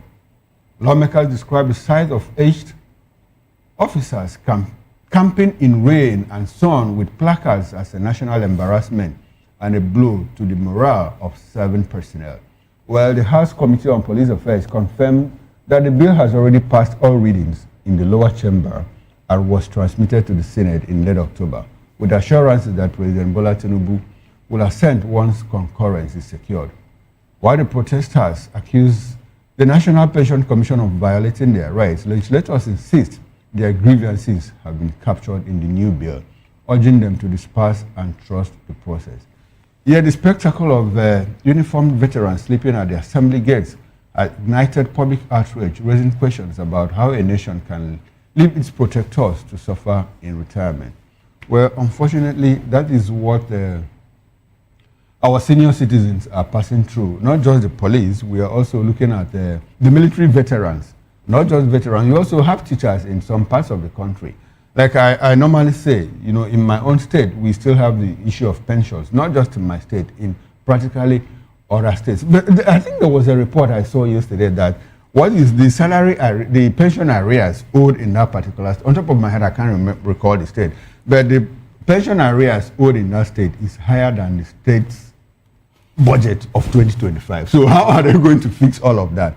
You know, people work for 35 years, you owe them, we have a contributory pension scheme, you don't sign them into all of that, and at the end of the day, people that even contributed, someone dips hands into that tilt, walks away, and we are looking for him up and down. You know, police pension scheme and all of that, and up until today, what has happened to that man? Was he jailed? And I think there was a jail term, and there was also an option of fine, which he dipped hands inside his sweet pocket and paid and walked away, and all of that. It's quite hurting. And you know why? Do you know why people commit bribery, where there is bribery and corruption? It's because people don't trust the system that when they retire, that the system is going to protect them. So what do? They start taking care of themselves while they are still in office. That is part of the problem that we have. So, but the police people also, how have you engaged yourself in the cause of service? We have Nigerians that were trying to protest and protect you sometime in October 2020. What did you do? You came out and started killing and shooting. It's a good thing you said that, because that's where I was going to start from, because personally I don't feel pity for them. Bless you for at this point. No, please don't. Why should I? Not all of them. There are a few bad eggs in the police. I know. Yes, but unfortunately, the bad eggs. When one finger dips the oil, the rest gets stained. The rest gets stained. You know, I don't feel pity for them, because when Nigerians come out to protest for the general good of everybody, they take orders. You know, they say they are taking orders. They shoot at people. They chase people, beat people with batons and the rest.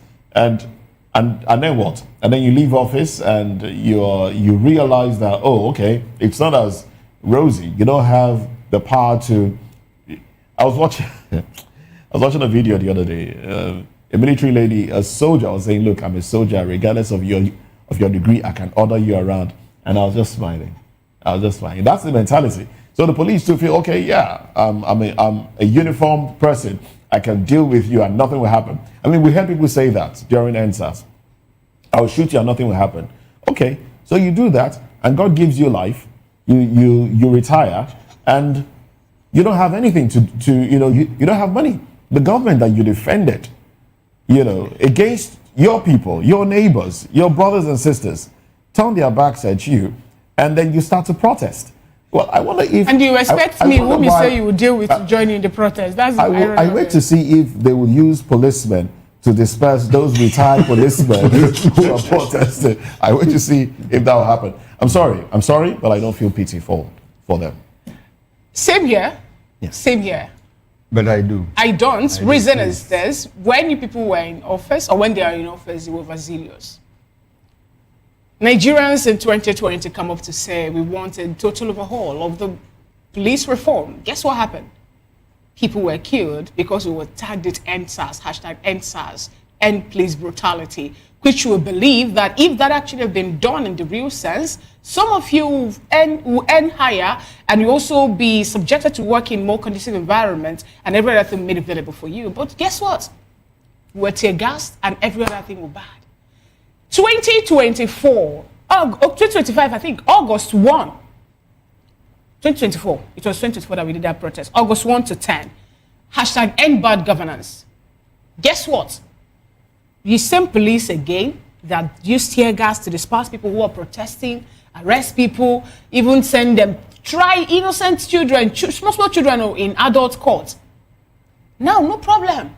I believe some people who actually played role or participated in that happen to have retired now because of the retaining of the IGP and all that. Some people were forced to retire, a whole lot of things. And guess what? Today, some are protesting in front of the National Assembly. And then you expect maybe someone like me who have inhaled tear gas before from the hands of the police people to say, let us do it. Even show already the other time, joined in protesting for the police for them to receive their pension. And I think he was the one that was rough-handled the other day again by... It was the same police that stole his AI powered glasses and all of that. So he said. So please, I think what happened now is that Nigeria that have happened to us or people that have come up to protest initially is happening to the retired policemen. They should enjoy. But it's quite unfortunate, on a more serious note, it's quite unfortunate that veterans who have sacrificed their all, their life, their time, everything to protect Nigeria will go on the way to protest before what is their entitlement to be given to them. That's more like a very big blow on the face of Nigeria. Do something about this government and redeem your face and stop saying people are denigrating you. Redeem your face first so that you gain back your respect in the international face. Anyway, that is how far we can go on that. I will just let us know of this. Very simple. That Nigeria has been thrown into mourning following the sudden death of Senator Oke Eze, who represented Enugu North in the National Assembly at the age of 62. That was when he died. According to his family, the lawmaker passed away late on November 18 at a private hospital in Lagos after a brief illness. Eze, a founding member of the APC in Enugu before winning his Senate seat in 2023, was widely respected for his calm disposition and principled leadership. He chaired the Senate Committee on Ethic, Privileges and Public Petition at the start of the current legislative session, and later served as a vice chairman of the committees on House, Urban Development, Cooperation and Integration in Africa, NEPD, and Culture and Creative Economy. He was known for sponsoring the bill to establish the Federal College of Agriculture, Adani, and for championing the creation of Adada State. And, Nigerians are mourning his death, and also members of the Senate too are also mourning his death. They said he's a good man. The likes of Natasha Botudaga also, applauded him, saying he's a very great man when he was there, showing her guidance and all that. Our heart goes out to the family of late Senator Eze. May God grant his soul eternal rest. All right, then may he rest in peace. Now let's get into the papers now. We do have Nigerian Tribune. I do have Nigerian Tribune in front of me. And these are the headlines. On top of the masthead, HID Awolowo Foundation hosts National Dialogue on Women in Politics 30 years after Beijing. And then the big story on the cover page of Nigerian Tribune. Terrorism, NLC, JNI, CAN, others call for decisive action. As FG says, Nigeria security puts on highest alert ever. Soldiers take over Kwara community. Youths block Ilori-Kaba Highway. Shetima in Kebbi says abductors of schoolgirls will face the law. Kebbi LGA chairman releases names of abducted schoolgirls. Refutes claim they are Christians, but they are students that have been, I think that's the most important thing. Take decisive action to return students, JNI. Confront the evil before it consumes us all, NLC tells FG. Attack on Nigeria. A destabilization plot, Northern CAN. President aborts G20, AU, EU meetings, awaits security briefings. Police seal off PDP's Wadata Plaza, block access points. Obi blames crisis in PDP, LP, SDP on APC-led government. Call on Trump to save Nigerian democracy, a national security threat. Wike. Okay. All right, so 230 million Nigerians will defeat 25 governors in 2027, El-Rufai. Ribadu Egbetokun Fagbemi lead 10-man FG delegation to US. Meet Congressman Moore. Well, those are the headlines on the cover page of Nigerian Tribune. Daily Independent newspaper is up next, and the window headlines are Rising Day, Old Sheiks Prices Strain Small-Scale Poultry Farms. Fresh attacks, U.S. genocide claim has emboldened violent groups. That is coming from FG. We have the banner headline, KB schoolgirls abduction. Tinubu shares your anguish. Shetima tells victims' families. Interesting. Right after that story, FG vowed to rescue schoolgirls and show abductors face justice. Pledges support for families of girls Slain General, Vice Principal. Tinubu shelves foreign trip over at bandits attack in KB Kwara. KB government releases name of 25 abducted schoolgirls. All right, all the stories on the cover page of the Daily Independent newspaper. Nigeria edged towards debt distress. Experts warn as revenue crisis deepens. Playing Patson's song before George's national pride desecration. That's coming from Atiku Abubakar. Right after that, Georges didn't sing on your mandate. NUJ clarifies. Governors affecting to APC in Nigeria detecting to ADC RFI. JNI condemns abduction of KB schoolgirls, says tragedy avoidable. And we have another bold headline here. INEC rejects Wike-backed Mohammed as PDP acting national chair. BOT condemns invasion of secretariat by expelled members. Police seals party headquarters after Tuesday's showdown. The last but not the least of the headlines, Army to recruit 24,000 soldiers to boost operational strength. Okay, let's quickly run through the Guardian with the window headlines. SMBLF fears Nigeria drifting towards one-party rule. Alleged Christian genocide. FG accuses US of inciting violent groups. FG states LG's share 2.09 trillion naira as October revenue. Now the big story, outrage over rising abductions. Attacks as military rallies 24,000 recruits. That story is on page 6 of The Guardian. Cross River to begin forensic audit of civil servant certificates in January. Health worker strike will continue until FG reviews CONHES. Over 6,386 cargoes detained by NPF. Customs incur 472.5 million naira daily demurrage. Northern groups reject FEC's lopsided road projects. 230 million Nigerians to unseat Tinubu, defecting governors, El-Rufai says. And the bottom strip headline, Governor Yusuf presents 1.36 trillion naira 2026 budget. And that's it from the Guardian newspaper. And that's how far we can go on newspaper review. Do well to join Chukuma and Moses for the newspaper analysis proper on top of the hour at 10 a.m. here on Voice of the People Television. We'll go on a quick break and we'll come back.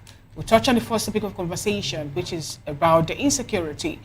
Some people are saying there is no society without crime. That's coming from the President of the Senate, Godswill Akpabio, as President Tinubu cancels global trips as crisis deepens in Nigeria. The world is with us.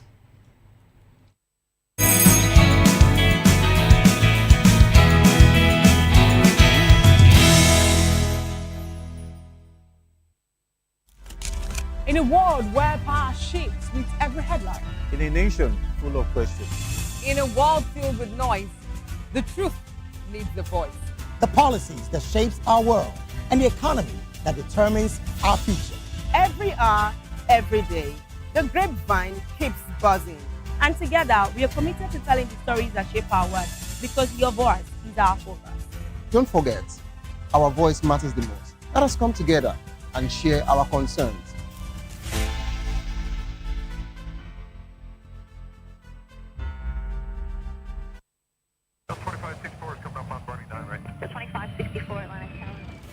What happens in the hush behind hangar doors? Who signs the papers that gamble with lives? Which truths were grounded before they even ever had wings? If you've ever buckled a seatbelt at 30,000 feet, if you've ever stared out of that tiny window and wondered who's really in control of the skies, it isn't just flight, it's power, it's politics, it's pressure sealed in steel. We're peeling back the clouds from runway risks to sky-high secrets. We're diving deep where most dare not to look. Aviation Scope, every Sunday at 7 p.m. only on Voice of the People TV. We don't just report, we reveal. We don't just ask, we uncover. Because when it comes to the skies, ignorance is turbulence. Aviation Scope, the sky isn't the limit, it's just the beginning. Ready for the extraordinary? Something big is happening on your screen. Introducing VOP TV, now streaming on SLTV channel 264. From breaking news to captivating conversations, news analysis, giving you all sides to the story. We break in-depth discussions on the issues that matter, from politics to sports, entertainment, and lifestyle. VOP TV on SLTV channel 264. Join us as we redefine what television means to you. Voice of the People Television, VOP TV. Now you have more than a voice.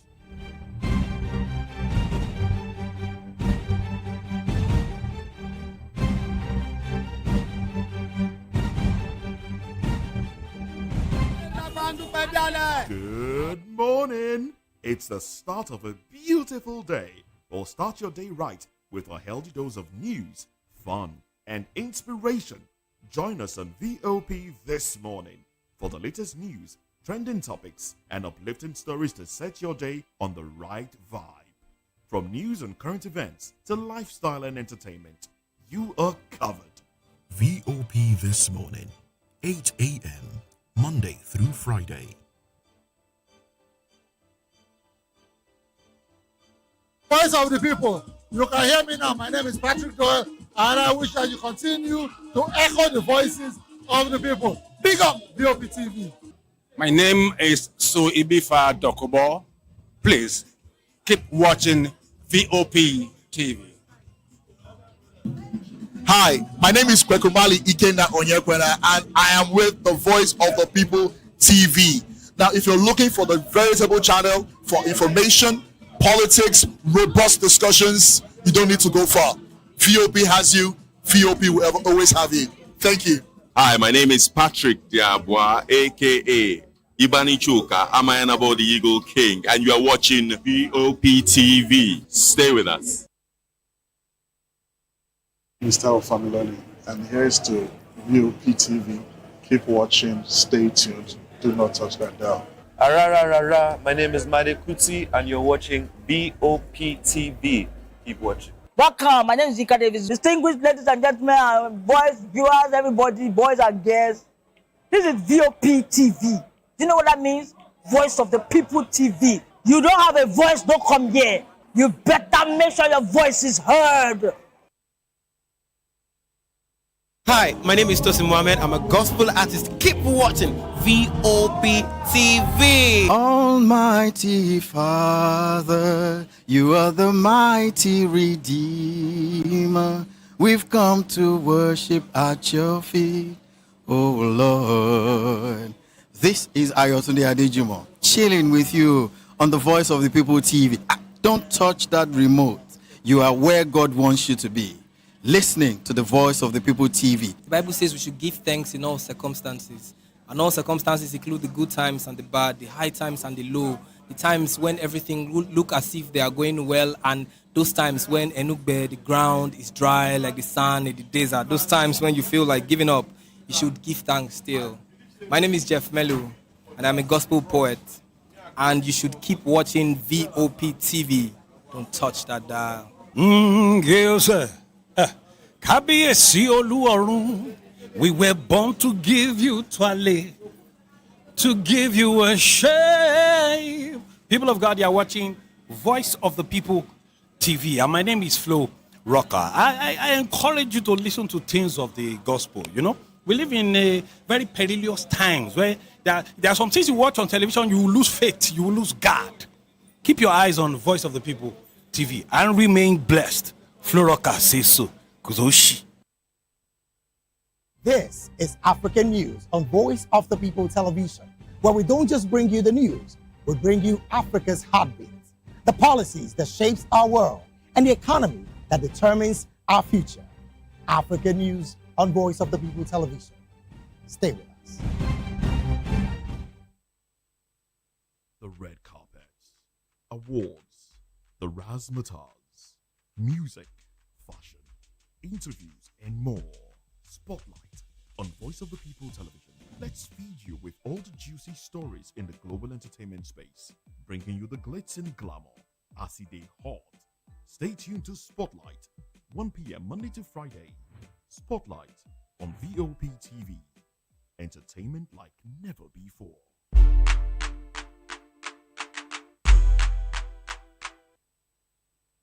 Hey guys, what's up? How you all doing? They call me Lovisha Nelson One, your number one celebrity host, and you are watching Voice of the People Television, VOP. Stay tuned. Uyo Sarate is my name. I am a friend of the microphone, Voice of the People TV. That name is unique, and the brand is very sweet. I like the packaging, picture qualities, camera qualities, and then of course, the quality of human beings that I see sometimes on your channel. I talk and get paid, and I look forward to being in your studios. Oh yes, you are on to Voice of the People TV, live here in Benin City, the cradle of black civilization. What are you waiting for? Tune in, bro. VOP TV. Now, you have more than a voice. Welcome to the locker room, the home of football talk that matters. I am Jerry Abeyon. Join us every weekday, Monday to Friday at 5 p.m. Nigerian time, as we share the hot takes and hot debates in the exciting world of football. And joining me are the usual suspects, Ikechukwu and Mayowa, as we break down all the hot takes and everything that's happening in the football. Don't just watch football, live it with us. Catch us on the locker room and Voice of the People television at 5 p.m. Nigerian time. And like I always say, if not playing at all, please discuss.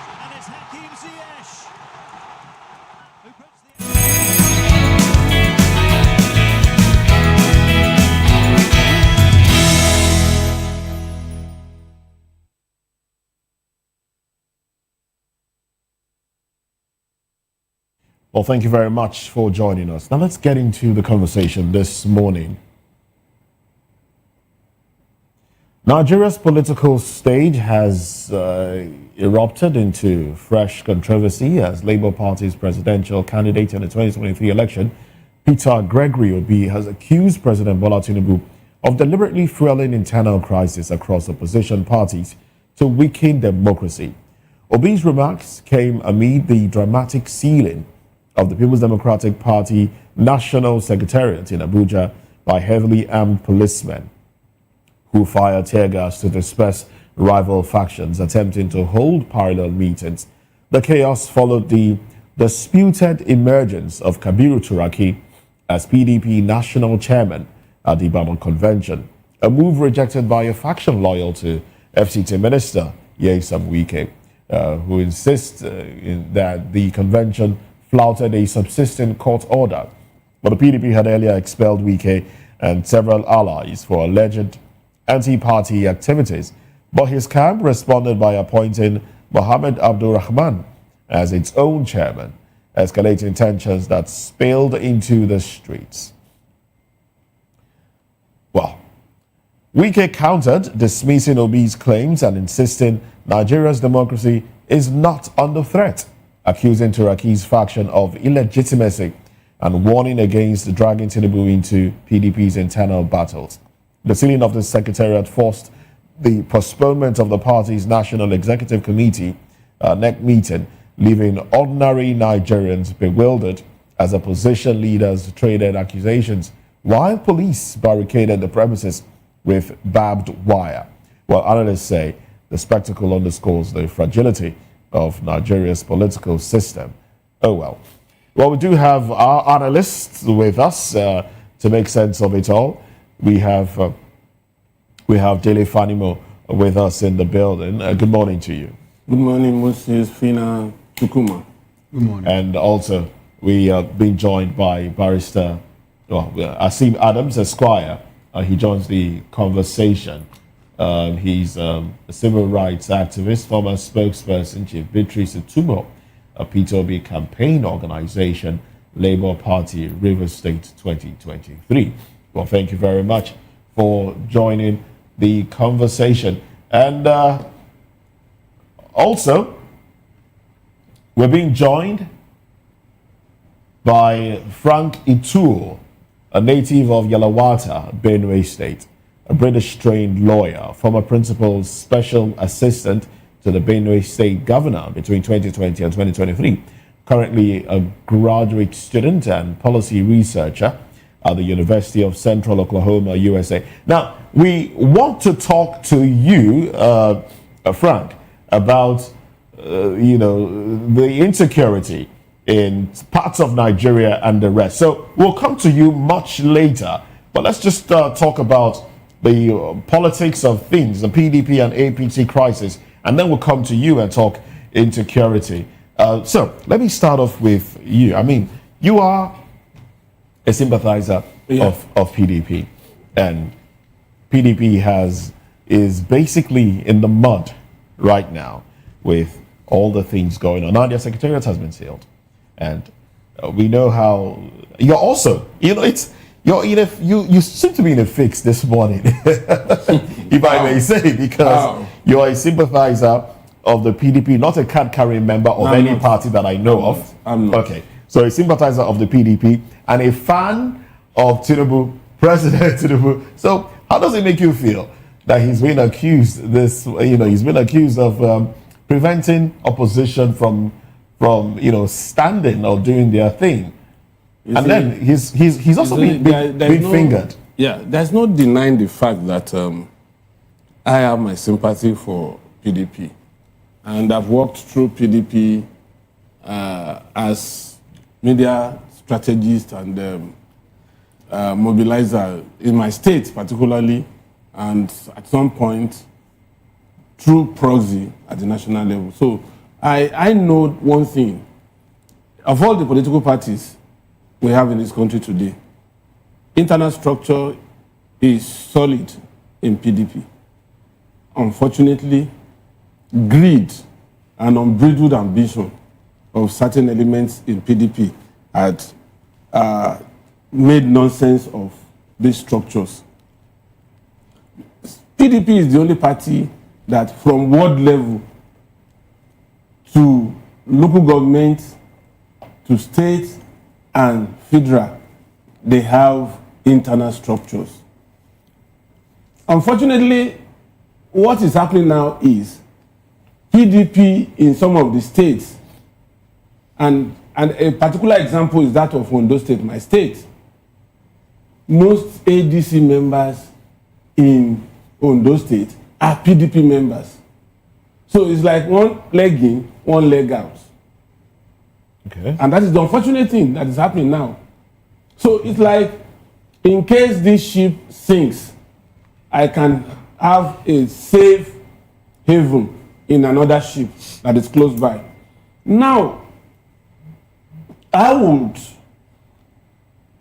not subscribe to this allusion that it's the president that is causing problems in PDP. Let's trace it back to how this problem started. This current president was not Nigerian president when Obi, Wike, and Atiku had issues in PDP towards picking a candidate for the presidential race in 2023. Obi came strong to PDP with the anger of the people that we want to change things, as it were. And it was a recipe for PDP to take back what they lost in 2014 and 15. But somehow, Wike was also angling, but it was not as strong as P2B. Okay. In the build-up to the primaries. Now, rather than blame Tinubu for the collapse of PDP, as we are witnessing today, I'd rather blame Atiku. Atiku knew what he wanted, just like what he's doing in ADC now. Atiku wanted the ticket of PDP at all costs against the gentleman agreement that PDP and APC, PDP had with Zoni, South, North. Because he's forever ambitious to become president of Nigeria. And so, what he did was to set Wike and Obi against themselves while waiting in the wings. Okay.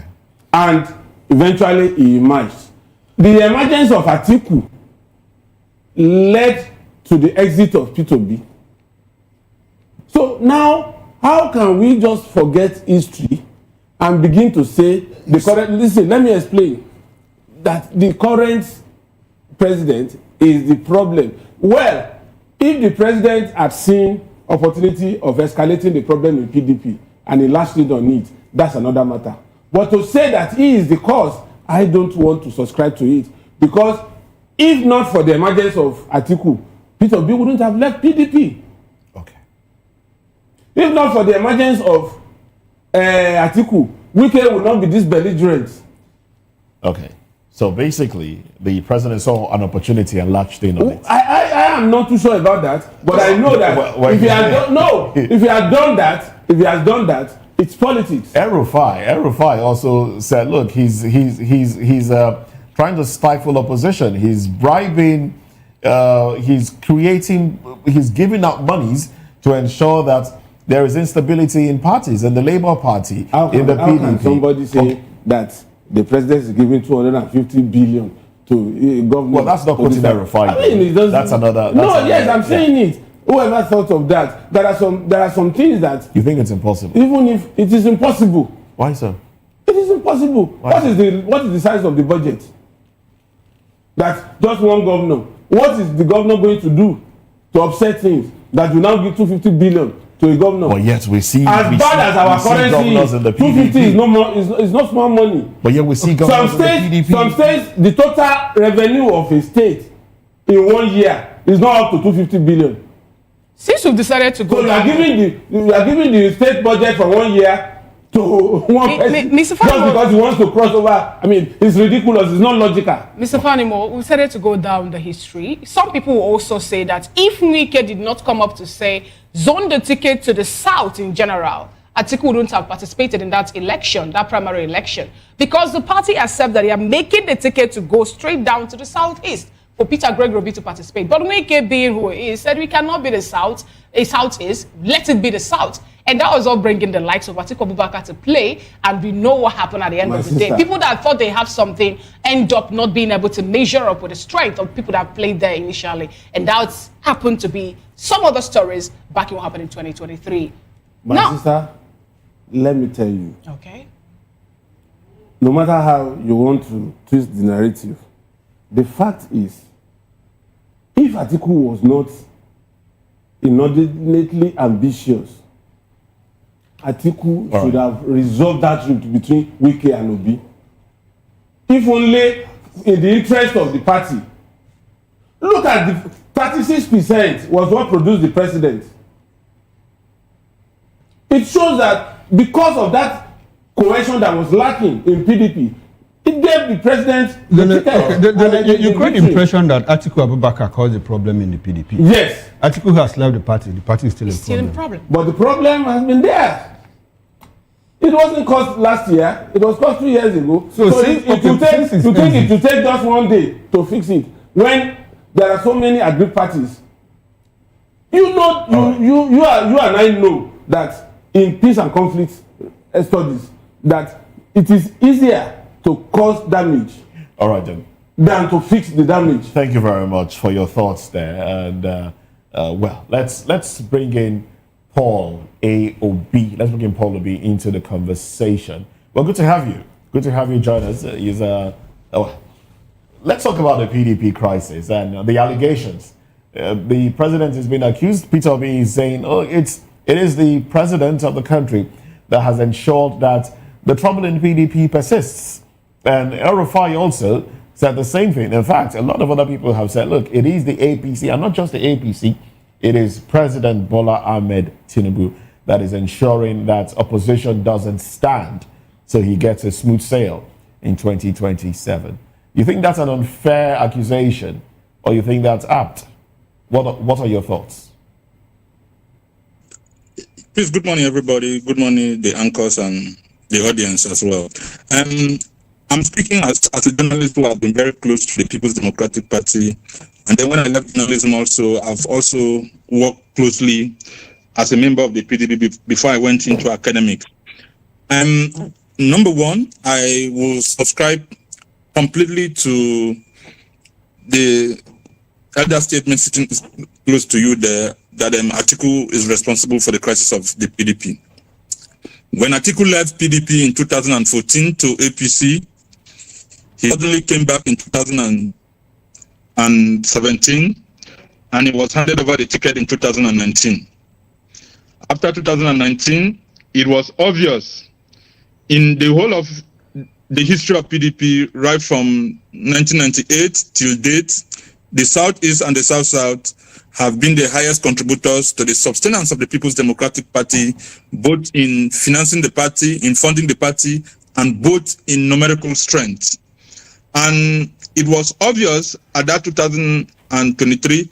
In 2022-23, I was a member of the presidential committee within the media unit. Yeah, so I have fact. I'm not speaking as an outsider here. So it was obvious that the Southeast should be given that ticket. Whatever people are saying, whether Wike said that, like your uncle there said that because Wike said it was the turn of the South and not the Southeast. If Atiku had not entered that race, Wike wouldn't have gotten the ticket. The ticket of the PDP would have been zoned squarely to the Southeast geopolitical zone, and PDP would have clinched that ticket. And the thing with Atiku is that for several years, he has made it, maybe, I don't know, people say Marabot or some spirit told him that he must be Nigerian president, and he has refused to give up on that. He has never won wholeheartedly his geopolitical zone and the North. His vote has always been, he talked about having 11 million vote bank.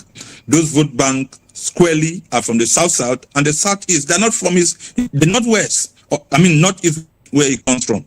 So he has always used covert means, politically, some nocturnal means, and all those things through the backstage to stage himself or force himself within the PDP, and that caused the damages we have here. Okay. And hello, sorry, please. I'm not in support of Wike. I don't subscribe to his tactics and all that. But remember, you should also recall the fact that between 2013 or thereabout, 15 to 17, all these people who came back to PDP were in APC. Wike was the one that resurrected PDP. Then on the part of the president, that the president is responsible for the crisis of the PDP. The arrowhead of the PDP crisis is Atiku Abubakar. Vice President Atiku Abubakar. Let's take that for okay. That's your thought. All right, yeah, Mr. Obi, I want to stay with you. You said something about you align your thoughts with that of Dele, that look, Atiku Abubakar is the problem. But I want us to talk about what led Atiku into the contest in 2023. Are you aware there's also a story out there, a different narrative that says that, look, at the PDP meeting, their caucus meeting, the issue of zoning came up, and certain group of people said, look, it is the turn of the South, not just the South, but the Southeast. And then Nyesom Wike said, no, it should be thrown open to the South. Atiku Abubakar at that point said, no. If it is not the Southeast, then I am in. Wike said, okay, beautiful, let's throw it open, thinking that with his deep pockets that he was going to clinch the ticket. Now, at the convention, at the primaries, primaries, Atiku was able to outsmart him, and that was how he started fighting. Again, he went back thinking that Atiku would choose him as vice presidential, as running mate. They left him and chose Okowa. That was how Wike now went full-blown into battlefield. Are you aware of that angle of the story? To be honest with you, that is an aspect that I've been bandied around across board. But let me tell you, at the point in 2007 or thereabout, when the presidency was to return back to the North after Obasanjo 8 years, from 1999 to 2007, it was zoned to the North. Now, the North went to a caucus from the Arewa Conservative Forum. Now, let me tell you, what happened was that Atiku was very instrumental in tilting that zoning to himself. He has always done that. I introduced myself and told people that I'm not only speaking as a journalist. My first assignment when I left the university and became a journalist was with PDP. Vincent Ogbulafor, I will never forget that. So I'm speaking as an insider who have fact from the journalistic standpoint, and somebody who is a participant, a member of the PDP then, before I left. I deliberately left PDP to go and support P2B because of that anger. I'm speaking to you as a member of that party also, who is no more there. Now, you said that Wike was capitalizing on Atiku's insistence to run that election.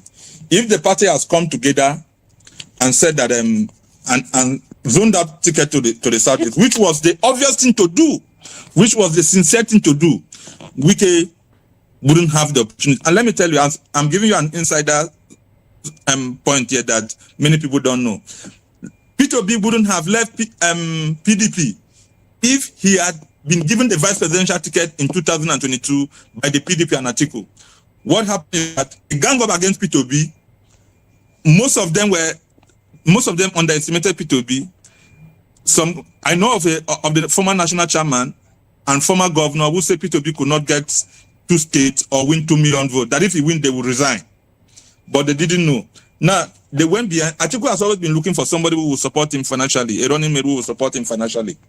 So they brought Okowa, who was a sitting governor. That's one of the factors that led to P2B leaving the PTV. It's not just denying him. I'm sorry, Mr. Ebe, let's put facts right. P2B had left before Okowa was chosen. True or false? No, listen, what I'm telling you is that when P2B realized that even the vice presidential ticket was not going to be given to him. At what point did he realize that? Because at the point you are talking about, the running mate had not even, a presidential candidate had not even emerged. It was after the emergence of Atiku that they constituted a committee that said, look for a running mate from the south. And information we have is that they chose Wike.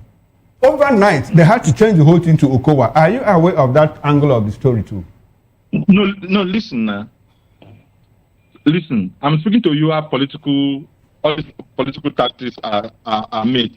The decision in announcing a candidate, before that announcement, before all those things would transpire in the public glare, the decision would have been made like even 2 weeks before the main action.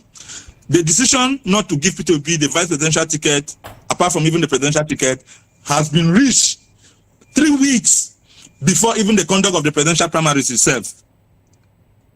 Do you understand? So in realizing that he will not emerge the presidential candidate, he will not emerge the vice presidential candidate, that prompted to leave. There are many things I will say, I can say, but because of confidentiality and all those things, I will not reveal who told me all these things. So that is why I'm insisting that when he realized that even the vice presidential ticket will not be given to him, that's when he made up his mind to run that election. And he had the number. He had the number. So people, we pass across half-truth a lot in our public space. People who don't have the fact, and we rely on speculation so much.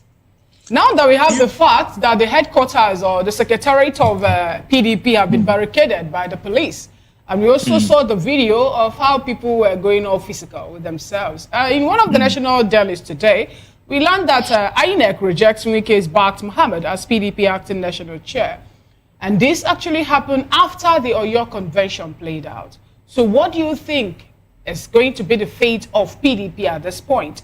With the back and forth, the suspended team, suspending people that suspend them, expelled teams, still having access to the secretariat of PDP at this point, and with the whole fifth columnist that people have also projected to be playing out all this back and forth in that party. Okay, that's a very important and critical question you've asked. What is happening is that Wike's intention is to make PDP comatose and like lying in the intensive care unit until 2027 elections, then he will come back to resurrect the PDP. That is his intention, to ensure that the president gets a smooth ride for 2027 presidential elections. Sorry, I would like to say that again, please. That the president gets a smooth ride. Yeah, Wike's intention is to ensure that PDP at this juncture remain comatose and lying low at the intensive care unit until 2027. So is it then, based on this, is it then right if somebody, a Peter Obi or anybody says president is has a hand in what is going on in the PDP? I cannot rule that out. I'm not saying the president doesn't have a hand. The president would have played a statesmanship role as the president of the country.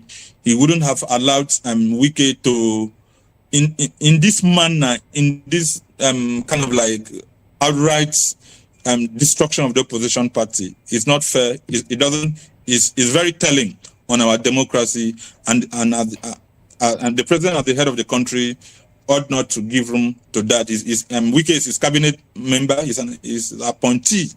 He's supposed to call Wike to order. But I understand what the president has been saying. He has said that very clearly, and he has been playing. Is that it is his intention for PDP, for the opposition party, to be in disarray. It's his own advantage. But I think that is disingenuous to our democracy. Also, if you checked it. But what I cannot subscribe to is to wholeheartedly put the blame on the president. Atiku Abubakar and his camp should be held responsible for the PDP crisis. Wike is also responsible, and he's ensuring that PDP remain comatose until 2027, when President Bola Ahmed Tinubu would have gotten his second ticket. That is the plan. It's very clear. And it goes against the law. It goes against democratic tenets also. These are things that we need to come out clear and say. All right, now that the newly appointed national chairman, Turaki, making a video, he's called on the international organization to look into what is happening in Nigeria democratically, saying that it's more like democracy have eluded us. Some people tag that to be that he's crying foul when they're having internal issues. Why not come all out to talk before now? Do you think that anyway the issues happening in PDP is going to be abated? And with the expulsion of Wike from the party, are we still going to see his fang or the claws still hold or grip on PDP to destabilize it further? I subscribe to that. He can cry to the world to draw the attention to the crisis of democracy that is deliberately perpetrated by the states. Wike is using the instrument of the states to displace opposition parties in Nigeria. And without opposition, there is no democracy. So when the national chairman is crying foul across the world, calling on the world attention, he's right. Because without the state apparatus, Wike would not be in a position to disrupt opposition. He's using the backing of the states. There's a cover, there's a shield that is provided by the state that Wike is using to disrupt the opposition. So and that's where the president comes in. All right, then. So from your understanding of everything that is going on in the PDP, which of the factions would you say is the authentic one? Is it the Turaki faction now, or the Samuel Anyanwu faction? There is no way the weakest faction or the Samuel Anyanwu faction can legally lay claim to the authentic faction of the party. What the PDP has done has gone through the emergence of Turaki, SAN, and former minister. That should be recognized as the authentic party. And most of these things, the judiciary is also culpable, is also responsible for all these things that is destroying our democracy. I think that should be really squarely. Okay. Now, some pundits are of the opinion that the former members of the G5, the PDP G5, Makinde and Wike, might be working hand in hand, even though it seems like they're working against each other, in the open. But behind closed doors, they might be working hand in hand to ensure that whoever emerges as a candidate in the PDP at whatever level will have problems after elections. Because if you can't defend whoever signs your form and you win that election and it goes to court, there's a possibility that that win might be thrown out. What do you say to that? If not for the situation we have found ourselves with our judiciary, the judiciary is in a position to set the record straight in terms of which faction should hold the ass of the People's Democratic Party. I think that's the challenge. So there's no way people should say that the governor of Oyo State and Wike are working together. I don't think that is feasible. That's not feasible. They are at, of course, they were together, like you said, the G5, but at this moment, they are fighting for the soul of the party. Wike is looking to protect the interests of the president come 2027, and the governor of Oyo State has his own interest. He wants to run also. I don't see how that would be feasible, but that is his intention, and it's legally binding on him to so express such an ambition. But to say that they're working hand in hand with this. All right, Paul, I would like for us to reconcile something that you said. I hear you say that, look, the president has no direct hand to what is happening in the PDP and in the opposition. But I also hear you say that, look, that the minister of the FCT, Nyesom Wike, who, by the way, is the president's appointee, is using state apparatus to cause problem in PDP and democracy. How do you reconcile all of that? I didn't say that the president is not culpable in this crisis. What I said is that he doesn't have, when you want to lay blame, he's not the first point of call to lay the blame responsible for the crisis of the PDP.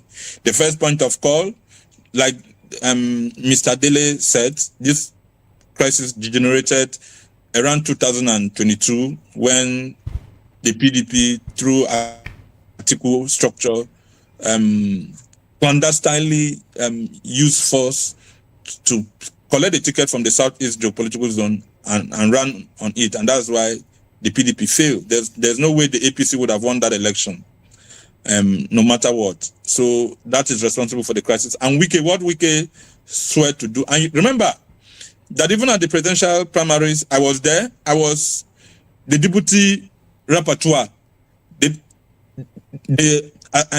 deputy chief rapporteur of the PDP National Convention at the Velodrome in the National Stadium in Abuja. I was the rapporteur, the assistant rapporteur of that event. What Wike swore to do was, remember that the former national chairman and former Senate president, Iyochayo, on the morning after the convention, the former governor of Sokoto State came to see him. He started hailing him as the hero, which was a behind the same plan to disrupt the smooth primaries for the. If without Tambowa stepping down, Wike would have picked that ticket of the presidential distance. So Wike swore to bring down the party down. So I'm not saying that the president is not culpable. What I'm saying is that he's not the first point of call if you want to.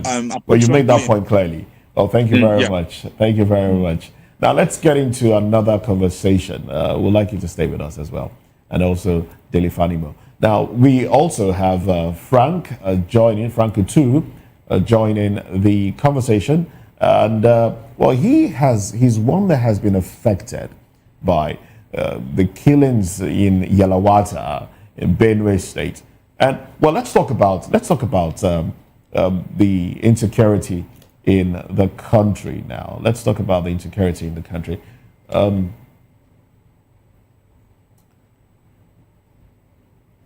Senate President Godswill Akpabio has said there is no society without crime.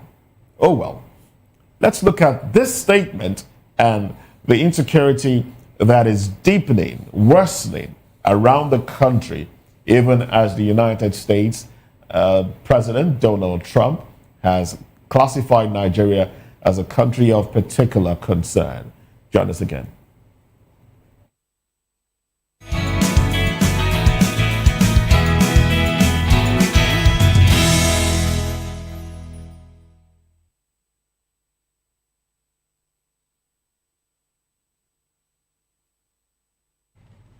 Glad to have you back as still VOP this morning. Nigeria is relying under a wave of violent attacks that have shaken communities across the north and beyond, with the abduction of dozens of school girls in Anichebe State, sparking outrage both locally and internationally. Vice President Kashim Shettima vowed that the girls will be rescued in honor of the slain vice principal who died defending them. While the KB government released the names of the abducted students to counter claims by the U.S. lawmaker that authorities failed to protect school children, The tragedy comes amid fresh terrorist assault in Sokoto communities and the deadly Eruku church attack in Kwara State, where Governor Abdul Rahman Abdurazak has urgently requested reinforcement.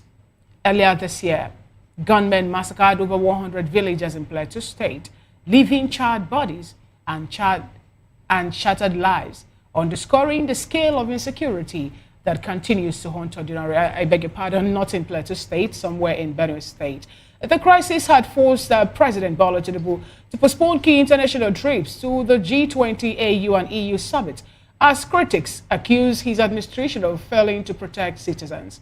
While Foreign Minister Yusuf Toga controversially claimed that only 177 Christians have been killed in recent attacks, Senate President Godswill Akpabio dismissed fears by saying there is no society without crime. Remarks that have drawn sharp condemnation, popular musician Fowles have joined voices calling for Tinubu's resignation, while U.S. Senator Jim Risch insists that Nigeria's government has failed its children. Like we told you earlier, we have with us Frank Uto, who is a native of Yelwata in Benue State. Also, he's a British-trained lawyer, former principal special assistant to the Benue State governor between 2020 and 2023. Currently, he's a graduate student and policy researcher at University of Central Oklahoma, United States of America. We also have with us in the studio Delifani Moses, a reporter and a public and political affairs analyst. And we have Paul Aobi, who happens to be a lecturer as well as an information analyst. Thank you so much, gentlemen, for being with us. Good morning, Mr. Frank, if you can hear me. Frank Uto. Good morning. Good to have you join today's conversation. Yeah, good morning. All right, we learned here a native of Yelwata, where we had the charred bodies, the massacre that happened in Benue State. Let's get your opinion first on this. How does that make you feel? You know, that the people you left home, are now, some of them are dead, some of them in IDP camps, and we have also information that foreign entities are occupying some villages in Benue State. All right, thank you for having me first and foremost. I want to say the problem we've been having in Yerota is not new. What happened on June 13th and 14th, 2025 was just somehow the culmination of what we've been having and been living with in the last 10 years. It has like defined our lives.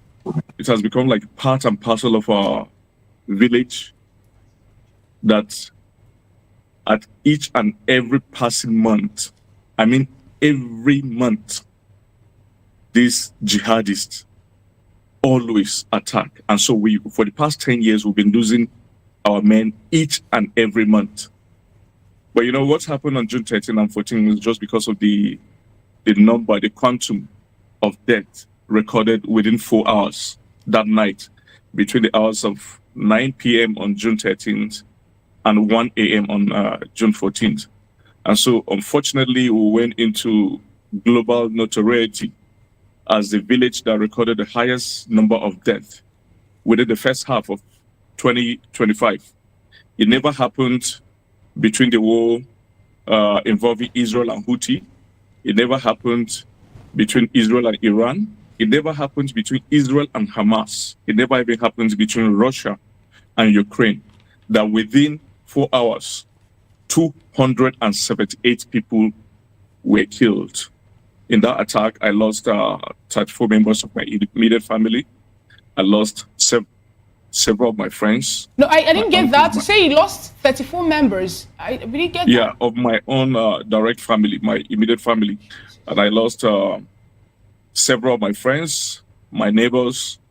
And let me also give you somehow a picture of what's happened to show the extent to which I'm close to some of the people who died. Like during my Thanksgiving in the village on 9th of January 2023, the person, I'm a Catholic, so the village is overwhelmingly a Catholic village. We're just like 80% a Catholic village. And so during my Thanksgiving, the person who took the first reading in that Thanksgiving was killed. The person who took the second reading was killed. The the choir mistress on that day was killed, and about 6 members of the choir, and even the church warden on that day, lost several of my cousins in the most horrific manner. So it is actually not something to remember. It's quite, it was quite gruesome, and it is something that will live with us for the rest of our lives. Mr. Frank, for that information. We've been hearing about it, but we'll never know it is this big. 34 members of your immediate family. Now, it's also important to know that you once worked as a special assistant to the Benue State governor between the 2020 and 2023. The first massacre that happened, within the 21st century in Nigeria at this point happened in Benue State. That was the first time we saw different coffins lining up, and and we learned it was as a result of clashes between herders and the farmers in that community during the time of Governor Autumn. Now, what do you have to say about the fact that some people have come up to say that these wars or the carnages, the killings in Benue State is ethnic? It has nothing to do with invaders or people infiltrating the community. What do you know of it, and how do you explain that to Nigerians too? Okay, I think it's quite a pity, and it's quite very unfortunate for anyone to describe this act of genocide as farmers herders clash. We've never clashed with herders at any point. When you say clash, there must be a setting, isn't it? There must be a battlefield. Is it at the War of Gettysburg? Is it at the War of Waterloo? Is it at Normandy? At which particular war was that? Was there a clash between farmers and herders? If there's going to be a clash, I'm going to assure you that these people cannot stand the Tea people. We're naturally warriors, and we stopped the jihad from progressing southwards in the 19th century. It's in around 1809, So it's quite a spit on the grave of the innocent people who were killed, that a lot of people do mischaracterize the genocide and represent it as farmers herders clash. Who was my cousin, my very small nephew, Amakisate, fighting, 2-year-old Amakisate fighting when they came and doused him with fire and burnt him to ashes? Who was he fighting? Who was Godo Mary, mom, fighting when she was in the depth of her sleep, a 300-level accounting student of the Nasarawa State University, very beautiful girl, and she was doused that night and burnt to death? Who was my friend, pharmacist Matthew Yomba, fighting? A guy who sold kerosene in the village, hardworking guy, and then was able to save enough money to sponsor himself to study pharmacy at the University of Jos. He just finished, he did his housemanship last year in Kano, and then he came to the village 2 nights before that night. And on June 13, these guys came and surrounded his room. Okay. Okay, Frank. Okay, all right, Frank. All right, Frank. So it was quite unfortunate things that happen. Quite unfortunate things that happen. Let's stop mischaracterizing all right, this, please. Mischaracterizing it. Frank, it's quite unfortunate what happened. Now we have buried the dead. We are mourning. Let us protect the living. You were part of the government. You served in government between 2020 and 2023. What conscious efforts did the government of Benue State make in trying to interface with both the federal government and the security agencies to ensure that these killings stop? What conscious effort do you know that the government made at that time? Lots. Okay. I was a principal special assistant under the government of Autumn, and on several occasions there have always been meetings right there in my village, because my village is at the borderline between Benue and Nasarawa State. And it's actually the midpoint between the 2 state capitals, Lafia and Makurdi. My village is just 51 kilometers away from Makurdi and 49 kilometers away from Lafia. So we're just like in the middle. And when I was in government, there were 3 meetings that were held in that village between the government of Benue State and the government of Nasarawa State. 3 peace meetings. And the effort made by Benue State government to tackle this was quite very clear and visible to even the blind, because in 2017, the people of Benue State congregated. For the first time, we had a law that is very popular, that is a pro-people law, the law that the people themselves gave the state. That was when the people sat down and enacted for themselves the open grazing prohibition law. Because a lot of people, just like you mentioned here, a lot of people always use the guise of farmers' herders clash. So we ask ourselves, we say, okay, how do we tackle this? Since some of these people came under this guise. So we enacted for ourselves the open grazing prohibition and ranches establishment law of Benue State 2017. This is simple. I'm here in America. I'm in this state of Oklahoma. Everywhere you go, Oklahoma is somehow an agrarian state as much as it is an oil-producing state. You see farmlands, you see ranches everywhere. So that is the modern means of animal husbandry. That you create a ranch. So that is what the government of Benue State enacted in 2017. All it takes is for these people who always come using the guise of farmers' herders clash to comply. Okay. Get for themselves a land and establish a ranch. Okay. So, So, Frank, there is an anti-open grazing act, in place. Law. Now, law of Benue State. Okay, law of Benue State. Now, you also said that the meeting was held between the Benue State government and the Nasarawa State government. Why Nasarawa State government? Because we also hear that at a point someone said, look, these people come over from Nasarawa State. Is that what you are trying to validate? Very well. So Nasarawa State, unfortunately, has become the safe haven for these guys. The 4 local governments of Obi, Kiana, Doma, Awe, these 4 local government bordering Benue State have become the landing pads for these guys. They always congregate in these local governments and they mix up with their kinsmen coming from elsewhere, including those who are coming from outside Nigeria, and attack Benue State at every point. Like I told you, my village is at the borderline, and that is where we've been bearing the brunt of these attacks. And so Nasarawa State, they found it as a safe haven, and that is why we always say why we should always ask the government of Nasarawa State why they were able to make themselves as a landing pad. And you see, that is why there is so much interest in Nasarawa State by the Sultanate. And every time, they always make sure their lakai becomes the governor of that state, so that they can always use that, because it is also from Nasarawa State that they use as a landing pad to attack Plateau State from the forest of Mahanga around Wamba local government. Because Nasarawa State is the state that is sandwiched by Plateau State and Benue State. And so they use it to attack Plateau State. Okay, all right, Frank, let's look for solutions. Now, permit me to put you on the spot.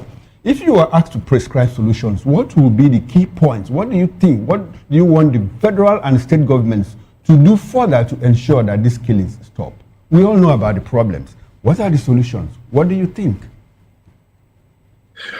Look, the solution is for the federal government to disarm, to go after these guys. They are very visible. They are not spirits. Their sponsors are known. Unfortunately, many of them are in government, as ministers, as senators, as governors, as emirs, traditional rulers. Their sponsors are known. Let's stop lying to ourselves. Look, in 2022, United Arab Emirates sent a list of about 300 sponsors of terrorism to the government of Nigeria after apprehending a corresponding number in United Arab Emirates, prosecuting them and jailing them. They sent a corresponding list of these sponsors to Nigerian government. What has the Nigerian government done up to this moment? Nothing. These people are well known. Let me tell you something. This attack of Yewata of June 13. Do you know, maybe I'm saying it for the first time, do you know that about 3 of the attackers were killed when they were retreating that very morning? Do you know that one of the attackers is a military officer with his ID card in his pocket? So these people are well known. They are well known. They are mixed. So there is state collusion. There is complicity. There's complicity in this. And so it is an outright act of jihad against our people for the sake of expansion. Expanding the Islamic State. Let's clear, Frank, let's clear something. one of the attackers was killed as they made their way out after that attack, and your people found his ID card. Are you sure that that's a valid ID card? Let me tell you, I'm saying this on national TV. I've already said it a lot of times on international television. I've addressed the Sub-Congressional Committee on Africa, the United States Congress, the Subcommittee on Africa. I've told them this, I've told them this again when I addressed the American press at the press club, the iconic press club, which is just 3 blocks away from the White House in Washington, D.C. I've told them this, look, I'm an authority in this area. I've been immersed in this thing in the last 10 years. I'm like the poster boy of my village. I've been around, I've been on ground. Do you know that even 2 weeks before June 13th attack? Yes. 2 weeks, that's on May 28th, on the eve of this the second anniversary of this government, there was an attack on my village where 6 people were killed. They slaughtered one of my father's closest friends, a retired army corporal, Ulam, that's his name, with his wife and his 2 children and his nephews in his compound. That's on May 28th. So the following day, May 29th, in our ward headquarters, which is called Ude, it's in the hinterland. Yerota is on the highway. So Ude, our ward headquarters, is 5 kilometers away from Yerota in the bush. It's a village that has a railway station. So in that Ude, in the morning of the following day, a thief woman was going to her farm to fetch firewood. And she passed a Fulani guy who was squatting and was trying to fix something in a motorbike that was spoiled. Okay. So she saw some splashes of blood on his clothes. Of course, that's the ground for suspicion. So she went back to the village and raised alarm amongst the youth. And so the youth came to the scene where the guy was repairing his bike. They accosted him. And after some interrogation, the guy was able to confess that they were the ones who struck in Yerwata the previous night and slaughtered about 6 people. And so that the guy who gave him that bike is a soldier, a Fulani soldier in that village of Ude. That village, Ude. Because, there are detachment of soldiers in Yerwata. Yes. There are detachment of soldiers in Ude. And so they took the guy and went to the station where it's a primary school in the village where soldiers were stationed. They accosted the soldiers there. The soldiers started shooting the air. The youth said they dared the soldiers to kill all of them. That this guy, the soldier who gave this guy this bike, must answer to it. So the officer in charge in Ude now brought out the soldier that was accused. Do you know his reasons for giving the guy the bike? He said he gave the guy the bike the previous day because the guy came to meet him and say his brother was beaten by a snake, and so he needed to take the brother to the hospital. And so he gave the guy the bike to take his brother. So who is that brother who was beaten by a snake? Which hospital? Why would a Fulani soldier give a Fulani guy who has never met anywhere a bike? 24 hours to last more than 24 hours. And that was how this Suleiman was taken back to Makurdi to the 72 Special Forces brigade in Makurdi and handed over to the soldiers. And that was the end of the case. So these are some things we'll be facing every now and then. Soldiers collusion, the government collusion. It's something we live with. And like I told you, I'm an authority in this area. That is my village. My dad was the immediate past village head who he passed in 2023. And my cousin, Kumagajo, is the current village head. So a lot of people sometimes when I speak from America, they begin to imagine, they say, no, this guy, no, bro. I am a complete villager. So you have details minute by minute of what has been happening. If I understand you clearly, you are accentuating the fact that there is a targeted killing of Christians in your village in Nigeria. Pardon? Okay. Well, you are accentuating that fact that there is a targeted killing of Christians.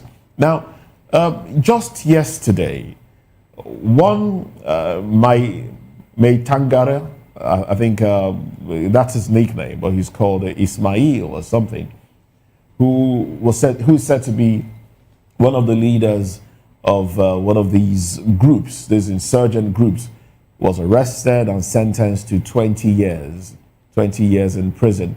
And, you know, if you juxtapose that with the man who was sentenced to death for defending himself, and then also some other pictures surfaced online yesterday of some soldiers who allegedly were dismissed from service because they did not obey standing order to cease fire when they were attacked by terrorist groups.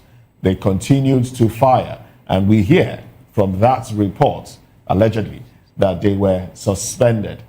And then, you know, if you juxtapose 20 years in prison, soldiers suspended for not ceasing fire when attacked by terrorist groups, and you know, a man who was stabbed, defended himself, and stabbed his attacker, sentenced to death. Do you think the sentencing for 20 years was a fair sentence? And do you think government is doing enough? You see, it's quite unfortunate. Some of these things, some of the things you see in Nigeria, they seem to be script from movies, but of course they are reality in Nigeria. How do you describe that? The law, Nigerian law, Section 33 provides for right to life. The Constitution of Nigeria provides for the right to life, and that the same Constitution provides for the right of self-defense. It provides for the rights of self-defense, and somebody who was attacked in his farm. That's the case of Sunday Jackson, if that's the case you have mentioned. Yes, that's the name, Sunday Jackson. The case of Sunday Jackson, yes, who was attacked in his farm by a Fulani attacker. And he was stabbed. And he used the same knife that he was stabbed with. And in the defense of himself, stabbed his attacker, which led to death. So what is self-defense in essence? If that's not self-defense, which is recognized by the Constitution. So it's quite unfortunate. So you could see the political angle to this whole thing, and you could see, and it's unfortunate the world is looking at us because it's a case that is popular all over the world. Here in the United States, it's a case that is so quite very popular. When you say the world is looking at us, we have the likes of Nicki Minaj, you know, talking about the genocide in Nigeria. And also we heard about a particular UN summit that was organized, and Nigeria was excluded. They weren't allowed to talk, and they have made the church d'affaires to speak about it's more like you are crucifying Nigerians without leaving them the right to defend themselves and all that. And let's take it back to what is playing, or what played out during the Peace Accord, the Middle Belt town hall meeting, where Prophet Ila Buba decided to talk about the people who are killing Nigerians. He said 80% of the Mieti Allah, 80% of the blame should go to the Mieti Allah. And in other breath, we have Minister Toga saying that there's no Christian genocide in Nigeria. Nobody is dying. We have the president of the Senate also talking about no community without a crime and all that. What picture does all this paint in the international space? Because I know you're in diaspora. If we are here in the United States, you understand that what's happening in Nigeria is not secret. These people, the people here, the security agencies here, the politicians here, especially those of them in the foreign affairs committees of both chambers of the Congress, my sister, they know 100% better than what you know. Better than what you know. These people, do you know the presence of American consulate in Lagos and American embassy in Abuja is like the presence of the White House? The intelligence from these units is an out of this world intelligence that they gather. So people begin to speak as if those guys are foreign. They are right there in your country. They are right there. And then this again, like we keep saying, they are the owners of technology, for goodness sake. They have satellite imaging of all these things. They have this WhatsApp that we talk and we feel is encrypted. It's not encrypted to them. It belongs to them. The microchips in your phone belong to these people. The microchips in your SIM cards. They own the e-passport. When you scan your passport, you send your details to them.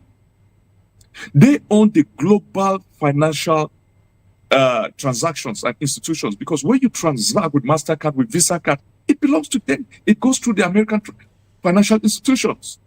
We don't own Visa cards. We don't own MasterCards. We don't own MX, American Express. And then sometimes when you say, okay, you want to make your conversation through a very highly encrypted means like satellite telephone, Turaya, for goodness sake, who owns the satellite?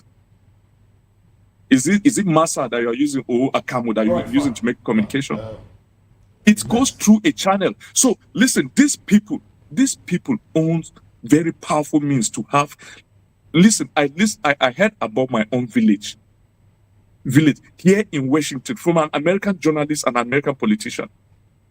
Some other things that happened in my village that I never knew. Okay. I got it was firsthand. Right. And then sometime again, when a lot of people begin to say, no, why are they not giving Nigeria a fair hearing? For goodness sake, I'm not a Nigerian. So if they hear from me, they're hearing from a Nigerian. It must not necessarily be government. The government have their position, which is well known. Indeed. Which is well known. So a lot of people, when they begin to, like I keep saying, America did not sow moto on their own. Designated Nigeria as a country of particular concern. They did that because of the mass evidence given to them by Nigerians, me inclusive. Right, now, Frank, we are gradually coasting home on this one. I wish there was a lot more time for us to talk about this. And I must say that hearing you mention the names of, those people, we saw pictures. We saw pictures of burnt houses, charred bodies, and then we felt it. Yes, we felt it. But, it hits different. It hits differently when you can put a name to it. Then you start to see that body as a human, a real human who lived. So I must say, you mentioning those names has hit me differently, and I feel, I'm sobbing inside of me, but I can't do that on television. But it's really terrible. But some have said a U.S. involvement or the West involvement in all of this might be, tilted towards their own interest. Could it be? And then all of this, and then if you've been following things in Nigeria, there's been an increase in kidnappings and the rest. Just yesterday, we're talking about a church in Kwara State that was attacked as well, with people killed, 3 people killed, some other people kidnapped. Some have said there's been an increase in all of this, and it's all to further draw the international community in, and that they have their own agenda, which may not generally be in the best interest of Nigerians in the long run. Even if they displace insurgents, it may not be in the interest of Nigerians. What do you think? What do you think about that? And also, are we also affected by the fact that other countries, the countries surrounding Nigeria, are allies of Russia? Is that part of the reason Nigeria is where it is today? Okay, let me start from the rear. Your conclusion. We have no reason to always blame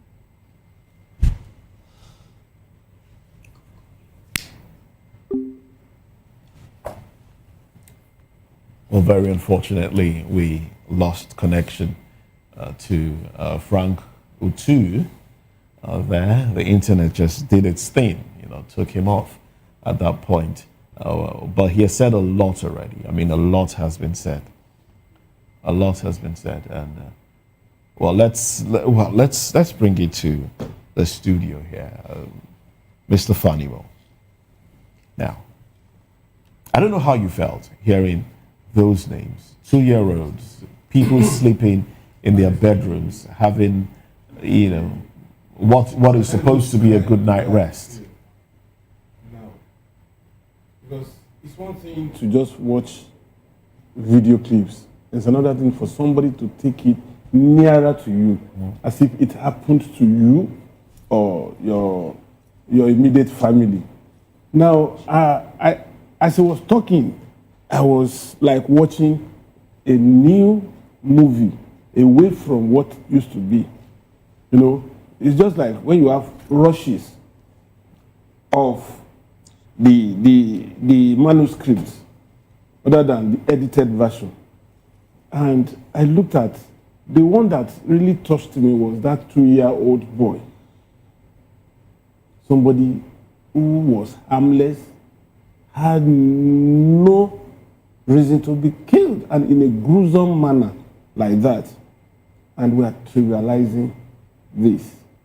Honestly, I just hope I'll be able to get over it because of the day. Do you think it's the sentencing, 20 years, for that one that was caught, Mai Taranga, that was caught, sentenced, leader of Mahmuda terrorist group, 20 years? You think that's a fair? It's a slap on the wrist. The law is clear. Somebody who has killed, who confessed to killing people. Yes, killed people. That's murder. How else do you want to describe murder? And murder attracts capital punishment. Then beyond that, why is the sentencing coming at this time? Isn't it the sentencing is coming at this time when the government is under severe pressure to do something about terrorism. And at the same time, only yesterday, we got reports of NAF, Nigerian Air Force, bombarding Sambisa Forest. So does it mean that the intel was not there all this while, and suddenly within a week of Trump talking, now they could isolate targets to be taken out? How effective is the isolation and the targeting or bombardment of NAF? Well, we saw the people moving to Kwara State. The focus is no longer, shouldn't be Sambisa anymore. Because whatever is left in Sambisa is a far cry compared to what is assailing us in the middle belt, particularly Plateau and Benue. It would have been something that would resonate well with me if I was told yesterday that the camps which had been isolated to Nasarawa, the takeoff point of these terrorists in Nasarawa, had been targeted and people were exterminated. It would have been a fine thing, but Sambisa does not pose more threats to Nigerians as much as the ones that are within. You have Zamfara almost taken over by bandits. You are going to Sambisa. Sambisa was long abandoned. They're not threats. They're not threats to us. So for me, whatever the Nigerian Air Force had done does not make much impact in the fight against terrorism. And then for somebody who confessed to have killed not just one person, several persons, arraigned in court, doesn't mean that part of the charges does not include murder. It was a 4-count charge, and I'm pretty sure that murder was included in it. Exactly. So is it that they exonerated him of murder, that they are now giving him 20 years imprisonment, which is also a way of preparing for state pardon? So what does this speak to, the emboldening of these elements? Because if you check it out, you find out that even the people who did the massacre in our church, some people are also going behind closed doors to seek for their release, for them to be granted let me tell you one and now we have thing. a Kwara church again. Let me tell you one terrible thing about the way things run in this country. A friend of mine, Bayo, was murdered way back 2013 or so. A colleague of mine, we were sitting together in the office. When police came to parade suspects, those suspects had nothing. In fact, they didn't even know that somebody like Bayo was killed. This Frank Uba, that is DIG, was the first police PRO in Lagos State. They orchestrated the parade of those guys. These were miscreants. It was, I was deputy news editor then. I went with my news editor to that place. And they didn't know because I was in suit. They thought I was a lawyer. They were tutoring these suspects to confess to a crime they never committed. So when the CP came out, and I started asking those people questions, in fact, the CP was embarrassed and he just fled up and left the venue. The phone paraded by these policemen, Bayo never had that kind of phone in his lifetime. The laptop that was shown us, I don't need anybody to tell me that that laptop was never Bayo's, because the only laptop we had then was the NUJ contributory laptop that were distributed. So these people that you talked about in Owo, you'll be amazed that they may not even be the real suspects. The real suspects. And I mean, the question... Has anybody identified any one of them? And the question lingers, is there truly a fight against insecurity in Nigeria? There is no fight against insecurity. That's the question. There is no fight against insecurity. Well, that's the question I'd like to leave our viewers with as we get into, as we wrap up newspaper, I beg your pardon, we wrap up VOP this morning and get into a newspaper review a few minutes from now. Well, thank you very much, Daily Fanimo, for your contribution. It's been, yes, a very touchy one, I must say. Well, this is where we draw the curtains on VOP this morning, and I hope, I pray, that somebody somewhere in government is listening to this and will truly, genuinely fight insecurity. And so those who have lost loved ones, children, 2-year-olds, babies, women, men sleeping in their beds, burned to death, some attacked. The other ones were in church, thanking God for the release of some that were kidnapped before and they were attacked again. All of this needs to stop, and I hope that somebody somewhere will be honest enough to put an end to this, at least make a genuine start to putting an end to it. Well, that's it on VOP this morning. I'm Moses Humphrey. Enjoy the rest of your day. I am Chukuma Akoro. Bye for now. See you at 10 o'clock.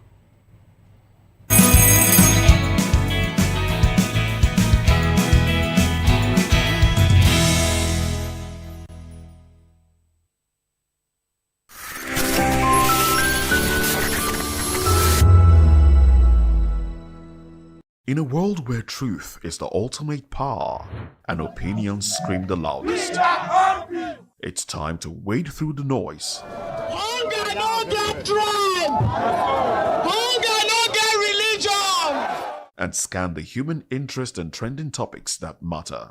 Stay tuned to The Issues, your plug to the stories making the buzz, from politics to science and technology, social justice, and more. Let's tackle the tough questions and expose the truth. The Issues on Voice of the People Television, Mondays to Fridays, 8 to 9 p.m. The Issues. Don't just react, understand.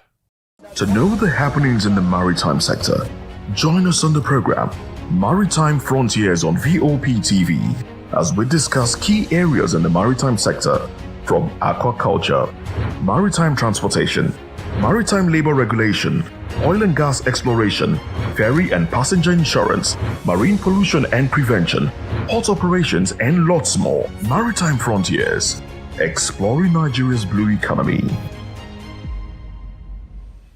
Behind every broken deck lies a broken promise. Education shapes the nations.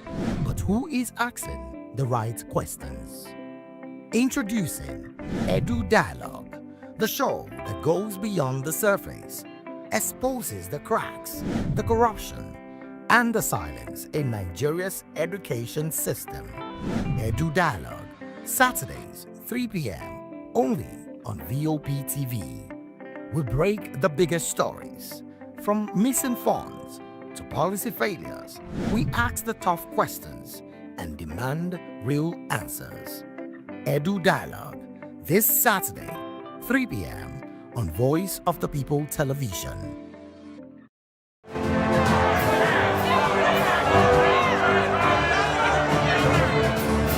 you want your voice to be heard? Do you know that you matter in the scheme of things? The People's Voice, the show where ordinary citizens take center stage as we discuss the biggest stories that affect you and I. With you in mind, we facilitate lively discussions, debates, and interviews on the topics that matter most to you and I, from social justice to economic empowerment, education to healthcare, governance, and more, tackling tough topics and amplifying your voice. Join the conversation and make your voice count. The People's Voice. Make your voice count. Are you ready for the extraordinary?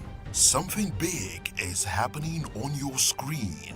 Introducing VOP TV. Now streaming on SLTV channel 264. From breaking news to captivating conversations, news analysis, giving you all sides to the story. We bring in-depth discussions on the issues that matter, from politics to sports, entertainment, and lifestyle. VOP TV on SLTV channel 264. Join us as we redefine what television means to you. Voice of the People Television, VOP TV. Now you have more than a voice.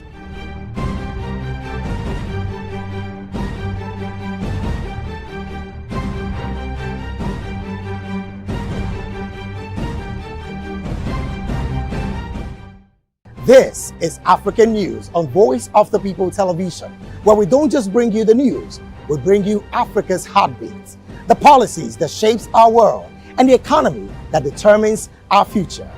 African News on Voice of the People Television. Stay with us. 2564 is coming up on Burning 9, right? The 2564 Atlantic Tower. What happens in the hush behind hangar doors? Who signs the papers that gamble with lives? Which truths were grounded before they even ever had wings? If you've ever buckled a seatbelt at 30,000 feet, if you've ever stared out of that tiny window and wondered who's really in control of the skies, it isn't just flight, it's power, it's politics, it's pressure sealed in steel. We're peeling back the clouds from runway risks to sky-high secrets. We're diving deep where most dare not to look.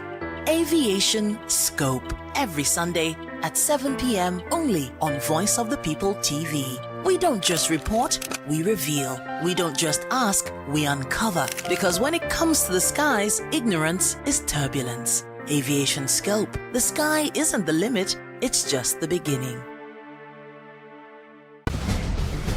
Join us as we drive into the world of politics through insightful interviews with prominent political figures, both serving and former governors, ministers, senators, legislators, party chieftains, activists, and analysts. Get first-hand information into the decision-making processes that affect our daily lives. Highly engaging one-hour program that brings political discourse into focus.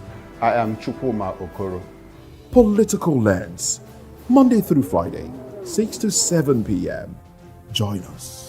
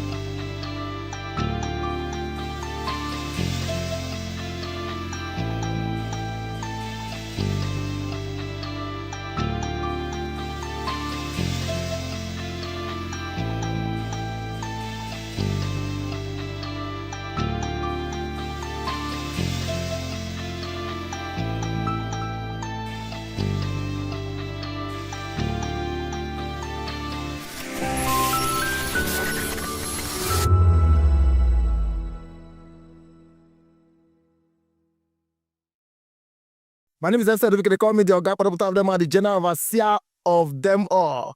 Every man, every woman has got a voice where integrity is the volume. So this is Voice of the People's TV. Voice of the People's TV. So this is the people's voice. And the people's voice is the voice of God. That's the voice populi in Latin. The people's voice is the voice of God. So keep watching Voice of the People. In fact, my name is Voice of the People. Keep watching MC Adobe King. Thank you. Hi guys, my name is Kagan. I am Nigeria's biggest tech content creator, and I just wanted to give a quick shout out to Voice of the People TV. Keep watching, enjoy, and you're welcome. My name is MC Alamano. They say they call me Enjoyment Landlord. It's VOP TV. Keep watching VOP TV. Don't touch it down. Even if you want to touch it down, increase the volume.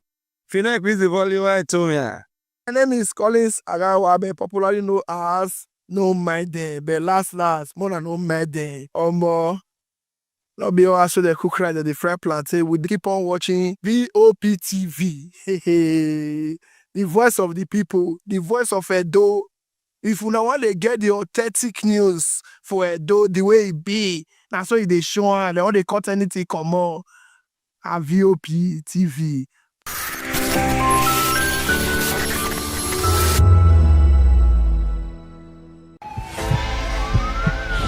This is Health Check, your weekly guide to better living, smarter choices, and trusted answers. From everyday wellness to urgent health issues, we've got you covered. Health Check, only on Voice of the People television, where your health has a voice.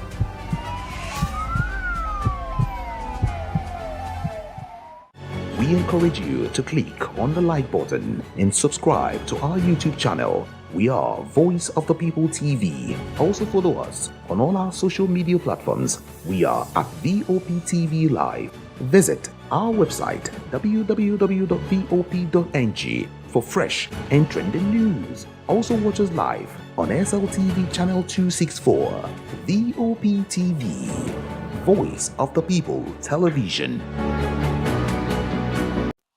Welcome to Kitty's Corner. Every weekend is a new journey.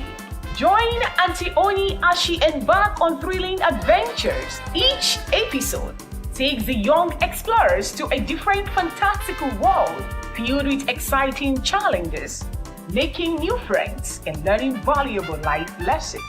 The show begins with lots of excitement in a cozy storytelling mood. Fairies teach the importance of kindness, honesty, bravery, to games in heartwarming stories. Join Auntie Oni every Saturday, 10 a.m. to 10:30 a.m. on Voice of the People television. Kitty's Corner, perfect destination for curious minds.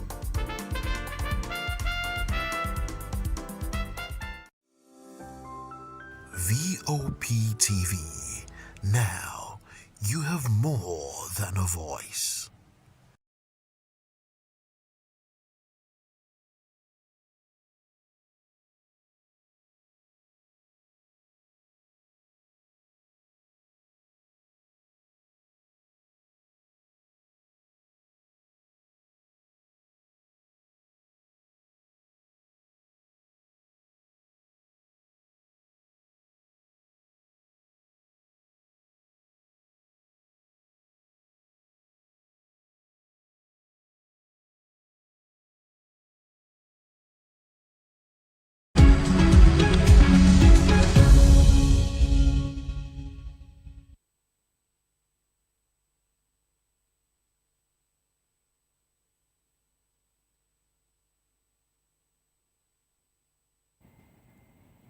Well, thank you very much for joining us again. Now, this is Newspaper Review. I'm Moses Humphrey.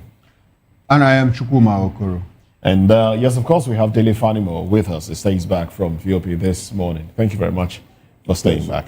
Now, let's look at the headlines. Let's look at the headlines from the different dailies. Starting off with... Yes, just about. Okay. Well, starting off with Nigerian Tribune. Yes, these are the headlines here on the cover page of Nigerian Tribune. Terrorism, that's the big story there. Terrorism, NLC, JNI, CAN, others call for decisive action. And that's pretty much what we are also calling for right here. The riders to that story, as FG says, Nigeria security put on highest alert ever. Soldiers take over Kwara community. Youths block Ilorin Kaba Highway. Shetima in Kebbi says abductors of schoolgirls will face the law. Kebbi LGA chairman releases names of abducted schoolgirls, refutes claim they are Christians. Well, I wonder why we are focusing on that. They have been abducted. They should be released, not whether they are Christians or not. Is that? Take decisive action to return students, JNI. Confront the evil before it consumes us all, NLC tells FG. Attack on Nigeria, a destabilization plot. Northern Can. President aborts G20. AU, EU meetings await security briefing. He awaits security briefing. Ribaju Egbetoku Fagbemi lead 10-man FG delegation to US. Meet Congressman Moore. I think that's Riley Moore. Police seal off PDP's Wadata Plaza, block access points. Obi, blames crisis on PDP, LP, SDP on APC-led government. Call on Trump to save Nigerian democracy. A national security threat, Wike. 230 million Nigerians will defeat 25 governors in 2027 Aerofy. That's politics. But, well, those are the headlines on the cover page of Nigerian Tribune. Let's look at the Guardian also has its headlines. SMBLF fears Nigeria drifting towards one-party rule. Alleged Christian genocide. FG accuses US of inciting violent groups. FG accuses US of inciting violent groups. FG states LGs share 2.09 trillion naira as October revenue. Outrage over rising abductions. 6 attacks as Army rallies 24,000 recruits. Now let's flip the pages to get to the writers of that story. And yes, as usual, 5 killed as gunmen raid Kwara Church, abduct worshippers. Tinubu cancels G20, AU, EU outing to oversee security response. Shetima visits Kebbi, conveys presidential assurance to grieving families. Kwara youths block Ilorin Kaba highway over delayed security response. Saraki Abdulrazak decry attacks, demand urgent reinforcement. Amechi, NBA, MPAC, Dawn demand security overhaul. Army to recruit 24,000 soldiers. Army to recruit from where? 24,000 soldiers to strengthen national security, says Chief of Army Staff. You're recruiting 24 from where? 24,000? From where, actually? From Nigeria. Is it much? Have they applied? No, they have. Is it difficult? Or they have them already, waiting in the wings or something? Recruiting. Recruiting. You have to go get them from somewhere. So whoever you have to open the portal and people will apply. People will apply. And we have unemployment. We do have unemployment. Yes. So unemployed youths will apply between the ages of 18 and 25. To go fight? No, into the military. To go fight, of course. Of course. With insecurity increasing. Even in a peace situation, soldiers are recruited to go and we hear that some have been dismissed. There are some have been dismissed. Okay, because that's operational. Okay, so you dismiss some for disobeying orders, and then you recruit 24,000. No, most of the first soldiers are being killed as well. I'm just trying to look at the mindset of the people. In a normal situation, yes. Even in peace times, soldiers that commit one offense or the other are court-martialed and dismissed. Even in peace times, soldiers are recruited in anticipation of what? War, defense systems, and all of that. That is bad. This one is some form of coincidence. That look, it's not even a coincidence. This is what they ought to have done before. If they feel that look, the Nigerian military presently as constituted, that they're overwhelmed. Yeah. You know, you need to recruit more people. No, I think the question we should be asking is indication that we are in war. The question we should be asking is the ones that we have, how have we utilized them? We have situations where soldiers come out. The video that is making rounds in social media. Someone said at the point they were trying to overcome the terrorists, there was an order to pull back. Yes. And one man said, no, I'm not going to do that. And he continued firing. And then we hear he was dismissed. He's dismissed. So that's the question. That's the problem. Even So the these general 24,000 people. that was retired prematurely just because the same system that appointed him as head of a team to go after leaders of Boko Haram. Same thing, after the man had arrested some leaders of Boko Haram, came back to say he has to go on retirement. And apart from going on retirement, he was kept in solitary confinement for 64 days. He was Major General. And I also have a case back in the days when Boko Haram started, who was a Brigadier General, and right there he was a brigade commander. You know, brigade commanders have barracks under him. In one of the barracks, 2 Boko Haram members that were kept inside the same cells, that in separate cells, one in each cell, with 2 soldiers running guard duties on them. The 2 of them escaped at the same time. Escape in quotes. And they didn't court-martial the CEO, a lieutenant colonel of that particular barrack. They went to court-martial the brigade commander, who was then a brigadier general. And at the end of the day, they couldn't find anything. In fact, they used the man that should be court-martialed, who was the commanding officer of that particular barrack, as witness against brigade commander. It's so funny. This thing is just playing out now. It has always been there. People were either dismissed or sacked for doing what they should do. But this same military establishment, when Buhari, as the brigade commander in Borno State, went after this religious sect, the commander-in-chief, then Shagari, told him to retreat. He didn't listen. He pursued them beyond the borders of Nigeria. And it was not commercial. See, one thing I know about this country is that, so all animals are equal. Some are more equal. The bigger problem is that those animals that are more equal than others happen to are fewer in number than all the other animals. So all the other animals that are less now, why is it that it is difficult for them to come together and say, look, these few that seem to be bigger than all of us, why must you allow them to do that? It was in our presence in this country. It was in our presence in this country that an army chief of staff was removed. Why? Because a few people said, your people are killing my people. Yes. And he was defending the integrity of this country, which is what to the sovereignty of this country. And he was removed. Committed his life to it. And the next thing we heard was that, look, people were going to ICC to say, oh, this man committed crimes against humanity. The answer to your question is, how many goats can fight a tiger or lion? Then do you think that 10,000 goats can be killed by one lion? Over a period of time. No, if they don't come together, if they do, they will kill the lion. But I can tell you, they will not come. No, they have been coming. They can, and they do. We see these things in that's Najo Live. No, Najo Wild. You know, Najo Wild. We see these things. We see these things actually. Those ones are either hyena. But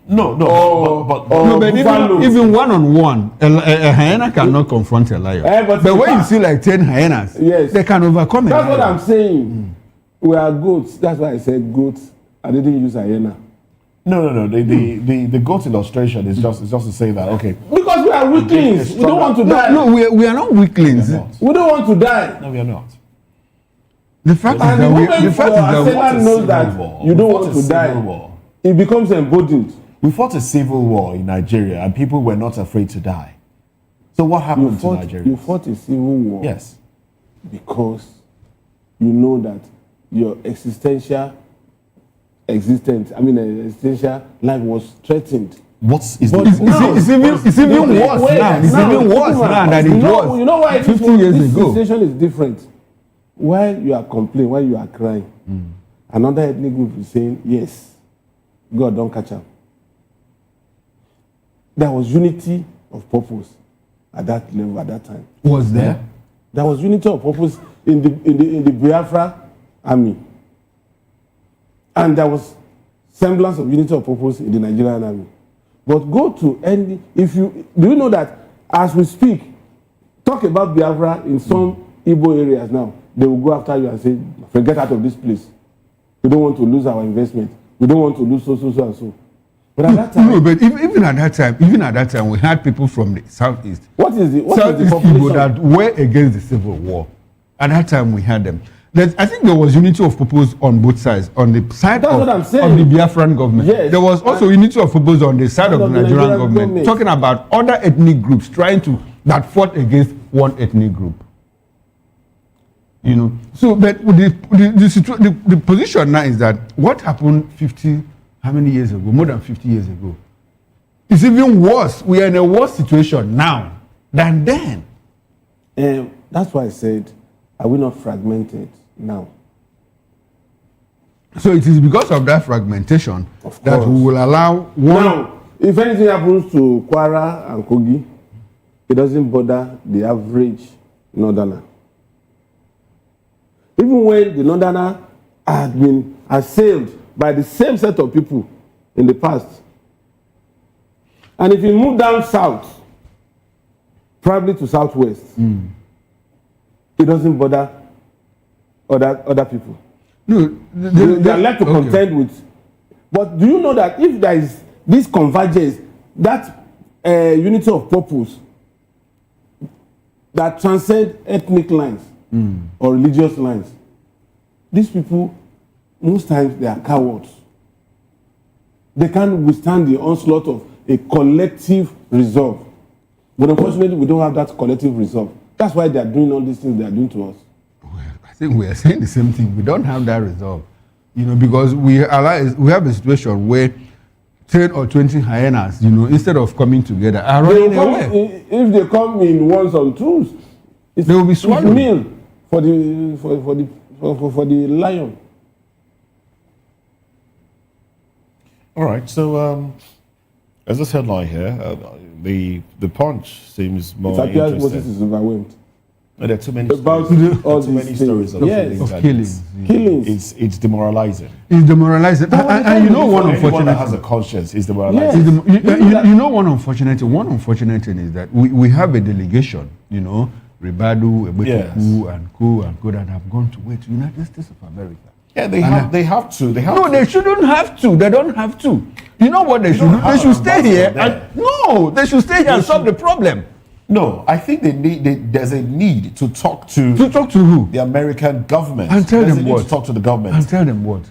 Well, tell them that, that there is no genocide. We are overwhelmed. Or there is no what genocide. are you going to tell them that they don't know? Well, they know. What is the representative going to do there?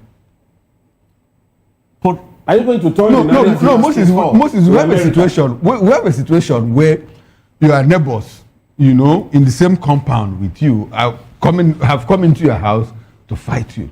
Instead of you, or they brought a problem to your house. Instead of you staying back inside you now go and start looking for the caretaker. Looking for somebody. The caretaker to come and solve the problem for diplomacy. you. So I think that's the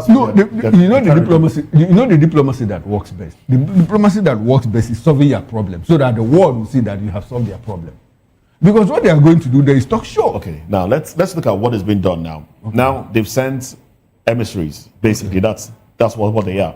They've sent emissaries to go talk to America and said, okay, it's not there's no targeted killings of Christians and the rest. And then we are also seeing in the news. And I choose my words. Advisedly. Yes. We are also seeing in the news that there's an attack on Sambisa. There's an attack here. They're trying to, push back. They're sending some to jail. So I think they're trying to approach this from both ends. Approach. Yes, from both ends. We are trying to solve the problem, and we're also trying to dialogue with the international community to let them know, look, it's not what you think. Right. But the question is that what we should be doing really? is that, I mean, because some of the action being seen in Nigeria, some Nigerians are seeing it as just a pushback, more like as you make believe, like you are not smoke screen. It's not true. Yes, I think that's the word I was looking for. Like a smoke screen, trying to deceive people, because I can't see a genuine action in the fight against insurgency. That news of that individual, my Tangara or something, broke me yesterday. I was watching it and someone called me and said, can you imagine 20 years? And I ran to my TV, I'm like, 20 years. He confessed to have killed people. Not one, not two, not 10. He confessed to have killed people. Mahmouda had killed people. And he led that. And you're giving him 20 years. And I sat. That was why I was asking.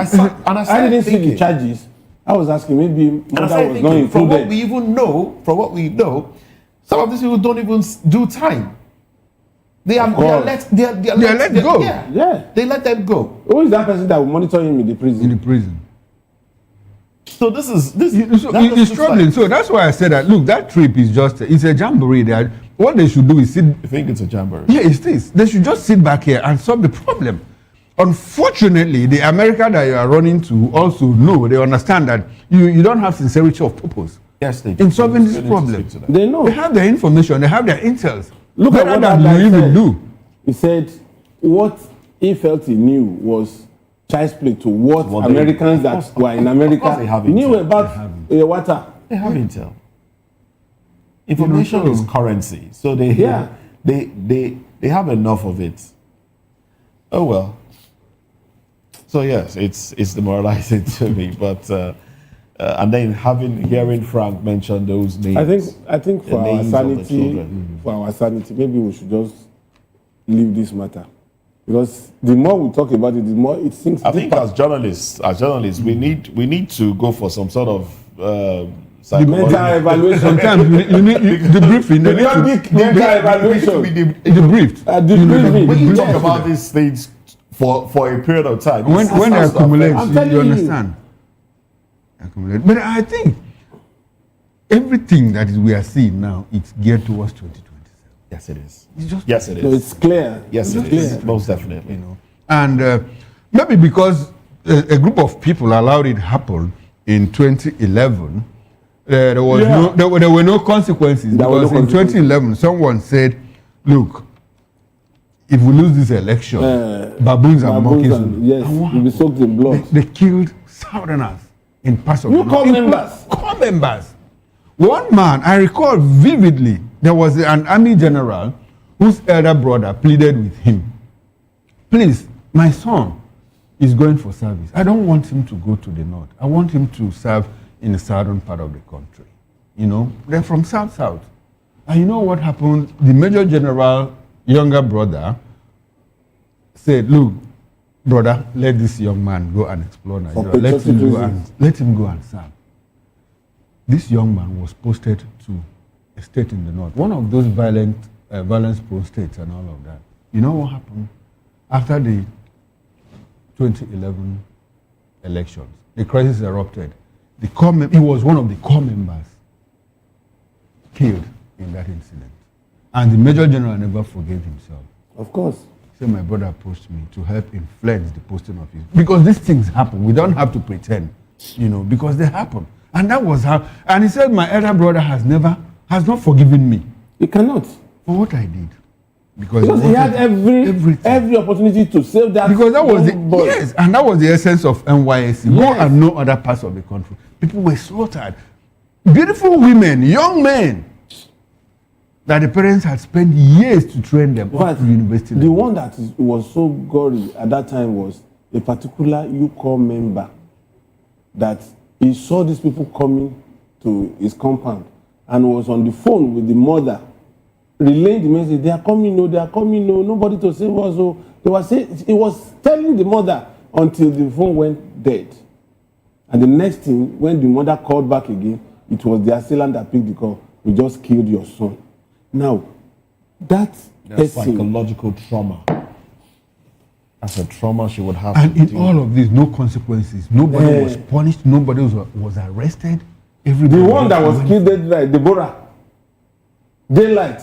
In I Sokoto. think if government doesn't really do something, No arrest, no it's single just a arrest matter was of made. time. It's just a matter of It's a time. matter of It's time. and in 2015, we heard people say, look, foreign observers, you have to be careful because You live in body bags. in body bags. And that person is walking the streets of Nigeria free as we speak.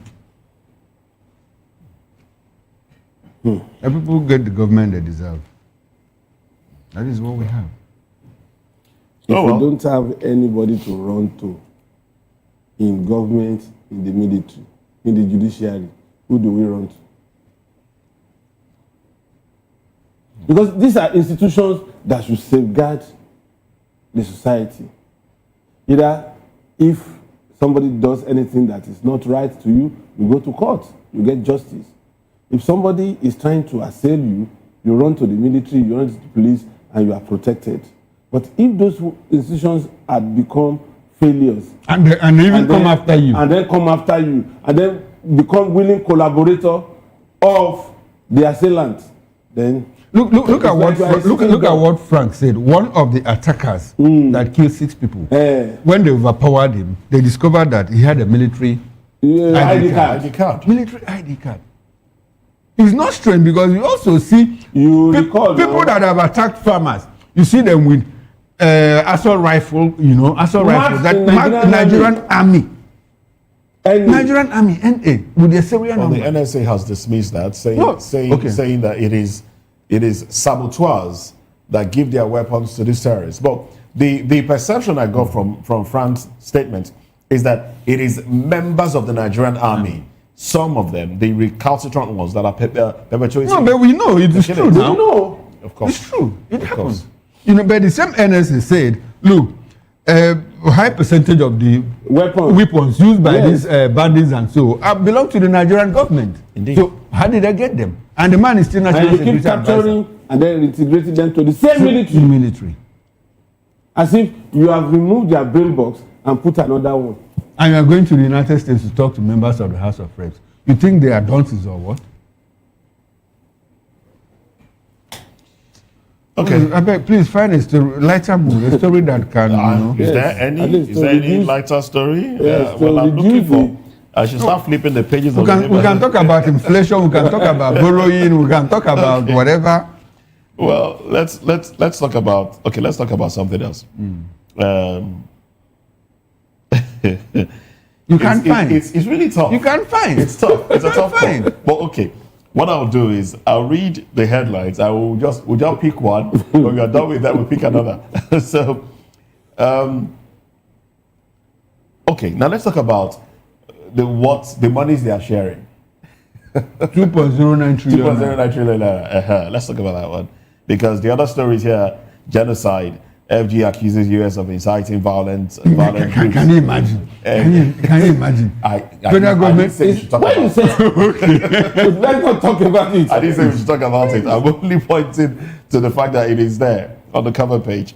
So FG states LG's share 2.09 trillion naira as October revenue, and the obvious riders to that one.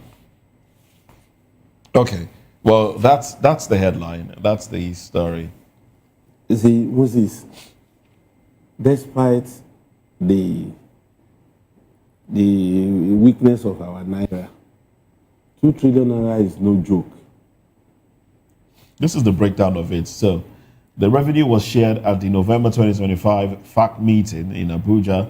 The 2.094 trillion naira comprised distributable statutory revenue of 1.376 trillion naira, distributable value added tax VAT of 670,303 billion, 303 billion naira, and electronic money transfer levy of 47.870 billion naira. Okay, that's the breakdown. Now, the question we want to ask is, on the average, with this figure, there is no state that will take less than 50 billion.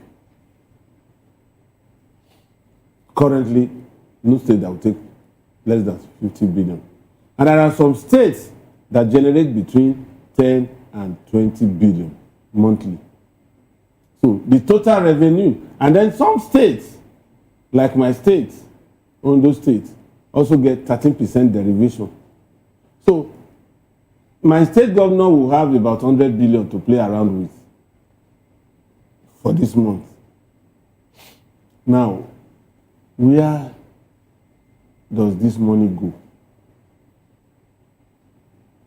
Health centers are in comatose. And if you look deeper into this allocation, you'll find out that there is no local government that takes less than 400 million naira monthly today. What are they doing with this money? Federal government is taking 52.3% of this allocation. What is federal government doing? Until we begin to hold these people accountable, until we begin to ask them questions, we will just be reading out figures and we will sit pretty comfortably in our closet and watch these people go about squandering our resources. Of particular interest is that electronic transfer. Electronic transfer is not done by politicians alone. It is done by you and I. The 20 naira, 53 naira, 200 naira, 700 naira that they deduct from our account. Because it's so nominal, inconsequential, we just gloss over it. But 100 naira in 1 million account, that's 100 million naira for that bank. And a multiple of 100 million naira. That's why the economy is going down and the banks are smiling. Indeed. So, we need to begin to interrogate some of these things, even at our local level. Local government administration is almost zero. The issue of local government autonomy is no longer in the radar. Insurgency is now in the radar. Now, local government dispensaries, local government health centers have been taken over by the federal government, which is not the statutory responsibility of the federal government. What are these local government chairmen doing with the allocation that they get? And we have seen some flashes of some local governments, particularly 2 local governments in this Lagos state, that have done so much with their own revenue. What are the other local governments doing with the revenue? State governments, when you do peer review, you find out that some state governors are deploying part of these resources for the good of the people, whereas some don't even have anything to show. I'm even told that the president usually postpones visits to some states because there is nothing to show the president that is on ground. And yet these people collect billions of naira every month. Okay, well, you have said well, but I think also that the problems are layered.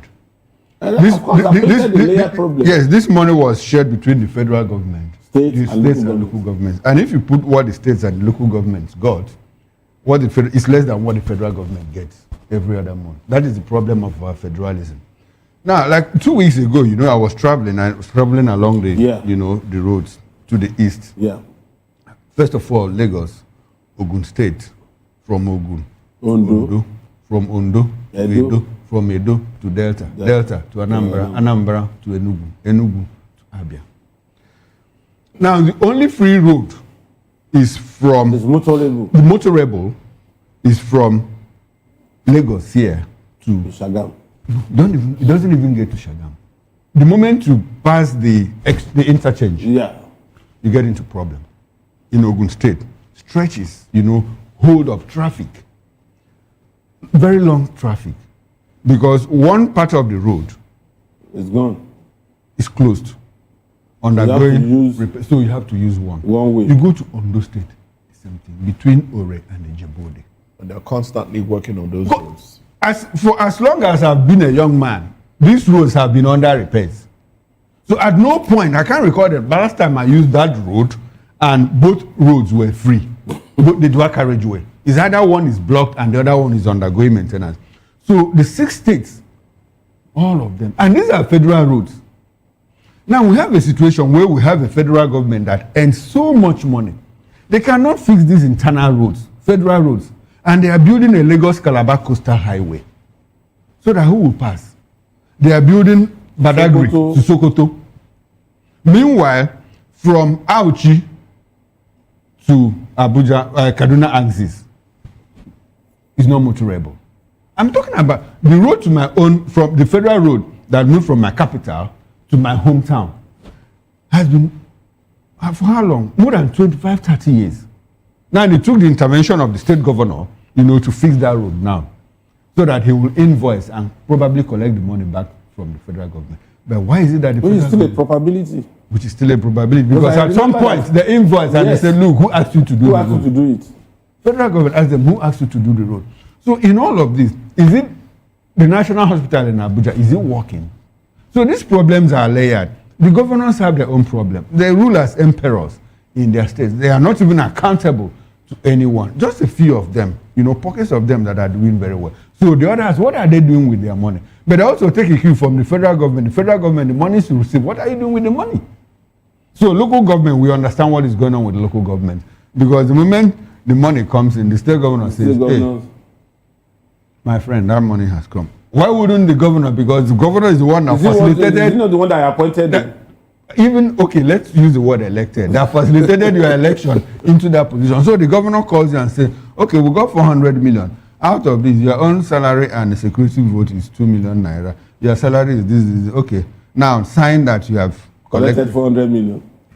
And then the governor is the one that brings contractors to come and execute projects. That is not even in tandem with the needs of the people. The needs assessment of the people. Where they need borehole, you go and put street light. Street light that I mean, it's a very big problem. We thought we were running away from a bigger problem. That didn't seem like a better story. But at least we are not shedding blood here. We are not sharing blood here. This would be a better story. Because we are not sharing blood. Okay, so long as we don't share blood. No. Okay. But this is it. At NISO is a Nigerian Independent System Operators. At NISO stakeholders meeting, FG vows estimated billing to end in 3 years. The riders, Adelabu says, WAP, that's WAPP, alignment will strengthen nation's power grid. Assures synchronization won't leave Nigeria stranded. Reiterates $2 billion fresh investment attracted under Tinubu. Mohammed declares NISO will maintain neutrality in all market decisions. Those are the headlines. That's the headline. Estimated billing to end in 3 years. How is it going to end? What is the number of deployable meters? So in some places, they even resist metering because they know they don't pay bills. In some places, in some communities in this country. And you dare not come there to ask for electricity bill. In as much as some people don't pay bills and people want estimated billing, some people are forced into the band A. In areas where there are no industries, they are basically residential, and they are forced into band A, and they are complaining that they want to be taken out. They will force people to band A because the discos, they give their operators, their managers, targets every month that they must meet. Otherwise, they will lose their job. And unfortunately, they pass this bill to the common man who does not have any way of resisting it. Because the long road to getting justice, if your bill is overestimated, is so cumbersome that the majority of the people will not want to go that route. And the major problem of power now, as we speak, is transmission. We keep hearing, transmission. Our capacity, generation capacity, is it good? Let me tell you, if transmission is right, there is no month that we don't generate more than we can we can put on the transmission lines. Which means if transmission has capacity for 15,000 megawatts, Gencos would scale up and be able to produce 17 to 20,000 megawatts. But as we speak, our transmission lines cannot take 5,000 megawatts. And in some months, the Gencos, they come up with over 7,500 megawatts. So the 2,500 is wasted. And yet, this is the wasted one that we are forced to pay for. And our neighbors that we are giving light to are Oinos. And then apart from Oinos, they also have steady power supply. And they have steady power supply. Maybe because their transmission lines are Their transmission lines are good. Maybe. So the excess is willed to them. Maybe the excess is willed to them. Oh my. Okay. Your children are hungry and you are feeding neighbors' children. That's charity begins abroad. No, it begins abroad. I was looking for this particular story. It says over 6,386 cargoes detained by NPF. Customs incur 472.5 million naira daily demurrage. Should I take it again? The MPF is in Nigerian police force, right? Because I was wondering what was the MPF. Yes, I'm trying to flip the MPF should be Nigerian police force, isn't it? Or Nigerian ports? No, that's NPA. NPA. Ports So Authority. I haven't been able to get to it because it says business page 15 here, but 15 has advertorials. Not the business page. The business page is okay. Is an insert. Okay, so we'll get to. But what do you make of that particular story? Yeah, because it's a problem with the ports now. Yeah, a problem with the ports. So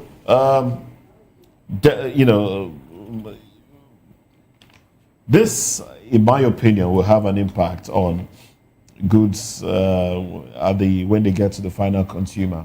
If and when they do, they will, of course, the importer will have to put all he has incurred His markup now. You have to do his product. markup, into the product. So at the end of the day, it is the average Nigerian that is bearing. But I wanted us to find out, what is delaying the clearing? Is it because of high cost? Is it that the people don't have money to clear it or what? Because you have a window, of number of days. If you don't clear within that period, demurrage starts to count. So what is the response? The Guardian misnumbered that particular story because the page that is supposed to be on, it's not there. It's something else that is there. So it's difficult to track, except we go online and probably get the story. So give me the headline once more. Yeah, so the headline is over 6,386 cargoes detained by NPF. Customs incur 472.5 million naira daily demurrage. You should be able to find that particular one there. But the man that has worked with The Guardian for some time, the veteran reporter, what do you say to this particular story as we try to get more insight into this story? Sorry, give me the headline. Okay. Okay. You have it? Yes, I have Thank it. you. Please go ahead. Over 1 minute. So it's over 6,386 cargoes detained by MPF. Customs incur 472.5 million naira demurrage daily. That's daily. Now the story is the containers, about 6,386 imported containers are currently at various government agencies at Lagos port terminals under detention orders. The containers accumulate about 472.5 million naira in daily demurrage. This comes as stakeholders have fingered the maritime police for the detention of cleared cargoes. Well, according to findings, a 40-foot container attracts a daily demurrage fee of 120,000, while a 20-foot container incurs 80,000. Shipping companies, terminal operators, and other port users yesterday lamented incessant interference in cargo clearance processes and placement of detention orders on duly cleared import containers, thereby barring their exit from the port terminals. I think that's the meat of the story. Yeah. You know, they expressed their grievances at a workshop, you know, and so the meat of the story is that shipping companies and lamented incessant interference in cargo clearance processes and placement of detention orders on duly cleared import containers. So that adds to the question of monies being made. The ports, declaring that they are making so much money. Is it that they clear these goods and they keep them to ensure that they pay them mortgage? Yes, it builds up. Yeah, and it accrues to the government as monies made. And it's duly cleared. Duly cleared. You have cleared. So for them to let you exit, it becomes a problem. Maritime police, I think there's a problem with that word police. You know why? They just extended their corruption. No, it's not the Nigerian police, oh. It's maritime police. No. Now, I think there's a problem with that word police. If you go to the military, do you know the most troublesome in the army? Police. Is the military police. If you go to the Navy police. If you go to Air Force, the moment they fix that word police, I hope police, the moment they fix that word police in a designation, there's trouble. Look at what maritime police is doing.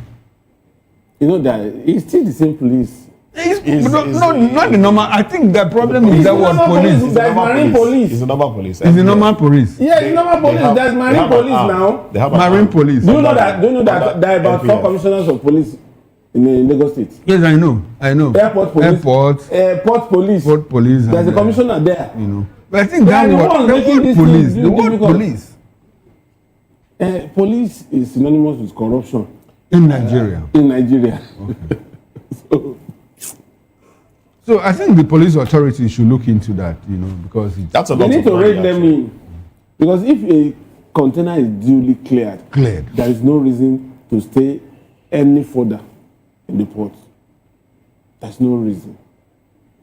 And the moment the attraction to other ports outside the country, in some of our contiguous countries, is this undue delay. This undue delay spoils business for importers and the rest. Because if you have to pay 120,000 naira on a container on daily basis, 40-feet container, and the delay is there for 2 weeks, you know how much? So what you do is simply transfer the cost, to the end user. Then we start crying about inflation and all of that. Meanwhile, we are not producing. We're importing, an importing nation, consumption nation. Oh well, health workers strike will continue until FG reviews CONHES. So health workers are, insisting on continuing their strike. Cross River to begin forensic audits of civil servants' certificates in January. These are some of the headlines here. Northern groups reject FEC's lopsided road project. Governor Yusuf presents 1.36 trillion naira 2026 budget.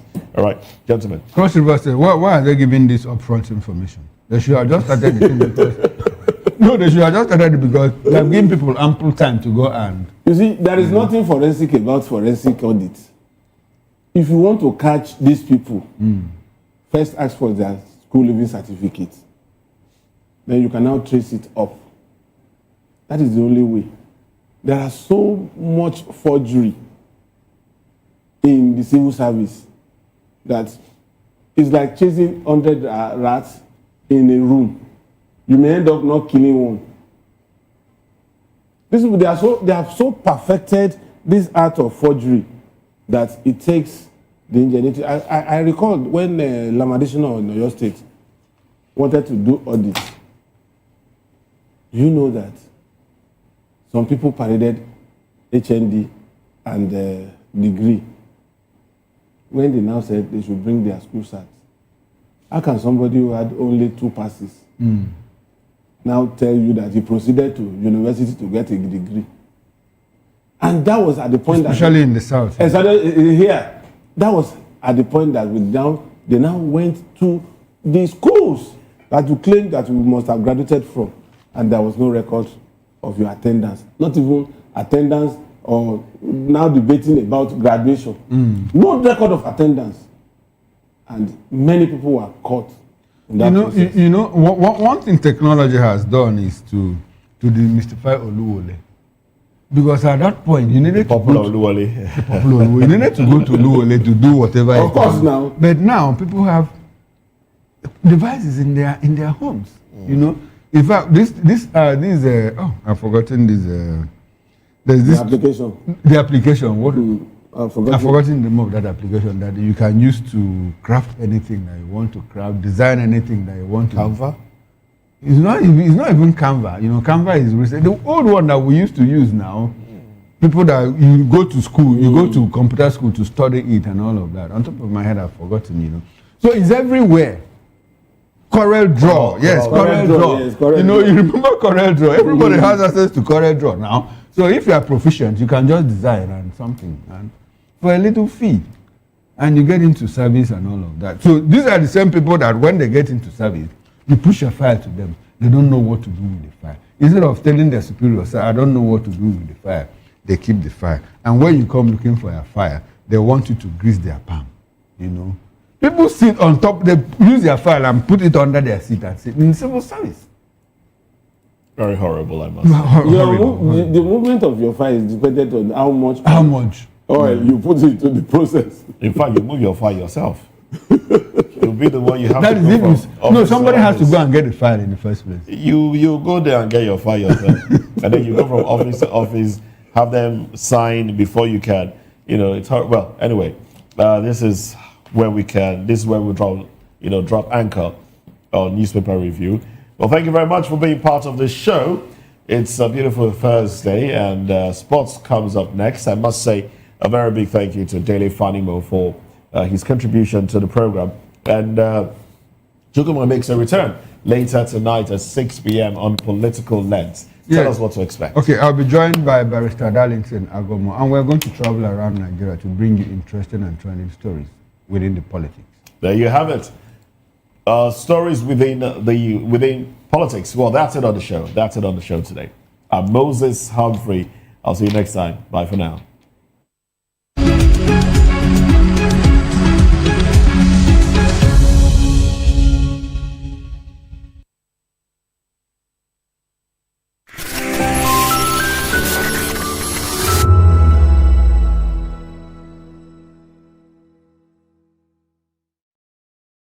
We encourage you to click on the like button and subscribe to our YouTube channel. We are Voice of the People TV. Also follow us on all our social media platforms. We are at VOPTV Live. Visit our website www.vop.ng for fresh and trending news. Also watch us live on SLTV channel 264.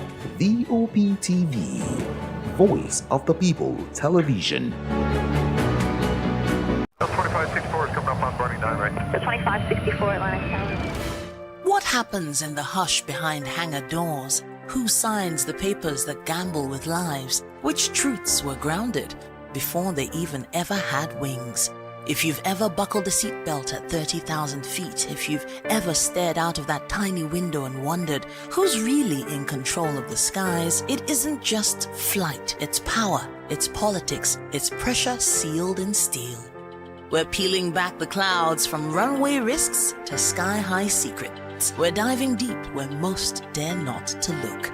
Aviation Scope, every Sunday at 7 p.m. only on Voice of the People TV. We don't just report, we reveal. We don't just ask, we uncover. Because when it comes to the skies, ignorance is turbulence. Aviation Scope, the sky isn't the limit, it's just the beginning. Welcome to the locker room, the home of football talk that matters. I am Jerry Ampelon. Join us every weekday, Monday to Friday at 5 p.m. Nigerian time, as we share the hot takes and hot debates in the exciting world of football. And joining me are the usual suspects, Ikechukwu and Mayowa, as we break down all the hot takes and everything that's happening in the football. Don't just watch football, Live it with us. Catch us on the Locker Room and Voice of the People television at 5 p.m. Nigerian time. And like I always say, if not 20 minutes off, please discuss. The red carpets, awards, the razzmatazz, music, fashion, interviews, and more. Spotlight on Voice of the People television. Let's feed you with all the juicy stories in the global entertainment space, bringing you the glitz and glamour as it is hot. Stay tuned to Spotlight, 1 p.m. Monday to Friday. Spotlight on VOP TV. Entertainment like never before.